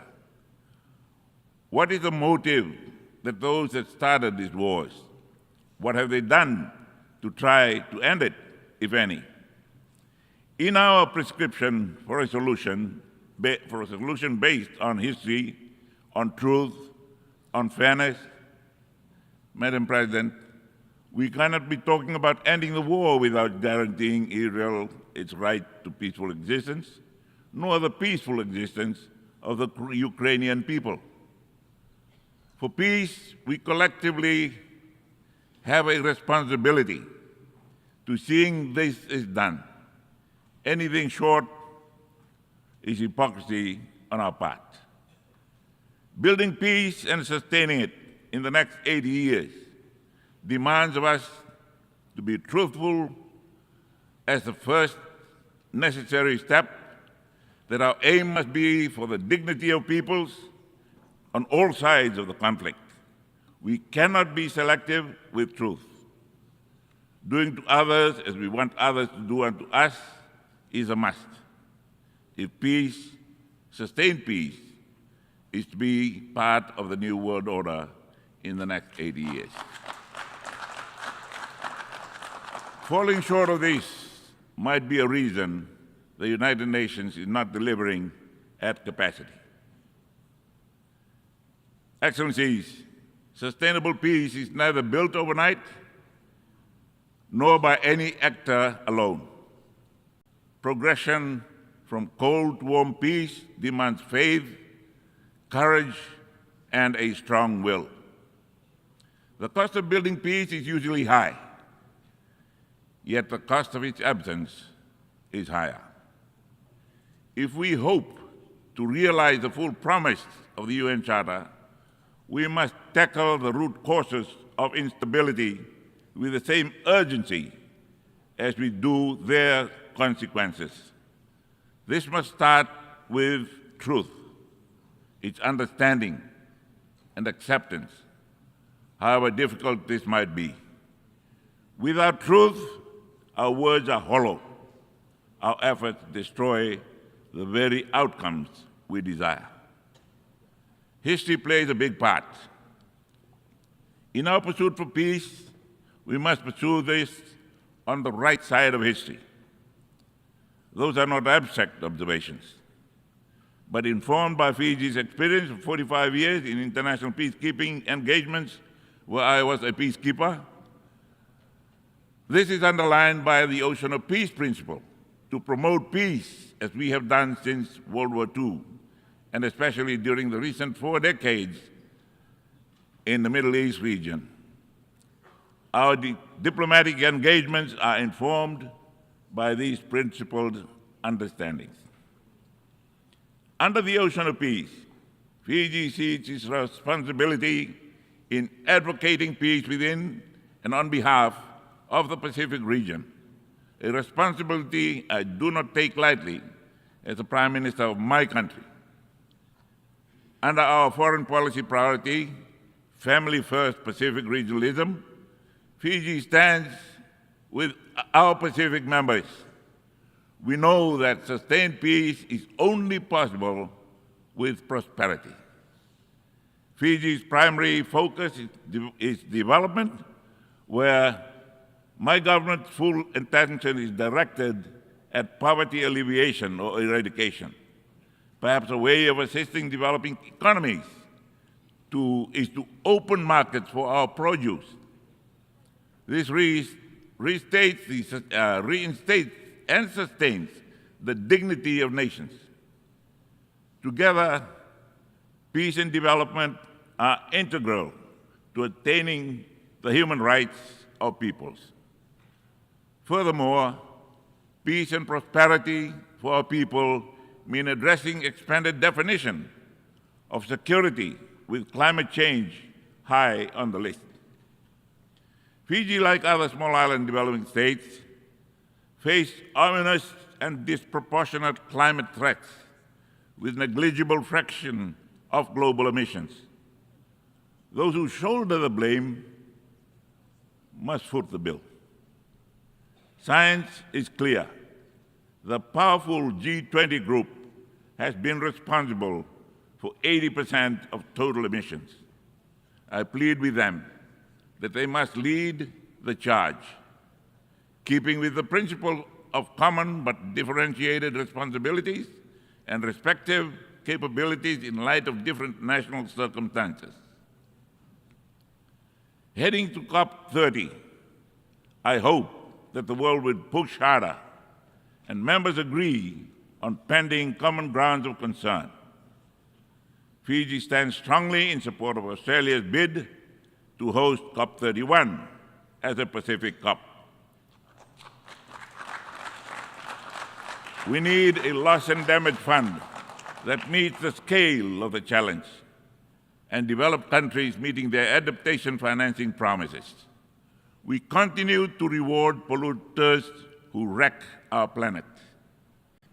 The fossil fuel industry continues to pocket massive profits and subsidies, while everyday people bear the costs of climate catastrophe, from rising insurance premiums to lost livelihoods. We insist on a shift from fossil fuel subsidies and investments to a just energy transition by putting a price on carbon and to implement innovative sources of financing, including solidarity levies on fossil fuel extraction through legally binding mechanisms. Madam President, the ICJ advisory opinion on climate change on July 2025 affirms this. Countries that are liable for climate change damage must bear the full cost. Some Pacific atolls sit 1 to 2 meters above mean sea level. It is grossly unfair that when disasters hit, the costs of recovery force these countries to take on debts, a second layer of penalty for a situation they did not create. As signatories to the Paris Agreement, we are contributing our fair share towards the global effort to guide our low-carbon, climate-resilient development. Under our family-first Pacific regionalism, foreign policy priority, Fiji stands with its fellow Pacific Island neighbors. Some of our smaller Pacific Island communities are struggling to stay above sea level. The international community is faltering in its commitment to keep below 1.5 degrees Celsius. Low-lying Pacific states expect the worst. Today, my government is looking at ways to host these island communities if it is not possible to remain on their islands. The dignity of the people that are forced to leave their homes is fundamental. Let's start with the legal definition. Today, they are merely referred to as displaced people. In the Pacific, where 90% of land is communally owned, those that are being displaced will be landless before they become stateless, stripping them further of their dignity. In this situation, Fiji is coming face to face with the reality of sovereignty within sovereignty in all its details. Goodwill, time, and resources are critical. This is complex, sensitive, and costly work. We are setting the precedent. We have no margin for error as we are dealing with real lives whose impacts may compound existing stresses. Excellencies, one of the biggest victims of the climate crisis is the ocean itself. Fiji depends on the health and wealth of the ocean. We need to step up efforts to sustainably use and manage our ocean resources, address plastic pollution, conserve biodiversity, and protect endangered species. Fiji's ratification of the BBNJ agreement this year is intentional and deliberate. We need to safeguard our ocean resources in line with the outcomes of the third UN conference in Nice. A much-needed shift is also required to address ever-increasing share of fish stocks exploited beyond sustainable levels in our economic exclusive zones and the high seas. Subsidies is a well-known driver of overfishing and overcapacity. Fiji is not only actively addressing IUU fishing, but also deposited its WTO instrument of ratification as our contribution to addressing this emerging threat. The Plastic Treaty is an urgent goal that our global community cannot wait to end. With this, financing is the key. The convening of the fourth financing for development in the Sevilla Compromise lays an important milestone in addressing global financing needs. The existing financing architecture systemically disadvantages SIDS through complex processes and lengthy approvals, while our communities face daily the ravages of climate change. Reforms are needed now to address the widening gap that is now $4 trillion. As a small economy, we need direct funding, access modalities, simplified procedures, and SID-specific funding windows. Adaptation costs per capita are highest for the island nations. This must change to address our reality. All these are mapped out in the Antigua-Barbuda agenda for SIDS Abbas. With 2 years left, it is critical that Abbas is expedited with the implementation of its monitoring and evaluation framework.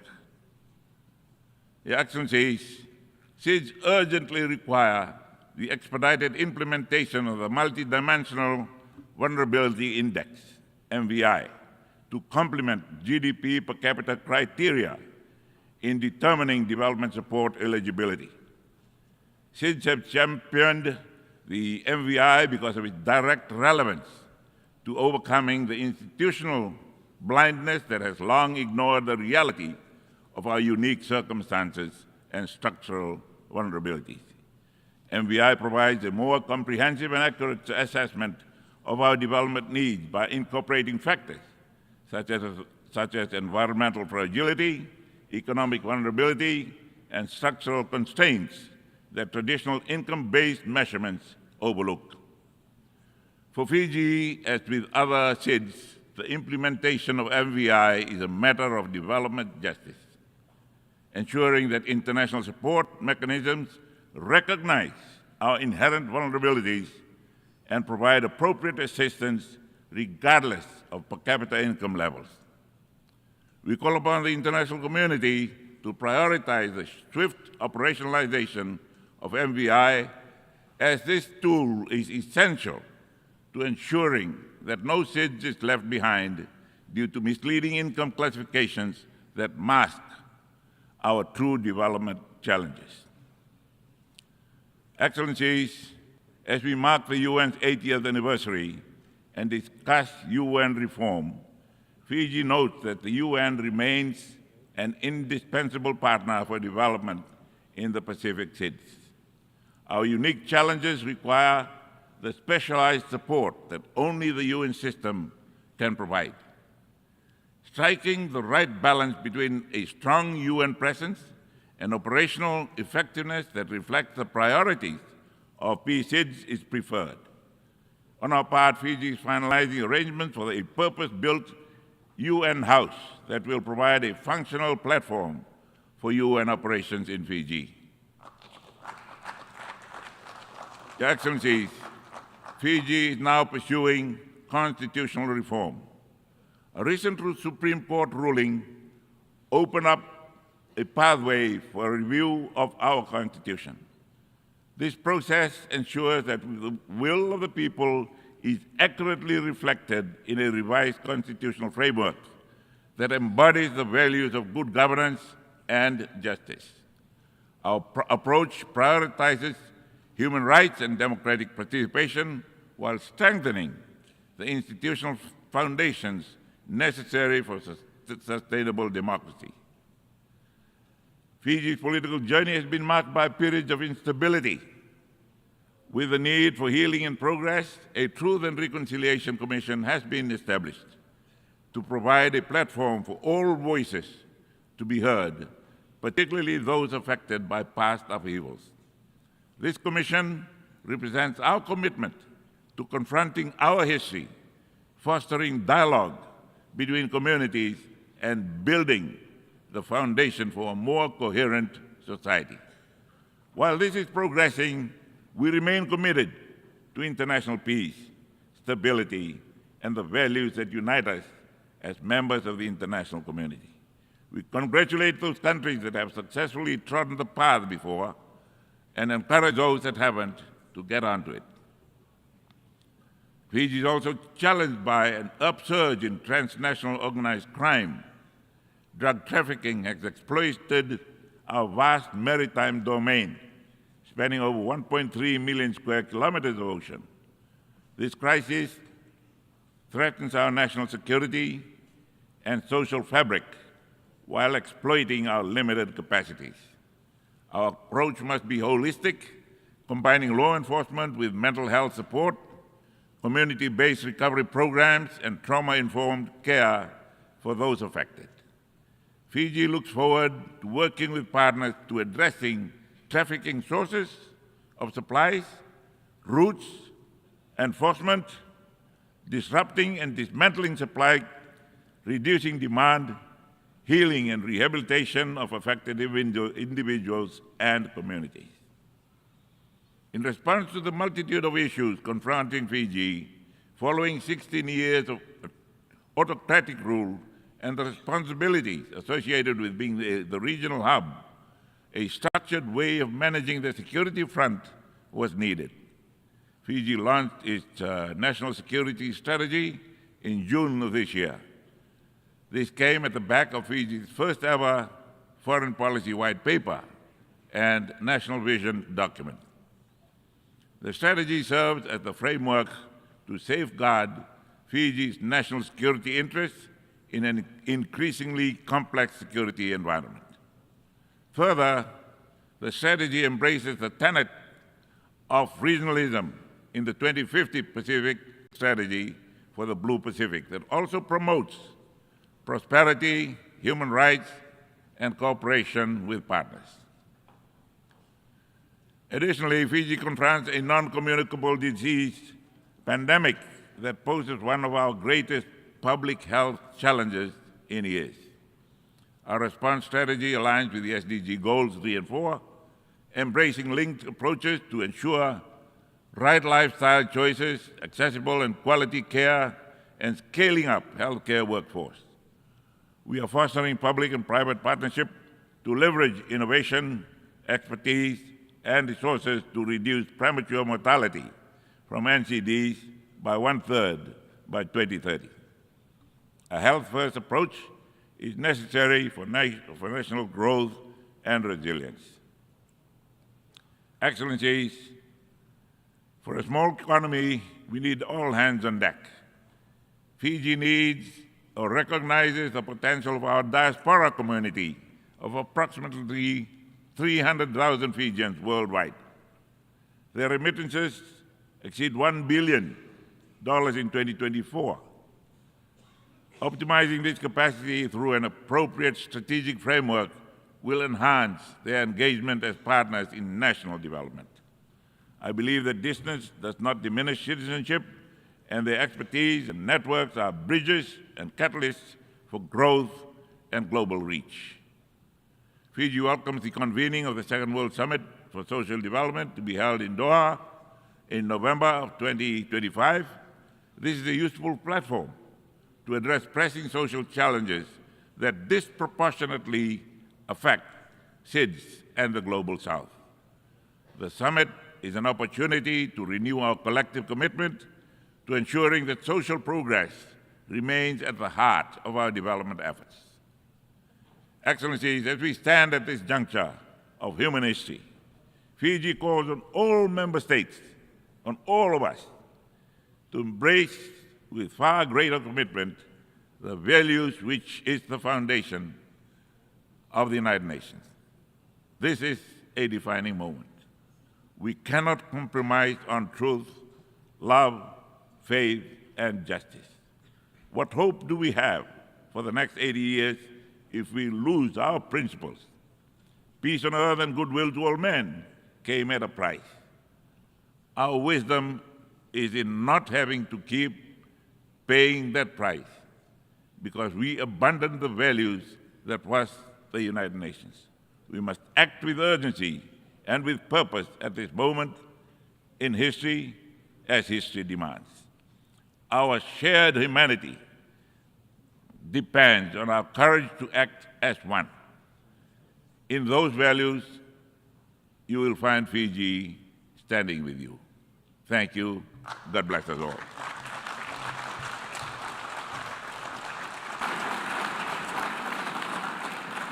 On behalf of the Assembly, I wish to thank the Prime Minister, Minister of Foreign Affairs, Civil Service and Public Enterprises and Information of the Republic of Fiji. Now the Assembly will hear an address of His Excellency Feleti Teo, Prime Minister of Tuvalu. I request protocol to escort His Excellency and invite him to address the Assembly.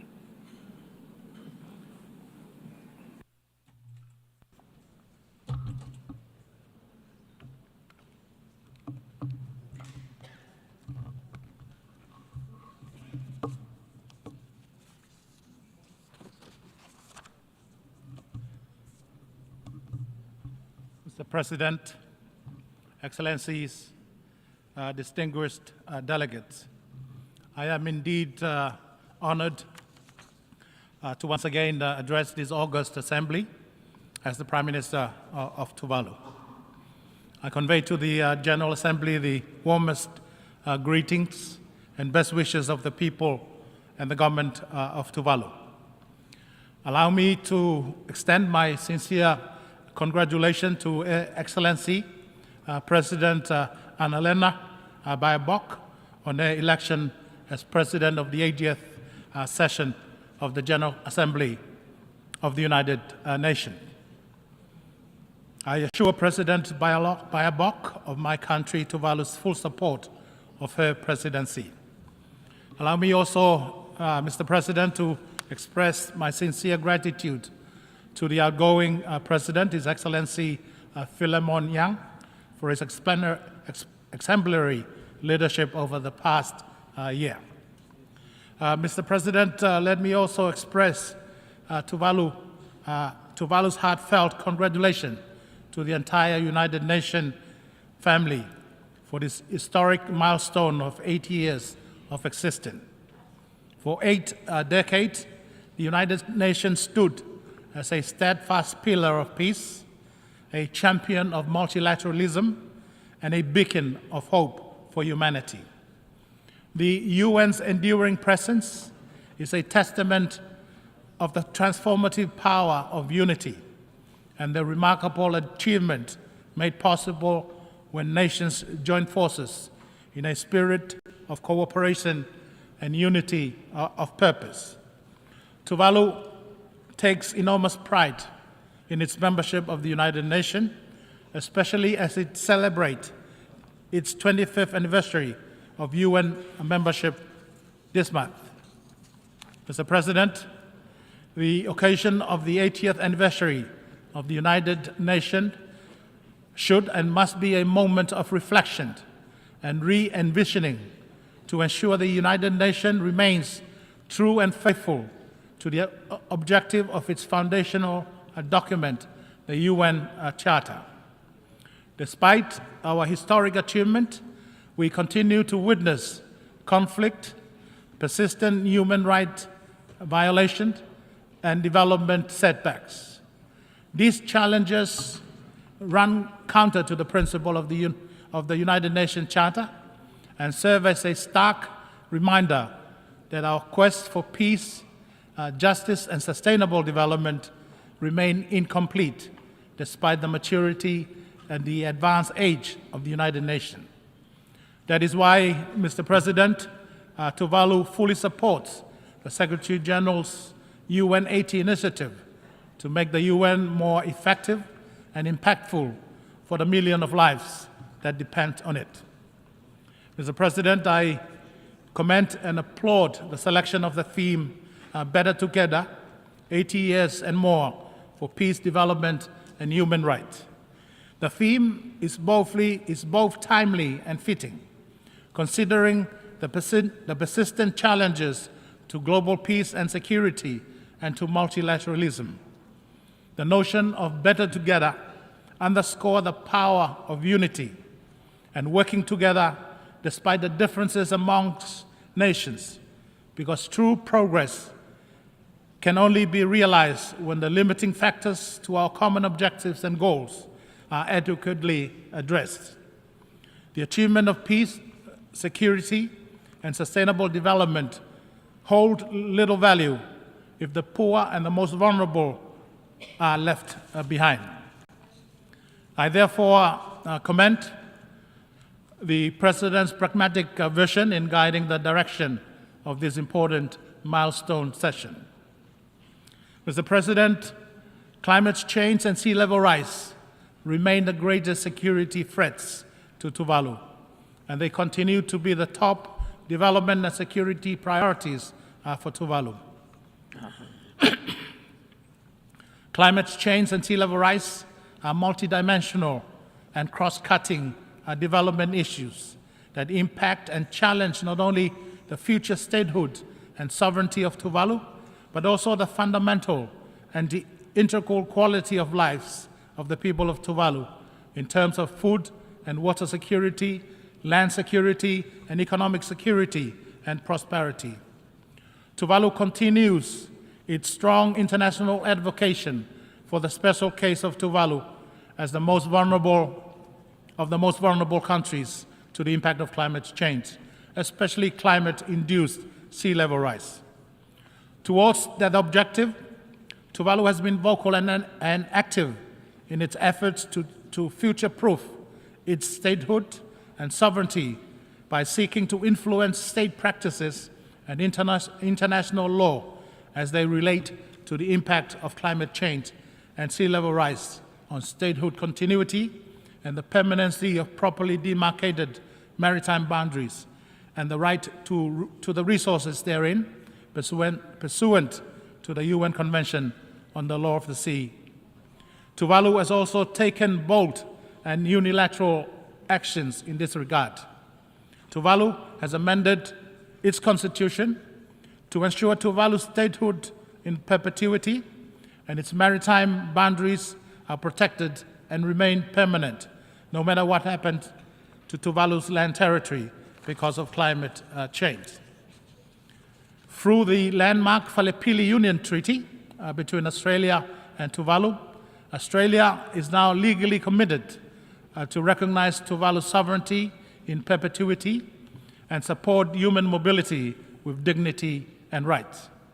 Tuvalu fully supports the effort of the UN General Assembly in elevating the issue of sea level rise as a standalone issue and commenced its historical high-level meeting last year in 2024 on sea level rise.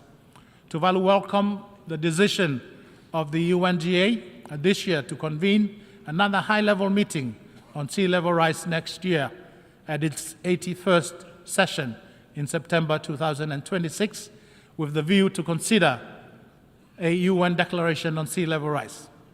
The journey towards the UN summit on sea level rise next year must be a turning point, securing long-term commitments so that islands, nations like mine are not left to confront the prospect of irreversible loss and damage. For the anticipated UN Declaration on Sea Level Rise, Tuvalu strongly advocates the inclusion in the declaration of the following matter. First, the affirmation of statehood continuity and the permanency of maritime boundaries amidst the climate crisis as a principle of international cooperation. Secondly, promote secure, organized, and dignified pathways for human mobility. Thirdly, support the safeguard of culture and heritage of affected communities. Fourthly, deliver innovative and rapid financing to enable adaptation journeys of the most vulnerable. And fifthly, ensure access to knowledge, data, and science to inform strategic planning, enhance resilience, and foster global cooperation. Tuvalu welcomes the recent advisory opinion of the International Court of Justice and the International Tribunal on the Law of the Sea Convention, IDLOS, regarding the obligation of states in relation to climate change. The IDLOS issued on the 21st of May 2024 the first ever advisory opinion on climate change that spelled out for the first time the far-reaching obligations of major polluters to mitigate greenhouse gas emissions, to prevent catastrophic harm, and to pay loss and damage for breach of such obligations. The ICT's landmark advisory opinion delivered in July this year validates that climate change is urgent, and is an existential threat to human life and natural ecosystem. The ICJ and the IDLOS opine that states have a duty to prevent significant harm to the environment, and therefore they must act with due diligence and use all means at their disposal to prevent activities carried out in their jurisdiction or under their control from causing significant harm to the climate system. The advisory opinions also affirm the principle of statehood continuity and the permanency of duly demarcated maritime boundaries despite the impact of climate change and sea level rise. The advisory opinions are significant milestones as they shift the conversation from political commitment to legally binding obligation. Despite the advancement in state practices and the recent judicial pronouncement on climate change and sea level rise, Tuvalu continues to call for the development of an international treaty on sea level rise that codifies the legal rights of affected states and peoples, and to reaffirm the principles of statehood continuity and the permanency of maritime boundary. It is my hope that the urgency to address the existential threat of climate change and sea level rise will not be overshadowed by the ongoing geopolitical competition between the superpowers and the military conflicts around the globe. Mr. President, while the UNGA prepares for the UN Summit on Sea Level Rise next year, Tuvalu continues to fulfill its obligation under the UN Framework Convention on Climate Change. With a sense of pride, Tuvalu has presented its first biennial transparency report to the UNFCCC, which is a testament to Tuvalu's commitment to transparency, accountability, and climate actions. During this week, I announced the third nationally determined contribution, NDC 3.0, which is Tuvalu's blueprint to resilience and a pledge to the world, linking climate action, sustainable development, cultural preservation, and a just transition to 100% renewable energy. But the fight for the 1.5 degree centigrade threshold cannot be won with carbon dioxide reductions alone. We must tackle methane and other short-lived gases that prevent near-term warming to buy time for decarbonization to take root. Only then can we protect the world from irreversible tipping points like the rapidly expanding coral bleaching that is devastating our ocean. Tuvalu has also updated its national adaptation plan, which provides a strategic and inclusive framework to protect people, ecosystem, infrastructure, and cultural heritage from climate change, setting clear adaptation pathways in coastal protection, infrastructure, food and water security, health and disaster risk reduction, while addressing sovereignty and cultural preservation. Tuvalu also supports the Fossil Fuel Non-Proliferation Treaty Initiative for a just phase-out of the use of fossil fuel, and call on all nations that are serious about confronting the climate crisis to join this initiative and to act decisively to protect our planet and future generations. Mr. President, Tuvalu has 26 square kilometers of land just opposed against 750,000 square kilometers of exclusive economic zones, which makes Tuvalu a large ocean state. As such, the ocean is the lifeblood of our economy. The ocean defines our culture and heritage, and the ocean is our very source of existence.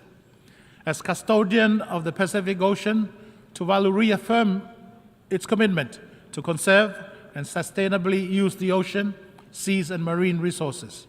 To that effect, Tuvalu is in the process of developing its first ever national ocean policy, not only to coordinate and guide the implementation of our commitments under SDG 14, but to also discharge our obligation to save and keep our ocean healthy. Mr. President, Tuvalu has ratified the BBNJ agreement, which has achieved the requisite 60 ratification threshold to bring it into force. Earlier this year, Tuvalu joined the global community in Nice, France, for the third United Nations Oceans Conference. In that gathering, Tuvalu joined the Ocean Rise and Coastal Resilience Coalition, which aims to support coastal cities by planning and implementing the transformation required to address sea level rise. The Nice Ocean Conference reminded us that the fate of our ocean cannot be separated from the fight against climate change and sea level rise. The commitment made in Nice must be carried forward with resolve, including through strengthened partnership and predictable financing that empower frontline community to conserve and sustainably use the ocean on their own term. In recognition of the need for a holistic approach to peace and security, the Pacific Island leaders this year endorsed the Pacific Blue Ocean of Peace Declaration, an initiative that aims to elevate the peace dimension of regional security and promote a Pacific-led vision of stability and resilience. Tuvalu is also proud to announce its firm commitment to co-facilitate the Ocean Pioneers Coalition with France and Panama, and that Tuvalu has joined the Friends of the Ocean and Climate, which is an informal and inclusive group to advance ocean climate actions and discourse.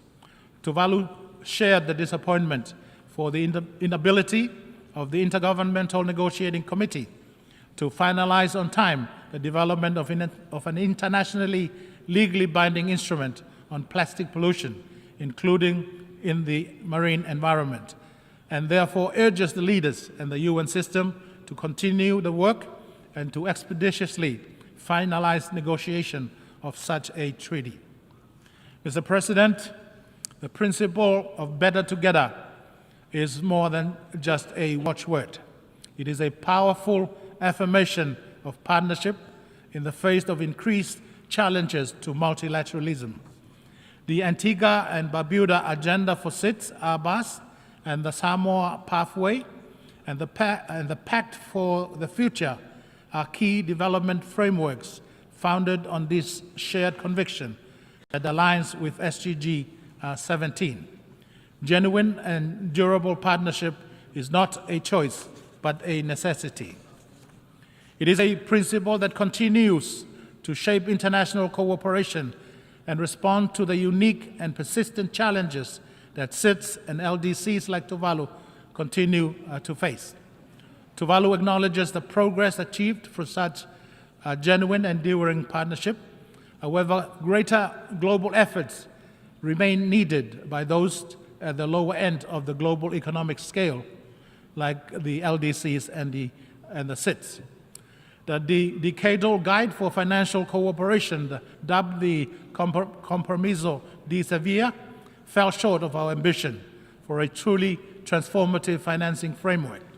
Much to our disappointment, there is also omission of previously agreed climate financing language from the document. Nevertheless, Tuvalu reiterates the call for urgent, scaled-up adaptation finance and the rapid operationalization and replenishment of the Loss and Damage Fund, including through the innovative use of special drawing rights.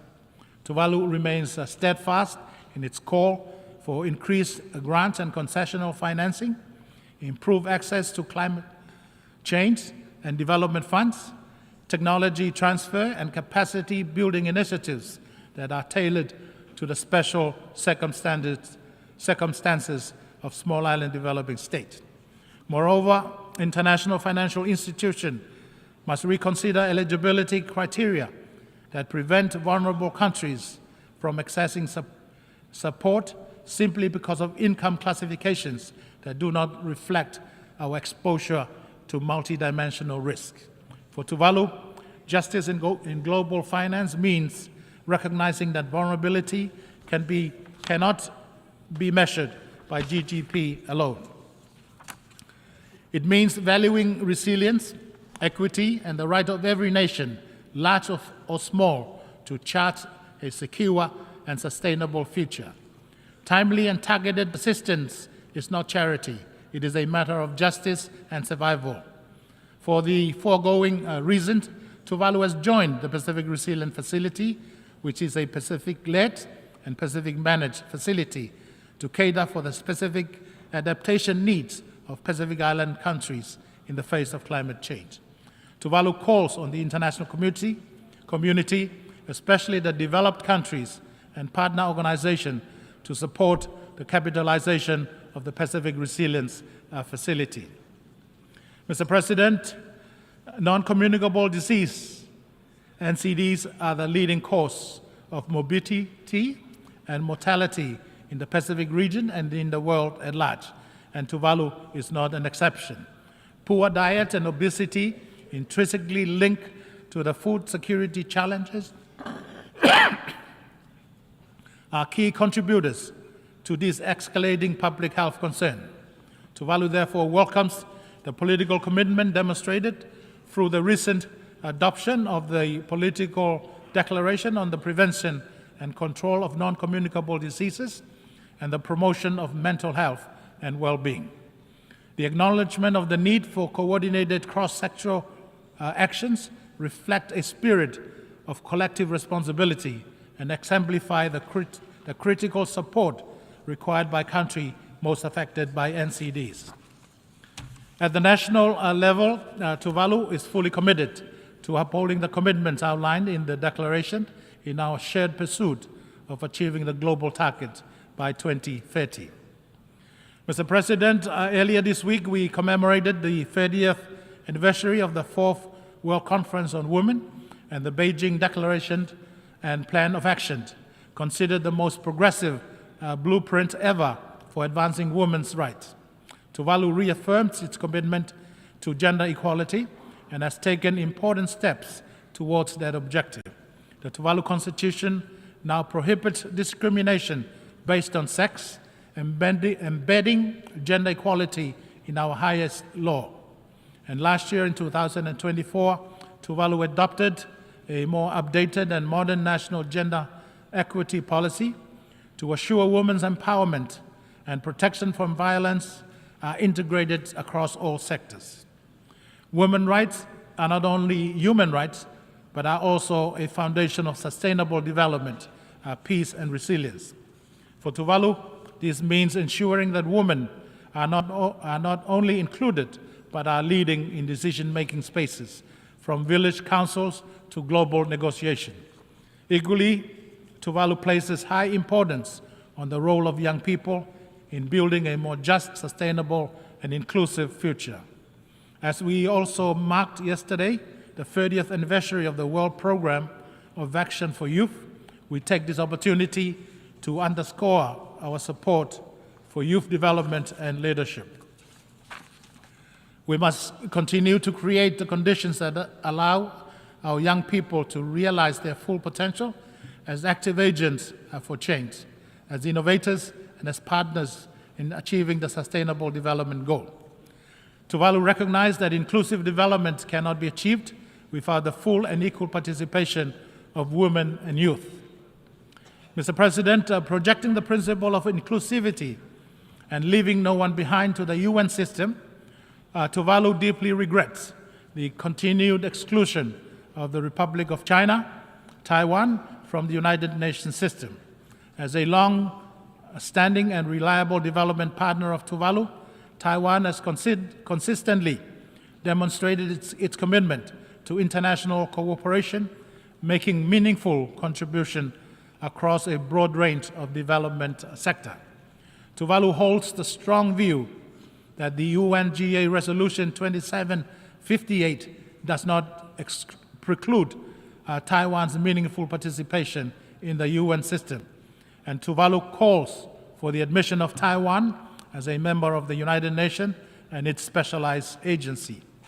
Similarly, it is regrettable to observe that the people of Cuba continue to bear the economic burden of long-standing unilateral economic sanctions, which deny them crucial international development assistance and partnership necessary for their recovery and rebuilding efforts. Tuvalu believes that sanctions which isolate and impoverish entire peoples run counter to the spirit of the United Nations Charter. Tuvalu supports the lifting of these sanctions and joins other member states in calling for the removal of Cuba from the list of state sponsors of terrorism. Mr. President,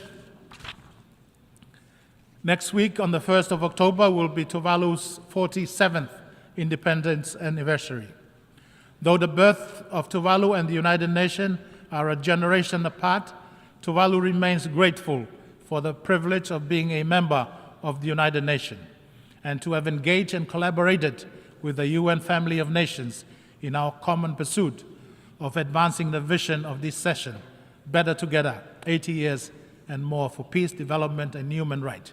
I wish to express my special thanks and sincere gratitude to the United Nations and its member states, in particular Tuvalu's generous traditional and emerging partners, for all the support and assistance afforded to Tuvalu.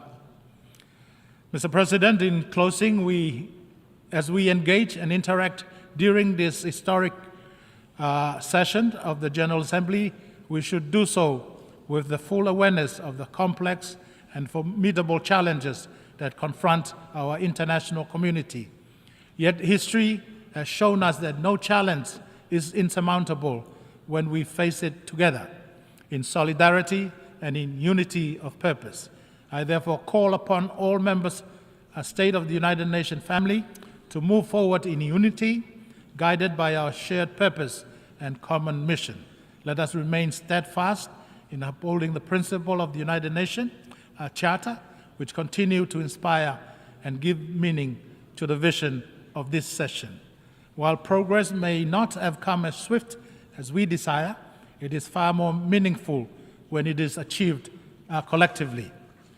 For indeed, when we stand together, united in principle, in purpose, and in resolve, we not only achieve better outcomes, but more enduring, equitable, and just outcome. I thank you, and as we say in Tuvalu, whakawhetailasi, Tuvalu moderdua, Tuvalu for God. Thank you.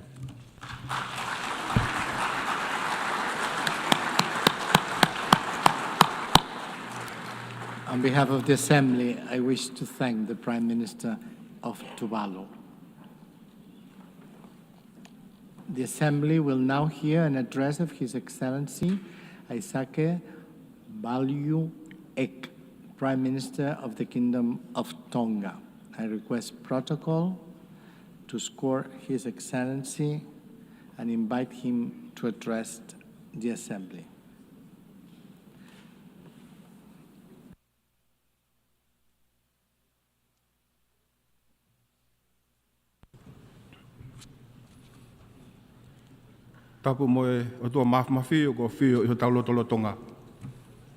Distinguished heads of state and heads of government, His Excellency Mr. Antonio Guterres, Secretary General of the United Nations, His Excellency Ms. Annalena Baerbock, President of 80th United Nations General Assembly, distinguished delegates, distinguished ladies and gentlemen. Mr. President, allow me at the outset to bring warm Malo-Elele greetings from His Majesty Government and the people of the Kingdom of Tonga. It is indeed with profound honor to address this esteemed Assembly at its 80th session. First, I wish to congratulate Your Excellency on assuming the esteemed presidency of the 80th session of the United Nations General Assembly. We commend you, President, on your election, to preside over this session, and we pledge our full support to your leadership. I take this opportunity to also thank your predecessor, His Excellency Philemon Yang, for his able leadership throughout the durations of his mandate. He also paid tribute to the Secretary General, His Excellency Antonio Guterres, Secretary General of the United Nations, for his steadfast efforts in advancing the purposes and principles of the United Nations and the roles he has played. Mr. President, we convene at this 80th session under the theme, Better Together, 80th years and beyond, for peace, development, and human rights. A vision to which Tonga pledges its full support. For us, as a small island developing state, these themes resonate deeply. The pursuit of peace, development, and human rights cannot be realized without urgent action on climate change, the protection of oceans, and the resilience of vulnerable communities. At a time when climate change has become a profound security threat, we must rally around the collective visions of the United Nations. For only through solidarity and shared responsibility can we safeguard our planet, uphold the dignity of all peoples, and secure a sustainable future for generations to come. As I stand before you in commemorating the 80th anniversary of the United Nations, I am pleased to share that Tonga will soon celebrate 150th anniversary of our Constitution on 4th of November 2025. Constitution Day is a profound reminder of our sovereignty, unity, and enduring independence. Proclaimed in 1875 by His Majesty King Leopold I, our Constitution laid foundation for justice, the protections of land, and the rights of people. As we mark its 150th anniversary, we celebrate not only a historic milestone, but also a living legacy that continues to guide our nations and inspire our future generations. Mr. President, Tonga reaffirms its steadfast commitment to the purposes and principles of the United Nations Charter, first signed in San Francisco 80 years ago. That historical document continues to guide our collective pursuit of peace, security, human rights, and development. It visions endure as a beacon for multilateralism, reminding us that the challenges we face today can not only be addressed through unity, cooperation, and respect for international law. Mr. President, Tonga welcomes the UN 80 reform processes as an opportunity to ensure the nation remain fit for purpose in addressing today's challenges, just as Pacific undertakes its own review of the regional architecture under the 2050 strategy for the Blue Pacific continent. For us, reform is not abstract. It is about survival, dignity, fairness, and efficiency. If the UN is to deliver for our people, it must deliver with us, through us, and in alignment with the principle our leaders have endorsed. This means anchoring regional integrated platforms within the Pacific Islands Forum, ensuring financing flows respond to regionally determined priorities, safeguarding access for the small administrations, easing reporting patterns, and above all, increasing Pacific representations across the UN system and decision-making bodies.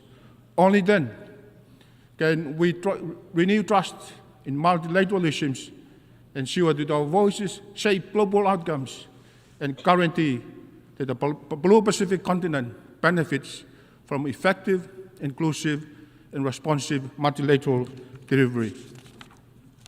Mr. President, Tonga welcomes the adoption of the Pact for the Future with its annexes, the Global Digital Compact, and declarations of future generations as both an opportunity to strengthen multilateralism in a time of global crisis, and a responsibility to ensure no nation, however small or remote, is left behind. It focuses on climate action, sustainable development, financing, and intergenerational responsibility, speaks directly to Tonga's priorities as small island developing states on the forefront of climate change, offering a vital framework to accelerate adaptation, close critical financing gap, and safeguard a sustainable world for generations to come, while reaffirming the needs for inclusive governance where Pacific's voice help shape the decision that defines our shared future. Mr. President, last month, Tonga concluded its chairmanship of the 53rd Pacific Islands Forum Leaders Meeting. The Kingdom was privileged to host Secretary General Antonio Guterres on our shores. His attendance as a special guest reaffirmed the deep partnership between the Pacific and United Nations and further strengthened our belief in the indispensable role of this organization. Tonga's tenure as a chair was highly significant, both symbolically and practically. Our representations here at the United Nations as chair afforded Tonga the opportunity to assume a leadership role within the Pacific family, guiding collective priorities and setting the tone for regional cooperations. It enabled us to play a pivotal role in reinforcing Pacific solidarity, ensuring that both small and large island states stood together in a negotiation with global partners. It also amplifies Tonga's voice in international diplomacy by carrying the mandate and collective position of the Pacific regions. Above all, it left us with a legacy for resilience and provided a vital platform for advocacy on issues central to our people's survival and well-being. Mr. President, for small island states, one of the most pressing issues remain the existing threat of climate change. For Tonga, this is not a remote threat, but unfolding reality that threatens to erase decades of development gains and imperils the very existence of our island. We therefore continue to call for urgent, ambitious, and concrete climate actions from the national community, action grounded in the principle of equity, justice, and common but differentiated responsibility. It is in this connection that Tonga supports Australia's bid to host COP31 in partnership with the Pacific as a Pacific COP. We see this as an unique opportunity to bring the voices of small island developing states to the forefront of the global climate agenda, ensuring that the realities of our peoples are not only heard, but drive the urgency of action. Hosting COP31 in our regions would symbolize a global commitment to climate justice and amplify the call for solutions that safeguards the most vulnerable. Mr. President, Tonga has welcomed the landmark advisory opinion of the International Court of Justice on 23rd July, a historic decision affirming that climate change is not only an environmental crisis, but also a profound challenge to international law, human rights, and the survival of our island nations. For Tonga, this opinion is more than a legal milestone. It is a moral victory that amplifies the voices of the world's most vulnerable, strengthens our call for urgent actions to cut emissions, accelerate adaptations, and deliver on lost and damaged finance, and reinforce our shared duty to secure climate justice, resilience, and protections for present and future generations. It also affirms small island developing states a special case for sustainable development. The use of the Multidimensional Vulnerability Index, MVI, more managed approach to international financial standards, and recognize the need to scale up ocean finance. Mr. President, Tonga welcomes the Convention de Sevilla adopted at the 4th International Conference on Financing for Development earlier this year. For Tonga, this commitment is especially significant. It calls for a more inclusive, fair, and transparent global financial system, one that better responds to realities of countries most at risk, including smaller island developing states. This speaks directly to Tonga's priorities, mobilizing equitable financing for climate resilience, disaster preparedness, and sustainable development, addressing that sustainability and ensuring that no country is left behind because of its size, geography, or vulnerability. We see this as a framework that can help transform inequality into opportunity and reaffirms our goal for development finance that delivers for our people and for our future generations. Mr. President, Tonga joined the international community at the 2025 United Nations Ocean Conference in Nice, France, under the theme, Accelerating Actions and Mobilizing All Actors to Conserve and Sustainably Use the Oceans, where we underscore the centrality of sustainable ocean-based economies to Pacific Island countries that rely on the ocean for food security, trade, and culture. And we call for integrated ocean governance, stronger financing for marine conservation, resilient maritime infrastructure, and sustainable transport across our islands, while reaffirming our commitment to the Nice Ocean Action Plan and the political declarations. At home, Tonga has taken concrete steps with the Ocean Management Bill 2025, a landmark framework to conserve biodiversity, manage resources sustainably, and protect our marine environment for the benefit of our people and the future generations. Mr. President, Tonga is proud to have joined the Pacific family in the adoption of the Ocean of Peace Declaration, declaring that the Blue Pacific continent as an ocean of peace. This is more than symbolism. It is a shared regional vision that peace, security, and sustainability are deeply interconnected with how we treat our ocean, how we protect our environment, and how we safeguard our communities. Tonga supports this declaration fully and calls for principle to be embedded in our international ocean governance, climate actions, and sustainable development of efforts. The ocean must not only be protected, it must be honored as a foundation of our security, of our economies, our way of life, our legacy of resilience.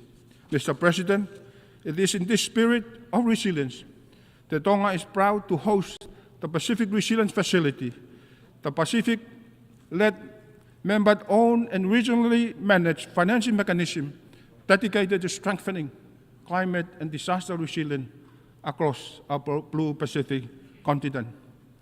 Tonga acknowledges with gratitude the commitments and contributions already extended by our development partners and friends of the Pacific.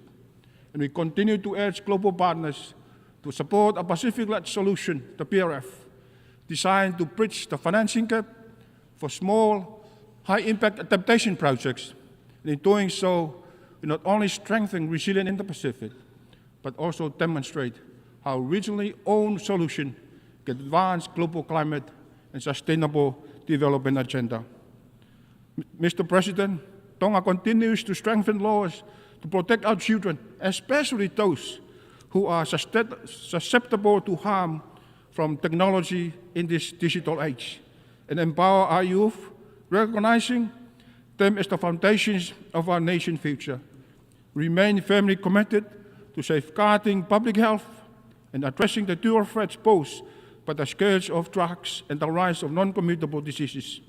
At the same time, we acknowledge the complex challenges of migrations and deportees, while valuing the enduring contributions of our diaspora to national development. We also view economic development as a vital pathway to opportunity and resilience, harnessing trade and sport as a drivers of growth, unity, and national pride. Together, these priorities embody Tonga's vision of a just, healthy, and prosperous society where no one is left behind. And lastly, may I remind this assembly to seek wisdom and strength beyond ourselves. Let us first ask God for guidance in our shared pursuit of peace, in advancing sustainable development, and in safeguarding the dignity and human rights of all peoples.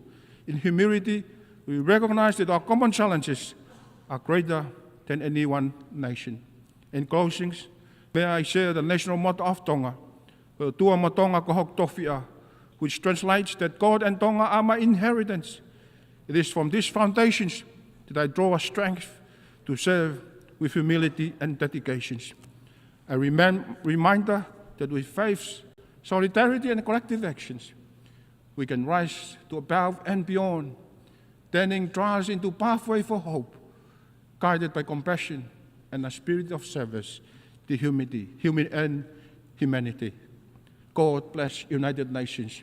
Malo Opito. Thank you.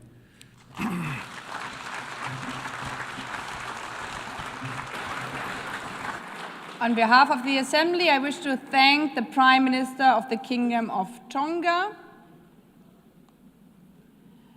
I now give the floor to His Excellency Tuelupe Maurewe Tele Pumulinuku Onesemo, Deputy Prime Minister of Samoa.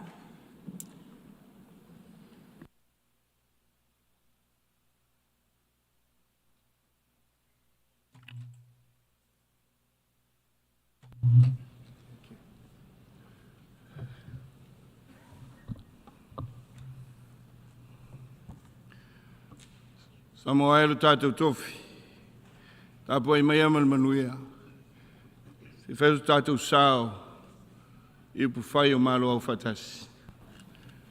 Presidents, world leaders, excellencies, I wish to congratulate Her Excellency Ms. Annalena Baerbock on her election as President of the 80th session of the General Assembly.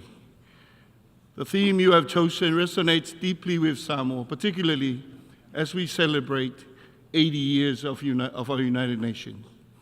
It is timely call for our collective actions towards a more peaceful, sustainable, and resilient future for our people and planet. You can be assured that Samoa's full support throughout your mandate. Excellencies, we live in times of global turbulence and uncertainty. Profound and transformative change is not only necessary, but also inevitable. We must prepare ourselves to face the challenges ahead with resolve and use opportunity to herald in much-needed reforms for the benefit of all and leaving no one behind. At the core of our success lies our unwavering commitment to the principles upon which the United Nations was built, multilateralism and international law. Samoa reaffirms its unwavering commitment to the United Nations as a premier forum to address global challenges. Multilateralism for Samoa is a practical necessity and not just an abstract ideal. Only through genuine cooperation and mutual trust can we craft solutions that no single nation could achieve alone. We welcome the Secretary General's UN 80 initiative. Any reform must strengthen delivery on the ground, especially for small islands, developing states, by eliminating duplications, improving coherence, and accelerating impact. Critically, such reforms must not weaken the operations of the UN multi-country offices or the resilient coordinator system. Likewise, the reforms of the MCO level should clearly define the roles and the functions of the UN country teams, working in close coordination with parish countries to avoid duplications, competition for resources, and proliferation of projects that small administration cannot manage efficiently. At the regional level, the UN must deliver with the region throughout the region and align with the principles agreed to by the Pacific leaders as articulated in the 2050 strategy for the Blue Pacific continent. The UN 80 initiative is the opportunity to jointly realize regional delivery of ongoing initiatives through regional mechanisms. Excellencies, land and the ocean are central to Samoan culture and are also the basis of our people, sense of belonging, our whasinomanga, and our heritage, our tofi. Village boundaries were marked by age of old banyan trees on the mountain ridges and extend to the protruding reef, such as the values that make us a distinct people, where our history, traditions, identity, livelihoods, and everyday lives are intimately connected to our precious island ecosystem, underpinned by our unique communal Samoa culture and traditions. Our geographical isolation and insularity no longer shields or protect us from the increasingly complex and dynamic security challenges, transnational crimes, especially drug trafficking, nuclear proliferations, challenges to sovereignty, growing geopolitical tensions, in our region and humanitarian crisis. The rule-based international system is being bent out of shape.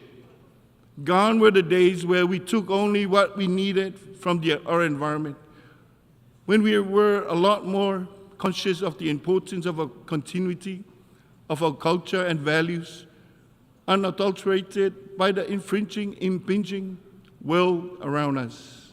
Unfortunately, this important connection makes us particularly vulnerable to the adverse effect of climate change.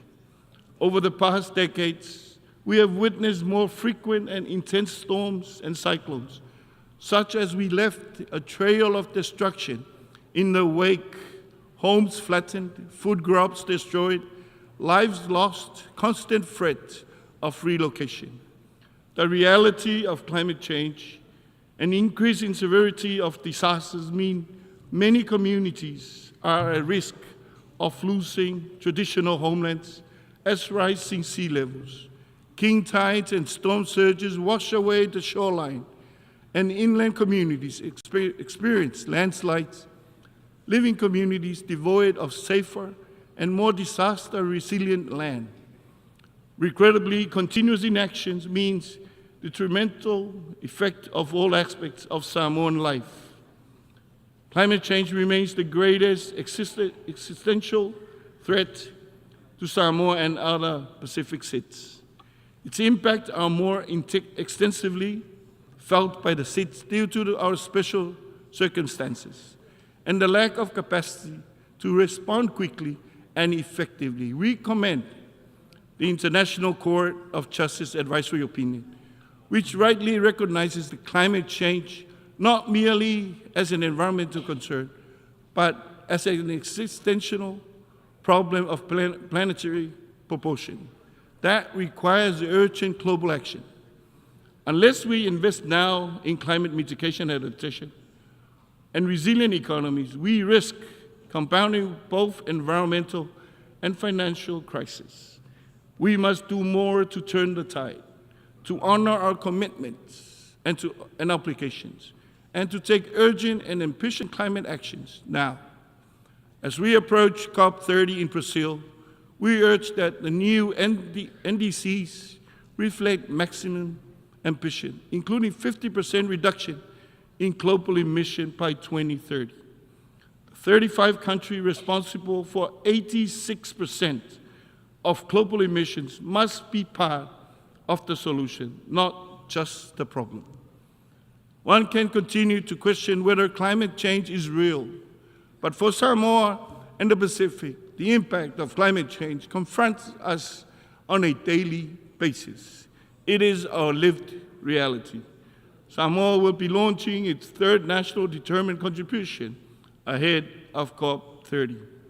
This updated plan, developed through inclusive consultation, captures both the realities and the aspirations of all Samoans, but we cannot do it alone.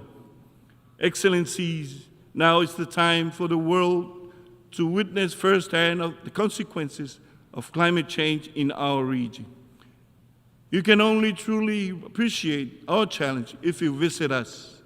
There is no better place to discuss climate ambitions and solutions than in the Pacific, where climate change impact is a lived reality.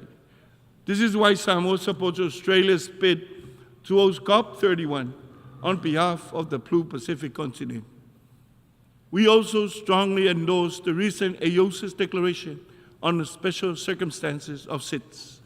And we can all states, international and organizations, and treaty parties to recognize and reflect these unique vulnerabilities in the design, interpretation, and implementation of multilateral agreements.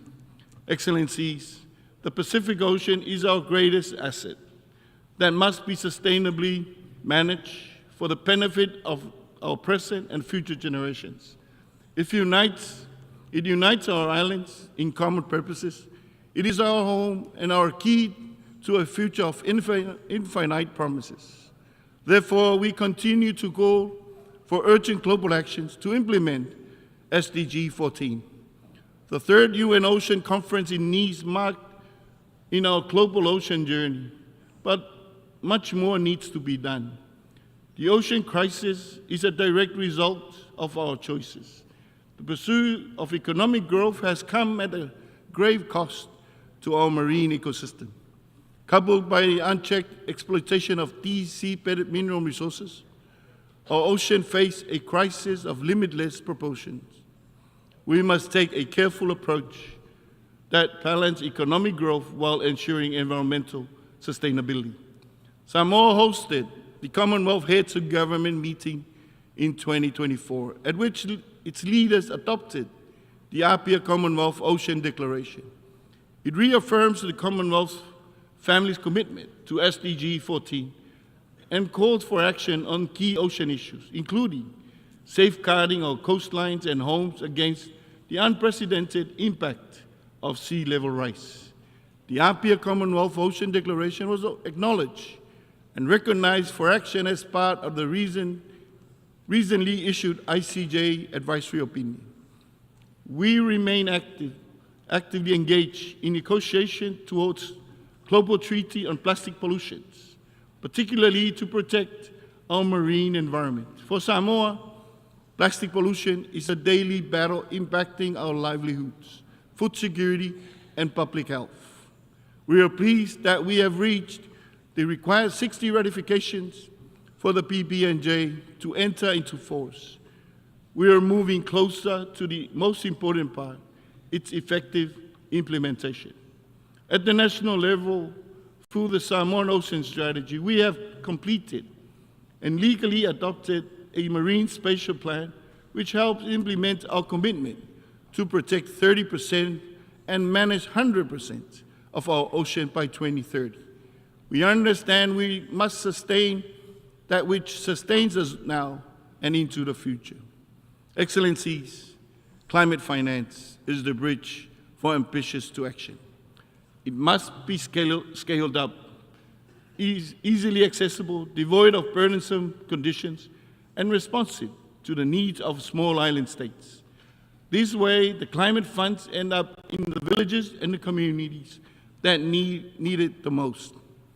Financing of development conference in Sevilla was, regrettably, a missed opportunity. Since the Rio conference in 1992, we have made countless pledges and commitments to the development agenda. But too often, we simply rebrand and recycle old ideas while failing to deliver tangible progress. Meanwhile, multilateralism is under siege, and international financial commitments are being eroded. Overseas development assistance is being cut significantly, and the global financing gap for the SDGs stands at $4 trillion. Yet, when it comes to war, funding is never short supply. The stark contrast should give us pause. We must also address and confront the deep systemic inequities embedded in our global economic and financial architecture. Yesterday's solutions are no match for today's crisis. A modern, just, inclusive financial and system must be created, one that recognizes small island states, understands them, and work in the interest of citizens. Debt forgiveness must be linked to measurable progress on resilience building. Samoa supports the incorporation of state contingent clauses in the debt instrument, allowing for suspension during crisis. We look forward to the timely implementation of the Sevilla commitment. Excellencies, non-communicable diseases are now the dominant health burden in Samoa and in the Pacific region. We welcome the high-level meeting on NCDs and call for targeted integrated actions for SIDS, especially in prevention, healthy food environment, and sustainable financing. Samoa has also developed the region's first national action plan for health security, aligning public health systems with climate adaptation and strengthening surveillance and response capacities. Excellencies, energy is both a driver and an accelerator for Samoa's sustainable development ambition. The digital transformation, including AI and data analytics, offer real opportunities to drive an inclusive, just energy transition, particularly through off-grid solutions and smarter energy planning. However, Samoa's level of in-depthness, often worsened by natural disasters, remains a pressing challenge. As disasters increase in intensity and frequency due to climate change, tools such as risk-informed early action, partnership, and multi-dimensional vulnerability index are critical. We urge swift appointments of members of the MVI Independent Expert Advisory Panel. Excellencies, Samoa remains a peaceful country, steadfast in our commitment to human rights and justice. We remain concerned by the ongoing wars, including Ukraine and Gaza, the terrible loss of civilian lives, displacement of people, as well as the destruction of infrastructure and the environment, is something we do not condone. The continued supply of weapons to fuel conflict must end. Due to consideration must be given to the long overdue reform of the Security Council. Excellencies, the tools of bygone era can no longer ensure our collective future. At the regional level, our Blue Pacific has undertaken a review of its regional architecture to ensure it is well aligned to the ambitions of its 2050 strategy. As we pursue UN 80 initiative, it is important to recognize the regional strategy and find alignment. This can help increase the relevance and effectiveness of the UN. 80 years on, we call on the UN and the global community to work with Samoa to ensure our true resilience, where we can confidently engage as a global citizen, but be able to rely on our own national and regional efforts to pave a peaceful and a prosperous future for Samoa and the Pacific. We must choose courage over cautions, cooperation over indifferences, and delivery over delay, guided by our charter and anchored in our pillars of peace and security, human rights and development for all. Let us steer our global canoe with confidence, fueled by trust, cooperation, partnership, and our humanity. Thank you, and God bless.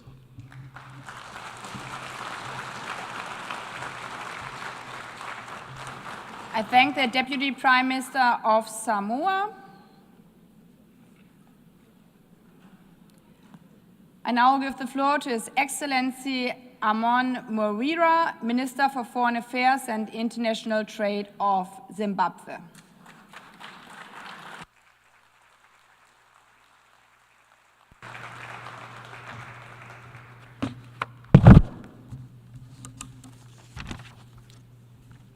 Your Excellency, Ms. Annelina Baerbock, President of the 80th Session of the United Nations General Assembly, Your Majesties, Your Excellencies, Heads of State and Government, the Secretary General of the United Nations, Mr. Antonio Guterres, distinguished delegates, ladies and gentlemen, I'm humbled to issue this statement on behalf of His Excellency, the President of the Republic of Zimbabwe, Dr. Idi Mnangagwa. Let me warmly congratulate you, Madam President, on your election as President of the 80th Session of the Assembly. We are confident that under your stewardship, this milestone session will be remembered for renewed multilateral cooperation. Please be assured of Zimbabwe's support throughout your tenure. We also wish to pay tribute to your predecessor, His Excellency Philemon Young, for his leadership during a period marked by heightened geopolitical tensions and a retreat from multilateralism. This 80th anniversary of the signing of the UN Charter is a timely opportunity for us to reflect upon the journey of the past 8 decades. The resolve of the 50 nations that gathered in San Francisco in 1945 was to save the world from the scourge of war and conflict. Today, 193 nations are here to bear witness that since then, the United Nations has endured as the legitimate multilateral institution to address issues of global interest and concern. Yet, we commemorate this milestone at a time of profound uncertainty when the world is confronted by escalating conflicts, economic slowdowns, increasing poverty, and widening inequality, humanitarian tragedies, and the vagaries of climate change. Madam President, on the principle of multilateralism, it is our collective responsibility to recommit to the principles and purposes of the UN Charter for the benefit of the present and future generations. As Zimbabwe, we have anchored our foreign policy on multilateralism, guided by the principle of sovereignty, equality, and peaceful coexistence among nations. We believe that no nation can prosper in isolation. Zimbabwe's participation in multilateral processes is therefore aimed at advancing peace and security, human rights, and sustainable development for the integrity, dignity, and prosperity for all humanity. We welcome the Secretary General's UN 80 initiative on reforming the UN. The reform must allow the organization to evolve in line with contemporary realities, while strengthening and not diminishing the voice and participation of developing countries. Any reform that sidelines the aspirations of the global South runs contrary to the very spirit of the UN Charter. For the United Nations to remain effective and responsive, its reform must be member state driven, inclusive, and anchored in the principle of sovereign equality of all member states. This anniversary must, therefore, serve as a solemn reminder that humanity achieves more by working together than working apart and working against each other. Madam President, on the principle of peace and security, it is clear that peace, development, and human rights can only be fully realized through the reform of global governance institutions. The global economic, political, and security architectures established after the Second World War no longer reflect today's realities.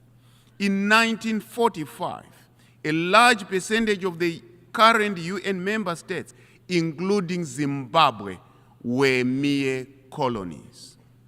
To this end, we reiterate Africa's long-standing call for the comprehensive reform of the United Nations Security Council. Africa's continued total exclusion from the permanent category and underrepresentation among non-permanent members is an aberration which requires urgent redress. Decisions on Africa cannot continue to be made without Africa at the table. We cannot go back to 1884 when Africa was on the menu. Madam President, Zimbabwe underscores the importance of enhanced cooperation between the Security Council and regional organizations such as the African Union to address the root causes of conflicts. We believe that sustainable peace cannot be achieved without advancing the women, peace and security, and youth in the agenda. In our region, the Southern African Development Community SADC, we emphasize inclusive peace processes. We stand by the principle that peace is not merely the absence of war, but the presence of justice, equity, equality, and respect for human dignity. Working with other member states, Zimbabwe has contributed towards the resolution of conflicts in the region, including the spearheading of joint diplomatic efforts with the East African Community under the auspices of SADC in the search for peace in Eastern DRC. Our consistent contribution to UN peacekeeping missions in conflict areas is a testimony to our commitment towards peace and security for all. Zimbabwean peacekeepers have demonstrated a high degree of professionalism wherever they have been deployed. Guided by this legacy of commitment to peace, Zimbabwe has presented its candidature for a non-permanent seat on the United Nations Security Council for the term 2027-2028, determined to share its experiences and make its contributions in promotion of a safe and secure world for all. We trust that our candidature merits the invaluable support of all member states at the election to be held in June 2026. Zimbabwe pursues a doctrine of friend to all and an enemy to none. As such, we are ready and available to work with all members of the United Nations for a peaceful and just world. Madam President, Zimbabwe was born out of a protracted liberation struggle which was armed for freedom and independence, hence its continued solidarity with the people of Palestine and the Western Sahara in their justified search for self-determination. The Palestinians have endured severe, sustained, and systematic injustices under the glare of the international community. This cannot continue. Time has come for the establishment of a lasting peace in the Middle East, especially the implementation of the two-state solution for the peaceful coexistence of both Israel and Palestine. Madam President, on the issue of sustainable development, Zimbabwe has a doctrine of leaving no one and no place behind, which defines the core of our national development trajectory. Guided by our national development strategy, we are undertaking comprehensive reforms and targeted investments to transform and build our country brick by brick, stone by stone, resulting in consistent GDP growth of around 6% for the past few years.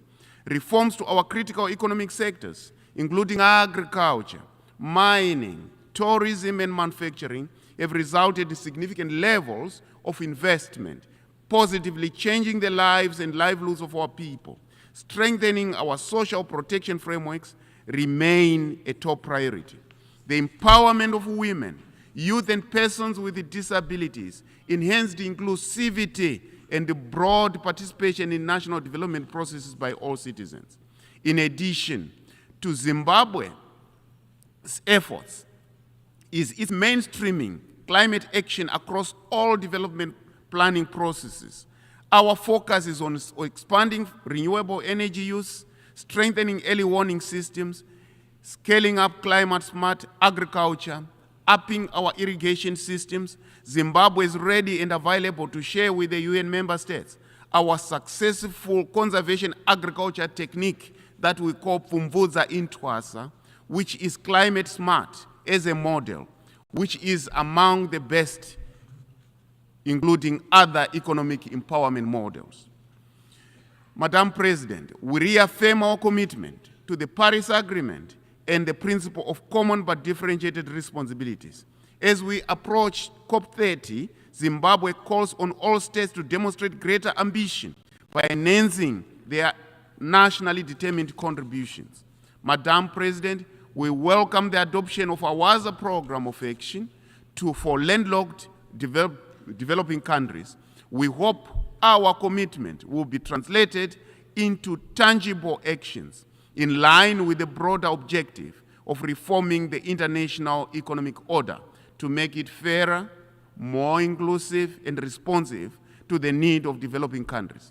The role of ICT and AI in transforming lives and accelerating development is indisputable.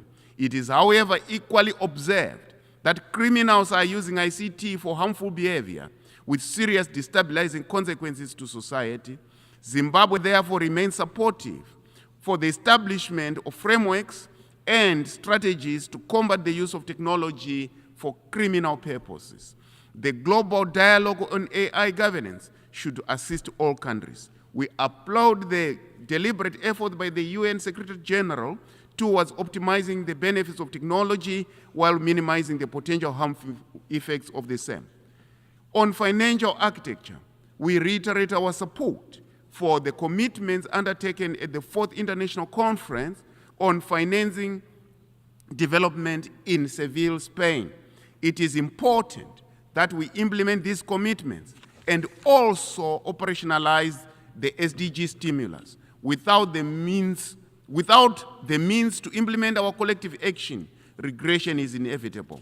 The global economic and financial system remains skewed against the global south, compounding debt distress and entrenching poverty. The reform of the international financial architecture is a critical necessity to unlock development finance, especially for the developing countries that have remained peripheral to the development chain.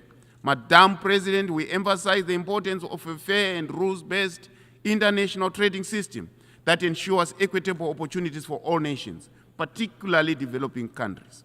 On the principle of human rights, we uphold the principle of all rights, civil, economic, political, and social, including cultural, that are interdependent and indivisible. We reject attempts to elevate some rights over others. We equally reject the selective, arbitrary, political, and biased application of human rights frameworks and standards.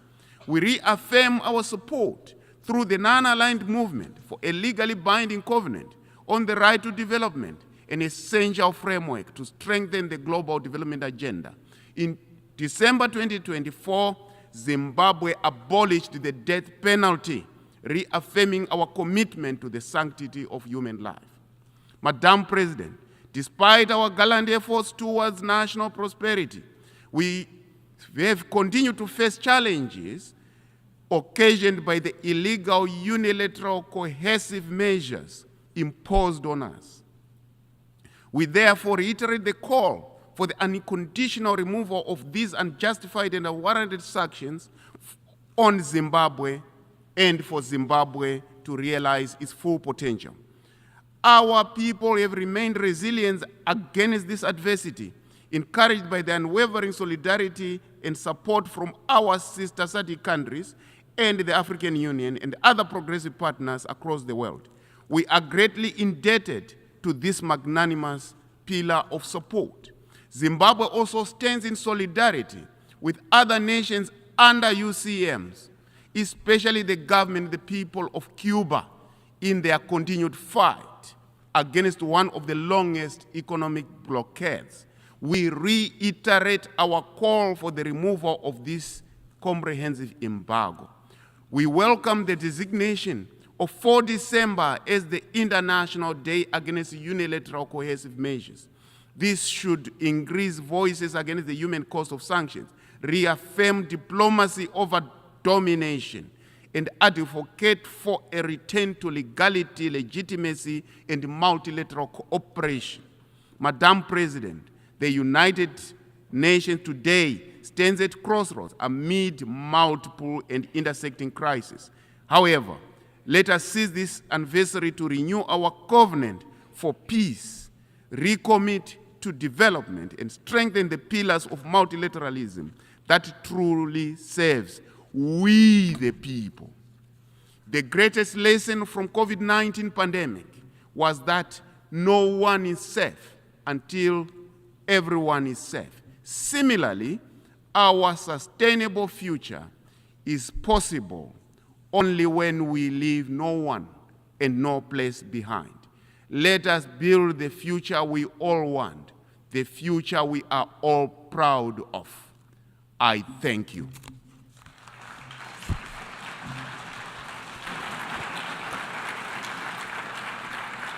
I thank the Minister for Foreign Affairs and International Trade of Zimbabwe. I now give the floor to His Excellency Winston Peters, Minister for Foreign Affairs, Minister for Racing and Minister for Rail of New Zealand.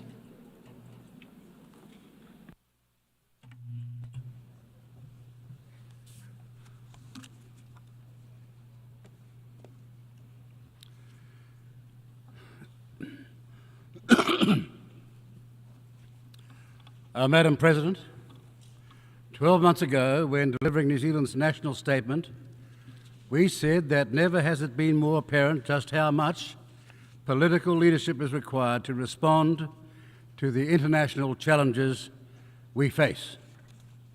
Political leadership is needed to restore trust in our domestic and international institutions, forge unity, maintain fragile social cohesion, and fill the gaps when the international community, through the United Nations, proves unable to.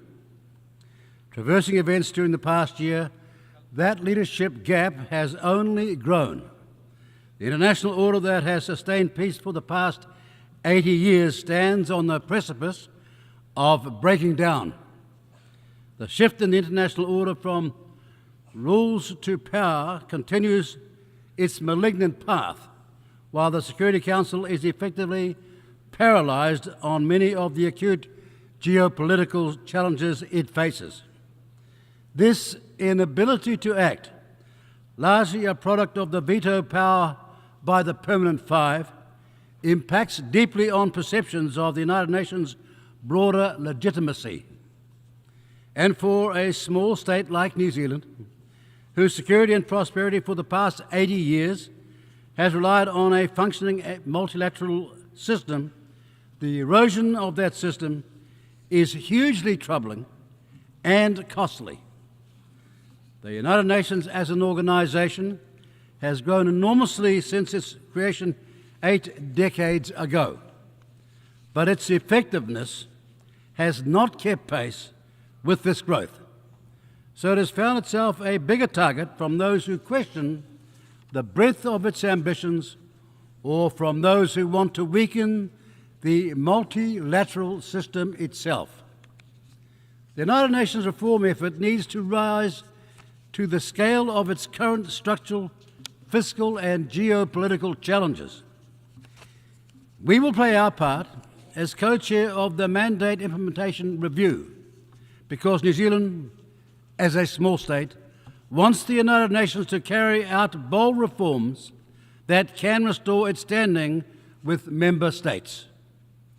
New Zealand is deeply troubled by the humanitarian disasters we see globally. While the international community's focus is rightly dominated by the suffering in Gaza and Ukraine, humanitarian crises in countries like the Democratic Republic of Congo, Syria, Sudan and Myanmar lead us to a deeper concern. Our concern is that the effects of large-scale violence, displacement and famine will create further intergenerational cycles of violence in countries already racked by political instability and conflict. Nearly 17 million people require humanitarian aid in Syria, with a similarly large number displaced. Over 21 million Congolese require humanitarian support. In Sudan, more than 30 million people, some 65% of its population, require urgent humanitarian aid and protection. Basic services have collapsed, vaccination rates plummeted, and violence, including sexual violence, are endemic. Some 13 million Sudanese people have been displaced from their homes. In Myanmar, over 3.5 million people are internally displaced and 22 million in need of humanitarian assistance, making it the worst humanitarian crisis in Southeast Asia. These bold numbers are shocking to contemplate because they say that in too many places our shared humanity is held in contempt or worse. We need leadership that creates possibilities, not extinguishes them. Leadership that persuades rather than controls. And leadership that appeals to our better angels, not our worst instincts. We most of all need leadership that meets the common desire for shelter, sustenance, to live in peace, feel secure, and to live with the hope that their children will flourish. Most of all, we need leadership that is courageous. It was courageous leadership that saw Egyptian President Anwar Sadat address the Israeli Knesset in Jerusalem in November of 1977 to extol peace. Sadat will pay the ultimate sacrifice for his courage, but his country and Israel have benefited from his courage in the decades since. In that speech, Sadat said, and I quote, "The struggle which took us from war to war, from victims to more victims, until you and we have today reached the edge of a horrible abyss and a terrifying disaster unless together we seize this opportunity today of a durable peace based on justice." End of quotes. We again are on the edge of a horrible abyss in Gaza.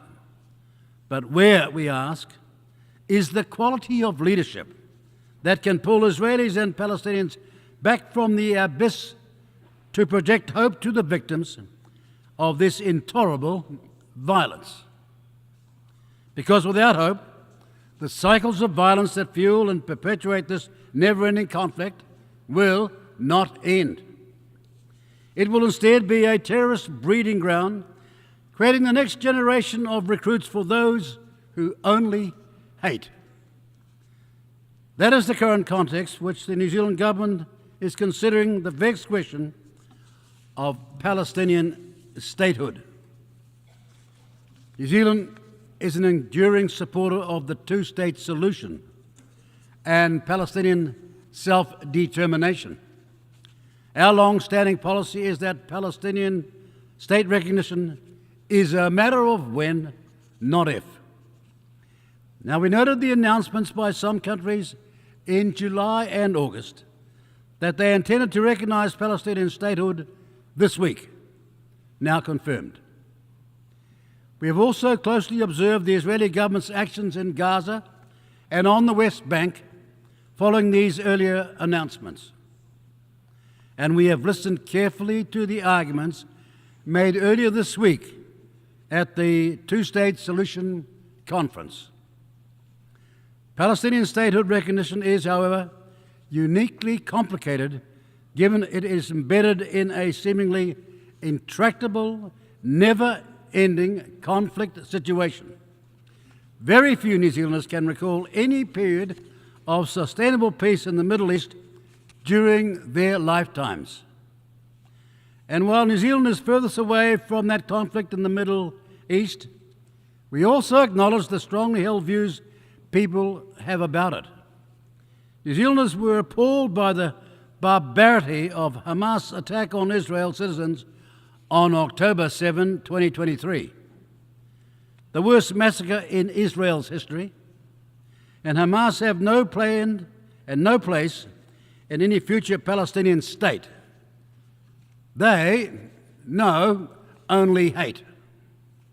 Today, nearly 2 years on from the horror inflicted that day, including the continued holding of Israeli hostages by Hamas, we are shocked to our core by harrowing images of famine in Gaza. We are also revolted by what can only be described as a grossly disproportionate response from the Israeli government. However, there's an old saying about a musical instrument that sums up well the vexed question of Palestinian statehood recognition. If the string is too tight, it will snap. But if it is too loose, the instrument will not play. Those countries who hoped their earlier signalling of Palestinian statehood recognition would protect and promote the two-state solution have instead seen the Israeli government snap and continue its widely condemned military actions in Gaza while continuing to develop illegal settlements on the West Bank in defiance of international law. The New Zealand government agrees with the ends sought by partners and acknowledges their good intentions. We commend to the leadership efforts of those countries trying to bring an end to the violence through their diplomatic efforts. We desperately want diplomacy to succeed, and we believe it is those countries with leverage who are most likely to achieve a breakthrough that would show global leadership. However, we do not believe that the current situation represents the last or even best chance to preserve the two-state solution. Rather, we think a future situation when Israeli and Palestinian political leadership is an asset, not a liability, and where other situational variables have shifted the current calculus away from conflict and towards peace, would be more conducive for recognizing Palestinian statehood. Therein lies our dilemma over any decision to recognize Palestinian statehood now, because statehood recognition is an instrument for peace. As an instrument for peace, also does not play, because there are no fully legitimate and viable state of Palestine to recognize. Palestine does not fully meet the accepted criteria for a state, as it does not fully control its own territory or population. There is also no obvious link between more of the international community recognizing the state of Palestine and the aimed objective of protecting the two-state solution. Indeed, what we have observed since partners' pronouncements reveals that recognizing Palestine now will likely prove counterproductive. That is, Hamas resisting negotiation in the belief that it is winning the global propaganda war while pushing Israel towards even more intransigent military positions. Recognition at this time, we also think, is open to political manipulation by both Hamas and Israel. Hamas will seek to portray our recognition of Palestine as a victory, as they have already done in response to partner announcements. Israel will claim the recognition rewards Hamas and that it removes pressure on them to release hostages and agree to a ceasefire. Ladies and gentlemen, because even now, after almost 2 years of this outrage, Hamas refused to give the hostages back.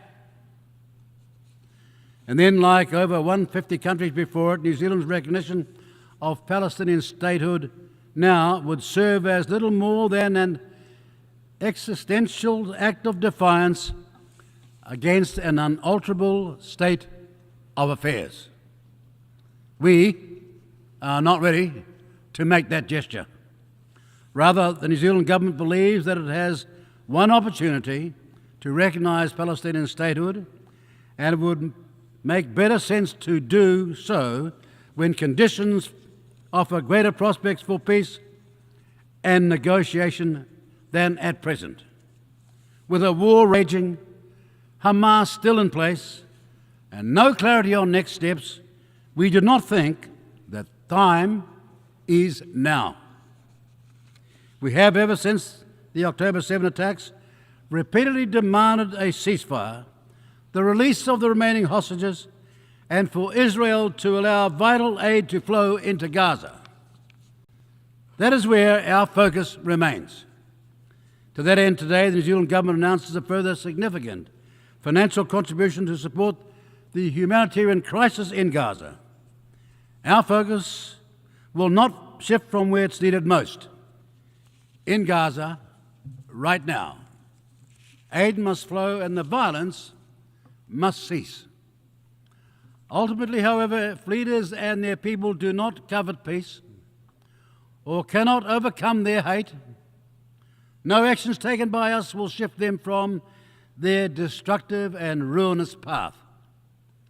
But if they do covet peace, and when we see action, not in the form of rhetoric, but of agreements, and when statehood emerges, then institutions to support it, New Zealand will then recognise Palestinian statehood. Colleagues, Our focus on the leadership gaps that exist in our troubled world goes directly to our responsibility as member states, large and small, to bolster the United Nations to ensure to our Charter's preamble, as it proclaims, to save succeeding generations from the scourge of war. Our support for the United Nations has remained unwavering since the creation in San Francisco.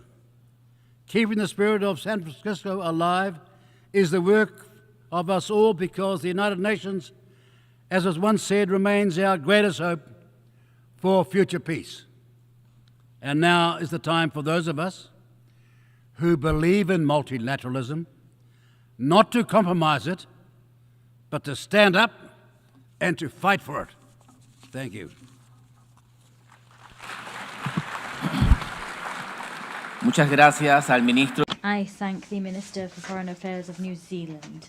I now give the floor to His Excellency Mr. Kakukwaja Leon Adon, Minister for Foreign Affairs of Côte d'Ivoire.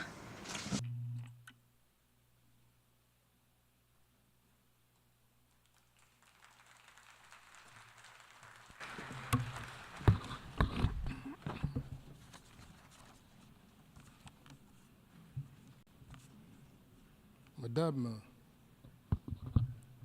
Annalena Baerbock. President of the General Assembly, Ms. Annalena Baerbock. Excellencies, Heads of State and Government. Mr. Antonio Guterres, United Nations Secretary General. Excellencies, ladies and gentlemen. At the outset, I would like to extend to you the warm greetings of Côte d'Ivoire on the occasion of this session, as we mark the 80th anniversary of our common organization, the United Nations. Madam President, Ms. Annalena Baerbock, we'd like to extend to you our warm congratulations on your stellar election to lead this important session. Rest assured, you have Côte d'Ivoire's full support as you fulfill your mission. I'd also like to pay a glowing tribute to your predecessor, Mr. Philemon Yang. We congratulate him on the high caliber of the work he conducted throughout his term. I would like to extend our greetings in particular to Mr. Antonio Guterres, the Secretary General, for his commitment to the ideals of our organization. As we celebrate 8 decades of achievements of our noble organization in the service of our nations, our recognition also extends to the UN's founding fathers, to successive secretary generals, and all staff who selflessly served our organization, sometimes paying with their lives. My country would like to use this very special occasion, which brings us together, to honor the memory of 2 illustrious sons of the African continent, Secretary Generals Boutros Boutros-Ghali and Kofi Annan. Their actions radically transformed the United Nations at a pivotal moment in its history. Madam President, Excellencies, ladies and gentlemen, this session is without a doubt a decisive moment in the history of our organization, 8 decades after it was established with a view to enthroning peace and security in our world and promoting economic and social progress of our nations. Thus, we celebrate a world forged by the paths our countries have traveled within the United Nations, as well as the resilience of our organization, which has lived through turbulent times in its history. For this very reason, Côte d'Ivoire would like to commend the relevance of the theme chosen for this year at a time when the international political architecture is undergoing serious upheaval, which is hitting our organization very hard. Ever since it was established in 1945, the United Nations, propelled by the faith of its member states in multilateralism and international solidarity, as well as their determination to build a better world than that was bequeathed to them by the Second World War, well, the organization has managed to make great progress in discharging its mandate. Against this backdrop, the United Nations shaped the fates of many people and countries by contributing to them acceding to independence and international sovereignty. The United Nations also went to great lengths to, for 8 decades now to shield our planet from any new global conflict, as well as from any recourse to nuclear weapons. My country applauds the essential action and the crucial role of the United Nations and regional partners as regards the prevention and peaceful settlement of disputes, as well as the deployment of peacekeeping and peace-building operations. In a similar fashion, Côte d'Ivoire welcomes the fact that it has been able to contribute to various UN missions over the last few years. We are also proud to be a party to most chemical, biological, and nuclear ban and elimination treaties.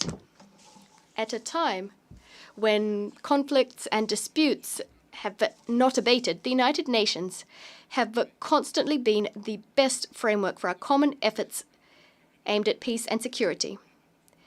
The commitments helped us to prevent and to circumscribe many a conflict. Nonetheless, they didn't always produce the expected results, nor did they always prevent tragedies. I'm referring in particular to the genocide of the Tutsis in Rwanda between April and July 1994, which left an indelible impression on humanity. And I'd like to recall the pressing need to work together against all forms of conflicts and armed crises. President, ladies and gentlemen, as regards development and social progress, the United Nations rallied all partners behind vast initiatives aimed at supporting developing countries. This unswerving, multifaceted support from the United Nations helped many countries to establish their vital social sectors, education, health, and to accelerate the fight against poverty, hunger, global warming, and the various inequalities which sap their progress. Furthermore, in keeping with the mobilization promoted by the United Nations, decades of commitments on the part of the Bretton Woods institutions, the World Bank and the IMF, have broadened the spectrum of resources being funneled to the development of our countries. My country, Côte d'Ivoire, welcomes important initiatives launched by the United Nations, in particular the International Development Decades, the Millennium Development Goals, the Sustainable Development Goals, and the Paris Agreement covering climate change. In a similar vein, Côte d'Ivoire applauds the multifaceted humanitarian activities of the United Nations, which regularly save thousands of lives in instances of natural disasters and conflicts affecting many countries. Indeed, thanks to its specialized agencies, in particular the WFP, the HCR, the WHO, UNICEF, and OCHA, the United Nations remains the best structured, most universal global humanitarian assistance actor, a powerful symbol of international solidarity, that advocated for by the UN Charter. Decades of action, that's what we're celebrating throughout this session. They offer my country an opportunity to take stock of the important role played by the United Nations in strengthening the exercise of human rights and democracy the world over, as well as the United Nations' vast efforts aimed at ensuring respect for international law, which is the very bedrock for peaceful relations imbued with solidarity, bringing together different countries. President, Excellencies, ladies and gentlemen, after 80 years in existence, our organization today finds itself at a crossroads. It is confronted with the most serious liquidity crisis in its history, as well as an unprecedented crisis of trust, in particular a crisis of trust in the Security Council. Under these conditions, the coming decades will throw up major challenges which will put to the test the organization's capacity to respond to people's expectations and to fulfill its mission. Given the world's unpredictable trajectory and the weakening of multilateralism, there is a pressing need, now more than ever, to restore the effectiveness of the United Nations on the basis of inclusive and equitable multilateralism. With this in mind, my country invites member states to reclaim the ideals enshrined in the UN Charter, as well as the constraints that fall to them as regards Charter implementation. We call on member states to revive solidarity which has always steered our actions. This is the collective commitment which will allow us, and of this I'm certain, to tackle global challenges such as climate change, terrorism, scarce development financing, information wars, and regulation of artificial intelligence. Regarding the latter, a source of many hopes and fears, Côte d'Ivoire welcomes the adoption of the Pact for the Future and the annexes thereto, as well as the Global Digital Compact, regulating the use of artificial intelligence, AI. We call for the adoption of binding universal standards so as to regulate the use of AI and digital technologies to ensure that it is used to achieve development for the benefit of all. The UN's effectiveness during this critical period calls for, as a matter of priority, the completion of Security Council reform. The paralysis of this major organ consigns the United Nations and regional organizations to powerlessness. It pushes further away all prospects of peace and the lasting settlement of conflicts and the resolution of global challenges which threaten international peace and security. Now, more than ever, Security Council reform is vital for us to be able to adapt to new international realities and to strengthen the Security Council's legitimacy. Given the impasse which characterizes the negotiations process that's been underway for a number of decades, my country would like to reiterate its call for Security Council reform, which would first and foremost grant Africa its rightful place across all categories of this body, in keeping with the common African position expressed in the Isolwini Consensus and the Siet Declaration. Today, more than ever, the world needs a Security Council that is fully functional, so as to be able to craft just solutions to the conflicts consuming humanity. The reform impetus, which aims to mark the renewal of multilateralism, must also extend to global economic and financial governance through the reform of the Bretton Woods institutions and, more broadly, international financial architecture. Côte d'Ivoire welcomes Africa's accession to the G20, a major step forward. We call for everyone to courageously rally, especially our bilateral and multilateral partners, to rally so as to make up for the precipitous drop in the resources being allocated to financing development, especially in the countries of the South. President, Excellencies, ladies and gentlemen, under the leadership, the visionary leadership of His Excellency Mr. Alassane Ouattara, the President of the Republic of Côte d'Ivoire, we remain resolutely committed to respecting our obligations stemming from the UN Charter. We are attentive to the impact of geopolitical upheaval that is fracturing our world. Despite this downcast international context, Ivorians are tirelessly continuing their efforts so as to complete the process of building a stable, inclusive, resilient, and prosperous nation. On this note, my country would like to once again express its recognition and gratitude to the United Nations, which, thanks to the United Nations operation in Côte d'Ivoire, UNOSI, contributed to the restoration of peace after a decade of socio-political crisis in my country. On security, Côte d'Ivoire is currently a secure country. Today, we are welcoming, under decent conditions of dignity, thousands of people who are fleeing terrorist attacks in the Sahel region. Turning now to the economy. My country's GDP growth is dynamic. The Alassane Ouattara government is taking action to accelerate the structural economic transformation of my country, making Côte d'Ivoire more competitive, equitable, and inclusive. Within this framework, ambitious policies to reduce poverty and to improve the living conditions of Ivorians, in particular the most vulnerable, have meant that Côte d'Ivoire is in the top 3 countries in terms of Sustainable Development Goal Index progress. This is between 2015 and 2024. Moreover, we've significantly invested in human capital over the last few years. This has meant that Côte d'Ivoire has shown the biggest improvement in Africa, reaching 4th place in the world's Human Development Index. Our political environment is peaceful thanks to the dialogue that the government has been continuously promoting since 2011, as well as thanks to large-scale reforms modernizing our political life, thanks to which political parties and our civil society are freely conducting their work throughout our territory.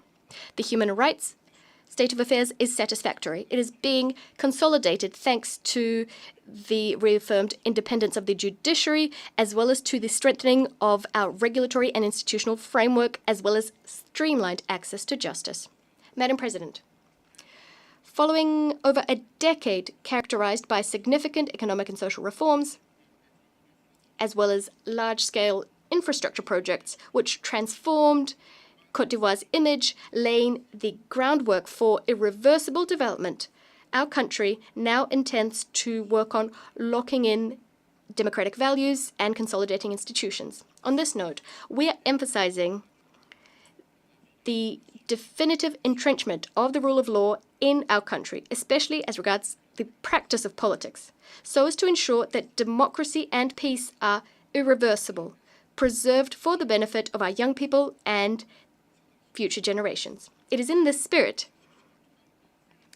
that this spirit is what characterizes the electoral process underway in the run-up to the presidential election scheduled for 25th October 2025. Everything is being done to ensure that this vote, which consecrates my country's democratic maturity, takes place as transparently and peacefully as possible. I thank you for listening to me so graciously. Muchas gracias al señor. I thank the Minister of Foreign Affairs of Côte d'Ivoire. I now give the floor to His Excellency Mr. Abdulatif bin Rashid Al Sayani, Minister for Foreign Affairs of Bahrain.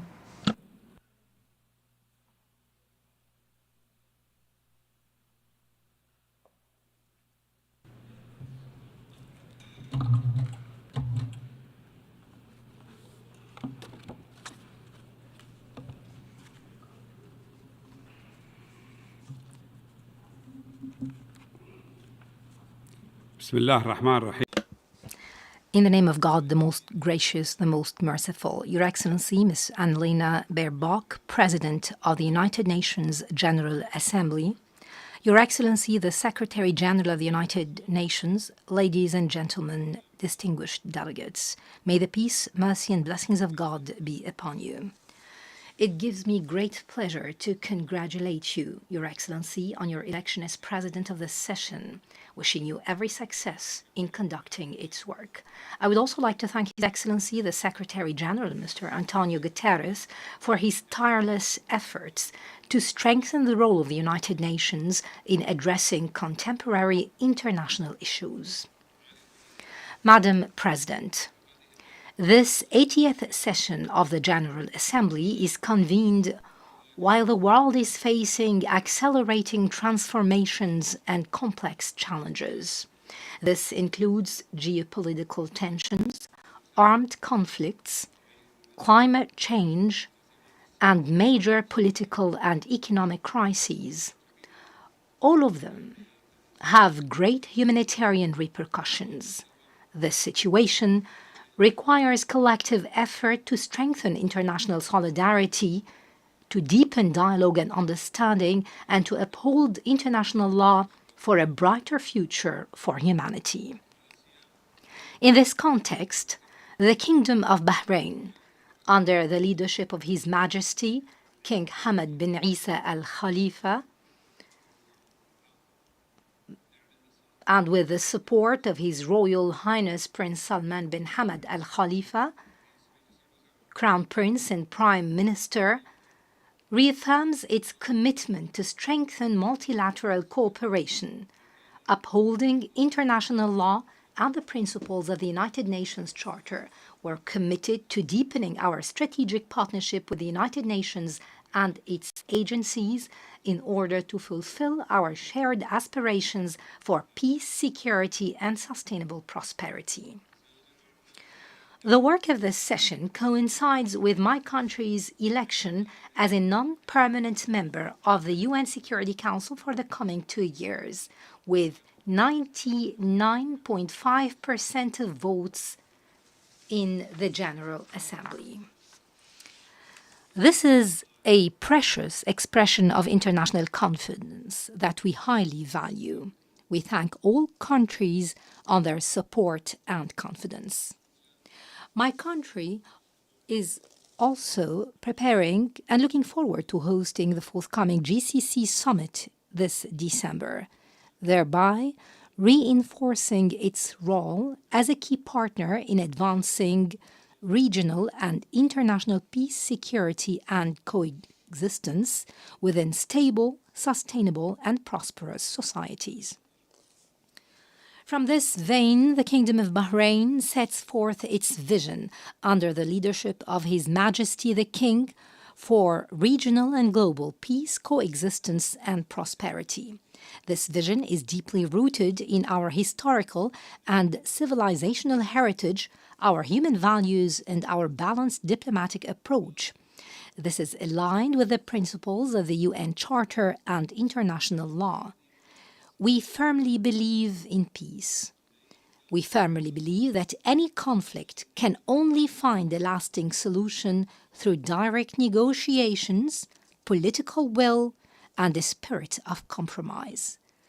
For this reason, we welcome all sincere initiatives for mediation and dialogue, proceeding from our belief that diplomacy is the only path to end the cycles of death and destruction.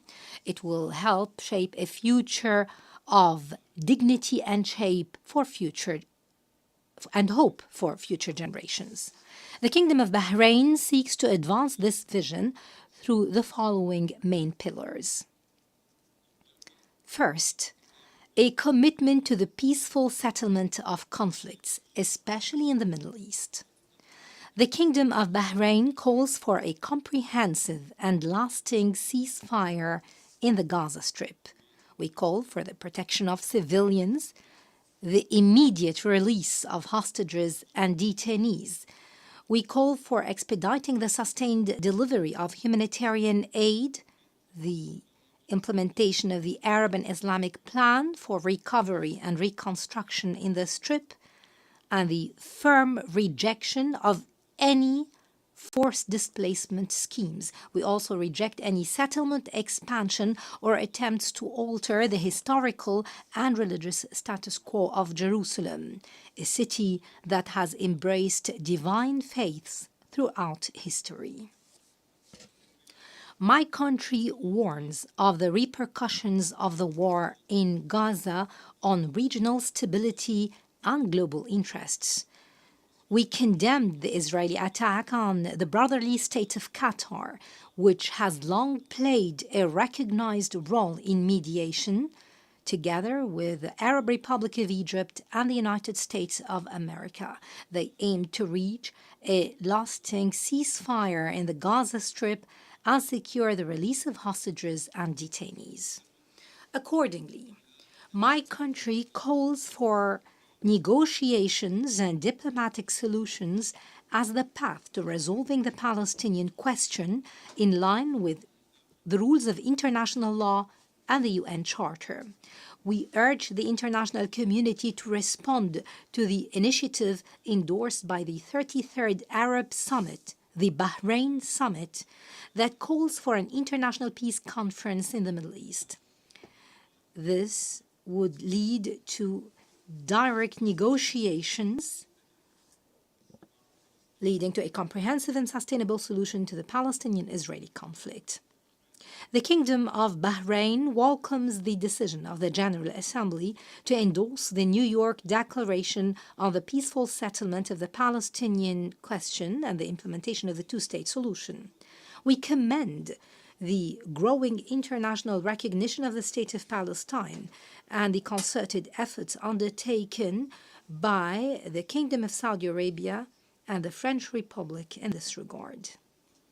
Bahrain further emphasizes the need for peaceful solutions to the crises in Syria, Lebanon, Sudan, Libya, Yemen, Somalia, and beyond, in a manner that guarantees their sovereignty, unity, and territorial integrity. It must also secure their people's rights to stability and sustainable development. This approach is based on the principles of good neighborliness, non-interference in internal affairs of other countries, and the rejection of the use of or threat of use of force. The Kingdom also affirms the importance of joint action to rid the Middle East of weapons of mass destruction.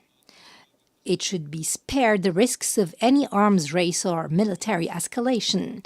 We call for the resumption of U.S.-Iranian negotiations to resolve the Iranian nuclear file in a manner that promotes global peace and security.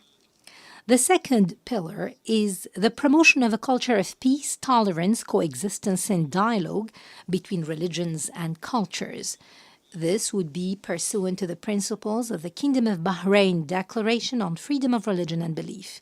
We call for an international convention to combat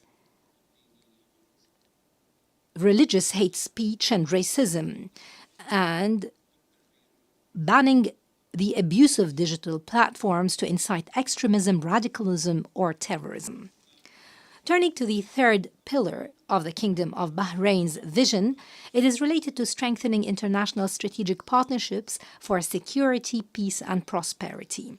In this regard, we take pride in the comprehensive Security, Integration, and Prosperity Agreement, CCPA, signed between the Kingdom of Bahrain and the United States of America, along with the United Kingdom.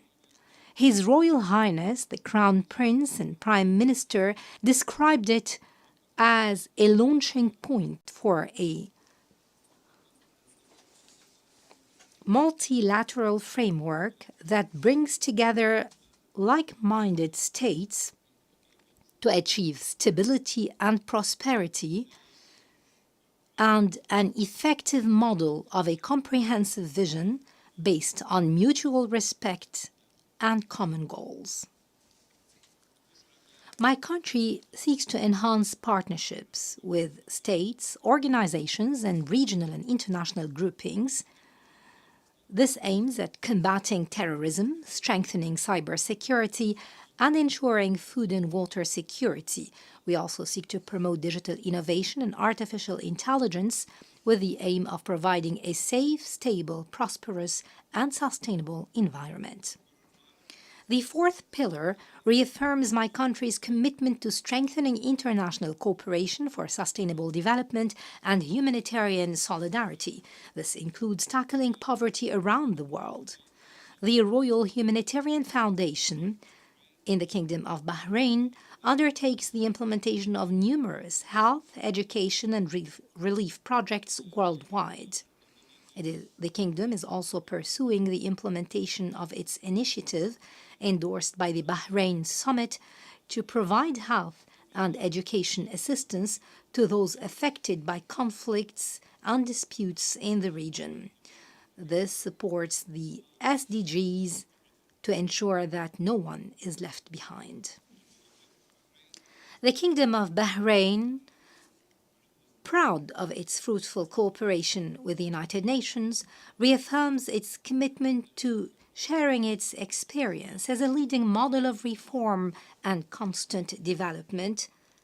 We work on modernizing legislations, providing a homeland of tolerance, coexistence, religious freedom, and humanitarian work.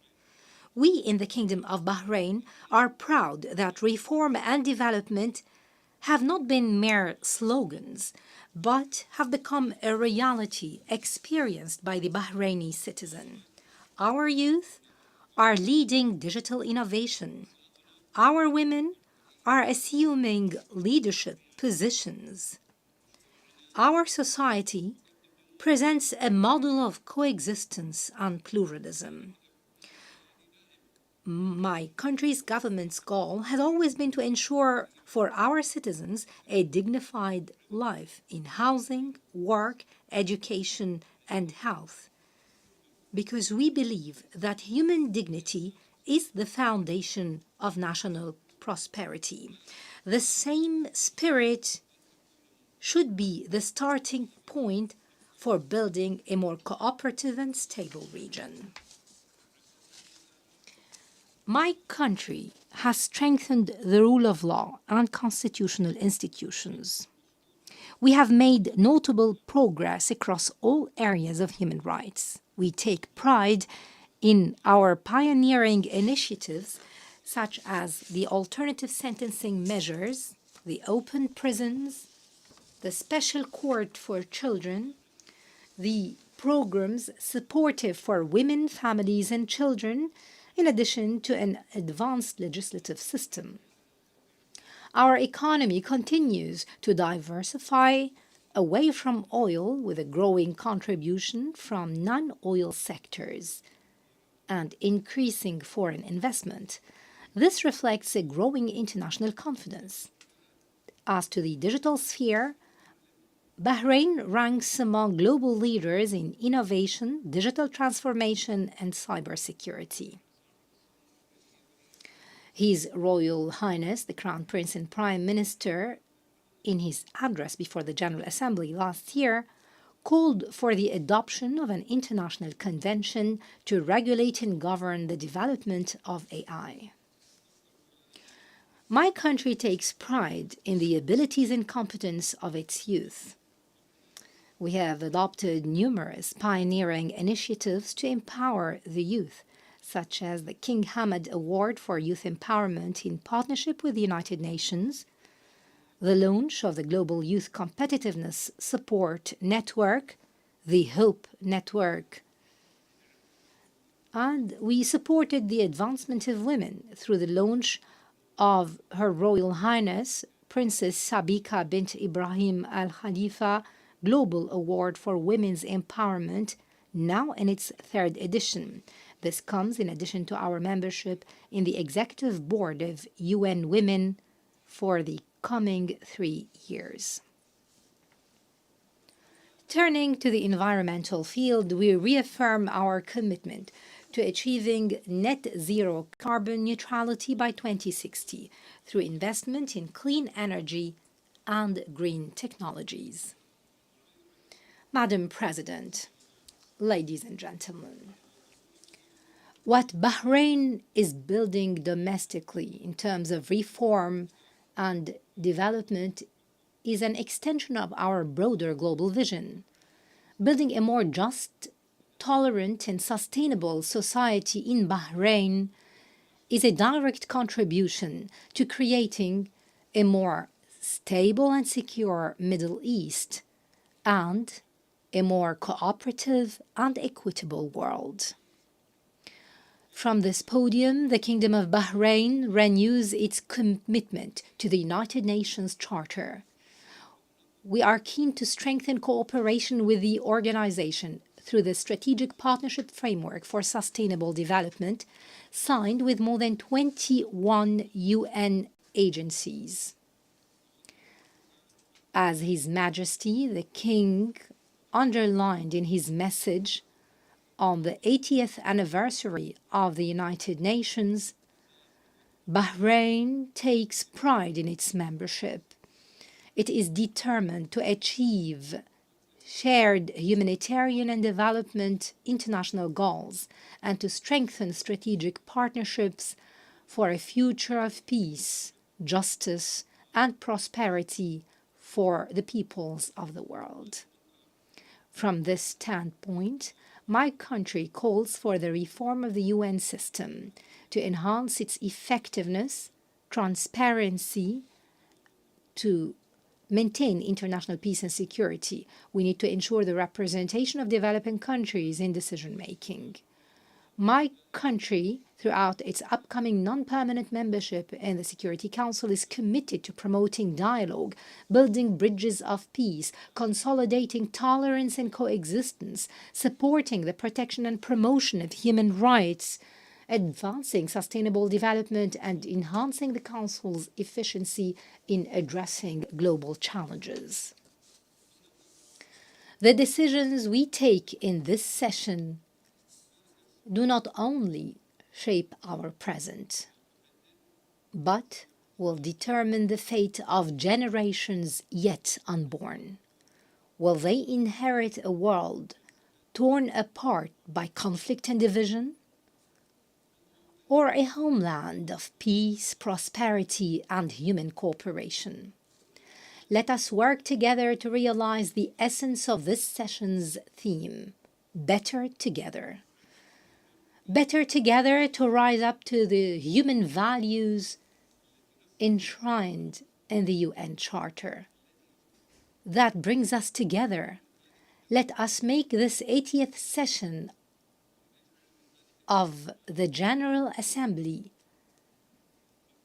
a turning point toward a more just and humane international order, with peace that upholds dignity and fulfills the aspirations of our peoples, that brings prosperity that secures our shared future.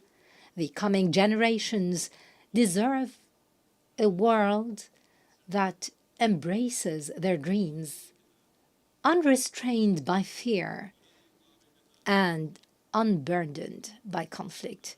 We pray to Almighty God to guide us all to outcomes would bring goodness and progress for all humanity in a world that is safer, more just, more sustainable, and more prosperous. Thank you. Peace be upon you.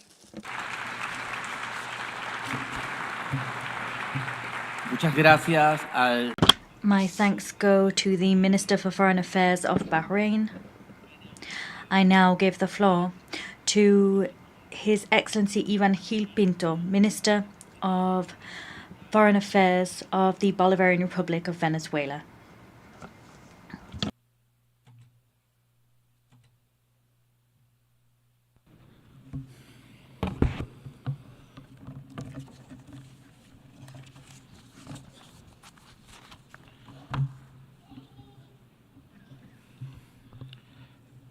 Señor Presidente. Mr. President, Venezuela stands here talking to the world with a sense of truth. Over 5 centuries, the history of our homeland has been marked by one key ideal. That is the goal of achieving a society in which equality, justice, and freedom reign. Simón Bolívar was the greatest man to ever have been born on American soil. He, in word and in deed, universalized the spirit and what it meant to be Latin American and Caribbean. His was the ideal that the world should live in balance, that any and all struggle for a better society must have as its homecoming port, its final destination, peace. Mr. President, the first vessels that arrived on our Caribbean shores came to bring us under control. They subjugated our ancestors for 300 years. More than 90 million indigenous inhabitants were exterminated. There began our long struggle to resist colonialism and humiliation. 3 centuries later, the Liberation Army, comprising black people, indigenous peoples, white people, mestizos, it was an army in which slaves, peasants, and free men from across the continent stood side by side as equals. They came up from the coasts of the Caribbean Sea and rose up to Ayacucho and its mountains to free South America once and for all. Mr. President, we have been a country that has learned to struggle for its own destiny and control thereof. In the 20th century, we saw the beginning of a blockade on our coastlines in the Caribbean Sea and a coup d'etat against our nationalist general, Cipriano Castro, that was financed by oil companies and the government of the United States.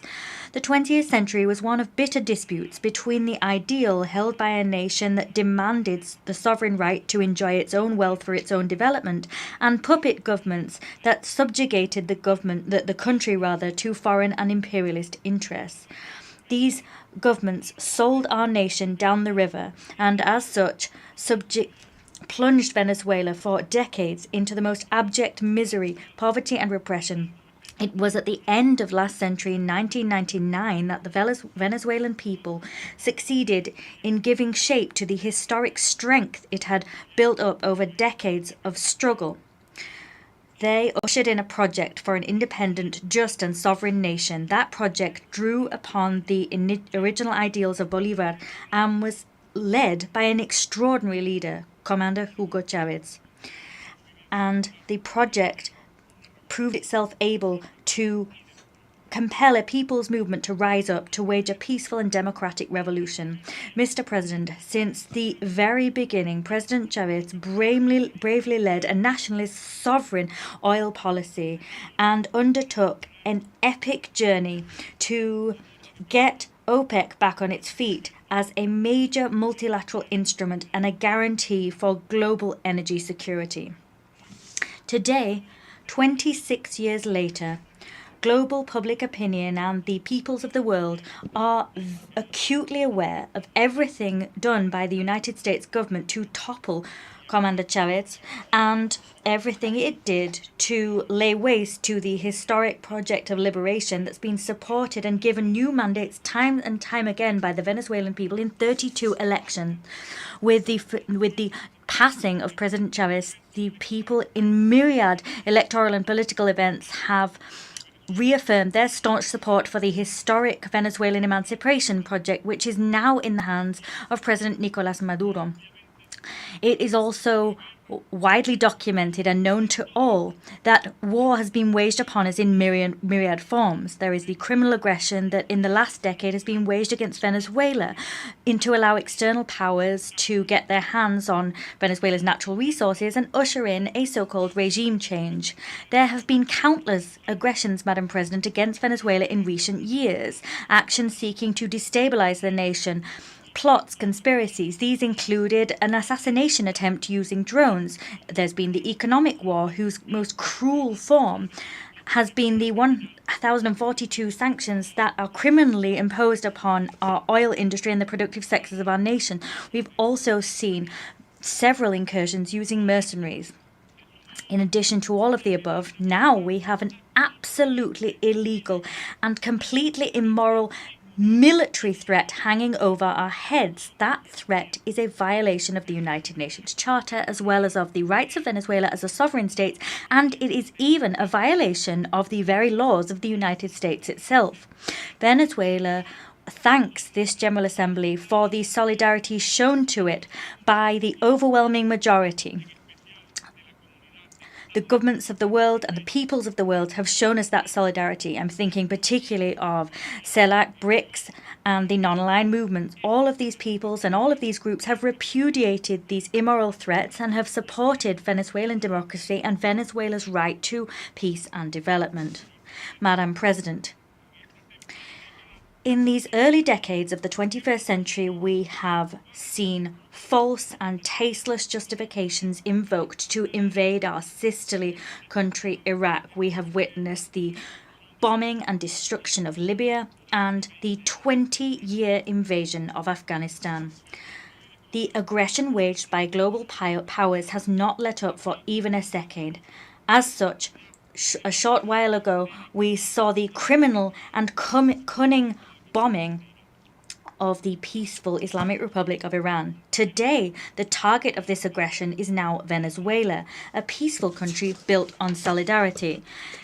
In view of the fact that Venezuela cannot be accused of having weapons of mass destruction or nuclear weapons, today unbecoming and perverse lies are being levelled against us that no one believes. No one in the United States believes them, or in the world as a whole. They're being invoked to justify a billion-dollar military threat, which is despicable, outlandish, and immoral. Consequently, we're once again grateful to global public opinion and the public opinion of the United States. We're also grateful to the governments and the peoples of the world that are speaking out against this attempt to bring war to the Caribbean and South America in order to usher in a regime change which will allow external powers to rob the immeasurable oil and gas wealth of Venezuela. We are not surprised, Madam President. We are all well aware that the people of the United States have time and time again voted for governments that promised to bring peace and put an end to eternal war. Governments that promised to devote themselves to resolving internal problems. Poverty, the addiction epidemic, unemployment and inequality, which today characterize the US and its society. And we've seen time and time again how the noble people of the United States have been disappointed. For this reason, today, Venezuela wishes to reaffirm it is dedicated to peace as Simón Bolívar was. We are devoted to our self-determination and on the basis of the United Nations Charter, we once again affirm that we have a right to defend our sovereignty and to defend peace in the Caribbean and across South America. Venezuela is part of this new pluripolar world that has been ushered in. Simón Bolívar in 1824, in the altitudes of Junín, was driven forward by the same ideal when, on the eve of a decisive battle, said to his soldiers, "Peru and the whole of America is clinging to you as a hope for peace, the daughter of victory. Even liberal Europe is watching you, enchanted under a spell, because the freedom of the New World is a hope harbored by the universe as a whole." President Venezuela defends, struggles always, and works for a world of balance, justice, and equality, a world free of colonial empires. It was Chavez who was the great driver of the process to usher in such a world on our continent. He did so by founding Petrocaribe, ALBA TCP, and the Union of South American Nations, UNASUR, as well as the Community of Latin American and Caribbean States. The people of Venezuela are a peace-loving people, and for this reason, they are always ready to defend that peace. We are not intimidated by threats, lies, or cannons. The love for freedom courses through our very veins. Bolívar taught us to espouse those ideals when in 1818, in the face of a threat levelled against him by an impudent Washington envoy, said, and here I quote, "It would seem to me, sir, that you are attempting to force me to insult you in return. I will not. But what I will tell you is that I will not allow this contempt to be shown for the government of Venezuela or this scorn for our rights. Fortunately, I have quite frequently seen a handful of free men vanquish powerful empires." End quote. President, the revolutionary government of President Nicolas Maduro fully reaffirms its commitment to building this world which respects international law, a world free of hegemonic empires or warmongering empires, a world in which the people of the global south are able to enjoy their right to peace and future. We stand in solidarity with the heroic people of Palestine, and we call for the end of the genocide waged by Israel's Zionist regime. We condemn attacks against the territorial integrity and sovereignty of the Islamic Republic of Iran. We stand shoulder to shoulder with Cuba, and we demand that, as the rest of the world does, the lifting of this murderous and criminal blockade. Moreover, we once again express our unwavering solidarity with the people of Nicaragua, who are worthy heirs to the legacy of Augusto César Sandino. We call for the complete, immediate, and unconditional lifting of the unilateral coercive measures imposed upon the brotherly republics of Belarus, the Democratic People's Republic of Korea, Eritrea, Iran, and Zimbabwe. Mr. President, we support President Putin and the noble Russian people in their struggle against neo-Nazism and the militarist aggression of the Western world. We support the initiatives of President Xi Jinping to build a community whose destiny we share. We reaffirm our historic position, that is, that we support the brave Argentine people in their struggle to reclaim the Malvinas Islands. We support them in their struggle to ensure that Argentina does not become a foreign military base that threatens peace on the continent. We reaffirm the stance of the great liberator Simón Bolívar. He said, just as we do, that sooner rather than later we must achieve the definitive emancipation of the people of Puerto Rico, and we must found an independent, free and sovereign republic there. We also renew our support for the rightful cause of the Sahrawi people. Moreover, we here reaffirm our total commitment to the group of friends in defence of the Charter of the United Nations. That group comprises governments that seek to rescue the system of the United Nations that is now on a dangerous path of decline, which may dangerously culminate in the extinction of the United Nations. The Nazis of today, just like the Nazis of Hitler yesterday, are working to destroy the United Nations. We are striving to restore its dignity and to make it ever stronger. President, today We reaffirm that the Venezuelan people will continue upon the path that they have freely chosen for themselves. The world must know that Venezuela is prepared to continue walking the path opened up for them by Simón Bolívar and the freedom fighters of America. We have given shape to a powerful national union. We stand together. We say before the world that Venezuela has never been, is not, nor will it ever be a threat for any nation whatsoever. Venezuela has been, is, and always will be a beacon of hope in terms of building a new humankind, building a world of equals without empires, with no blackmail and no threats. We will usher in a world where colonialism, slavery and exploitation are vanquished once and for all, a world in which peace can grow stronger, and, as the poet and Venezuelan singer Ali Primera said, a world where humankind is human. Thank you, President. Muchas gracias al señor. I thank the Minister of Foreign Affairs of the Bolivarian Republic of Venezuela. I now give the floor to His Excellency Dharanjay Ramphumi, Minister of Foreign Affairs of Mauritius.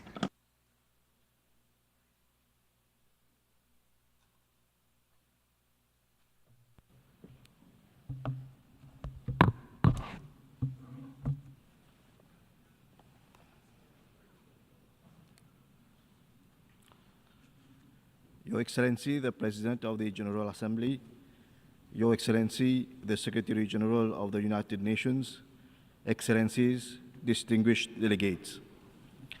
80 years ago, in the aftermath of the atrocities and horrors of the deadliest conflict in human history, the UN Charter was signed as a promise that future generations will be spared from the scourge of war. States would pursue global peace.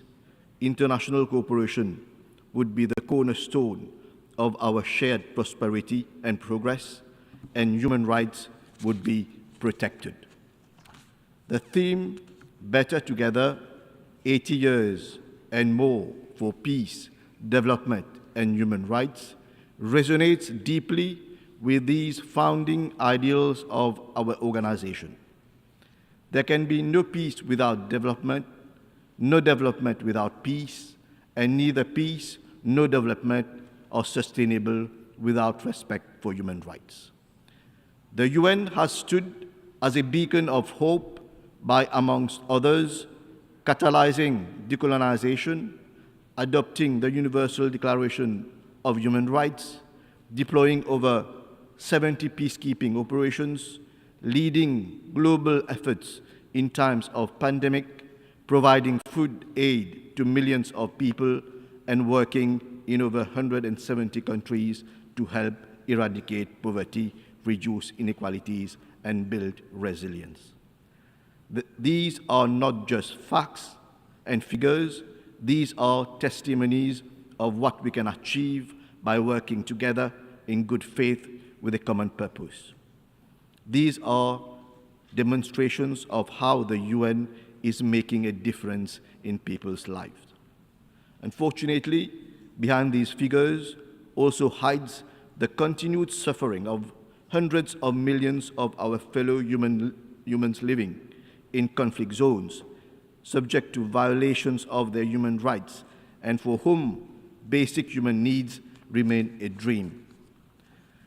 The winds of conflicts are blowing across almost all continents, all marked with blatant violations of international law. Each of them represents the failure of humanity to protect its most vulnerable. Each of them is a failure of diplomacy and the upholding of international law. In addition, protectionism and the consequences of the COVID-19 pandemic have put at stake the livelihoods of millions of people, especially in the developing world. Chair, relations between states should not be a zero-sum game. For the last 80 years, the UN has been a forum that allowed coordination and harmonization in the pursuit of common goals. for the continued relevance of the multilateral decision-making system. Its legitimacy has to be restored. It should respond to the needs of all, and especially the Global South. We welcome the holding of the various conferences this year, bringing together the world community to chart the path for future cooperation for our common good. For instance, we met in Nice for the Ocean Conference and in Sevilla for the Conference on Financing for Development. Later this year, we will meet in Doha for the World Social Summit and in Belém for COP30. It is, however, unfortunate that we missed the opportunity to conclude the Treaty on Plastic Pollution and protect our planet. But then what matters is how far decisions are translated into concrete actions. Chair, the world today is facing what may be accurately described as a polycrisis. Persistent conflicts, climate emergencies, environmental degradation, growing inequalities, cybercriminality, exacerbated by artificial intelligence. This begs the question, is the UN, with its current operational structure, equipped to face the challenge? We need a more efficient and effective organization. I welcome the Secretary General's UN 80 initiative, an opportunity to reimagine the future of multilateral cooperation, a UN system that responds to the new and complex challenges of today while preparing the ground for future generations. Mauritius supports the long overdue reforms of the Security Council and the revitalization of the General Assembly. Reform of the Security Council is essential for the future of the United Nations and global emancipation. As our organization turns 80, the Security Council membership should reflect the realities of today. It needs to be inclusive, representative, and accountable. Africa makes almost 30% of the UN membership. Yet, it is unrepresented in the permanent category in the Security Council. Africa has the legitimate right to have its say in matters of the world, with no less than 2 permanent seats on the Security Council. India has now emerged as a major global player and should have a permanent seat on the Council commensurate with its constructive role in global affairs.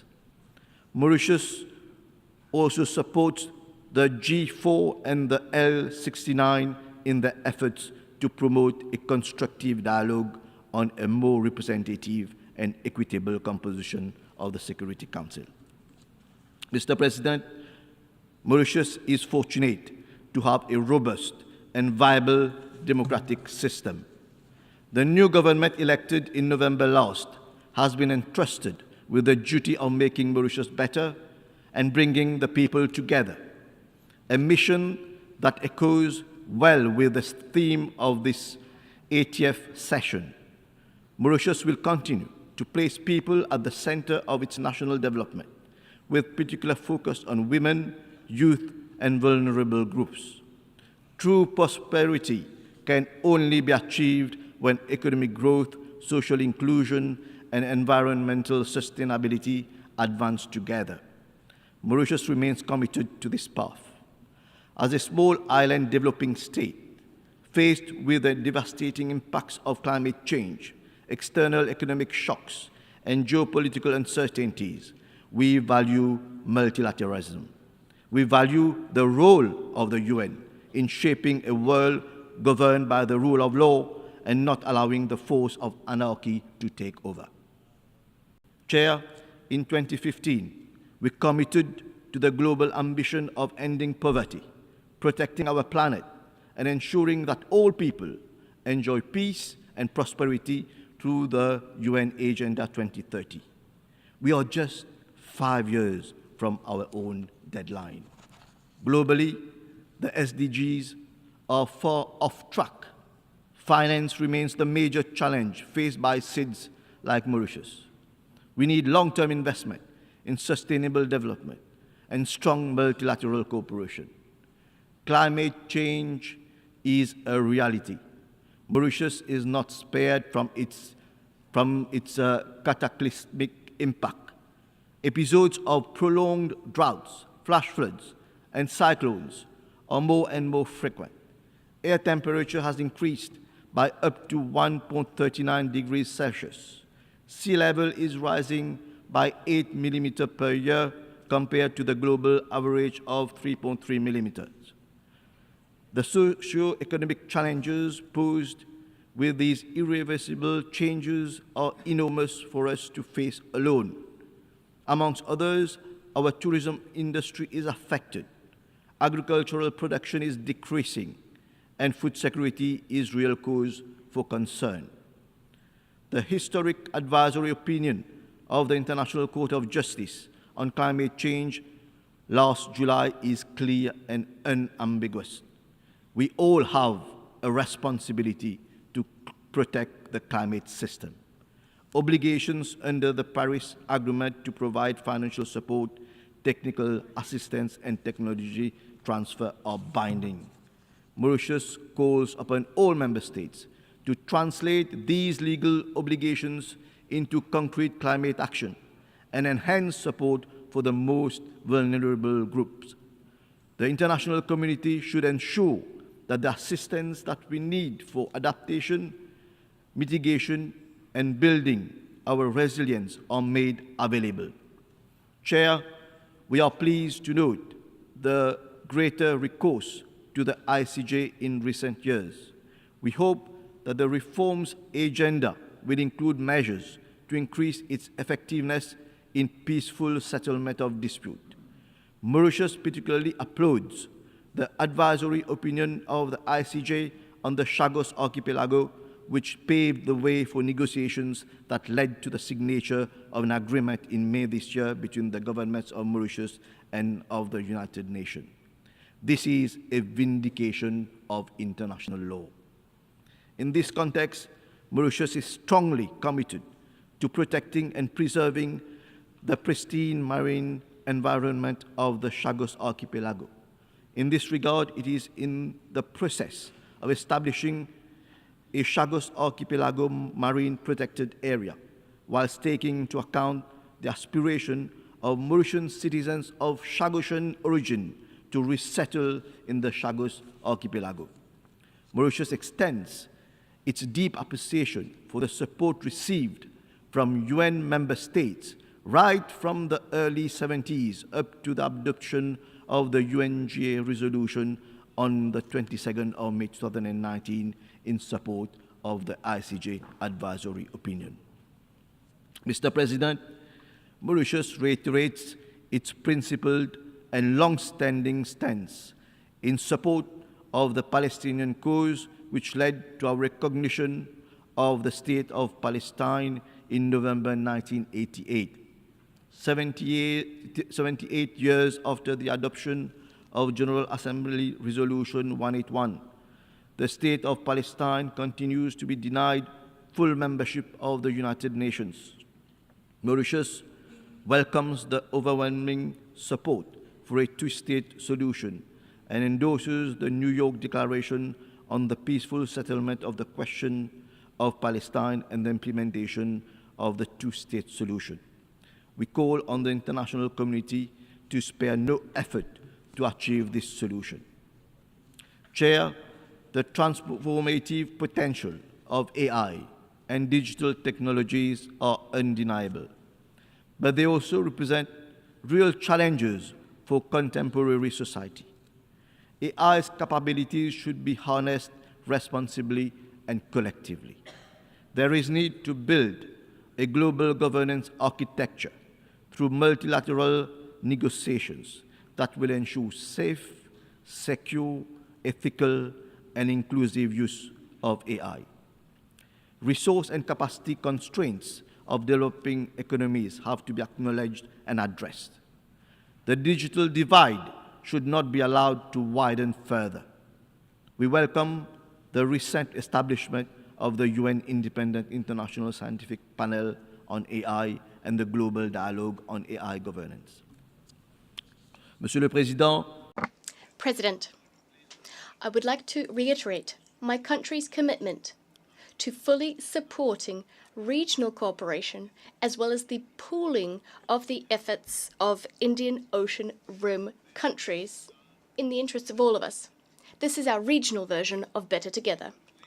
Mauritius is honored to host on its territory the headquarters of 2 Indian Ocean country organizations, specifically the Indian Ocean Commission and the Indian Ocean Rim Association. In 2012, we concluded an agreement with the Seychelles, the aim being to co-manage a vast maritime area. We are now working on its implementation. I would like to recall that following the recognition of our sovereignty over the Chagos Archipelago by the United Kingdom, Mauritius now expects the same outcome as regards our sovereignty over the island of Tromelin. Chair, let me reiterate our strong conviction that we are indeed better together. And to continue to be better together, we must adapt, reform, and reinvigorate the UN. In this regard, the Pact for the Future charts a new course for international cooperation. Let us rise to the challenge. Let us be bold in our actions, compassionate in our leadership, and united in our resolve. No one should be left behind. Thank you. Muchas gracias al Ministro de Relaciones. I thank the Minister for Foreign Affairs of Mauritius. I now give the floor to His Excellency Mr. Robert Golan Edop Yusei, Minister for Foreign Affairs of Togo.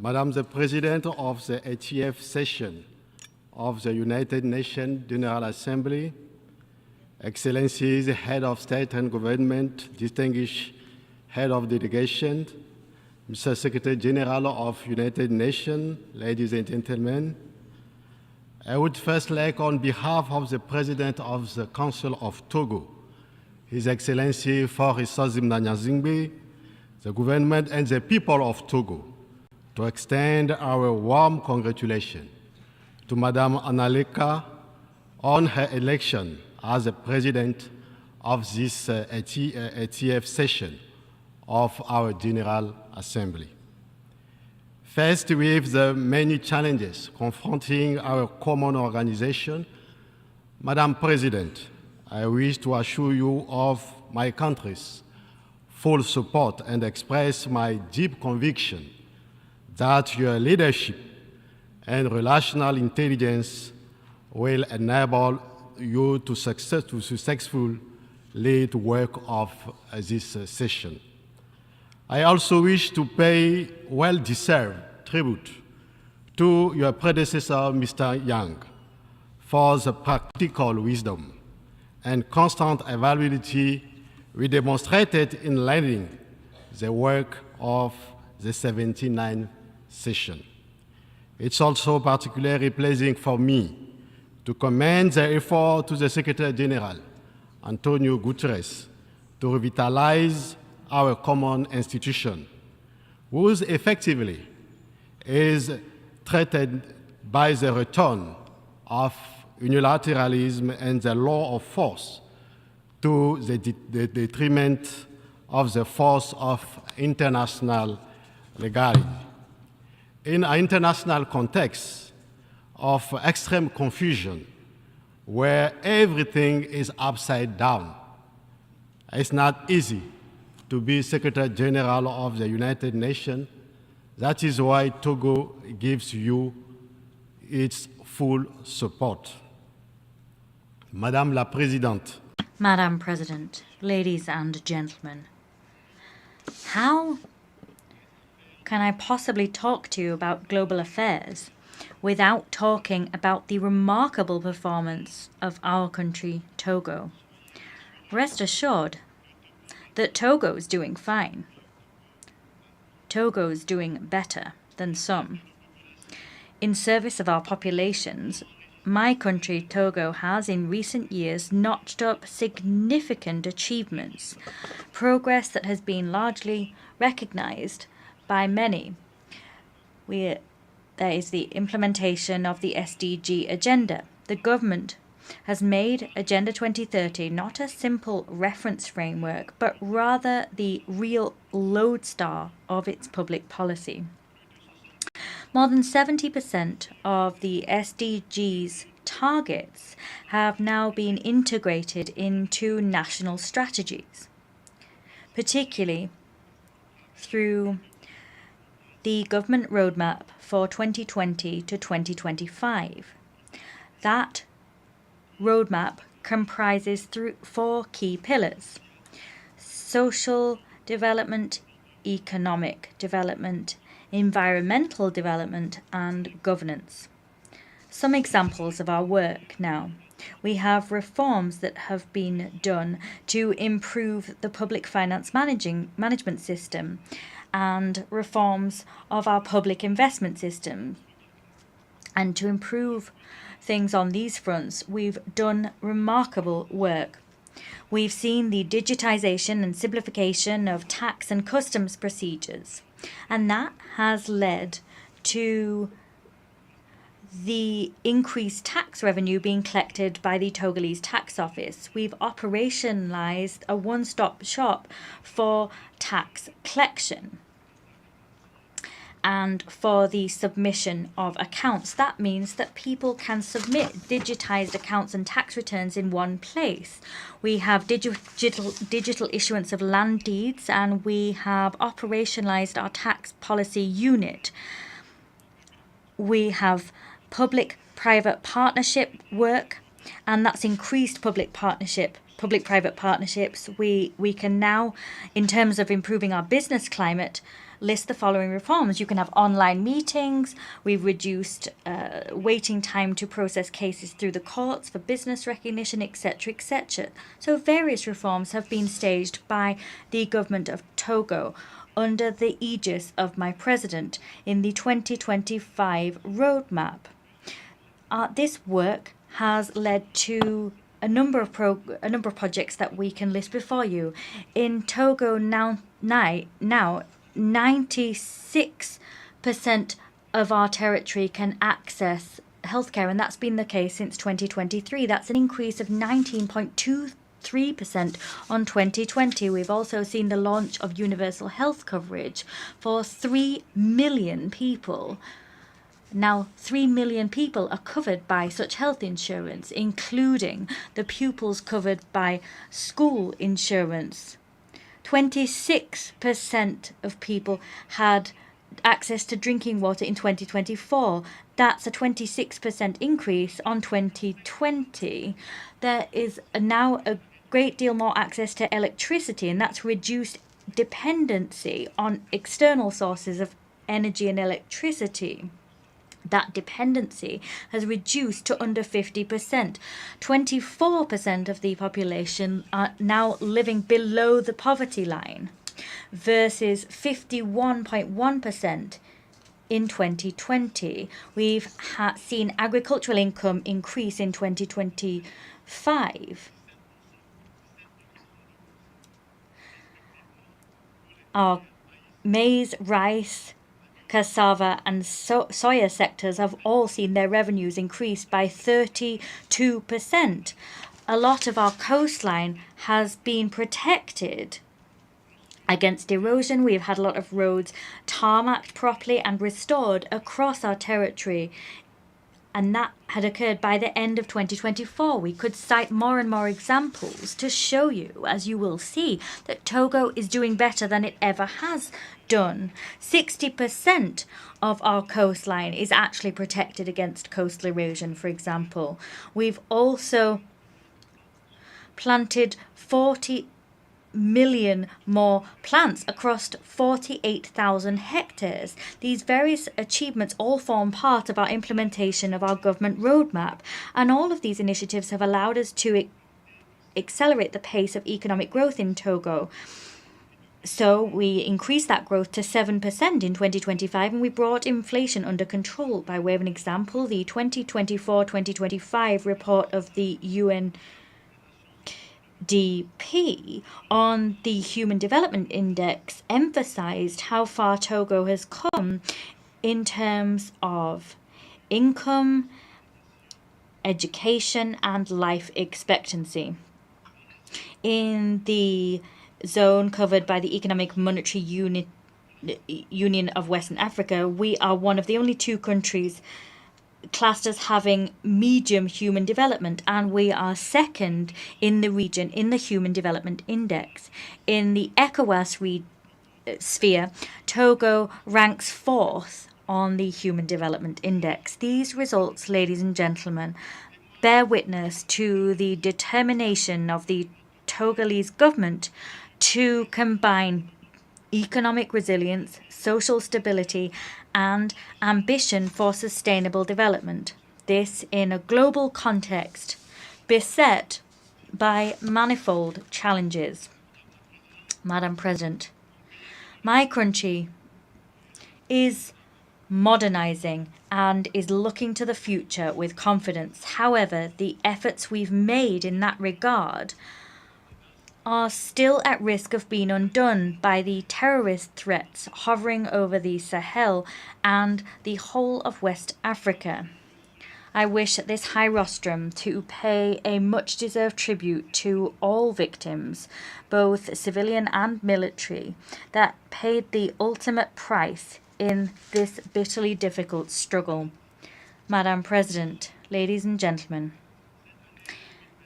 in 2025, the United Nations marks its 80th anniversary, 80 years since its birth. And 80 years is the age at which you can say you've become mature and begin to look back at your life and progress made.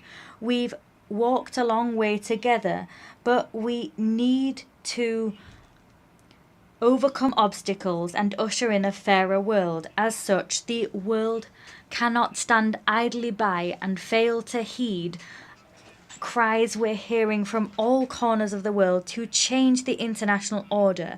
That was an international order imposed upon us by a handful of states to serve all manner of interests 8 decades ago. Ladies and gentlemen, as you are well aware, the African Union selected a theme for 2025, which was justice for Africans and African descendant persons through redress and reparations.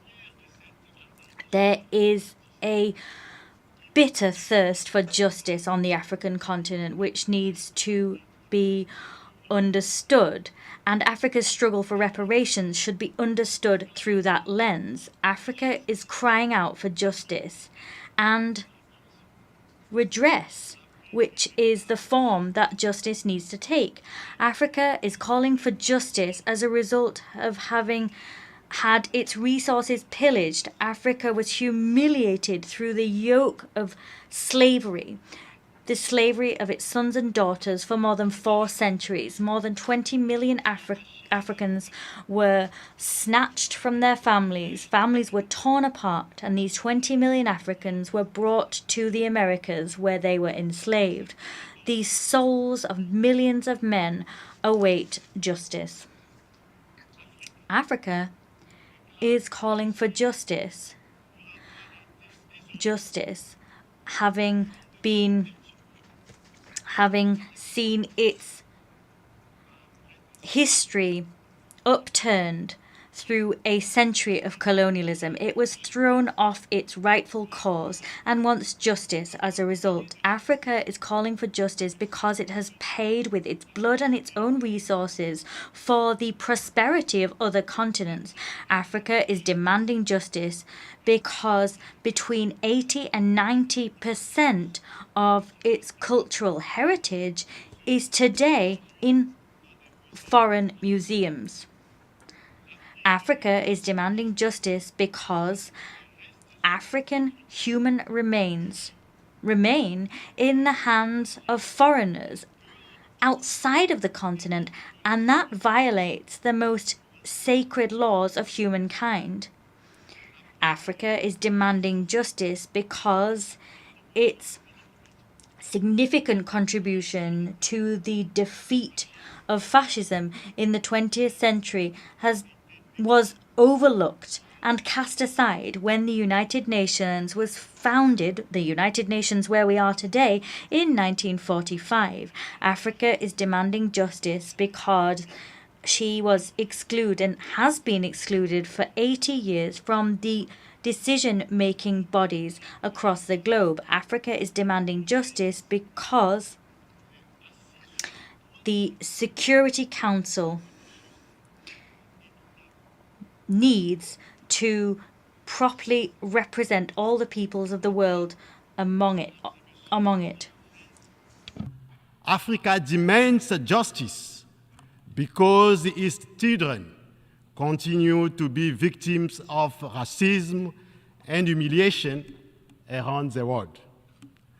Africa demands justice because, as has been said, there exists a unique and unprecedented moral debt toward African people, which has not yet been paid. Humanity has never been so humiliated as it was through the enslavement of the Forbes and the colonization of Africa, the cradle of our human civilization. Soyez rassurés, mesdames. Rest assured, ladies and gentlemen, Africa is not stuck in the past. We do not invoke the memory of slavery here and of colonization to simply reawaken old wounds. We invoke slavery and colonization to build a future of justice and equity for all. Ladies and gentlemen, to illustrate the message I sought to convey above, I wish to begin by showing you a map of the world.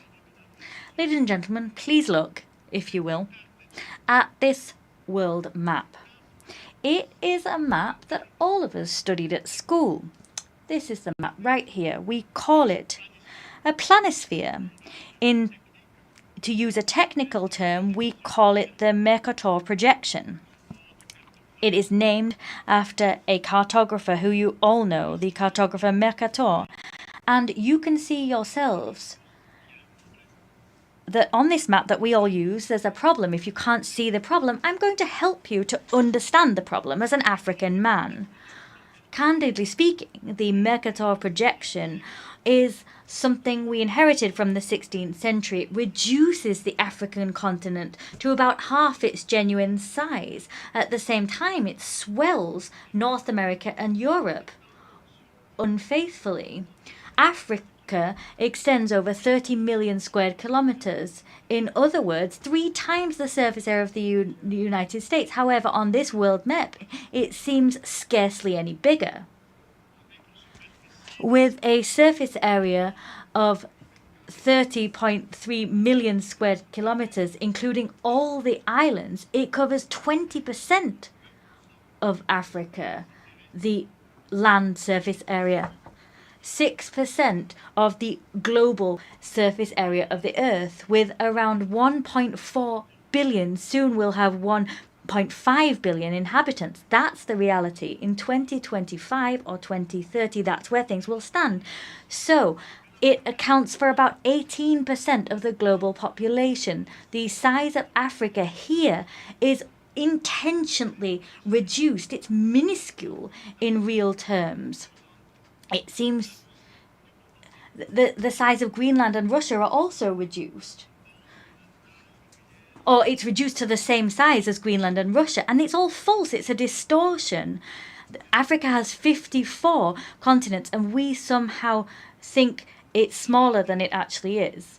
Candidly speaking, Africa alone can contain the whole of the United States. Russia India, France, Great Britain, and China.